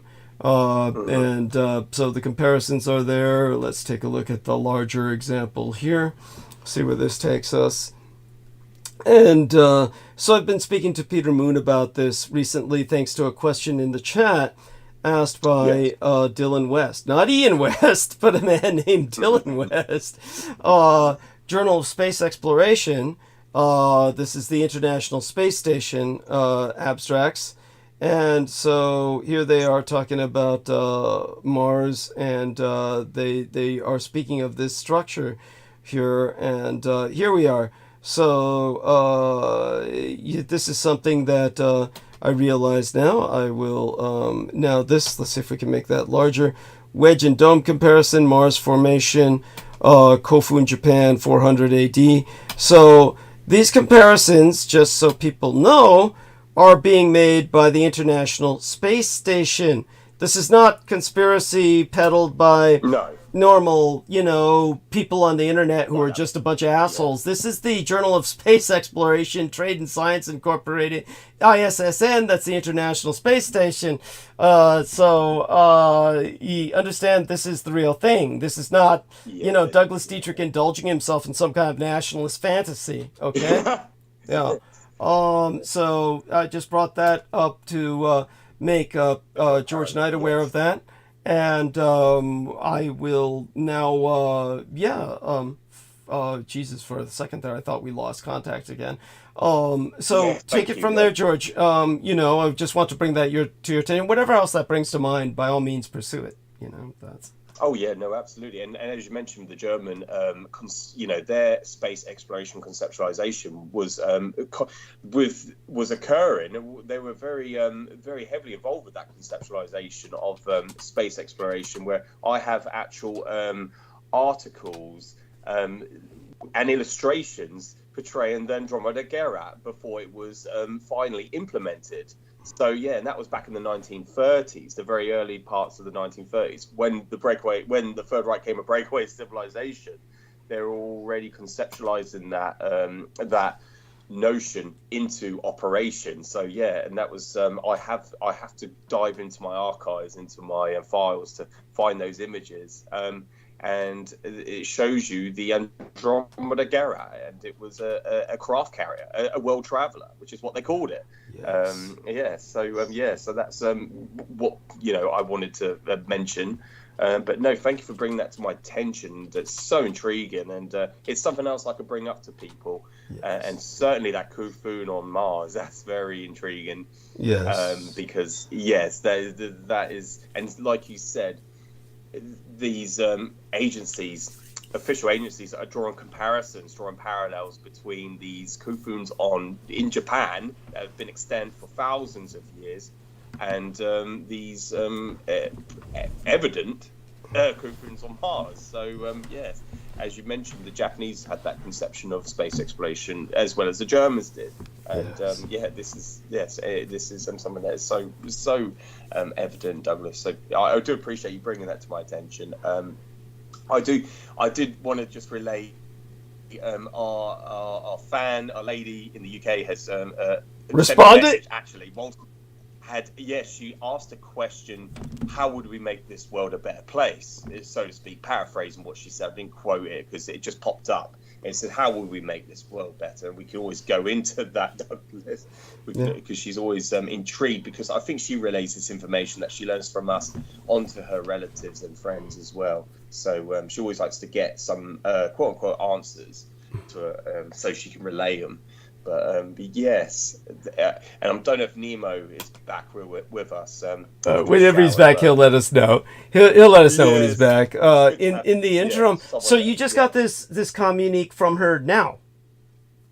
It was probably about 15 minutes ago, 20 minutes ago. Oh, okay, good. Could have been a bit longer. That's incredible. So she's still alive. She's alive. She's still with us. Yeah, that's the first one for ages. I can look at the messages. Let me just have. Okay, let her know we've been worried about her. To see when the last communicate with. Yeah. Yes. And I hope she heard what we said earlier. Yes. Yes, and that's for the best. That's good. I'm glad. Let me see if I can get away with doing this without shutting down my whole system. I'm trying to close down some of these images I had up of these kofun structures. I want to make sure I don't shut down all my screens and, my computer. But in terms of making the world a better place, sure, I could go to town on that. But let's start with George Knight. Go on. Thank you. Oh, and she actually did. She goes, how would Douglas make the world a better place to live in? That's what she said. So I did quote her correctly. So yes, and that was the last time I communicated with her. Was 27th of April. So yeah, about 3-4 weeks ago, around about that time. But oh god, yes. But she said she says you something else about 15 minutes ago as well, right? That was it. How would Douglas make this? Got it. Okay, thank you. Okay, now I get what you're saying. So that's what she said 15 minutes ago, but the last time you had heard from her before that was weeks ago. Yes. Okay, got it. Okay, I'll go to town on that in a moment. It reminds me, of course, that I was going to send a copy of the map to Nemo. So let me do that. But in the meantime, let's start with you providing a few ideas while I do that, and then that'll inspire me to respond and go to town on what I intend for the future of the world. So by all means, what do you think is a better way for us to advance. And I guess we could start with the fact that we have to face the fact that war is inevitable. Well, beyond that, we've got climate catastrophe, which is going to render England probably uninhabitable, and we need to prepare for that as an inevitability rather than wait for that to potentially happen. We have to assume it will and just prepare for that so that we're in a better position if it does happen. You get what I'm saying. You have to assume it will happen. Absolutely, Douglas. And as you know, brought to my attention what the British, the government, they have actually invested. I think what they call it, they call it. I'm trying to think of what the term they used. Rishi Sunak put a strategic plan or a forecast for an expenditure. So I'm trying to think of the actual term they use, but it's they are investing and a significant billions and billions of pounds sterling into the military for expenditure. So it's an astronomical amount of money, astronomical. That they are obviously preparing and preemptive for basically a response to climate emergency, the climate crisis that we are adhering to that we are in unprecedented times at this moment, precarious times. And so they are preempting and they are investing billions, and this is ultimately tens of billions into the military, which is what they have essentially been neglecting for so many years. They are now investing into expanding the military force, and to just verbatim, so basically to read out the transcript from the article. Berlin, the British Royal Navy plans to buy up to 6 new multi-role support ships and give its future frigates the ability to attack land-based targets, the Defense Secretary announced Tuesday. The offensive capability comes as the military learns lessons from recent operations in the Red and Black Seas. Grant Shapps noted, with the former involving a fight against the Yemen-based Houthi militants, and the latter related to the nearby war in Ukraine. Russia launched a full-scale invasion of its neighbor in February 2022. In full, the service is seeking 28 new ships to turn the tide on a shrinking fleet. Schatt said at the Sea Power Conference in London, the 2017 National Shipbuilding Strategy first formalised the goal which the government of Prime Minister Boris Johnson's refreshed in 2022. Under the strategy, the UK seeks to become the world's most competitive maritime nation by 2050. Derek Kenny, then chair of the Industrial Association Maritime UK, said at the time the push to build new ships also comes a month after the current Prime Minister Rishi Sunak announced, and this is where I'm coming to, Douglas, this is what I mentioned, announced a 75 billion United States dollar, it's equivalent to 94 billion United States dollars, so 75 billion pounds increase in defense spending over the next 6 years, which is ironic because in the next 6 years, 2030, which is when they're predicting the necromantic winter. Yes, or the collapse of the Gulf Stream, which would be the equivalent thereof. I mean, the necromantic winter, like in the time of Columbus, it would imply enough people dying that entire depopulated regions basically reforest. And become giant carbon sinks thereby. Yes. But yeah, when it comes to the situation with England, thank you for sharing that. But you know what that also goes to prove? It really goes to prove that there is, simply due to the history of England, they have a continual deep state or government that is obviously thinking in the long term, as opposed to these prime ministers.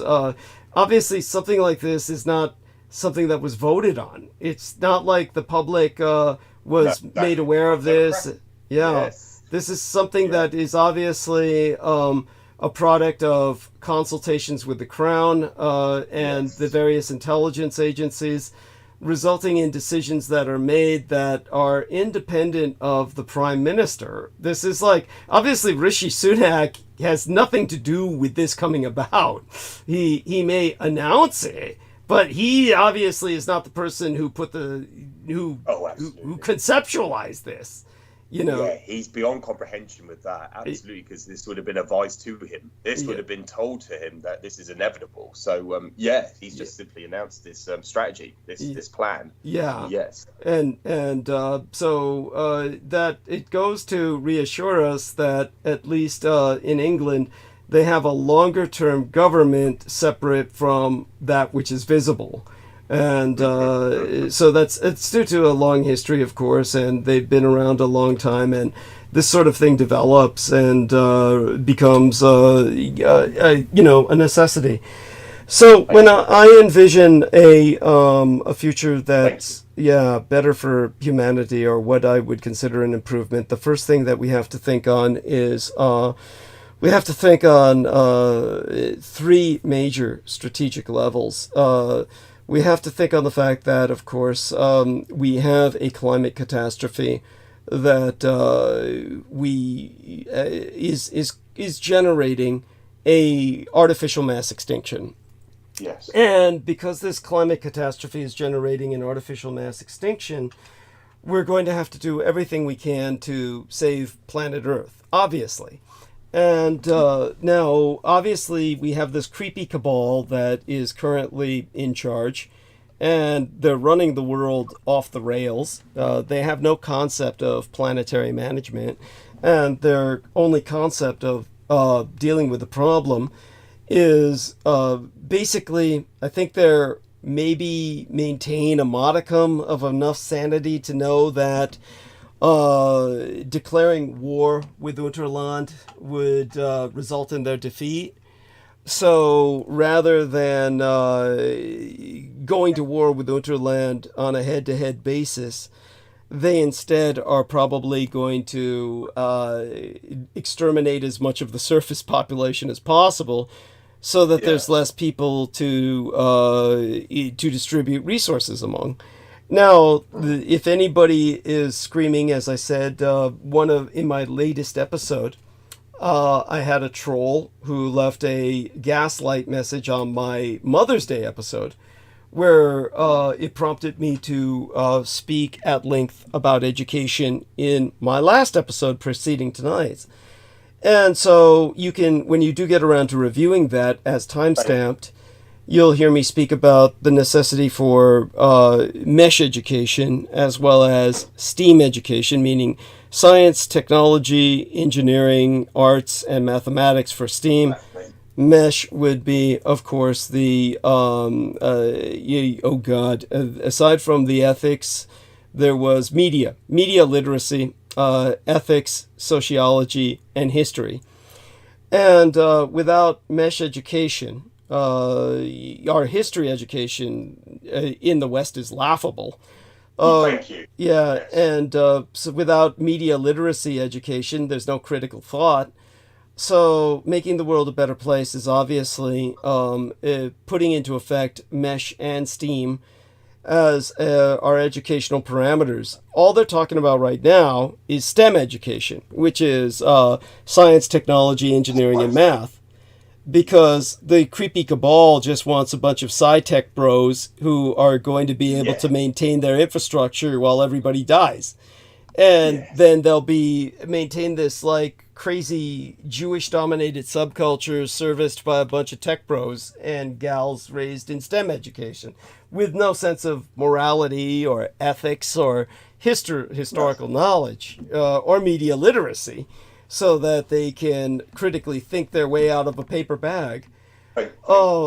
Domestically, here's my perspective of the best thing to do after an American Civil War.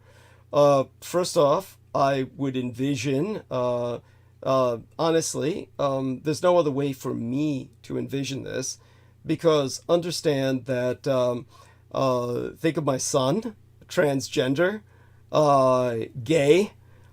Think about myself as a person of mixed race, a cross-dresser, albeit not in the sense of RuPaul and the drag race or any of that nonsense. A very different history behind what I do, but nevertheless one that's misunderstood or not comprehended by your average American. I have to maintain a society that has an envelope of tolerance that the Republicans do not display. The Republicans' entire reflexive creed is based upon bigotry and hatred, and so I have to side with the Democrats. Now, the Democrats, of course, are not always right on everything, and in the end, it's simply expediency. But I do want to eliminate the Electoral College in America and replace it with a true democracy. But as I said, the first thing that has to be established is a leadership that will not be democratically voted out for at least, I say it would take a century of progress, meaning a century of education in STEAM and MESH, so that you have successive generations given greater leeway in their votes each time, starting with votes that count in the county level sense, then the state level sense, then ultimately the federal sense. But it would take, I would say, 25 consecutive presidential terms, meaning 100 years, before you could give them true democracy, where their votes could count enough where they can vote themselves a new leader. So when it comes to that situation in the interim, during that period of time, my idea for rehabilitating American society would be, obviously, many of the losers on the Republican side would be deported. I've said myself this quite a number of times, to Manchuria, because that would provide a buffer state between China and Russia. And it's an enormous industrial wasteland, and they would have plenty of cheap labor in the form of North Korea, where they would have almost free labor to conduct much of their manual rebuilding of their infrastructure. They could create an industrial civilization practically overnight. And as far as I'm concerned, they could manufacture all the firearms they want and basically serve as the world's mercenaries. A kind of Mandalorian culture. A kind of Spartan Mandalorian culture is how I envision Manchu Americans or deported Republicans in Manchuria ultimately evolving into. Now, with those remaining under a single-party democratic state in the United States, then I would imagine 3 drafts. A draft for the military, that would be male. A draft for the females, that would be a United States National Police Force. That would be more along the lines of a National Guard. All of these people would be drafted, I'm saying, around 16 years of age. So around 16 years of age, they would be drafted. They would have to train for a year before deployment. But this would give training to all females in the United States in martial arts, handling of firearms, police or organization and tactics, and basic law enforcement, so they'd be familiar with the law. They would be an ideal peace enforcement. Now, of course, I'm not planning on sending them out alone. These would be women who work in squads. And if they were sent to take down criminals, they would be taking them down 5 women at a time at the least. Yeah. And they would always have the option of deputizing men around them. So just so people understand, in the United States, that's already the law. A lot of people don't understand that you can be deputized. And the police are given the right to do that. Nobody ever thought much about it since the days of the Wild West when sheriffs could do that. If you remember, there used to be in the old days a sheriff in each town, and he would have a deputy. This all came from the need for a sheriff not being able to do things alone. So when it comes to the penal code for deputization, let me look that up, because it's important. Certainly in the state of California, we have this. Okay, so section 832.6 of the penal code. And I believe that there is a national equivalent to this.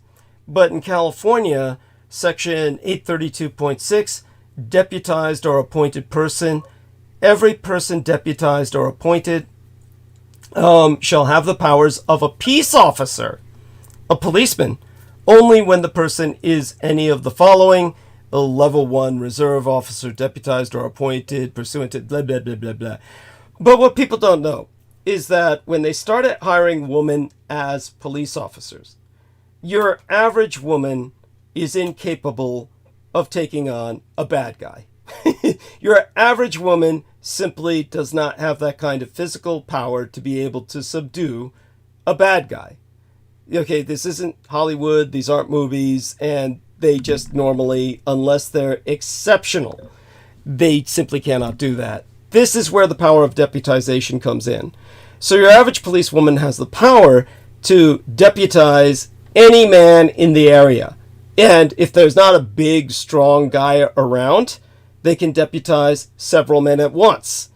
And if you refuse to follow that policewoman's orders, where she says, you, and you, take that man down. Or you big strapping fellow over there, take that man down. If you refuse to follow their orders, you are guilty of a misdemeanor. And if they wind up getting hurt or killed as a result of your not following their orders, you are guilty of a felony. That is the law. So when you're deputized by some little female police officer who doesn't have the power to take somebody down, you don't have a choice. You become a criminal yourself if you do not follow her orders. A lot of people are completely unaware of this. But this is called force multiplication. And that's why the police forces in America, compared to the rest of the population, are just a small percentage of the population. They cannot control the rest of the population without this power. Yeah. So these women will have that option if they're part of a United States police force that they're drafted into. So they have that option, and they'll be trained in units to take a man down without resorting to that option, hopefully. But they'll be trained to operate together, and this will teach them teamwork.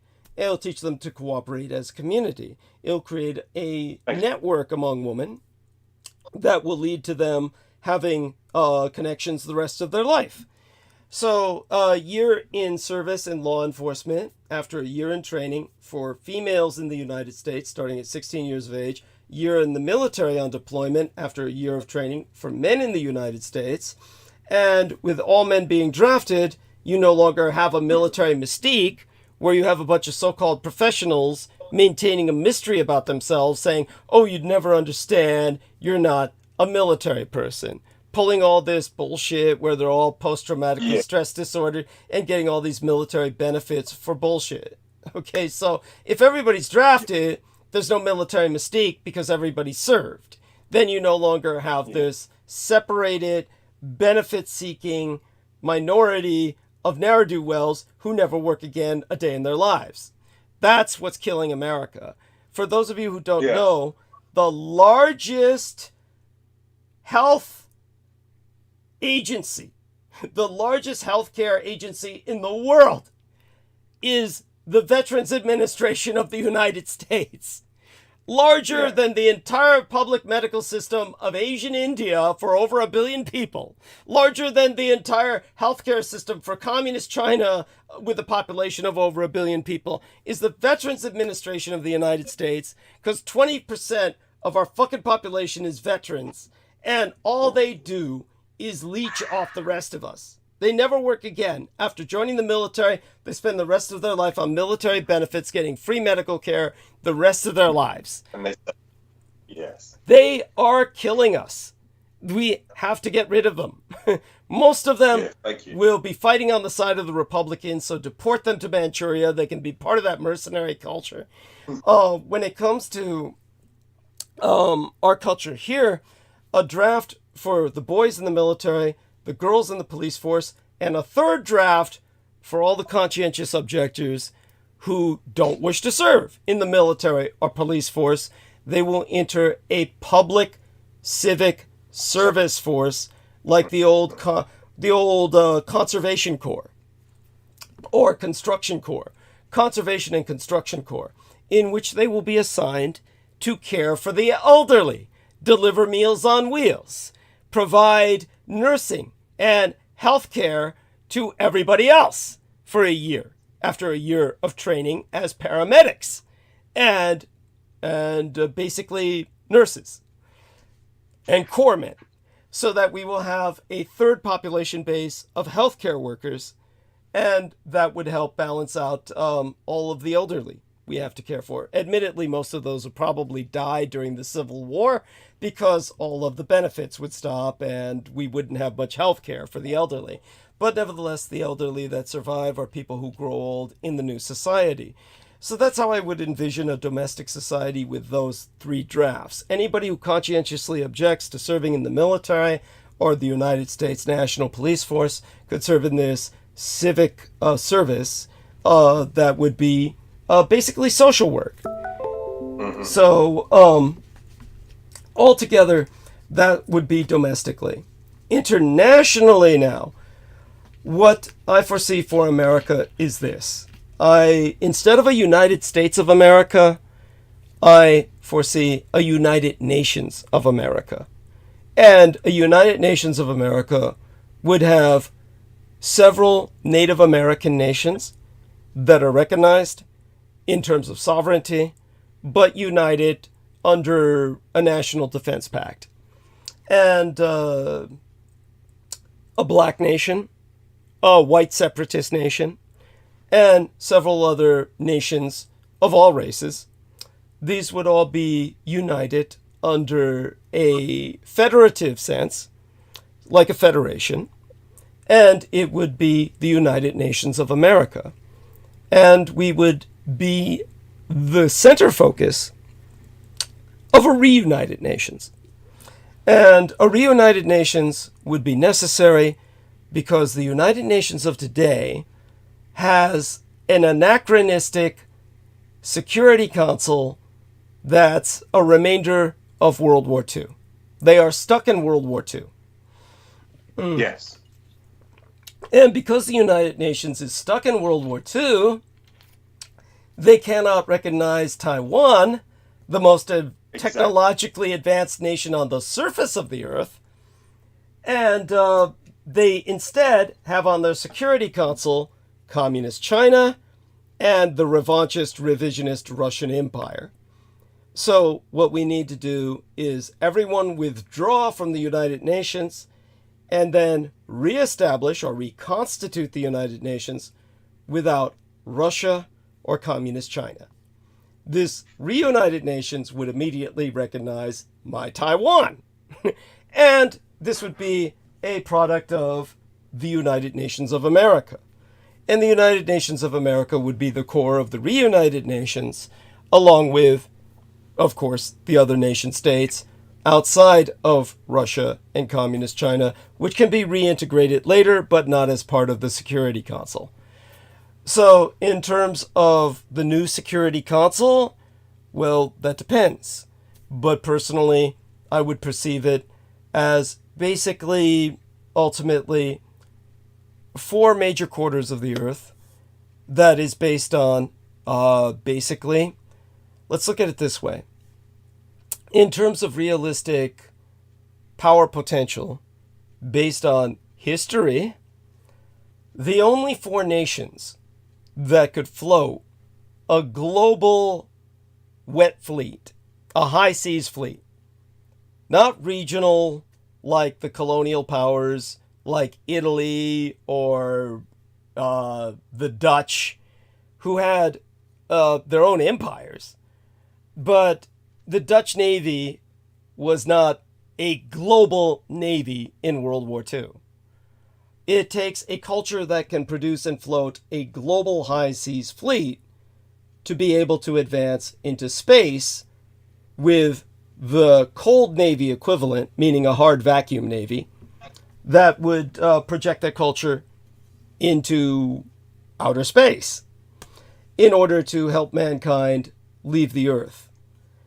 When it comes to the 4 cultures that succeeded in doing this in World War II, they were the United States of America, the United Kingdom of Greater Britain, the German Reich, and Imperial Japan. Russia had not even a coastal fleet of any consequence, let alone a high seas fleet. It was only included in the Security Council of the United Nations as this propaganda victory where they claimed it was this decisive ally in World War II. France had a world-class navy but was divided in World War II. Again, included in the Security Council more as a formality. The way I see the future of England will be, of course, as reestablishing a third greater British Empire out of necessity because the island of England is becoming uninhabitable. But the four major powers at first, which will later become 8, the four major powers will be a Germanocentric power, a Anglo-centric power, and an America-centric power, and a Japanocentric power. Now, these will later branch off into other powers that are going to start off as subsidiary, but it'll later branch into 8 powers, an octagon of powers that will also, of necessity, expand into space. The reason that space expansion is so important and such a necessity is that we need to re-industrialize in space, where we can pollute to our heart's content, and have access to all of the easily accessible materials of the planetoids, mining. We can mine the asteroids. We can mine these various celestial bodies and industrialize space, produce perfect ball bearings in zero gravity, all the advances that you can take advantage of in a zero gravity environment. Pollution is not an issue in hard vacuum. There's several reasons, but what we also need to do is kind of assign planetary frontiers culturally. Each one of the planets in our solar system can be dominated by a specific culture. We can get into that later, but the point is that we need to be able to acknowledge the fact that it takes a cultural background in floating a world-class high seas fleet in order to produce a culture, in order to have a culture that can produce an interplanetary class hard vacuum cold navy or space fleet. Ultimately, we also have to think in interstellar terms and literally just start dividing parts of the galaxy as to where we're aiming colonization towards. The galaxy is empty. Even if what they say is true, which is lately everywhere I see, they've discovered, 7 stars that might be surrounded by Dyson spheres, which, for those of you who don't know, a Dyson sphere is a logical outcome of a high technology culture because they have a sun, a star, that is a star. Why allow all that energy to go to waste? Why not dismantle planets in your own solar system and others and surround that star with material that can harness that energy, grab it, harness it, and then none of that energy just escapes into space and gets wasted. You can ultimately power what they would call a higher level of civilization, a super civilization with that. So one of the things that might indicate the existence of a intelligent civilization having existed would be to find a star that's dimmed because it's surrounded by a Dyson sphere. But they're saying, we found 7 stars now that might be surrounded by Dyson spheres. Now, almost certainly these are nebulas. Almost certainly they're surrounded by particulate matter like nebulas that simply are obscuring the star, and the science community is just trying to, seduce people with the idea that, aliens could have existed. But even if they were Dyson spheres, the one thing we know they aren't. First off, if aliens are advanced enough to build a Dyson sphere, they have to talk to each other. And if they're talking to each other, they've got to have radio waves, television waves. All of these signals would have reached us long before we saw those goddamn Dyson spheres. Because while they were building those Dyson spheres, they would have to have communicated. So when it comes to this scenario, even if these are Dyson spheres, obviously these are dead civilizations. But such being said, we could build our own Dyson sphere by dismantling Jupiter. Jupiter alone would provide enough raw material where we could build a Dyson sphere around our sun, harness a group of energy, enter a next level of civilization.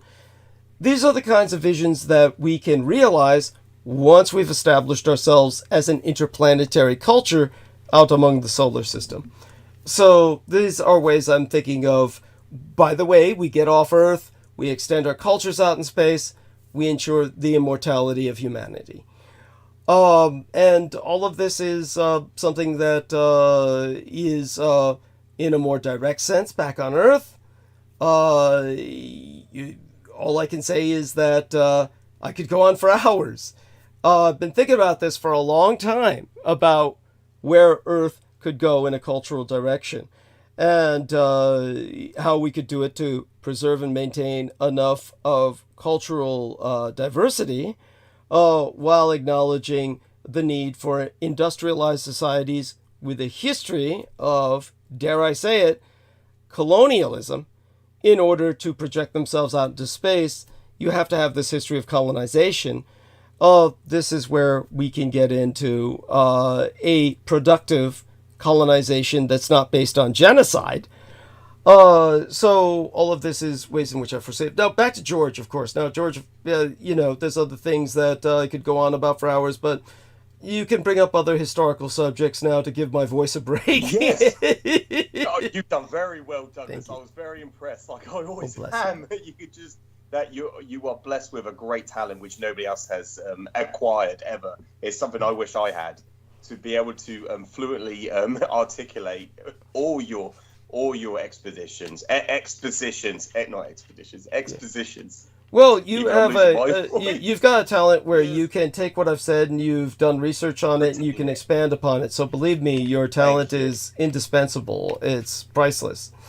Thank you. Much appreciated. Thank you for that. Thank you for that, Douglas. Yes. And several things, that always comes to mind. Just to qualify or to expand what Douglas was saying, like when it comes down to police constabularies, police constabulary corruption, I like that. And thank you. I learned quite a lot about what you just said, Douglas. Actually, I learned a lot, especially when you mentioned about the sheriffs and the deputies. The reason why every town had sheriffs, had deputy to support the sheriff. I wasn't aware of that, but just to add, people can remember in recent years, 4 years ago, during the height of the pandemic, when we're in lockdown, the restrictions that were enforced for great obvious reasons. Some of the reasons that we've articulated, that Taiwan and many of these nation states that were able to overcome the pandemic or prevent a loss of life to their citizens because they actually they intervened. They brought about. They had these strategic plans already in place, whereas Britain didn't have any strategic plans in place in order, in case of a preeminent or unprecedented pandemic, so to speak, which, like Asian nations or many nations in the Pacific, were able to, obviously, they were able to predict or to overcome any form of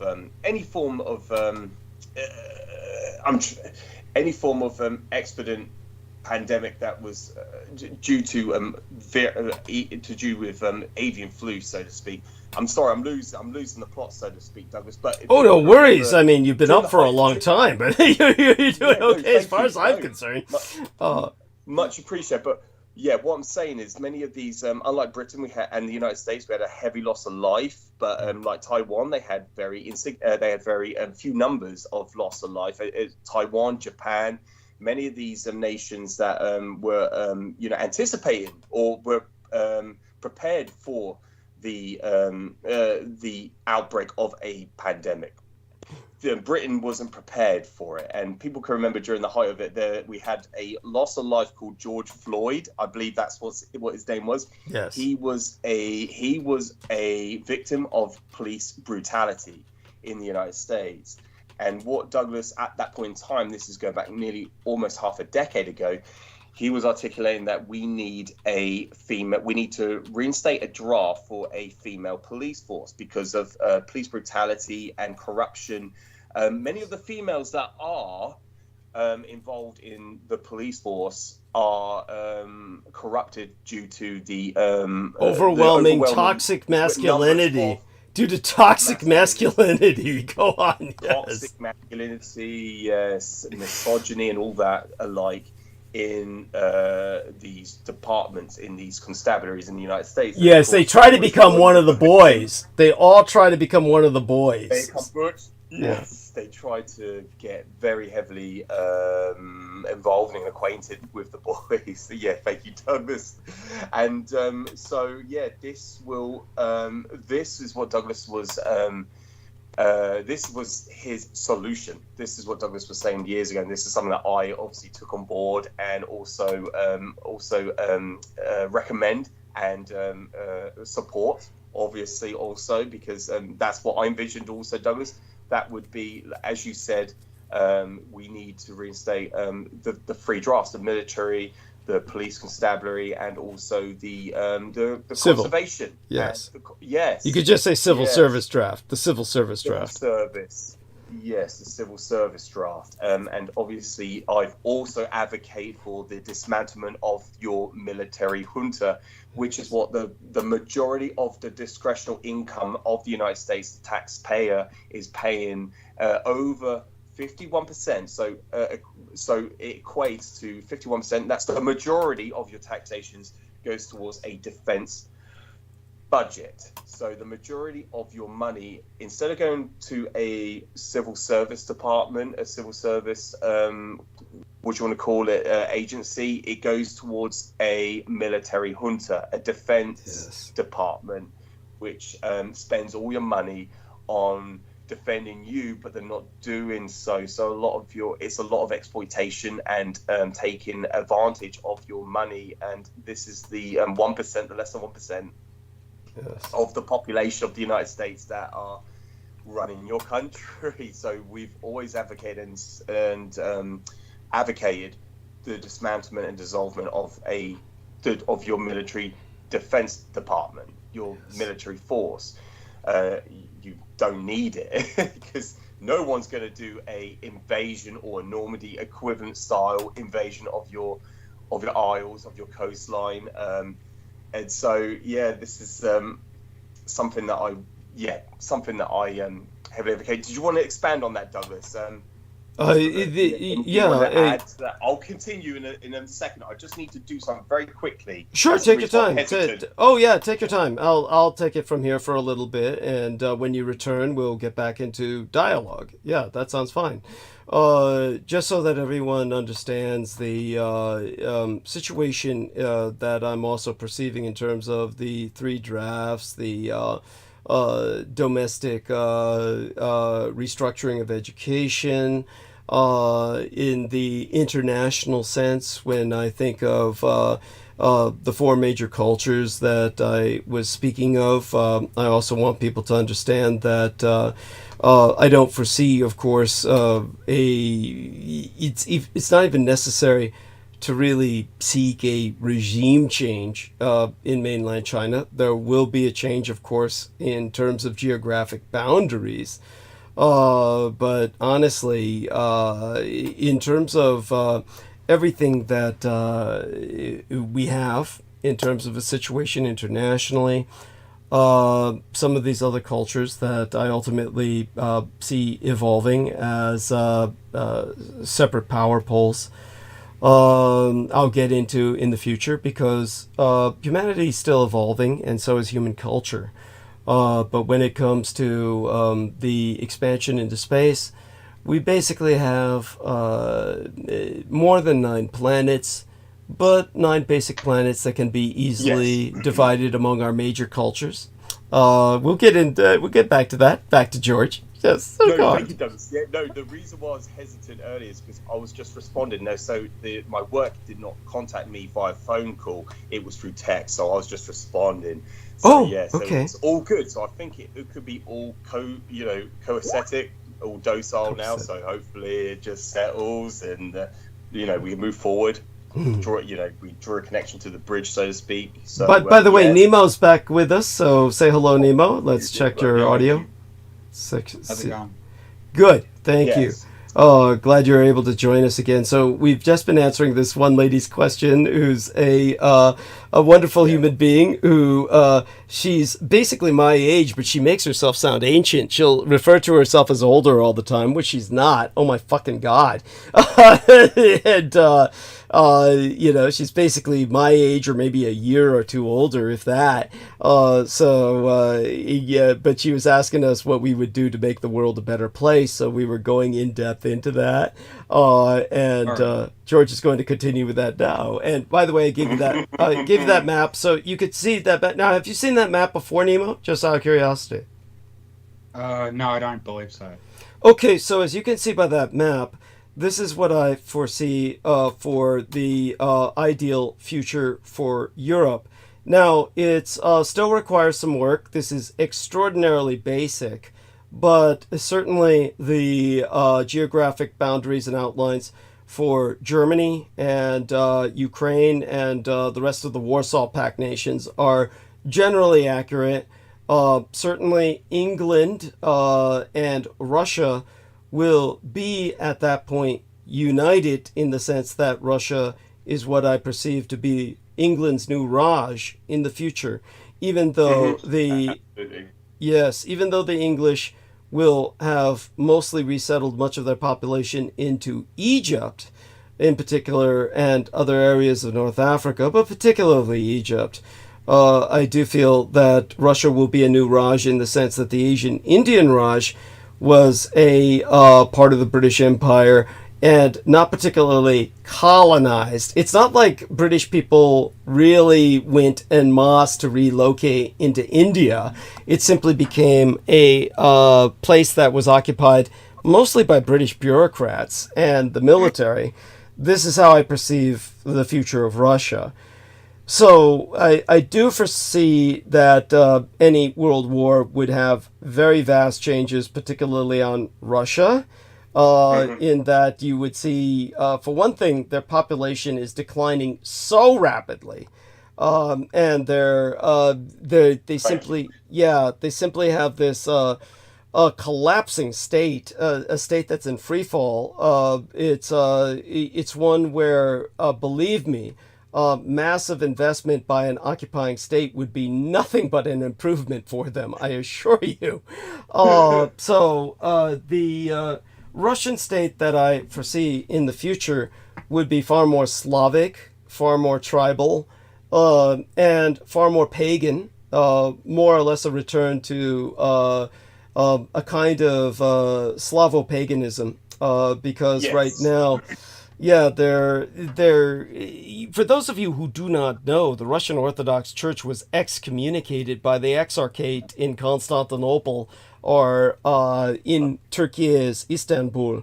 They sided with Ukraine, and most people are completely unaware of this, but this is because the Russian Church I can always give you the hardcore, cynical politics behind it, but the reality is, of course, in the moral sense, the Russian Church is so totally corrupt, it's simply untenable as far as the Exarchate in Constantinople is concerned, which is the closest thing the Byzantine Orthodox churches have to a pope. And Germania, on the other hand, as I said, I would imagine only a slight change in its borders, probably more elongated, taking out a bit more of Lithuania on the coast, and that northeastern region being primarily occupied by the Muslims in a new East Prussia that is confederated into a greater Germany. But as for England and Russia, they would essentially be united. Italy would be divided. I would perceive, I would give reasons for that. Padania has been seeking independence. If anyone would support an independent Catalonia in the future, it might be the British, because they would need a balance state to help them in basically staving off Spain from reinvading Gibraltar or trying to retake Gibraltar. So, for those of you who don't know, Catalonia is in the northeast of Spain today. And as for England itself, as I said, England could lose Scotland, it could lose Wales and Northern Ireland, but they cannot lose Gibraltar. Gibraltar is everything, because it's the key to the Mediterranean and the key to the British population ultimately relocating a large part of their population into Egypt. And again, for people who don't get it and think this is some kind of imperialist fantasy, understand that what both George Knight and I are contending with is the reality that climatologists are convinced there is a very good chance that with the melting of the polar ice caps, the melting of the Antarctic ice sheet, but mostly the melting of the most immediate threat, the Greenland ice sheet, that the upsurge of all of this cold water is going to shut down the Gulf Stream, which keeps England habitable. And that means that England's climate becomes instantly almost Siberian level cold overnight. It simply becomes uninhabitable. The end result is the British population in general is going to have to relocate. We're not talking about helpless people here. We're talking about people armed with nuclear weapons. This is not this is not something where the British are going to go down quietly. So it does. Yes, they are going to have to retake land. Now, either what do you think they're going to do? Do what they did in the Middle Ages and, let's attack France? No, they can't attack the continental European nations directly. The one nation they might wind up in war with would be Spain over Gibraltar and over other contentions. But in that case, the British can support separatist movements in Catalonia, the Basque lands, kind of break up Spain a bit. Now, this might seem strange to Americans, but it would require, again, showing them a map. Let's do that. Let's go over here to, maritime boundaries or borders. EEZ, Portugal. Here we are. Good. Images. Okay, now I'm going to share the screen again. So, can you gentlemen, George Knight, Nemo, see the cursor moving? Yes. Okay, now one thing that might seem bizarre to people. The nation of Portugal has recently proposed, under their president, reparations, because they were actually the first nation to pioneer slavery in the transatlantic slave trade. America could follow their example. Of all the nations to really unite with in Europe, when I say a United Nations of America, not only do I mean internal divisions in America, I also mean an American Union that would literally unite with a European nation to establish a transatlantic union. The only nation that would make sense for America to unite with would be Portugal. They could both engage in reparations for the international transatlantic slave trade. But the strategic reason for America to do this is that Portugal is one of the largest nations on Earth. Portugal's maritime boundaries are enormous. This is Portugal on the right. These are the Portuguese islands when their maritime boundaries are extended into an exclusive economic zone. They cover the majority of the North Pacific. They dominate the North Atlantic, the North Atlantic. Indeed, if Portugal were an armed and hostile nation to the extent of, say, equal on par in military scale with England, this is England up here. England would have to literally go around all this area to just access the rest of the Atlantic.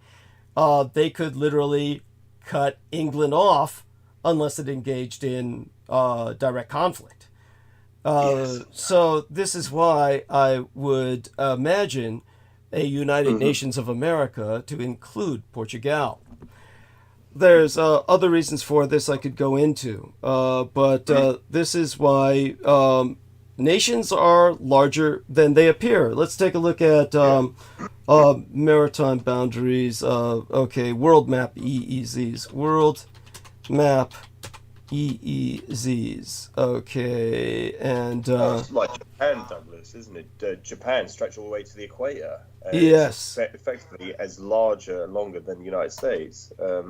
Quite correct. Sorry, that was bringing up that from World War II. Yes, thank you. Yes, no, excellent point. This map doesn't really do it justice. This is updated de facto, but here we have England, and here we have Portugal. But you notice in the other maps it showed a unification of all those economic zones into one giant unification. Yes. So you gentlemen would notice how Portugal, if we follow that pattern as portrayed in the other map, how England has basically this outlet to the Atlantic, otherwise blocked off by Ireland. They would have to go through Scotland, but if Scotland becomes an independent nation, England's got just this. And then they'd have to go around that to access the Atlantic if Portugal were hostile and somehow backed up by the United States. But in this way, the United States maintains, in unification with Portugal, a kind of almost lockdown on the North Atlantic. England, I perceive at that point, to have reestablished itself via Gibraltar into Egypt, and thereby giving them another access to the Indian Ocean through the Suez Canal, and of course, being unified at that point with the Russian Raj, having access to the North Pole. England would have its other access to the world. It would have access to the world that would be balanced off, for instance, by Morocco. With the United Kingdoms, in the plural, England united with Morocco would give them that access to the Atlantic, while having bases here that would take them around Portugal, even if America and Portugal as a union became hostile. Does that make sense? Absolutely. You see, I've thought this all out. So, this is, of course, this is what happens when you have a passion for geopolitics like I do. Now, you'll notice how China here is subdivided so that you see the real core China, and this is Inner Mongolia, this is Xinjiang, the Caucasian region, and this is Tibet. So you can see how core China is really this. Whereas I'm seeing a kind of greater buffer state if the majority of American Republicans were exiled to Manchuria. I'm perceiving a larger buffer state between Russia and China that would provide them both a buffer state from each other so that they would no longer be a threat to each other. This is something that I foresee as advantageous to the world. This would be like a culture all of its own, a Manchu America that would, as I say, use a lot of very cheap North Korean labor to help them rebuild industrially almost overnight. When it comes to other things I can bring up, all of that will be brought up in the future, but one of the things that I foresee will be a reunited nations. For those of you who don't know, aftermath World War II, there were trust territories in the Pacific that were awarded by the United Nations. Let's take a look at United Nations trust territories in the Pacific. And so we'll see a map of this. Let's go to images. So in terms of, let's take a look at a preeminent example. As our man George Knight said, Japan once stretched all the way to the equator. This was, of course, all Japanese. This was Japanese awarded to the Japanese for helping the Allies in World War I. They were given all the German Pacific territories. They were given German Polynesia. So this became part of Japan, and Japan stretched down to the equator. This was later called the Trust Territory of the Pacific Islands, and much of this was awarded, such as New Guinea, to the administration of Australia. And so, for those of you who don't know, the United Nations has historically just literally, let's see, under Australia. Let's look at what Australia was given. Australia, which I'm sure most Australians don't even fucking know today. It's so fucking sad. But let's take a look at, here we are, trust territories. Now, here, this is a good example of something for people. The importance of America's Pacific family, and some excellent maps from the past to show you how divided. I can't make this any larger, but maybe if I did this, yeah, there we are. It makes it a little larger, and people can see. This was Japanese mandate, United States, Great Britain, New Zealand, France.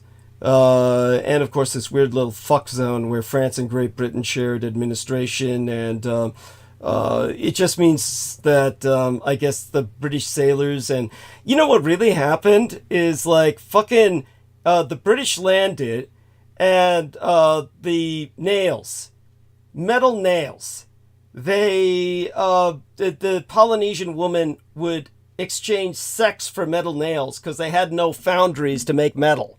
So the metal nails were invaluable to them. And the British sailors started stealing all the boxes of nails and giving it to the Polynesian woman for sex. And when they ran out of that, they took the nails that held their hammocks up, and then they began to pry the ship apart to get the nails to give the Polynesian woman for sex. And the captains had to order the ships to leave because their ships were going to be dismantled by their own sailors in exchange for sex. And when they left, the French came in and occupied the islands. It's like after that there was this big argument, and they finally settled this coexistence between the French and the British over these islands. That's the real history behind that. You know, and all of them brought plenty of nails, for all the sex they needed. So here they are, map of trust territory of the Pacific Islands, U.S. government. Look, this is the size of the United States, and you can see it's smaller than Australia. Yeah. Australia is the only nation on Earth that covers an entire continent. There's no reason for it not to be a superpower. And this is obviously one of the superpowers of the future, but let me see if I can try and find a map of those under Australia, the islands that were awarded before my voice died.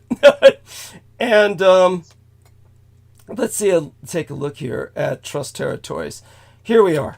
There we go. Okay. So in terms of these trust territories, the United Nations, look at that, geospatial location data for a better world. There you go. And do they actually show these fucking things?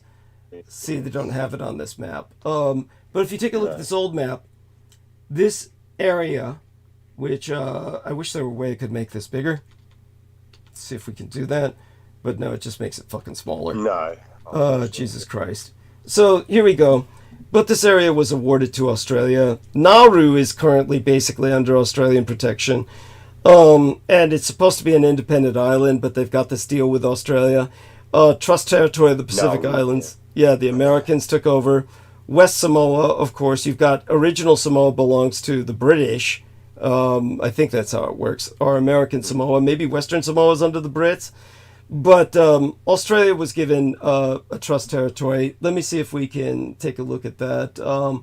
Trust territory, New Guinea. New Guinea, here we are. Or Papua, here we are. Papua. And my point with this will become apparent in a minute. Here we are. Territory of Papua New Guinea. Here we go. Mandated New Guinea. And this was land policy of Australia mandated New Guinea 1921 to 1942. And for those of you who don't know, how did Australia mandate New Guinea to administer? Basically, the United Nations after World War II gave New Guinea essentially to Australia. And it was only later on there was some level of independence that was recognized. Now, I'd have to open up all these articles to get the maps, but this is probably the map that says it best. And this shows a kind of unification between the twain. By the way, Australia still maintains a dominance over some northern islands right between New Guinea and Australia. Here we are, West New Guinea dispute. And for those of you who don't know, here we are, Commonwealth of Australia. Here, now we've got it. Fucking finally. This shows it. Here we are. Take a look at that. Papua New Guinea, Australian territory. So that was an Australian territory during the Vietnam War. Australia and New Zealand in the Vietnam War. And the Australians ruled all the way up to here. The British Solomon Islands, they ruled this.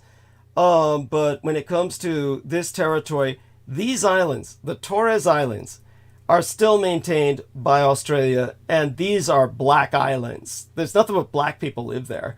But they're under Australian administration to this day. They're not part of Papua.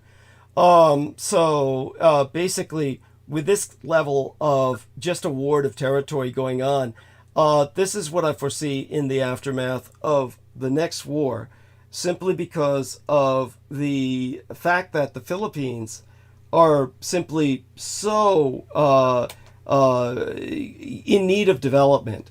I would perceive the reunited nations awarding them as a mandate to Australia as a trust territory. These are for reasons I've explained before. For those of you who just don't get it, great example is Ireland. Ireland is separated from Europe by England. So all of Ireland's history is migration to the West, migration to America, migration to Canada. All of the Irish people, the minority of Irish live on Ireland.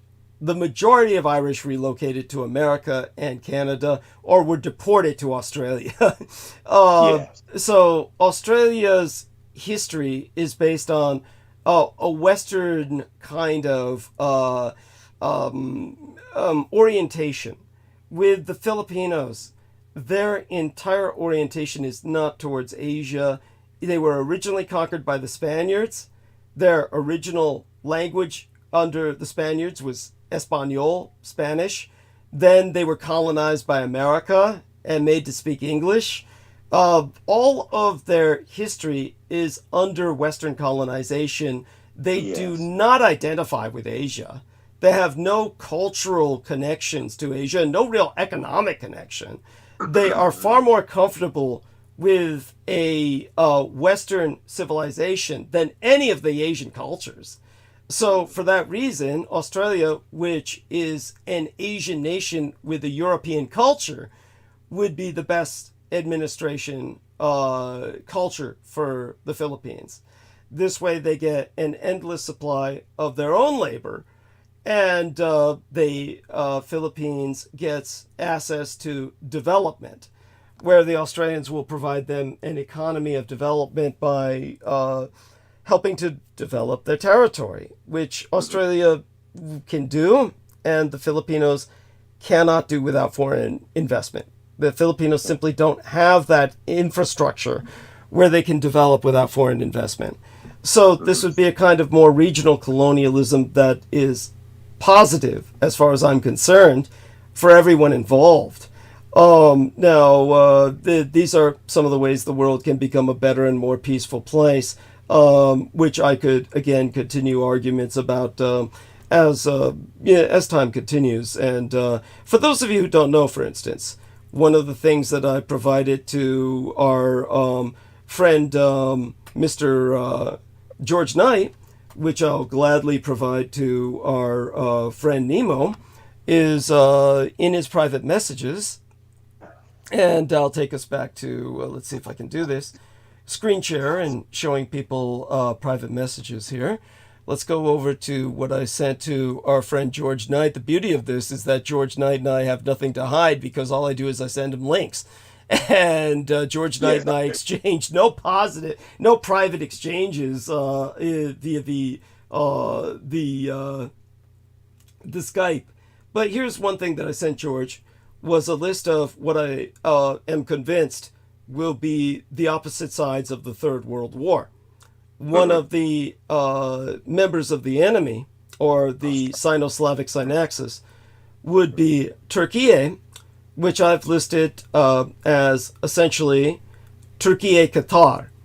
And this shows how ignorant most people are of the world. They might say, why would you say Turkey Qatar and include the nation of Qatar with Turkey? For those of you who don't know, Qatar has been colonized by Turkey. Turkey has established occupation of Qatar. Most of you probably don't even know where the fuck Qatar is, but it is an island in the Persian Gulf. So there's this island in the Persian Gulf called Qatar, which the Turks have effectively colonized in recent years. We're talking about only in the past, 5 years to a decade. And almost nobody knows this.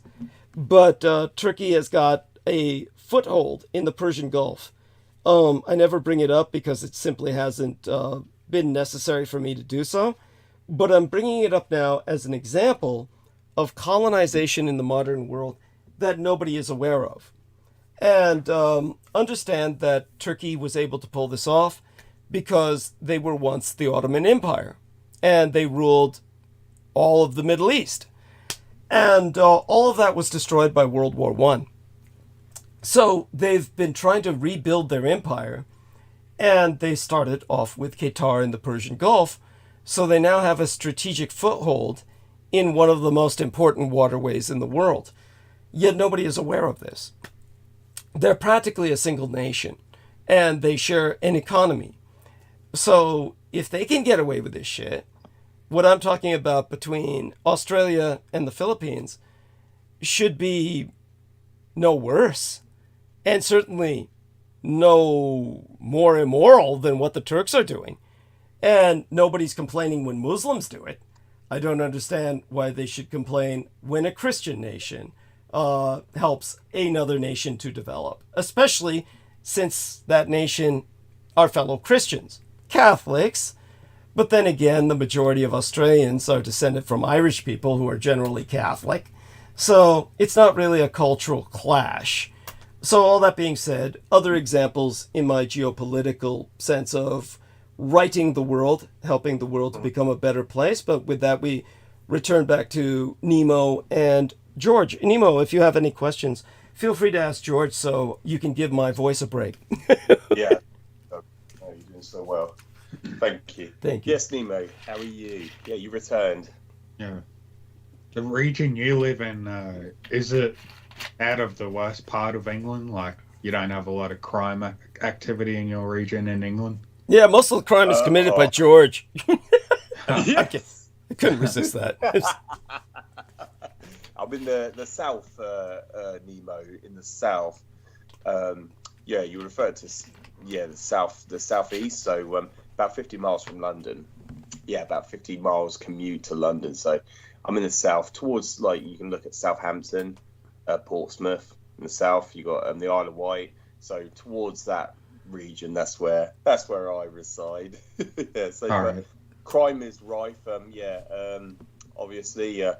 Yeah, there was a sad story actually, Douglas, just to share with you. As I said, I mentioned I took my daughter to nursery today, but there's been there's been a court case about a woman who's convicted of manslaughter of a 9-month-old baby girl.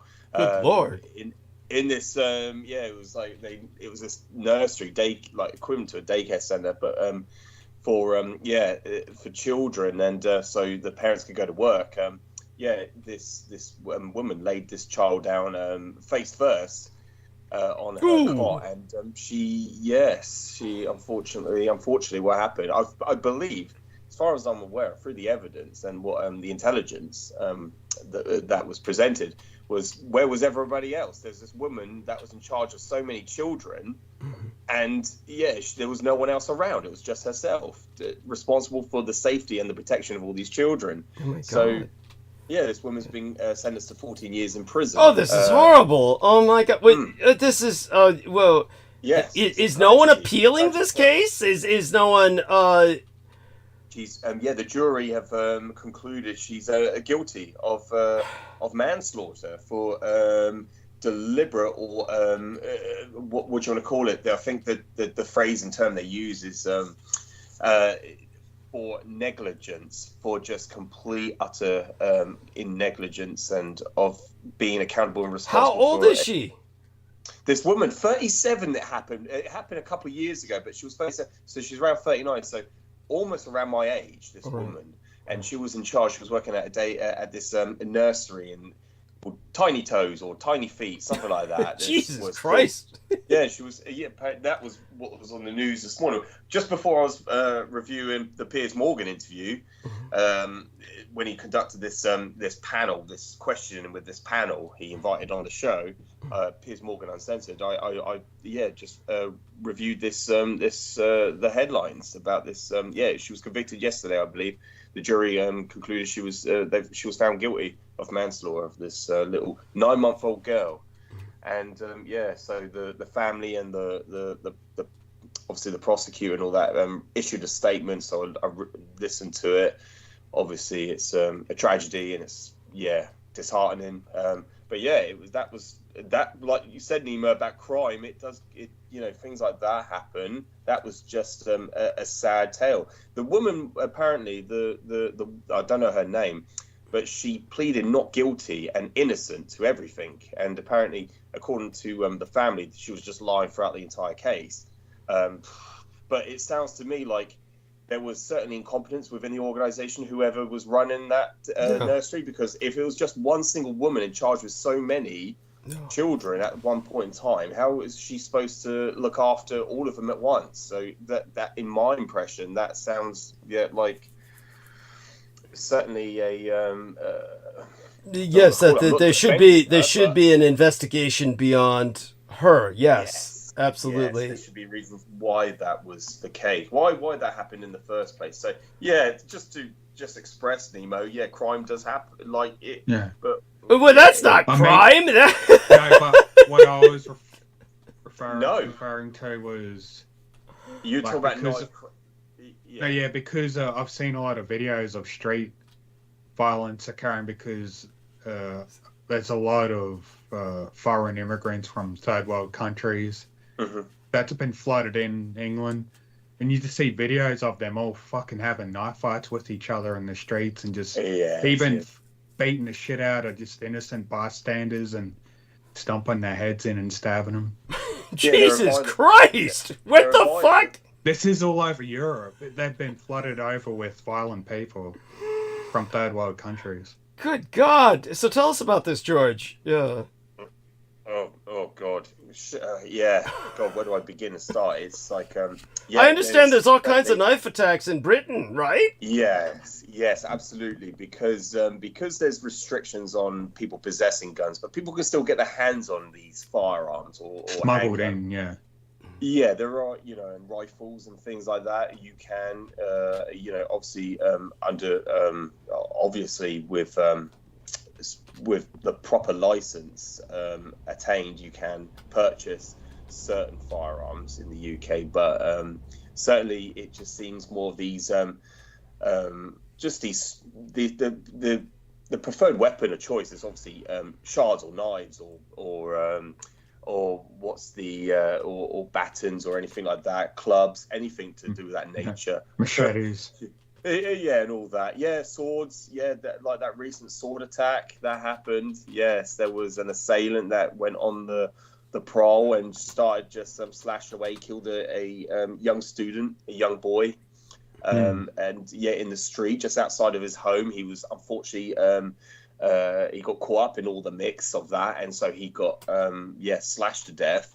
And he was going on a rampage, this assailant, and he was I believe he had I think with the reports, what they concluded, that he just went completely berserk, he just lost everything, and they couldn't. Obviously, this is the craze that you were just mentioning, Nemo. People just go on a frenzy, killing spree. But was Nemo they lost all sense of rationale? They lost everything. Yeah. Was Nemo implying that the majority of these violent people overrunning Europe are immigrants? Like people. Yeah, was that? Yeah, could you qualify, please, sir? Yeah. Like Specify, from Africa or Middle Eastern regions. So no, North Africa would be the term to use. North Africa or the Middle East. Yeah. So these are essentially. There's abundance of videos proving it. Okay. Yeah. No. I'm not. People filming. Yeah. Right. I'm not doubting it. I'm just trying to contextualize it. So what you're saying is in continental Europe, or are you also saying is this also spreading to England? Because England, France, Germany, Ireland. Okay. Irish are really standing up to that now. They don't want any more immigrants in their country. Okay, so people understand what the Nemo... well-developed European countries are being flooded. Yeah, just so people, our listeners, just for our listeners, so I can qualify this, what Nemo is referencing is the fact that Ireland has experienced what I would call white riots. So there are white riots going on in Ireland that are protesting any further influx of immigrants, which they feel might be a threat to Irish culture as it's recognized. So this is true, and this might lead to a kind of new Ireland, maybe a Ireland that is rather exclusive. I do want people to understand that obviously Ireland has minorities, but what they're concerned about is an influx that cannot be assimilated. That's what is going on in Ireland. Now, that's already happened in England. There's areas of England which you just don't hear the English language. That's all. Yeah. So, it's just getting worse over time. Yeah, I mean, but in terms of George, what do you? I mean, is this something that you perceive as? Just tell us what you see. Yeah, I've just looked up. Yeah, I just looked up the attacker, the sword attack I was just referencing. That was on the 1st of May this year, so very recent, this month. He was a Spanish-Brazilian national, according to the article. So that's where. So he's not an immigrant. So he was a Spanish-Brazilian national. So he was living in London, and he killed a 14-year-old Daniel Angerin. That's what I'm just reading now. The court has heard they jumped out of the bush and allegedly attacked a female police officer, also causing serious injuries. But yeah, he only killed, obviously, unfortunately, that small child, that young Daniel. He was, I think he was black as well, by the way, the small boy. I'm just reading that was in East London. That's where the majority of the crimes happened. Nemo is in East London. It's this must be part of London. This has got to be. I was going to say an all-black neighborhood essentially, because if some black guy goes ape shit and winds up killing a black boy, that's got to mean that blacks are probably the dominant color in that area. Holy shit! Yes, exactly. East London is the poorest part of London, and West is the what do you want to call it? Just the more upper class. The more developed.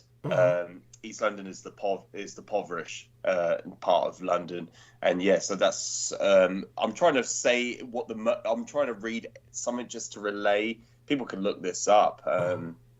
Just behind the motive or the reason behind it. This guy just essentially went on a killing spree, just went berserk. There's no any rationale behind it. That's just what happens when.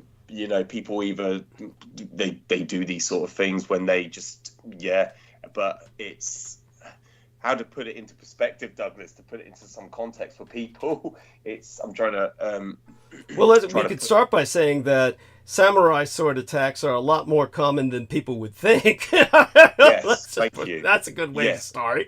The other thing is that when it my voice is shot, so take it from there. No, that's all right. I remember one of the secretaries actually going to the House of Parliament and actually trying to enforce a new law because it was so easily accessible to purchase swords online and purchase samurai swords or katanas, anything of that nature. It was so easy. So I think they were reviewing any form of new legislation to impose to prevent this You know, because obviously what happens, like what happened at Christchurch in New Zealand. What was the prime minister's name? I forgot her name. She was also Jacinda or whatever. Jacinda Ardern. Arden, yes. Yeah. Go on. Yes, she was one of the ladies that also during the height of COVID, she prevented a lot of fatalities in her nation because one of the factors was they were female. They were more pragmatic in their response. Yes. And they prevented people from entering the nation, unlike Britain, who allowed everyone to fly in and contaminate and spread. Yeah. This was Bojo the Clown. This was all under Bojo the Clown. He later redeemed himself during the Ukrainian war. But, obviously, it on the debit side of the ledger, he's got... ultimately, that's what took him down, right? Because he was partying during COVID. Wasn't that what took him down, was this party scandal? Yeah, it was called the Partygate scandal.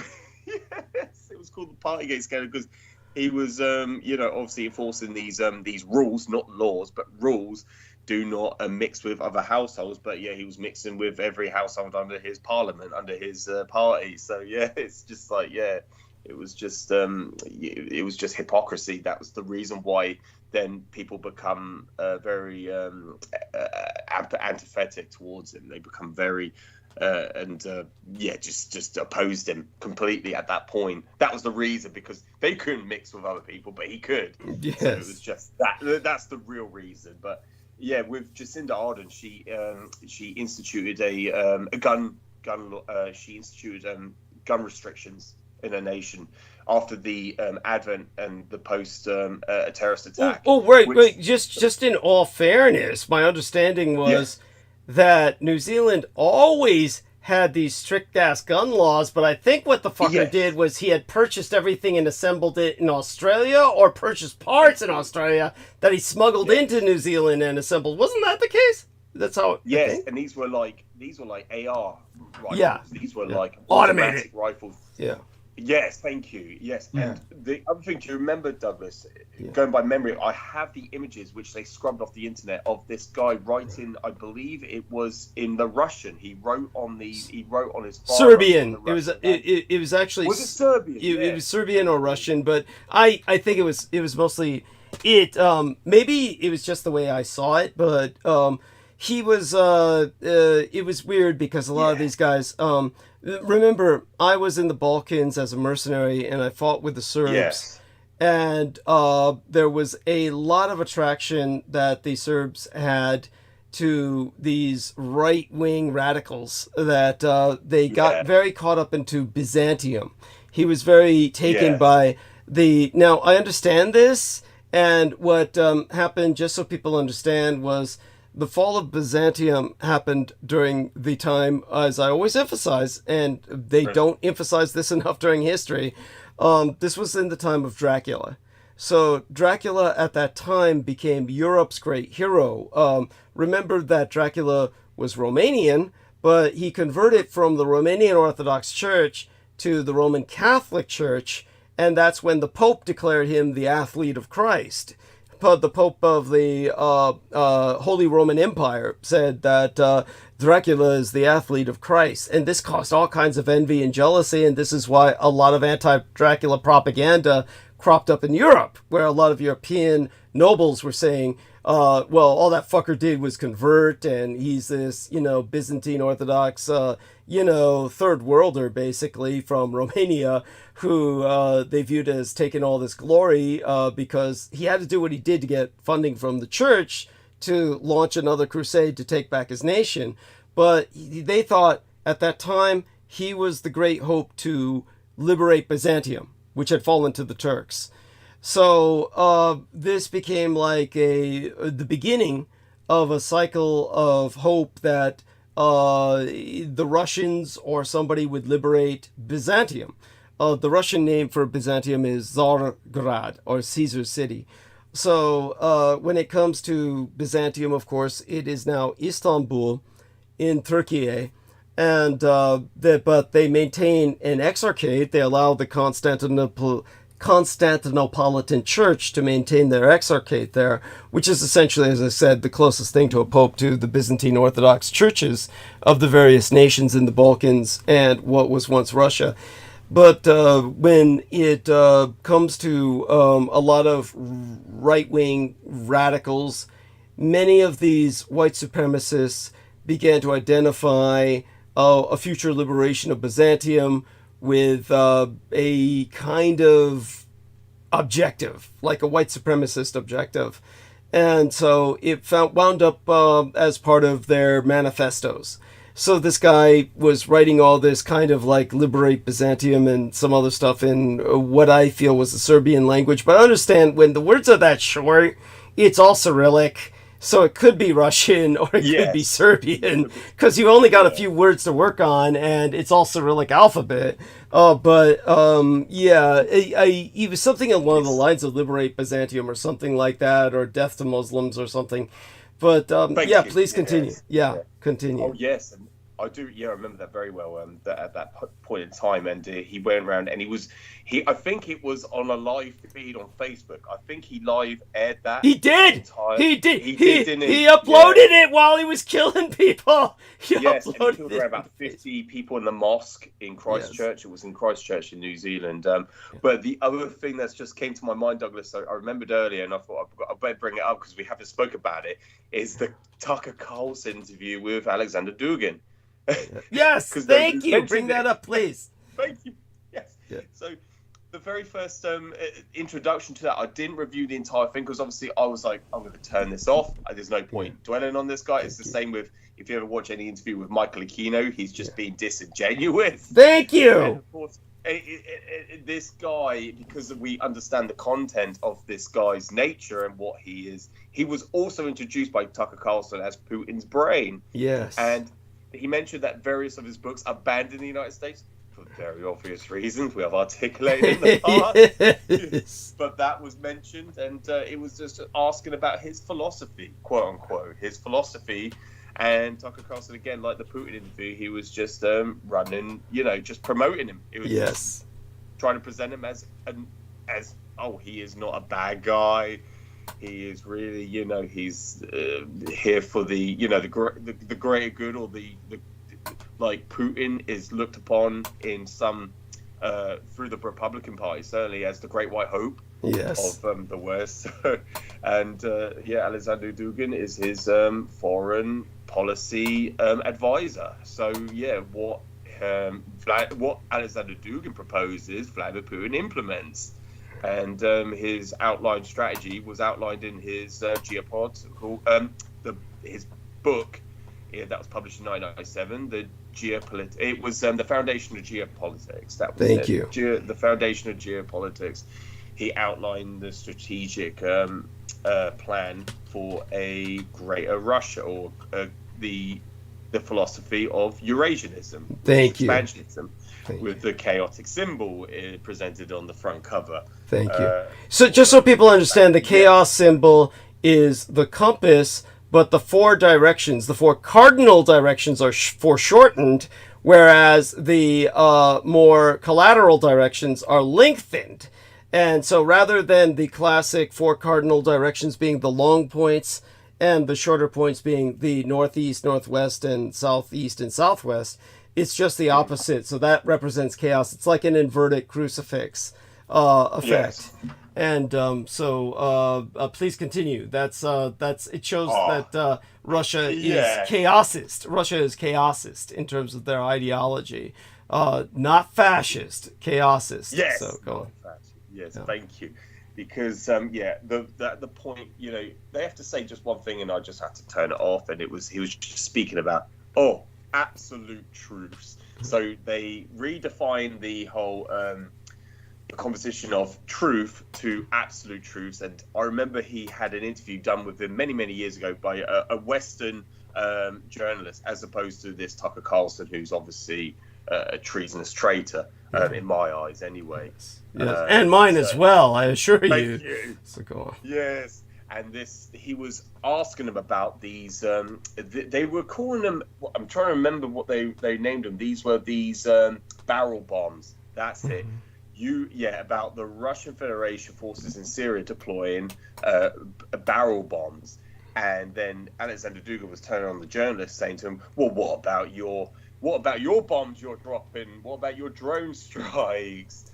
And this guy was saying, "Yeah, but aren't you responsible for war crimes in Syria, conducting chemical attacks on the Assad regime? Under his administration, under Bashar al-Assad, and you conducting these war crimes against civilians. You're dropping barrel bombs which violate international treaty and go against all international law. According to Amnesty International, you are conducting and committing war crimes in Syria." And then Alexander Dugin turns on him, just like Michael Aquino does. "Oh, what about you?" Yeah, whataboutism. That's called whataboutism. Whataboutism, yeah. What about you? Which the Russians are infamous for. That goes back to the Soviets. What about American slavery and shit like that? Yes. What about how you treat your blacks? Yeah, they're so full of shit. Yes. He's still employing the same tactics, the whataboutism, and he was just saying about, "Oh, it's your truth, but what about our absolute truth?" And he speaks just like that. What he is, he's absolute truth. What's his absolute truth? Thank you. Memes. Yeah, absolutely. Because and it's just like, well, your truth, absolute truth. And this is actually, that's just reminded me with Piers Morgan in the previous panel he had an interview with, this woman suggested or brought up, there is there's no such thing as the truth. It's your truth. That's called relativism.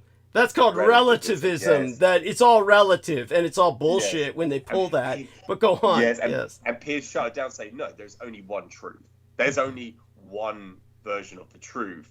And it's to work out which one's telling the truth." And that's what the tactics that Alexander Dugin is implying, the same way the Soviets deployed that.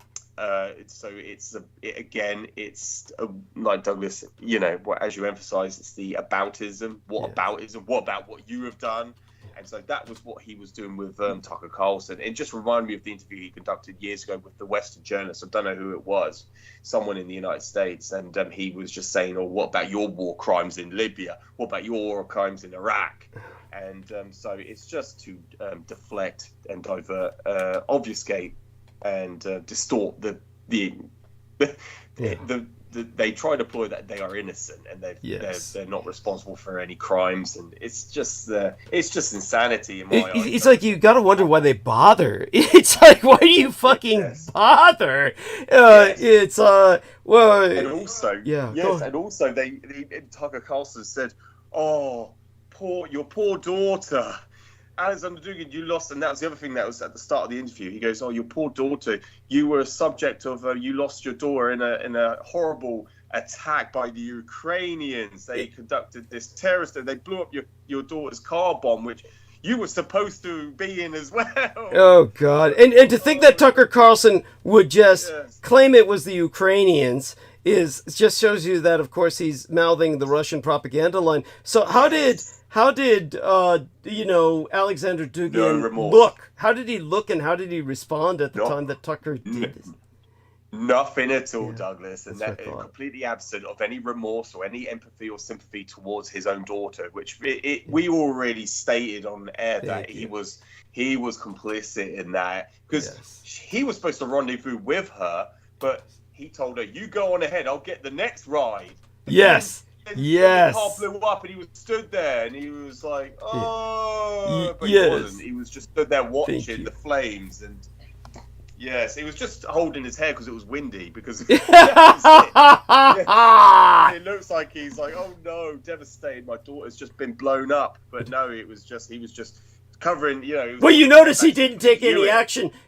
Not like he didn't run to it. Yeah, he didn't run into the flames and try to pull her body out. No, he just stood there with his hands on his head, watching. Yes, and then during her funeral reception, during the funeral reception, he stood up publicly and stated about they killed her, the Ukrainians killed her, and that was, oh my just that's just it was just after the invasion that occurred as well. It was just after and that was all it was. He used her as a sacrifice. He just used it as, but he resented her as well, I believe. If I remember correctly. They were estranged. They were estranged, and they were becoming ever more separate. So he just blew her away as this, and exploited her death, and then exploited her death mercilessly.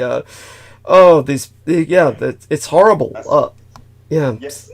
But as you stated, there's no one's talk. No, it never made any headlines. I wasn't aware of it unless you mentioned it, and then it was like only 1 or 2 videos uploaded on YouTube that I could just review that, and it was only the first part of it. I couldn't listen anymore because I just know I already know the context of it, and as far as I'm concerned, it's beneath me. So there was no point reviewing it. Like Aquino's interview with that Sean Stone. Yes. There's no point. Thank you. That because it was just trying to discredit, but he didn't even achieve that. This guy's been these people give him too much credit, but really, it's just when he comes out publicly, obviously there is, he was obviously in the know about a lot of things that we've discussed. And if people take a look at his YouTube channel, they look at his playlist.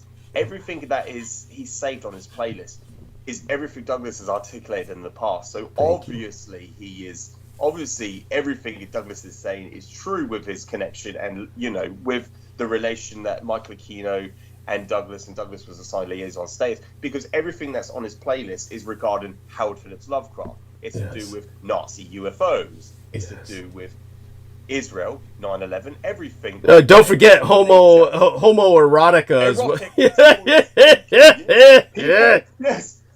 And people could just take a look at it. It's publicly accessible. People could just look at Michael Aquino's YouTube channel. He's got over 1,000 subscribers. I remember first discovering he only had 400, then it's just blown in recent years up to 1,000. That was after his death. That was after he died. You heard Heather Holman, what she said. She said that Michael Aquino said to her, Nemo, you help me out here. What was it Michael Aquino said to her? Basically, I can't sue Douglas because...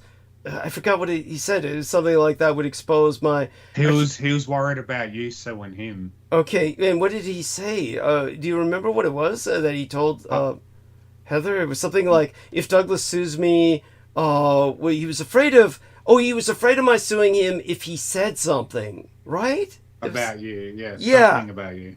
That's what he told her. He said, I can't talk about Douglas or he'll sue me, which is like, it was like... Why would you be afraid of that? It was something so bizarre. But it was something he said that actually confirmed that I had worked with him. Right? Exactly, Douglas. Yeah. Exactly. And like we said earlier, if he was going to try to go down that route of legal, try to legally, he would have exposed himself. He would have exposed himself. Incriminated, like you said, he would have incriminated himself. Yes. For defamation, because that's what it would be. Yes, that's what it would be recognised, and he would have incriminated himself, and so that's the reason why he never pursued that. He never went down that route, and I can't sue Douglas or what was the other?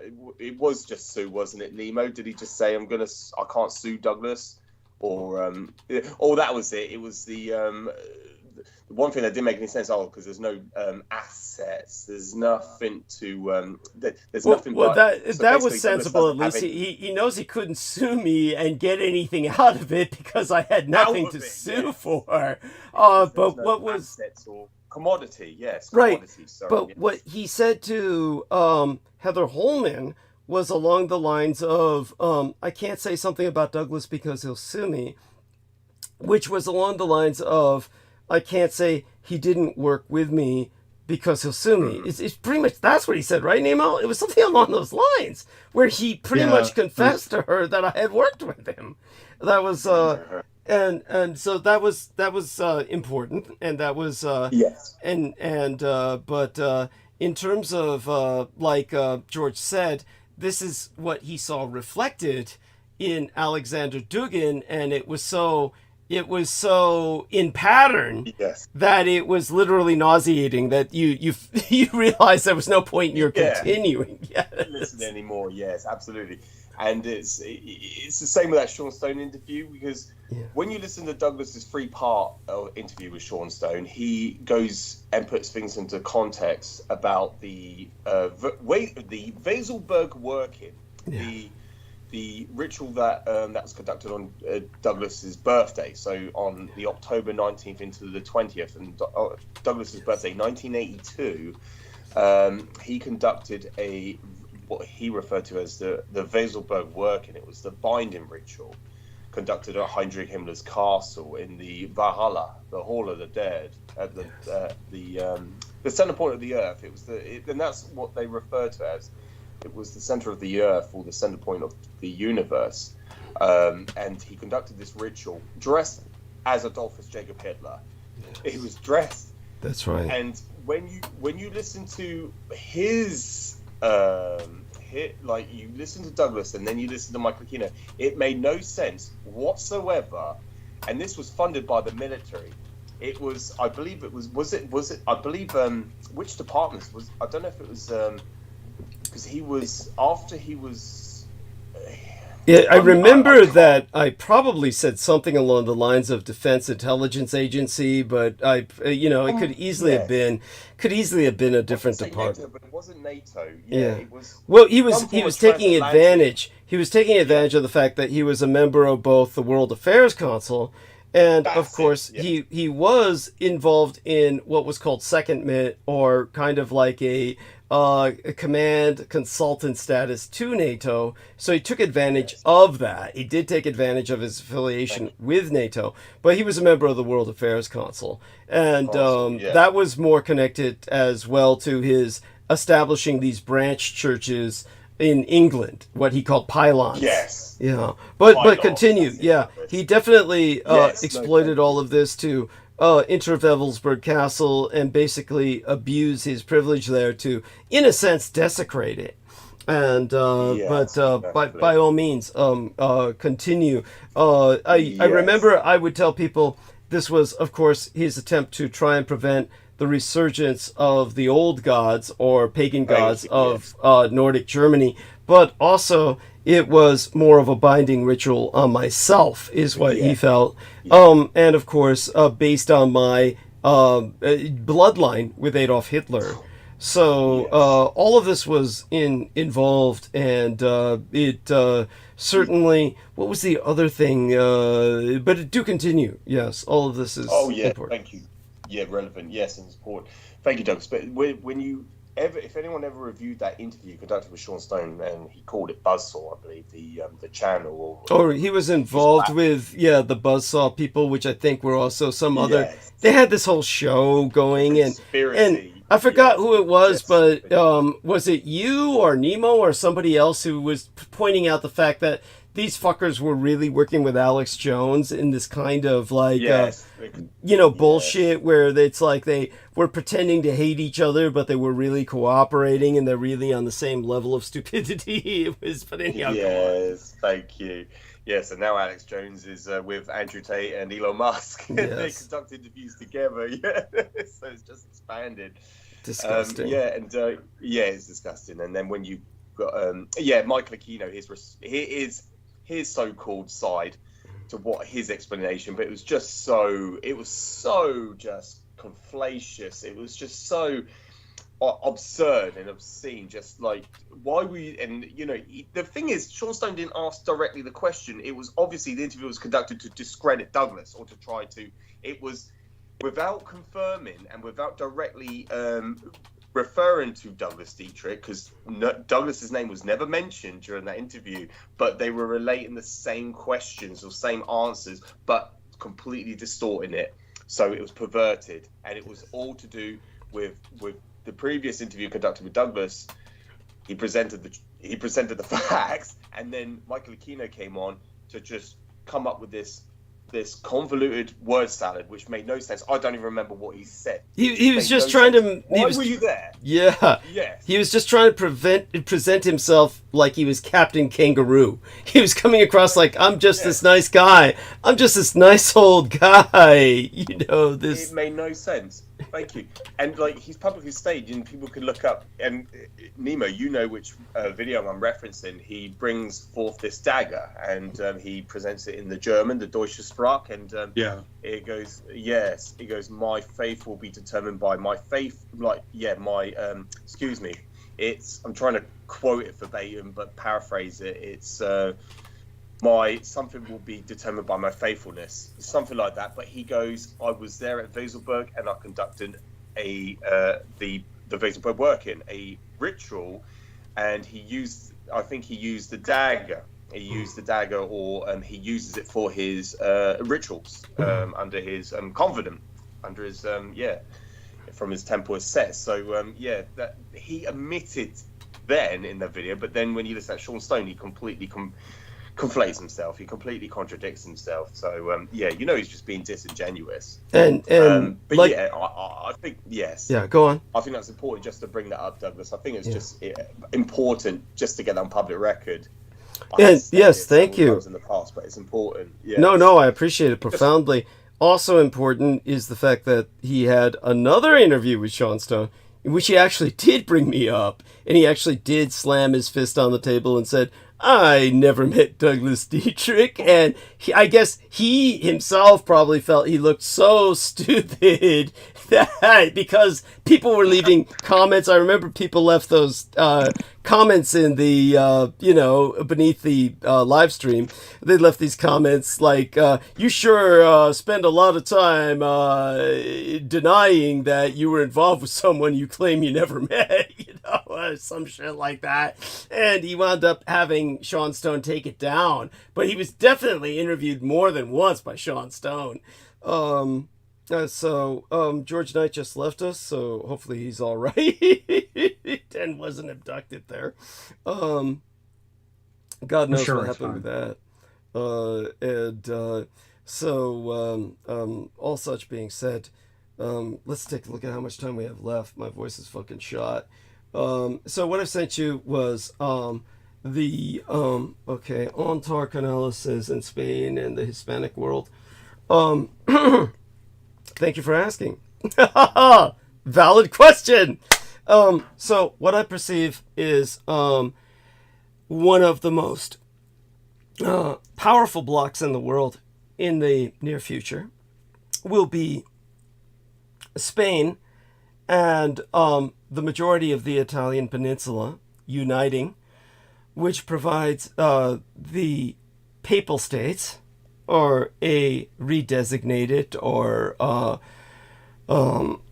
shall we say, reconstituted Papal States, will be inclusive of Spain, España, and that will provide the majority of its manpower in many ways. And it will also be their cultural connection to Argentina, which will be, of course, completely different after this horrible experience with this horrible president that they have now. And they will dominate much of Black Africa, in the West in particular. The majority of Africa is choosing between Christianity or Islam. And I do feel that the potential has already been considered for a future Black Pope. Black Pope has come up as a potential for election in the College of Cardinals a few times by now. And this is because, of course, the majority of the Roman Catholic Church's growing population base is in Black Africa, particularly Central Africa, West Africa. So I perceive that the Roman Catholic Church will resurge in power based on a predominantly Black African power base, population base. But Spain will be their other side of the Atlantic, their bridge to a resurgent Argentina. Again, very different culturally from that which brought forth this lunatic president that they're suffering under right now.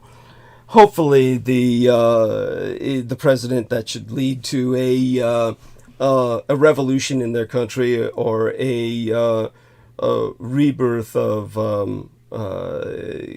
what I would call a kind of a clarofascism, a kind of Catholicized Nazism. For the current president of Argentina, he has a Croatian background, and then tried to, I don't know, rehabilitate himself by claiming his parents claimed to be Jewish on their deathbed or some bullshit, or grandparents or something like that, which, as Brendan Zogit says, sounds really pat, if nothing else.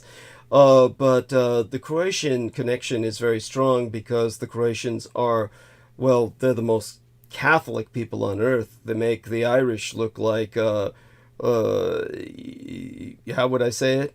Lapsed. They make the Irish look lapsed.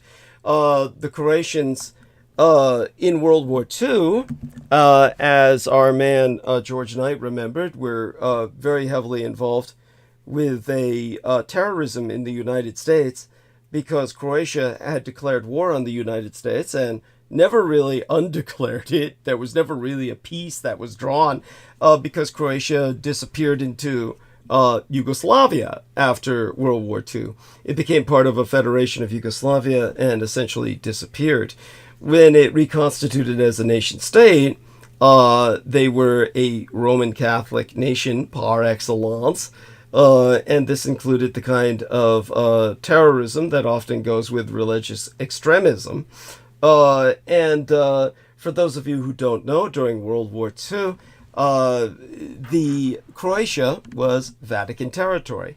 Not, as they will say, you'll hear all these stupid lies which just cover up the history and say that the Italians occupied Croatia or something incredibly stupid like that. That's not the case. The Duke of Spoleto was made the king of Croatia, and but the fascist ruler of Croatia was Ante Pavelić.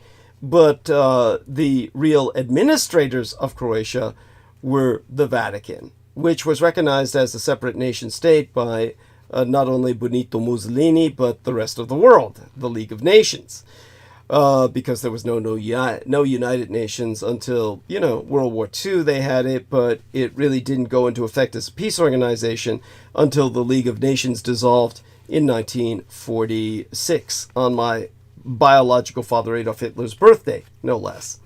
And that's when the United Nations became recognized as the peace organization in succession to the League of Nations.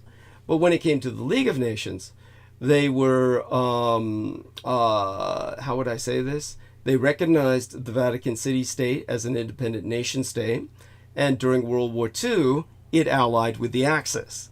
And during World War II, Croatia, under the Franciscans, expanded under a policy of kill 1/3 of the Serbian population, or Serbian Orthodox population, convert the other third, and deport or ethnically cleanse the other third. And as a result, they became the only nation in Europe that maintained concentration camps exclusively for children. They were run by Roman Catholic nuns in Duvno and Lovnic. Also, unknown to the West completely, is the fact that the Croatians ran one of the most brutal and effective mass murderous death camps in Europe, Jasenovac, where over 1 million people died. So, the Croatians were an extremely fanatical nation, but remember, as an Axis nation, they were not Nazi or fascist. They were clericalist, meaning that they were extreme Roman Catholic militants operating under the Pope, ultimately, and the Vatican City-State. So the Roman Catholic Church in World War II had held a violent crusade that the West completely does not recognize and does not even know about. And this is because it was held in the Balkans, and the West knows fucking nothing about the Balkans. Basically, the communists took over under Josip Broz Tito, who was himself ethnically Croatian. But after World War II, many of these Croatians, when Yugoslavia was formed under the communists, fled to Argentina.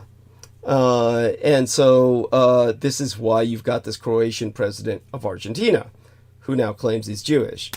But at any rate, the Croatians, this kind of Vatican militarism, I see resurging in the future. And why not? It's we're entering a new dark age. You're going to see a religious resurgence. And this would be a kind of civilizational answer to Islamo-fundamentalism or Islamic extremism. And what it serves to do is it serves to Catholicize and, in that sense, Europeanize and Westernize much of Black Africa. And on the transatlantic side, Spain will be the bridge, as I said, to a expansionist Argentina. And I see Argentina expanding to conquer South Brazil, which, of course, is the whitest area of Brazil. Up north in Brazil, northern Brazil, is overwhelmingly Black African.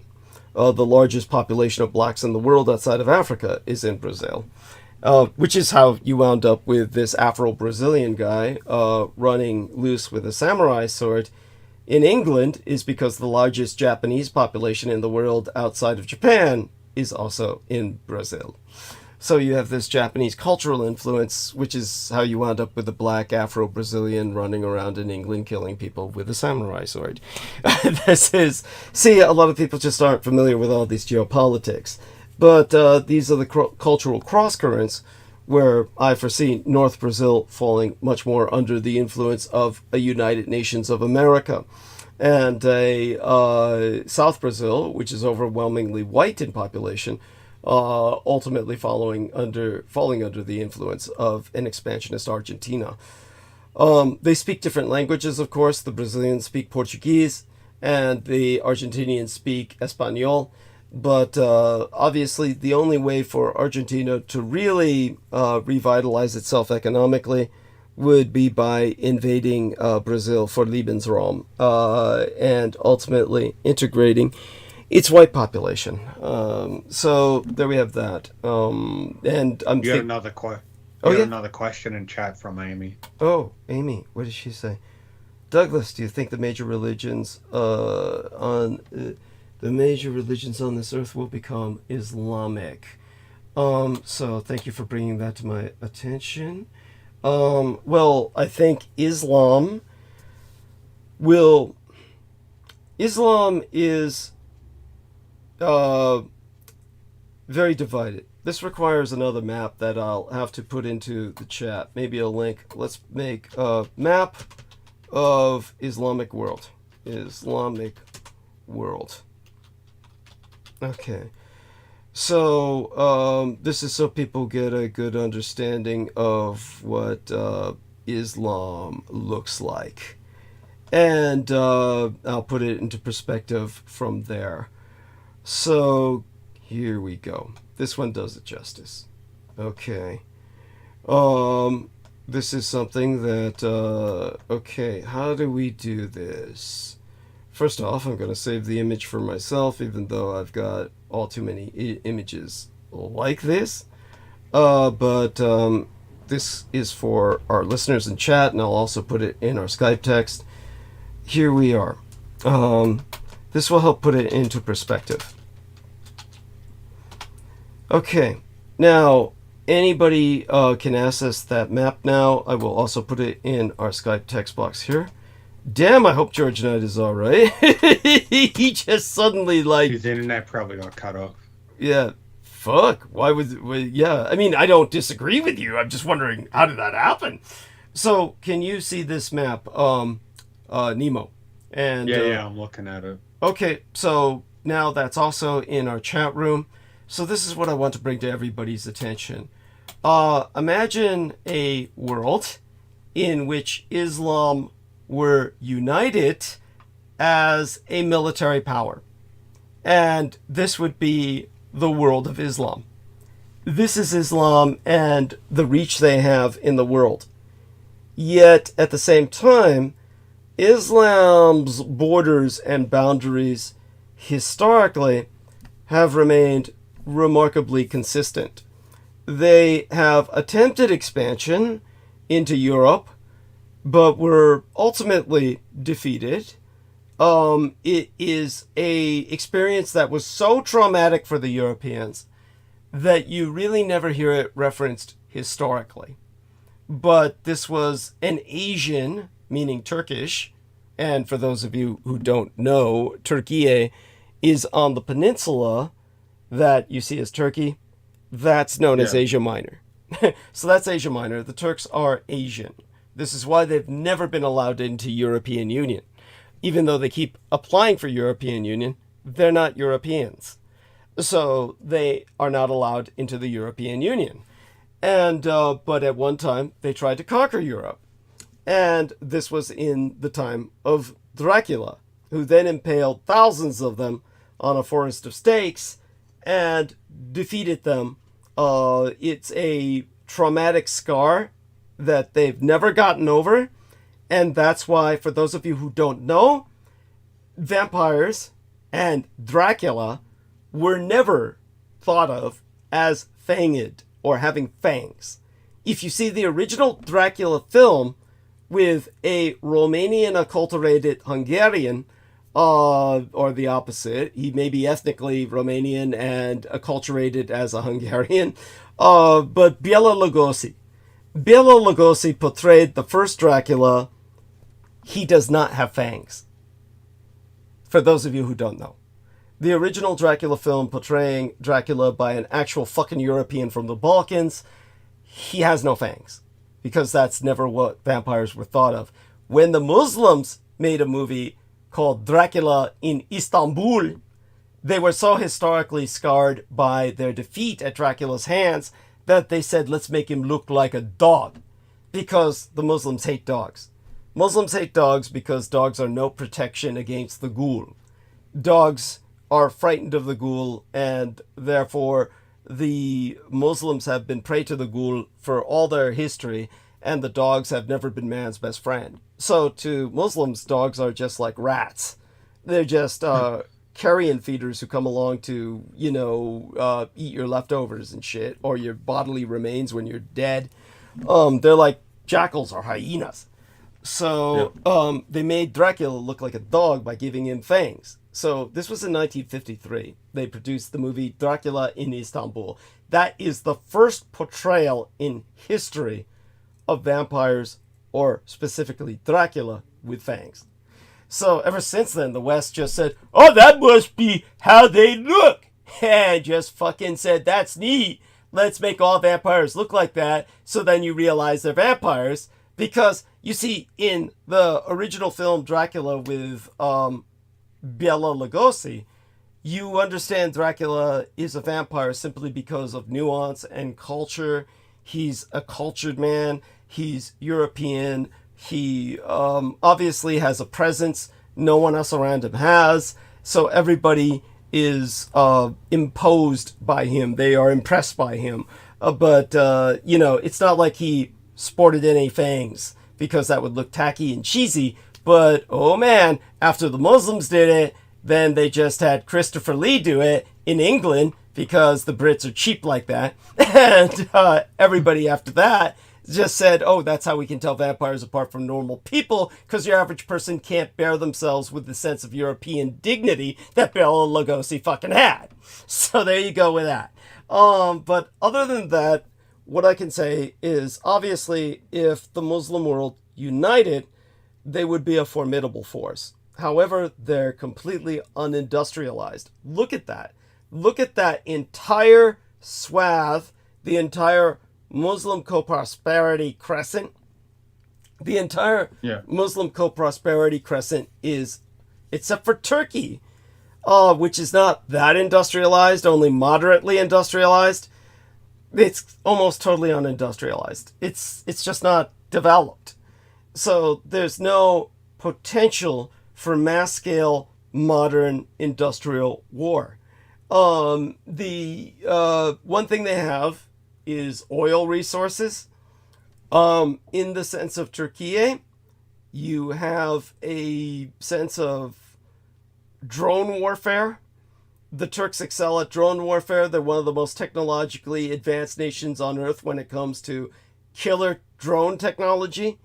And so you've got that potential for abuse. But basically, the dark green is Shia, light green is Sunni.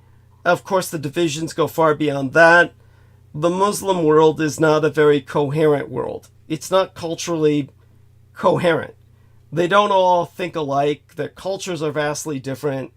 The most populous nation among them is Indonesia. Indonesia has more Muslims than all the Arab world combined. So most of their manpower would be Indonesia and Pakistan, believe it or not, two incredibly Asian nations whose cultures are alien to the Arab world. So this is like you've got a lot of intelligent people in Pakistan and Indonesia. They could pull some high tech, they could pull some engineering, but basically what I think would happen is two scenarios immediately come to mind. None of this ever gels into a coherent threat, and for that reason, the Muslims never become what people fear. The other option is that if the lunatic Israelis destroy the Temple Mount and unite the Muslim world in anger, hatred, response, then the Muslim world could potentially become a new force, like a third force. Most of the populations would have to overthrow their governments and then radicalize, militarize, converge on Israel. But after such a war, I think that other powers could organize to, again, divide the Muslim world to prevent it from, well, becoming a threat. It's basically a situation in which it would be in the mutual interest of the majority of the other nations on Earth to do that. So what I foresee happening is mostly a kind of division along racial lines. I see Turkey and the Turkish nations, which would be Central Asia. That means all those former Soviet Central Asiatic republics that you see above Afghanistan, north of Afghanistan, including northwest China, all of that with Turkey would fall under Japanese influence. That would give Japan an outlet into the Mediterranean and kind of a foothold in Europe through Turkey's conquest of Thrace under Bulgaria. And of course, I would see a British influence over the Arab world, meaning North Africa, and the majority of the Arabian Peninsula. This would be based on their history established in relations by Lawrence of Arabia. The Germans would unite with the Aryans of Iran, hopefully reinstating at least a constitutional monarchy under the Shah. The Chinese would hold sway over Indonesia and thereby dominate the majority of that archipelago. And, of course, Pakistan.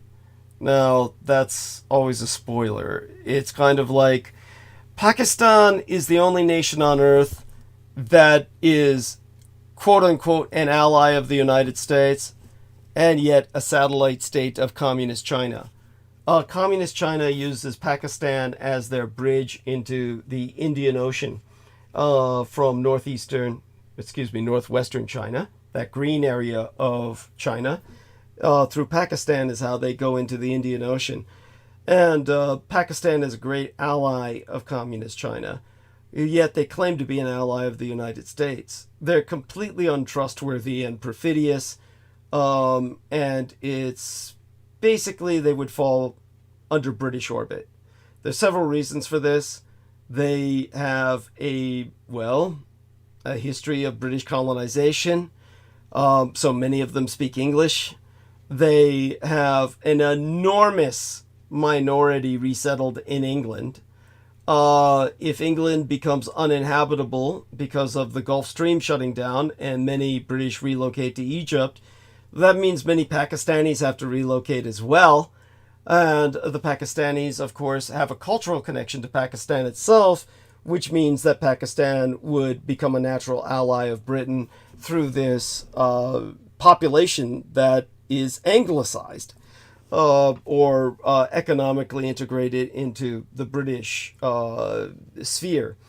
So the British would dominate mostly the Arab world and Pakistan, Iran under Germany, Turkey and the Turkic republics of Central Asia, including northwest China to Japan, Indonesia mostly to the Chinese. So this would be the majority of division that would occur in terms of the Arab world being, or rather the Islamic world. My apologies to all non-Arabic Muslims out there. The Muslim world would be therefore kind of abnegated as a threat. You'll notice a really dark green Azerbaijan that is predominantly Shia as opposed to Sunni on this map. But they're ethnically Turkic, and that's far more important to them, their race, than their religion.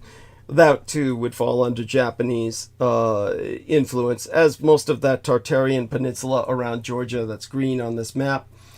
So Germany, on the other hand, their access into Iran would be through Georgia, the nation thereof, not the state, and of course through the Indian Ocean, which Germany would have some access to through, well, basically Western India. I feel that India will disintegrate, balkanize, break into a number of different states because they're simply too neutral to maintain themselves in a divided world. They are untrustworthy as an American ally. They hate the communist Chinese. Yet they're members of the BRICS, Brazil, Russia, India, China, South Africa alliance that is sworn to overthrow the dominance of the American empire and the universal standard of the United States dollar. So the Indians are simply, they're not trustworthy to anyone. The ultimate result will be a divided India because no one's going to trust them as an ally. The end result would be a communized East India because that's where the Maoist insurgency is strongest. And Western India, that would be mostly industrialized by Germany, and that would provide Germany an enormous labor base and also an intelligent labor base at that. There's plenty of high technology developing in India. But it would also provide a kind of, shall we say, a kind of corporate culture. You see, the new kind of Germany would not be colonial in the traditional or classic sense. It would be a corporatization of Indian culture, where Indians would find employment in basically some massive German Kombinats or combine. This would be something that would provide employment, and of course people who are technically educable would be selected and developed in terms of their talents. But mostly it would be colonial in the sense that they would not be brought home to Germany. All of the development would remain in India in terms of the benefits they receive from corporate employment without having to bring them back to Germany to do anything.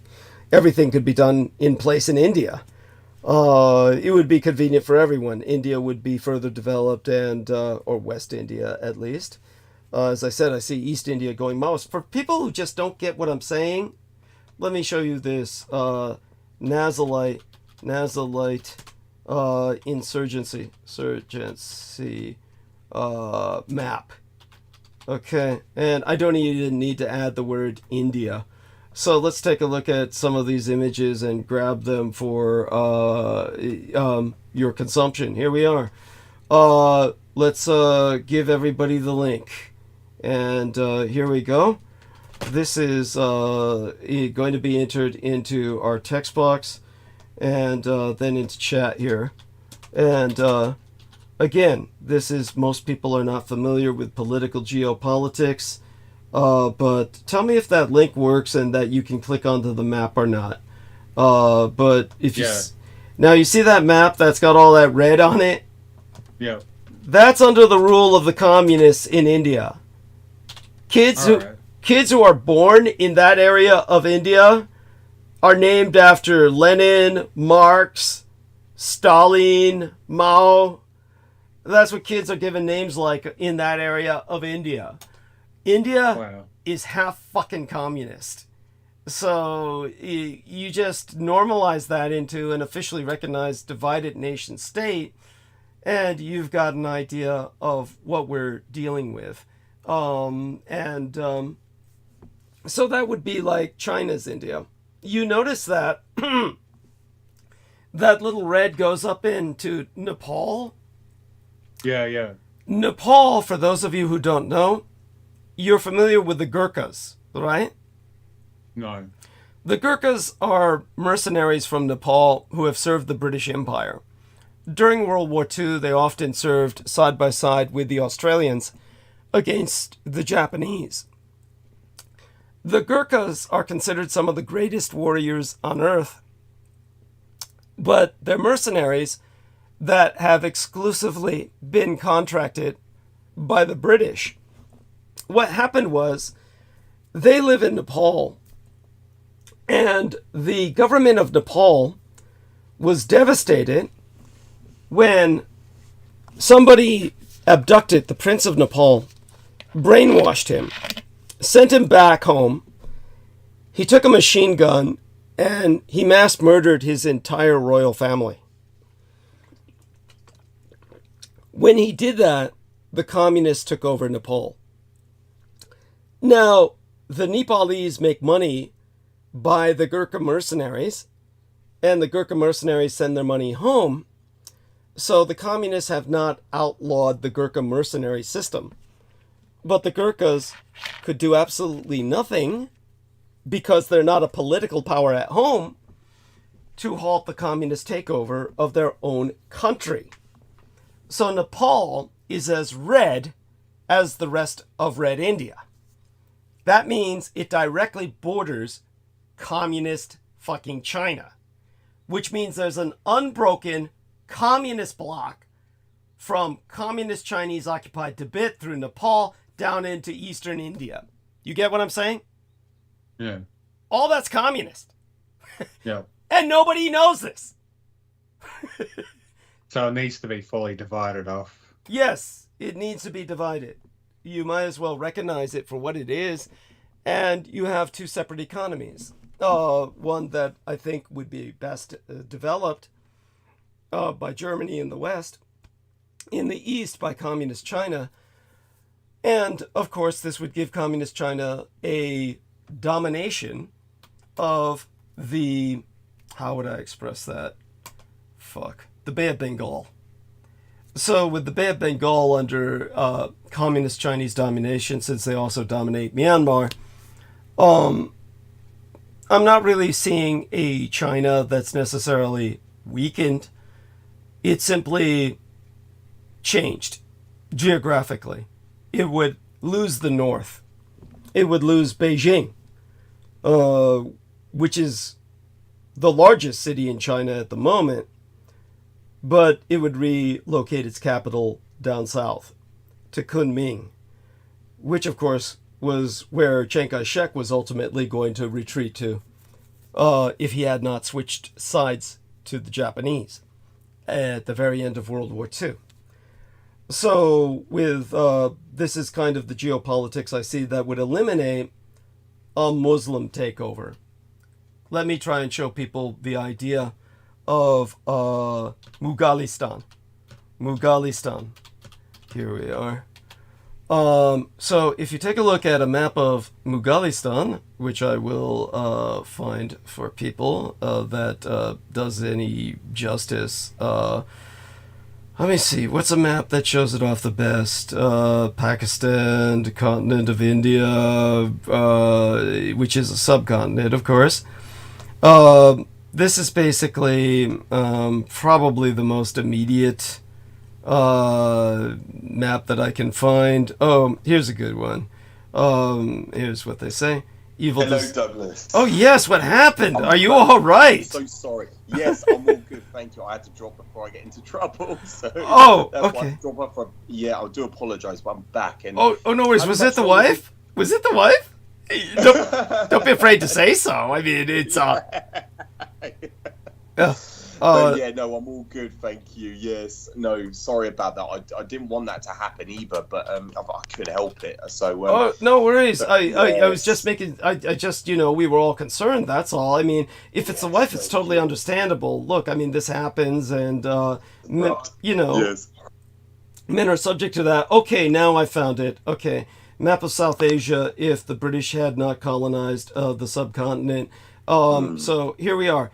Let me get this and not only download the map for myself, even though, like I said, I got plenty of maps like this. In some senses, you can never have enough. But let me put this link into the chat box and into our text box. And so people will understand this is the Muslim threat. If the Muslims are not divided in the sense that I'm advocating, then this is what will happen to India anyway. And if you take a look at that link, and tell me if that map can be connected to, then you're going to see the Muslim plans for India are occupying all of the north in what they call Mugalistan. So this would mean a Pakistan that has access to the Bay of Bengal, which currently it does not. For those of you who don't know, this almost existed because Bangladesh was once known as East Pakistan. And the Bangladeshis were so mistreated as a colony of Pakistan that they rebelled. And they, of course, had all of this training from the Japanese, who had liberated that northwest part of India as the Raj during World War II, which is why the Bangladeshis have a Japanese flag. Their flag is the Japanese flag with a red sun, the moon, but with a green field, on a green field instead of a white field, to symbolize that they're Muslim. So they have a Japanized Muslim flag that they would like to maintain, and in order to maintain their Japanocentric culture, I would most certainly prefer that communized East India be dominant because it doesn't conquer Bangladesh. It doesn't cover Bangladesh, so therefore Bangladesh remains independent rather than a Mugalistan, which subsumes them. So people have to be familiar with what I'm talking about in terms of history in order to understand that, but George Knight understands. He came in a little late in the conversation, but we were answering some questions, and so now that you're back, my voice is totally dead. You take over, and by all means, continue. Have we got another 15 minutes, Douglas? Is that correct? I believe so. Let me take a look at the live stream. We've got about 15 minutes approximately. Yeah, I'd end it in about 10 just to be safe. But round up everything in 10 minutes. Go ahead. Yes, of course. And that was, again, one of the reasons behind Winston Churchill's Bengal famine is because of the, because they were, the Asian Indians were very ambivalent, and they certainly had support from the Japanese, and so to prevent the. By the way, he's being kind when he says ambivalent. Basically, many of the Asian Indians were in revolt. Okay, so Churchill said, "Let's starve all the bastards to death," and generated the Bengal famine. So please continue. There you go. Which was a genocide. Yes, a genocide. No less. 3 million. Ultimately, that's a conservative number as well. So, that was why he conducted that. And, he prevented all resupplies and to the Asian Indians because of this reason. Hence why, as you just articulated, Douglas, hence the reason for the the flag. Yes, thank you. Hence, yes, which represents Islam, the green field, and the Mon symbol, the rising sun from Japan. Yeah, so thank you.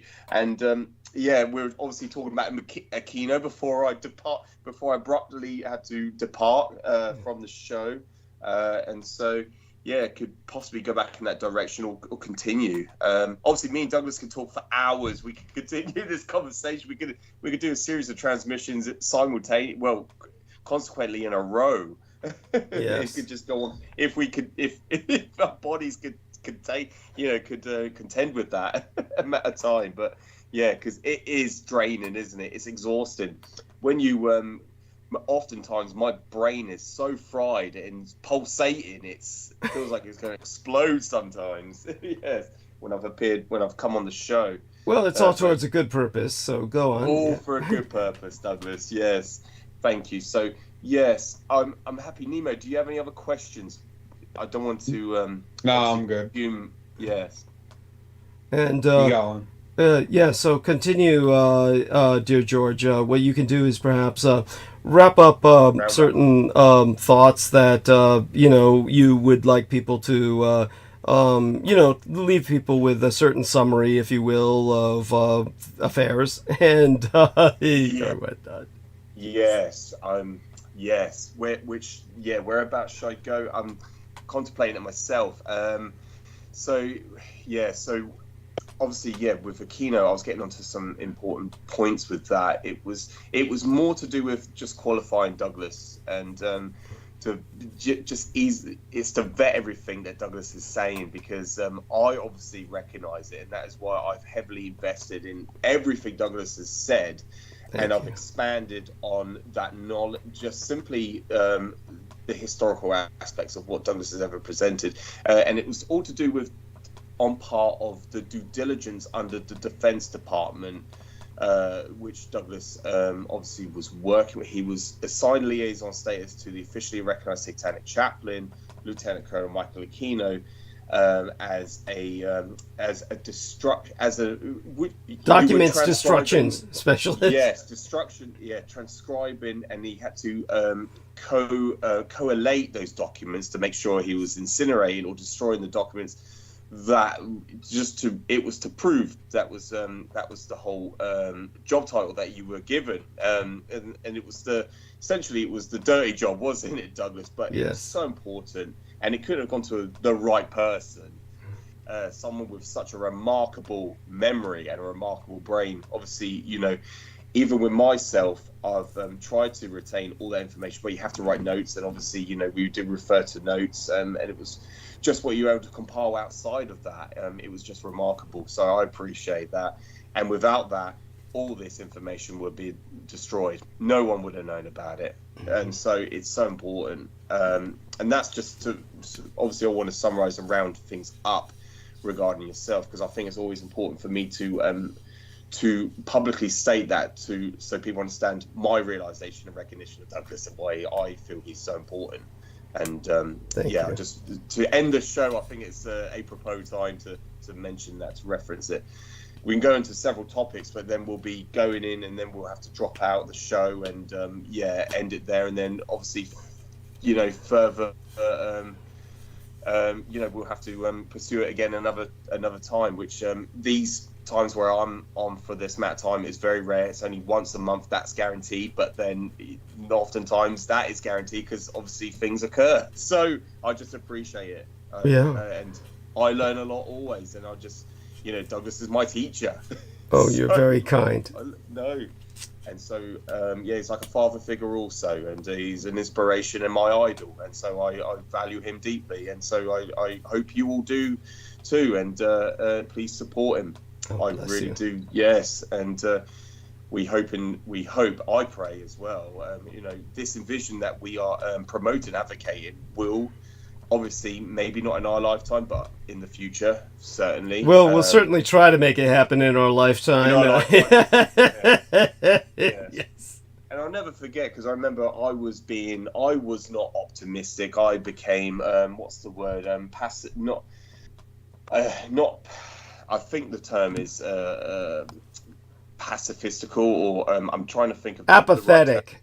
apathetic. Yes, at all. I was losing hope, but I remember the time when Douglas said to me, "Well, no, George, because you exist and you are continuing the legacy. You're continuing. You're also promoting what I've been articulating for years. That's the reason for it. And as you explained and taught me, when it comes down to a revolt or revolution, you only need 10 to 20% of the population to understand that. You just need to, one person can share that information, and then what that one person can share that information with 10 people, but it takes just one of those people to pass that on. And that's where I have all hope in humanity, certainly. And what we've been articulating tonight is the only solution for it's the only solution to prevent your world from going complete dystopia, as it already has. I can't express it. Yes, I can't express it anymore or overemphasize it anymore.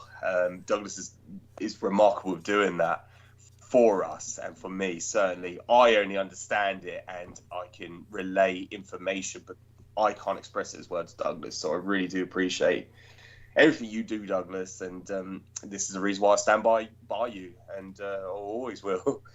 So I just wanted to make that clear, and that that's my testimony. That's my testament, anyway. I'm getting to a point where my brain is getting fried. No worries. So here's what I'll say. Now, I don't know why Antar Canales withdrew the comment. They retracted their message, but they had asked about the Hispanic world. And the other thing to mention is that I do feel that the Pacific Alliance, which constitutes, of course, the Pacific-facing nations of Latin America, Chile and Peru and Bolivia. These are nations that, certainly Chile and Peru in particular, I do foresee them as being much more, I would say, oriented in trade towards the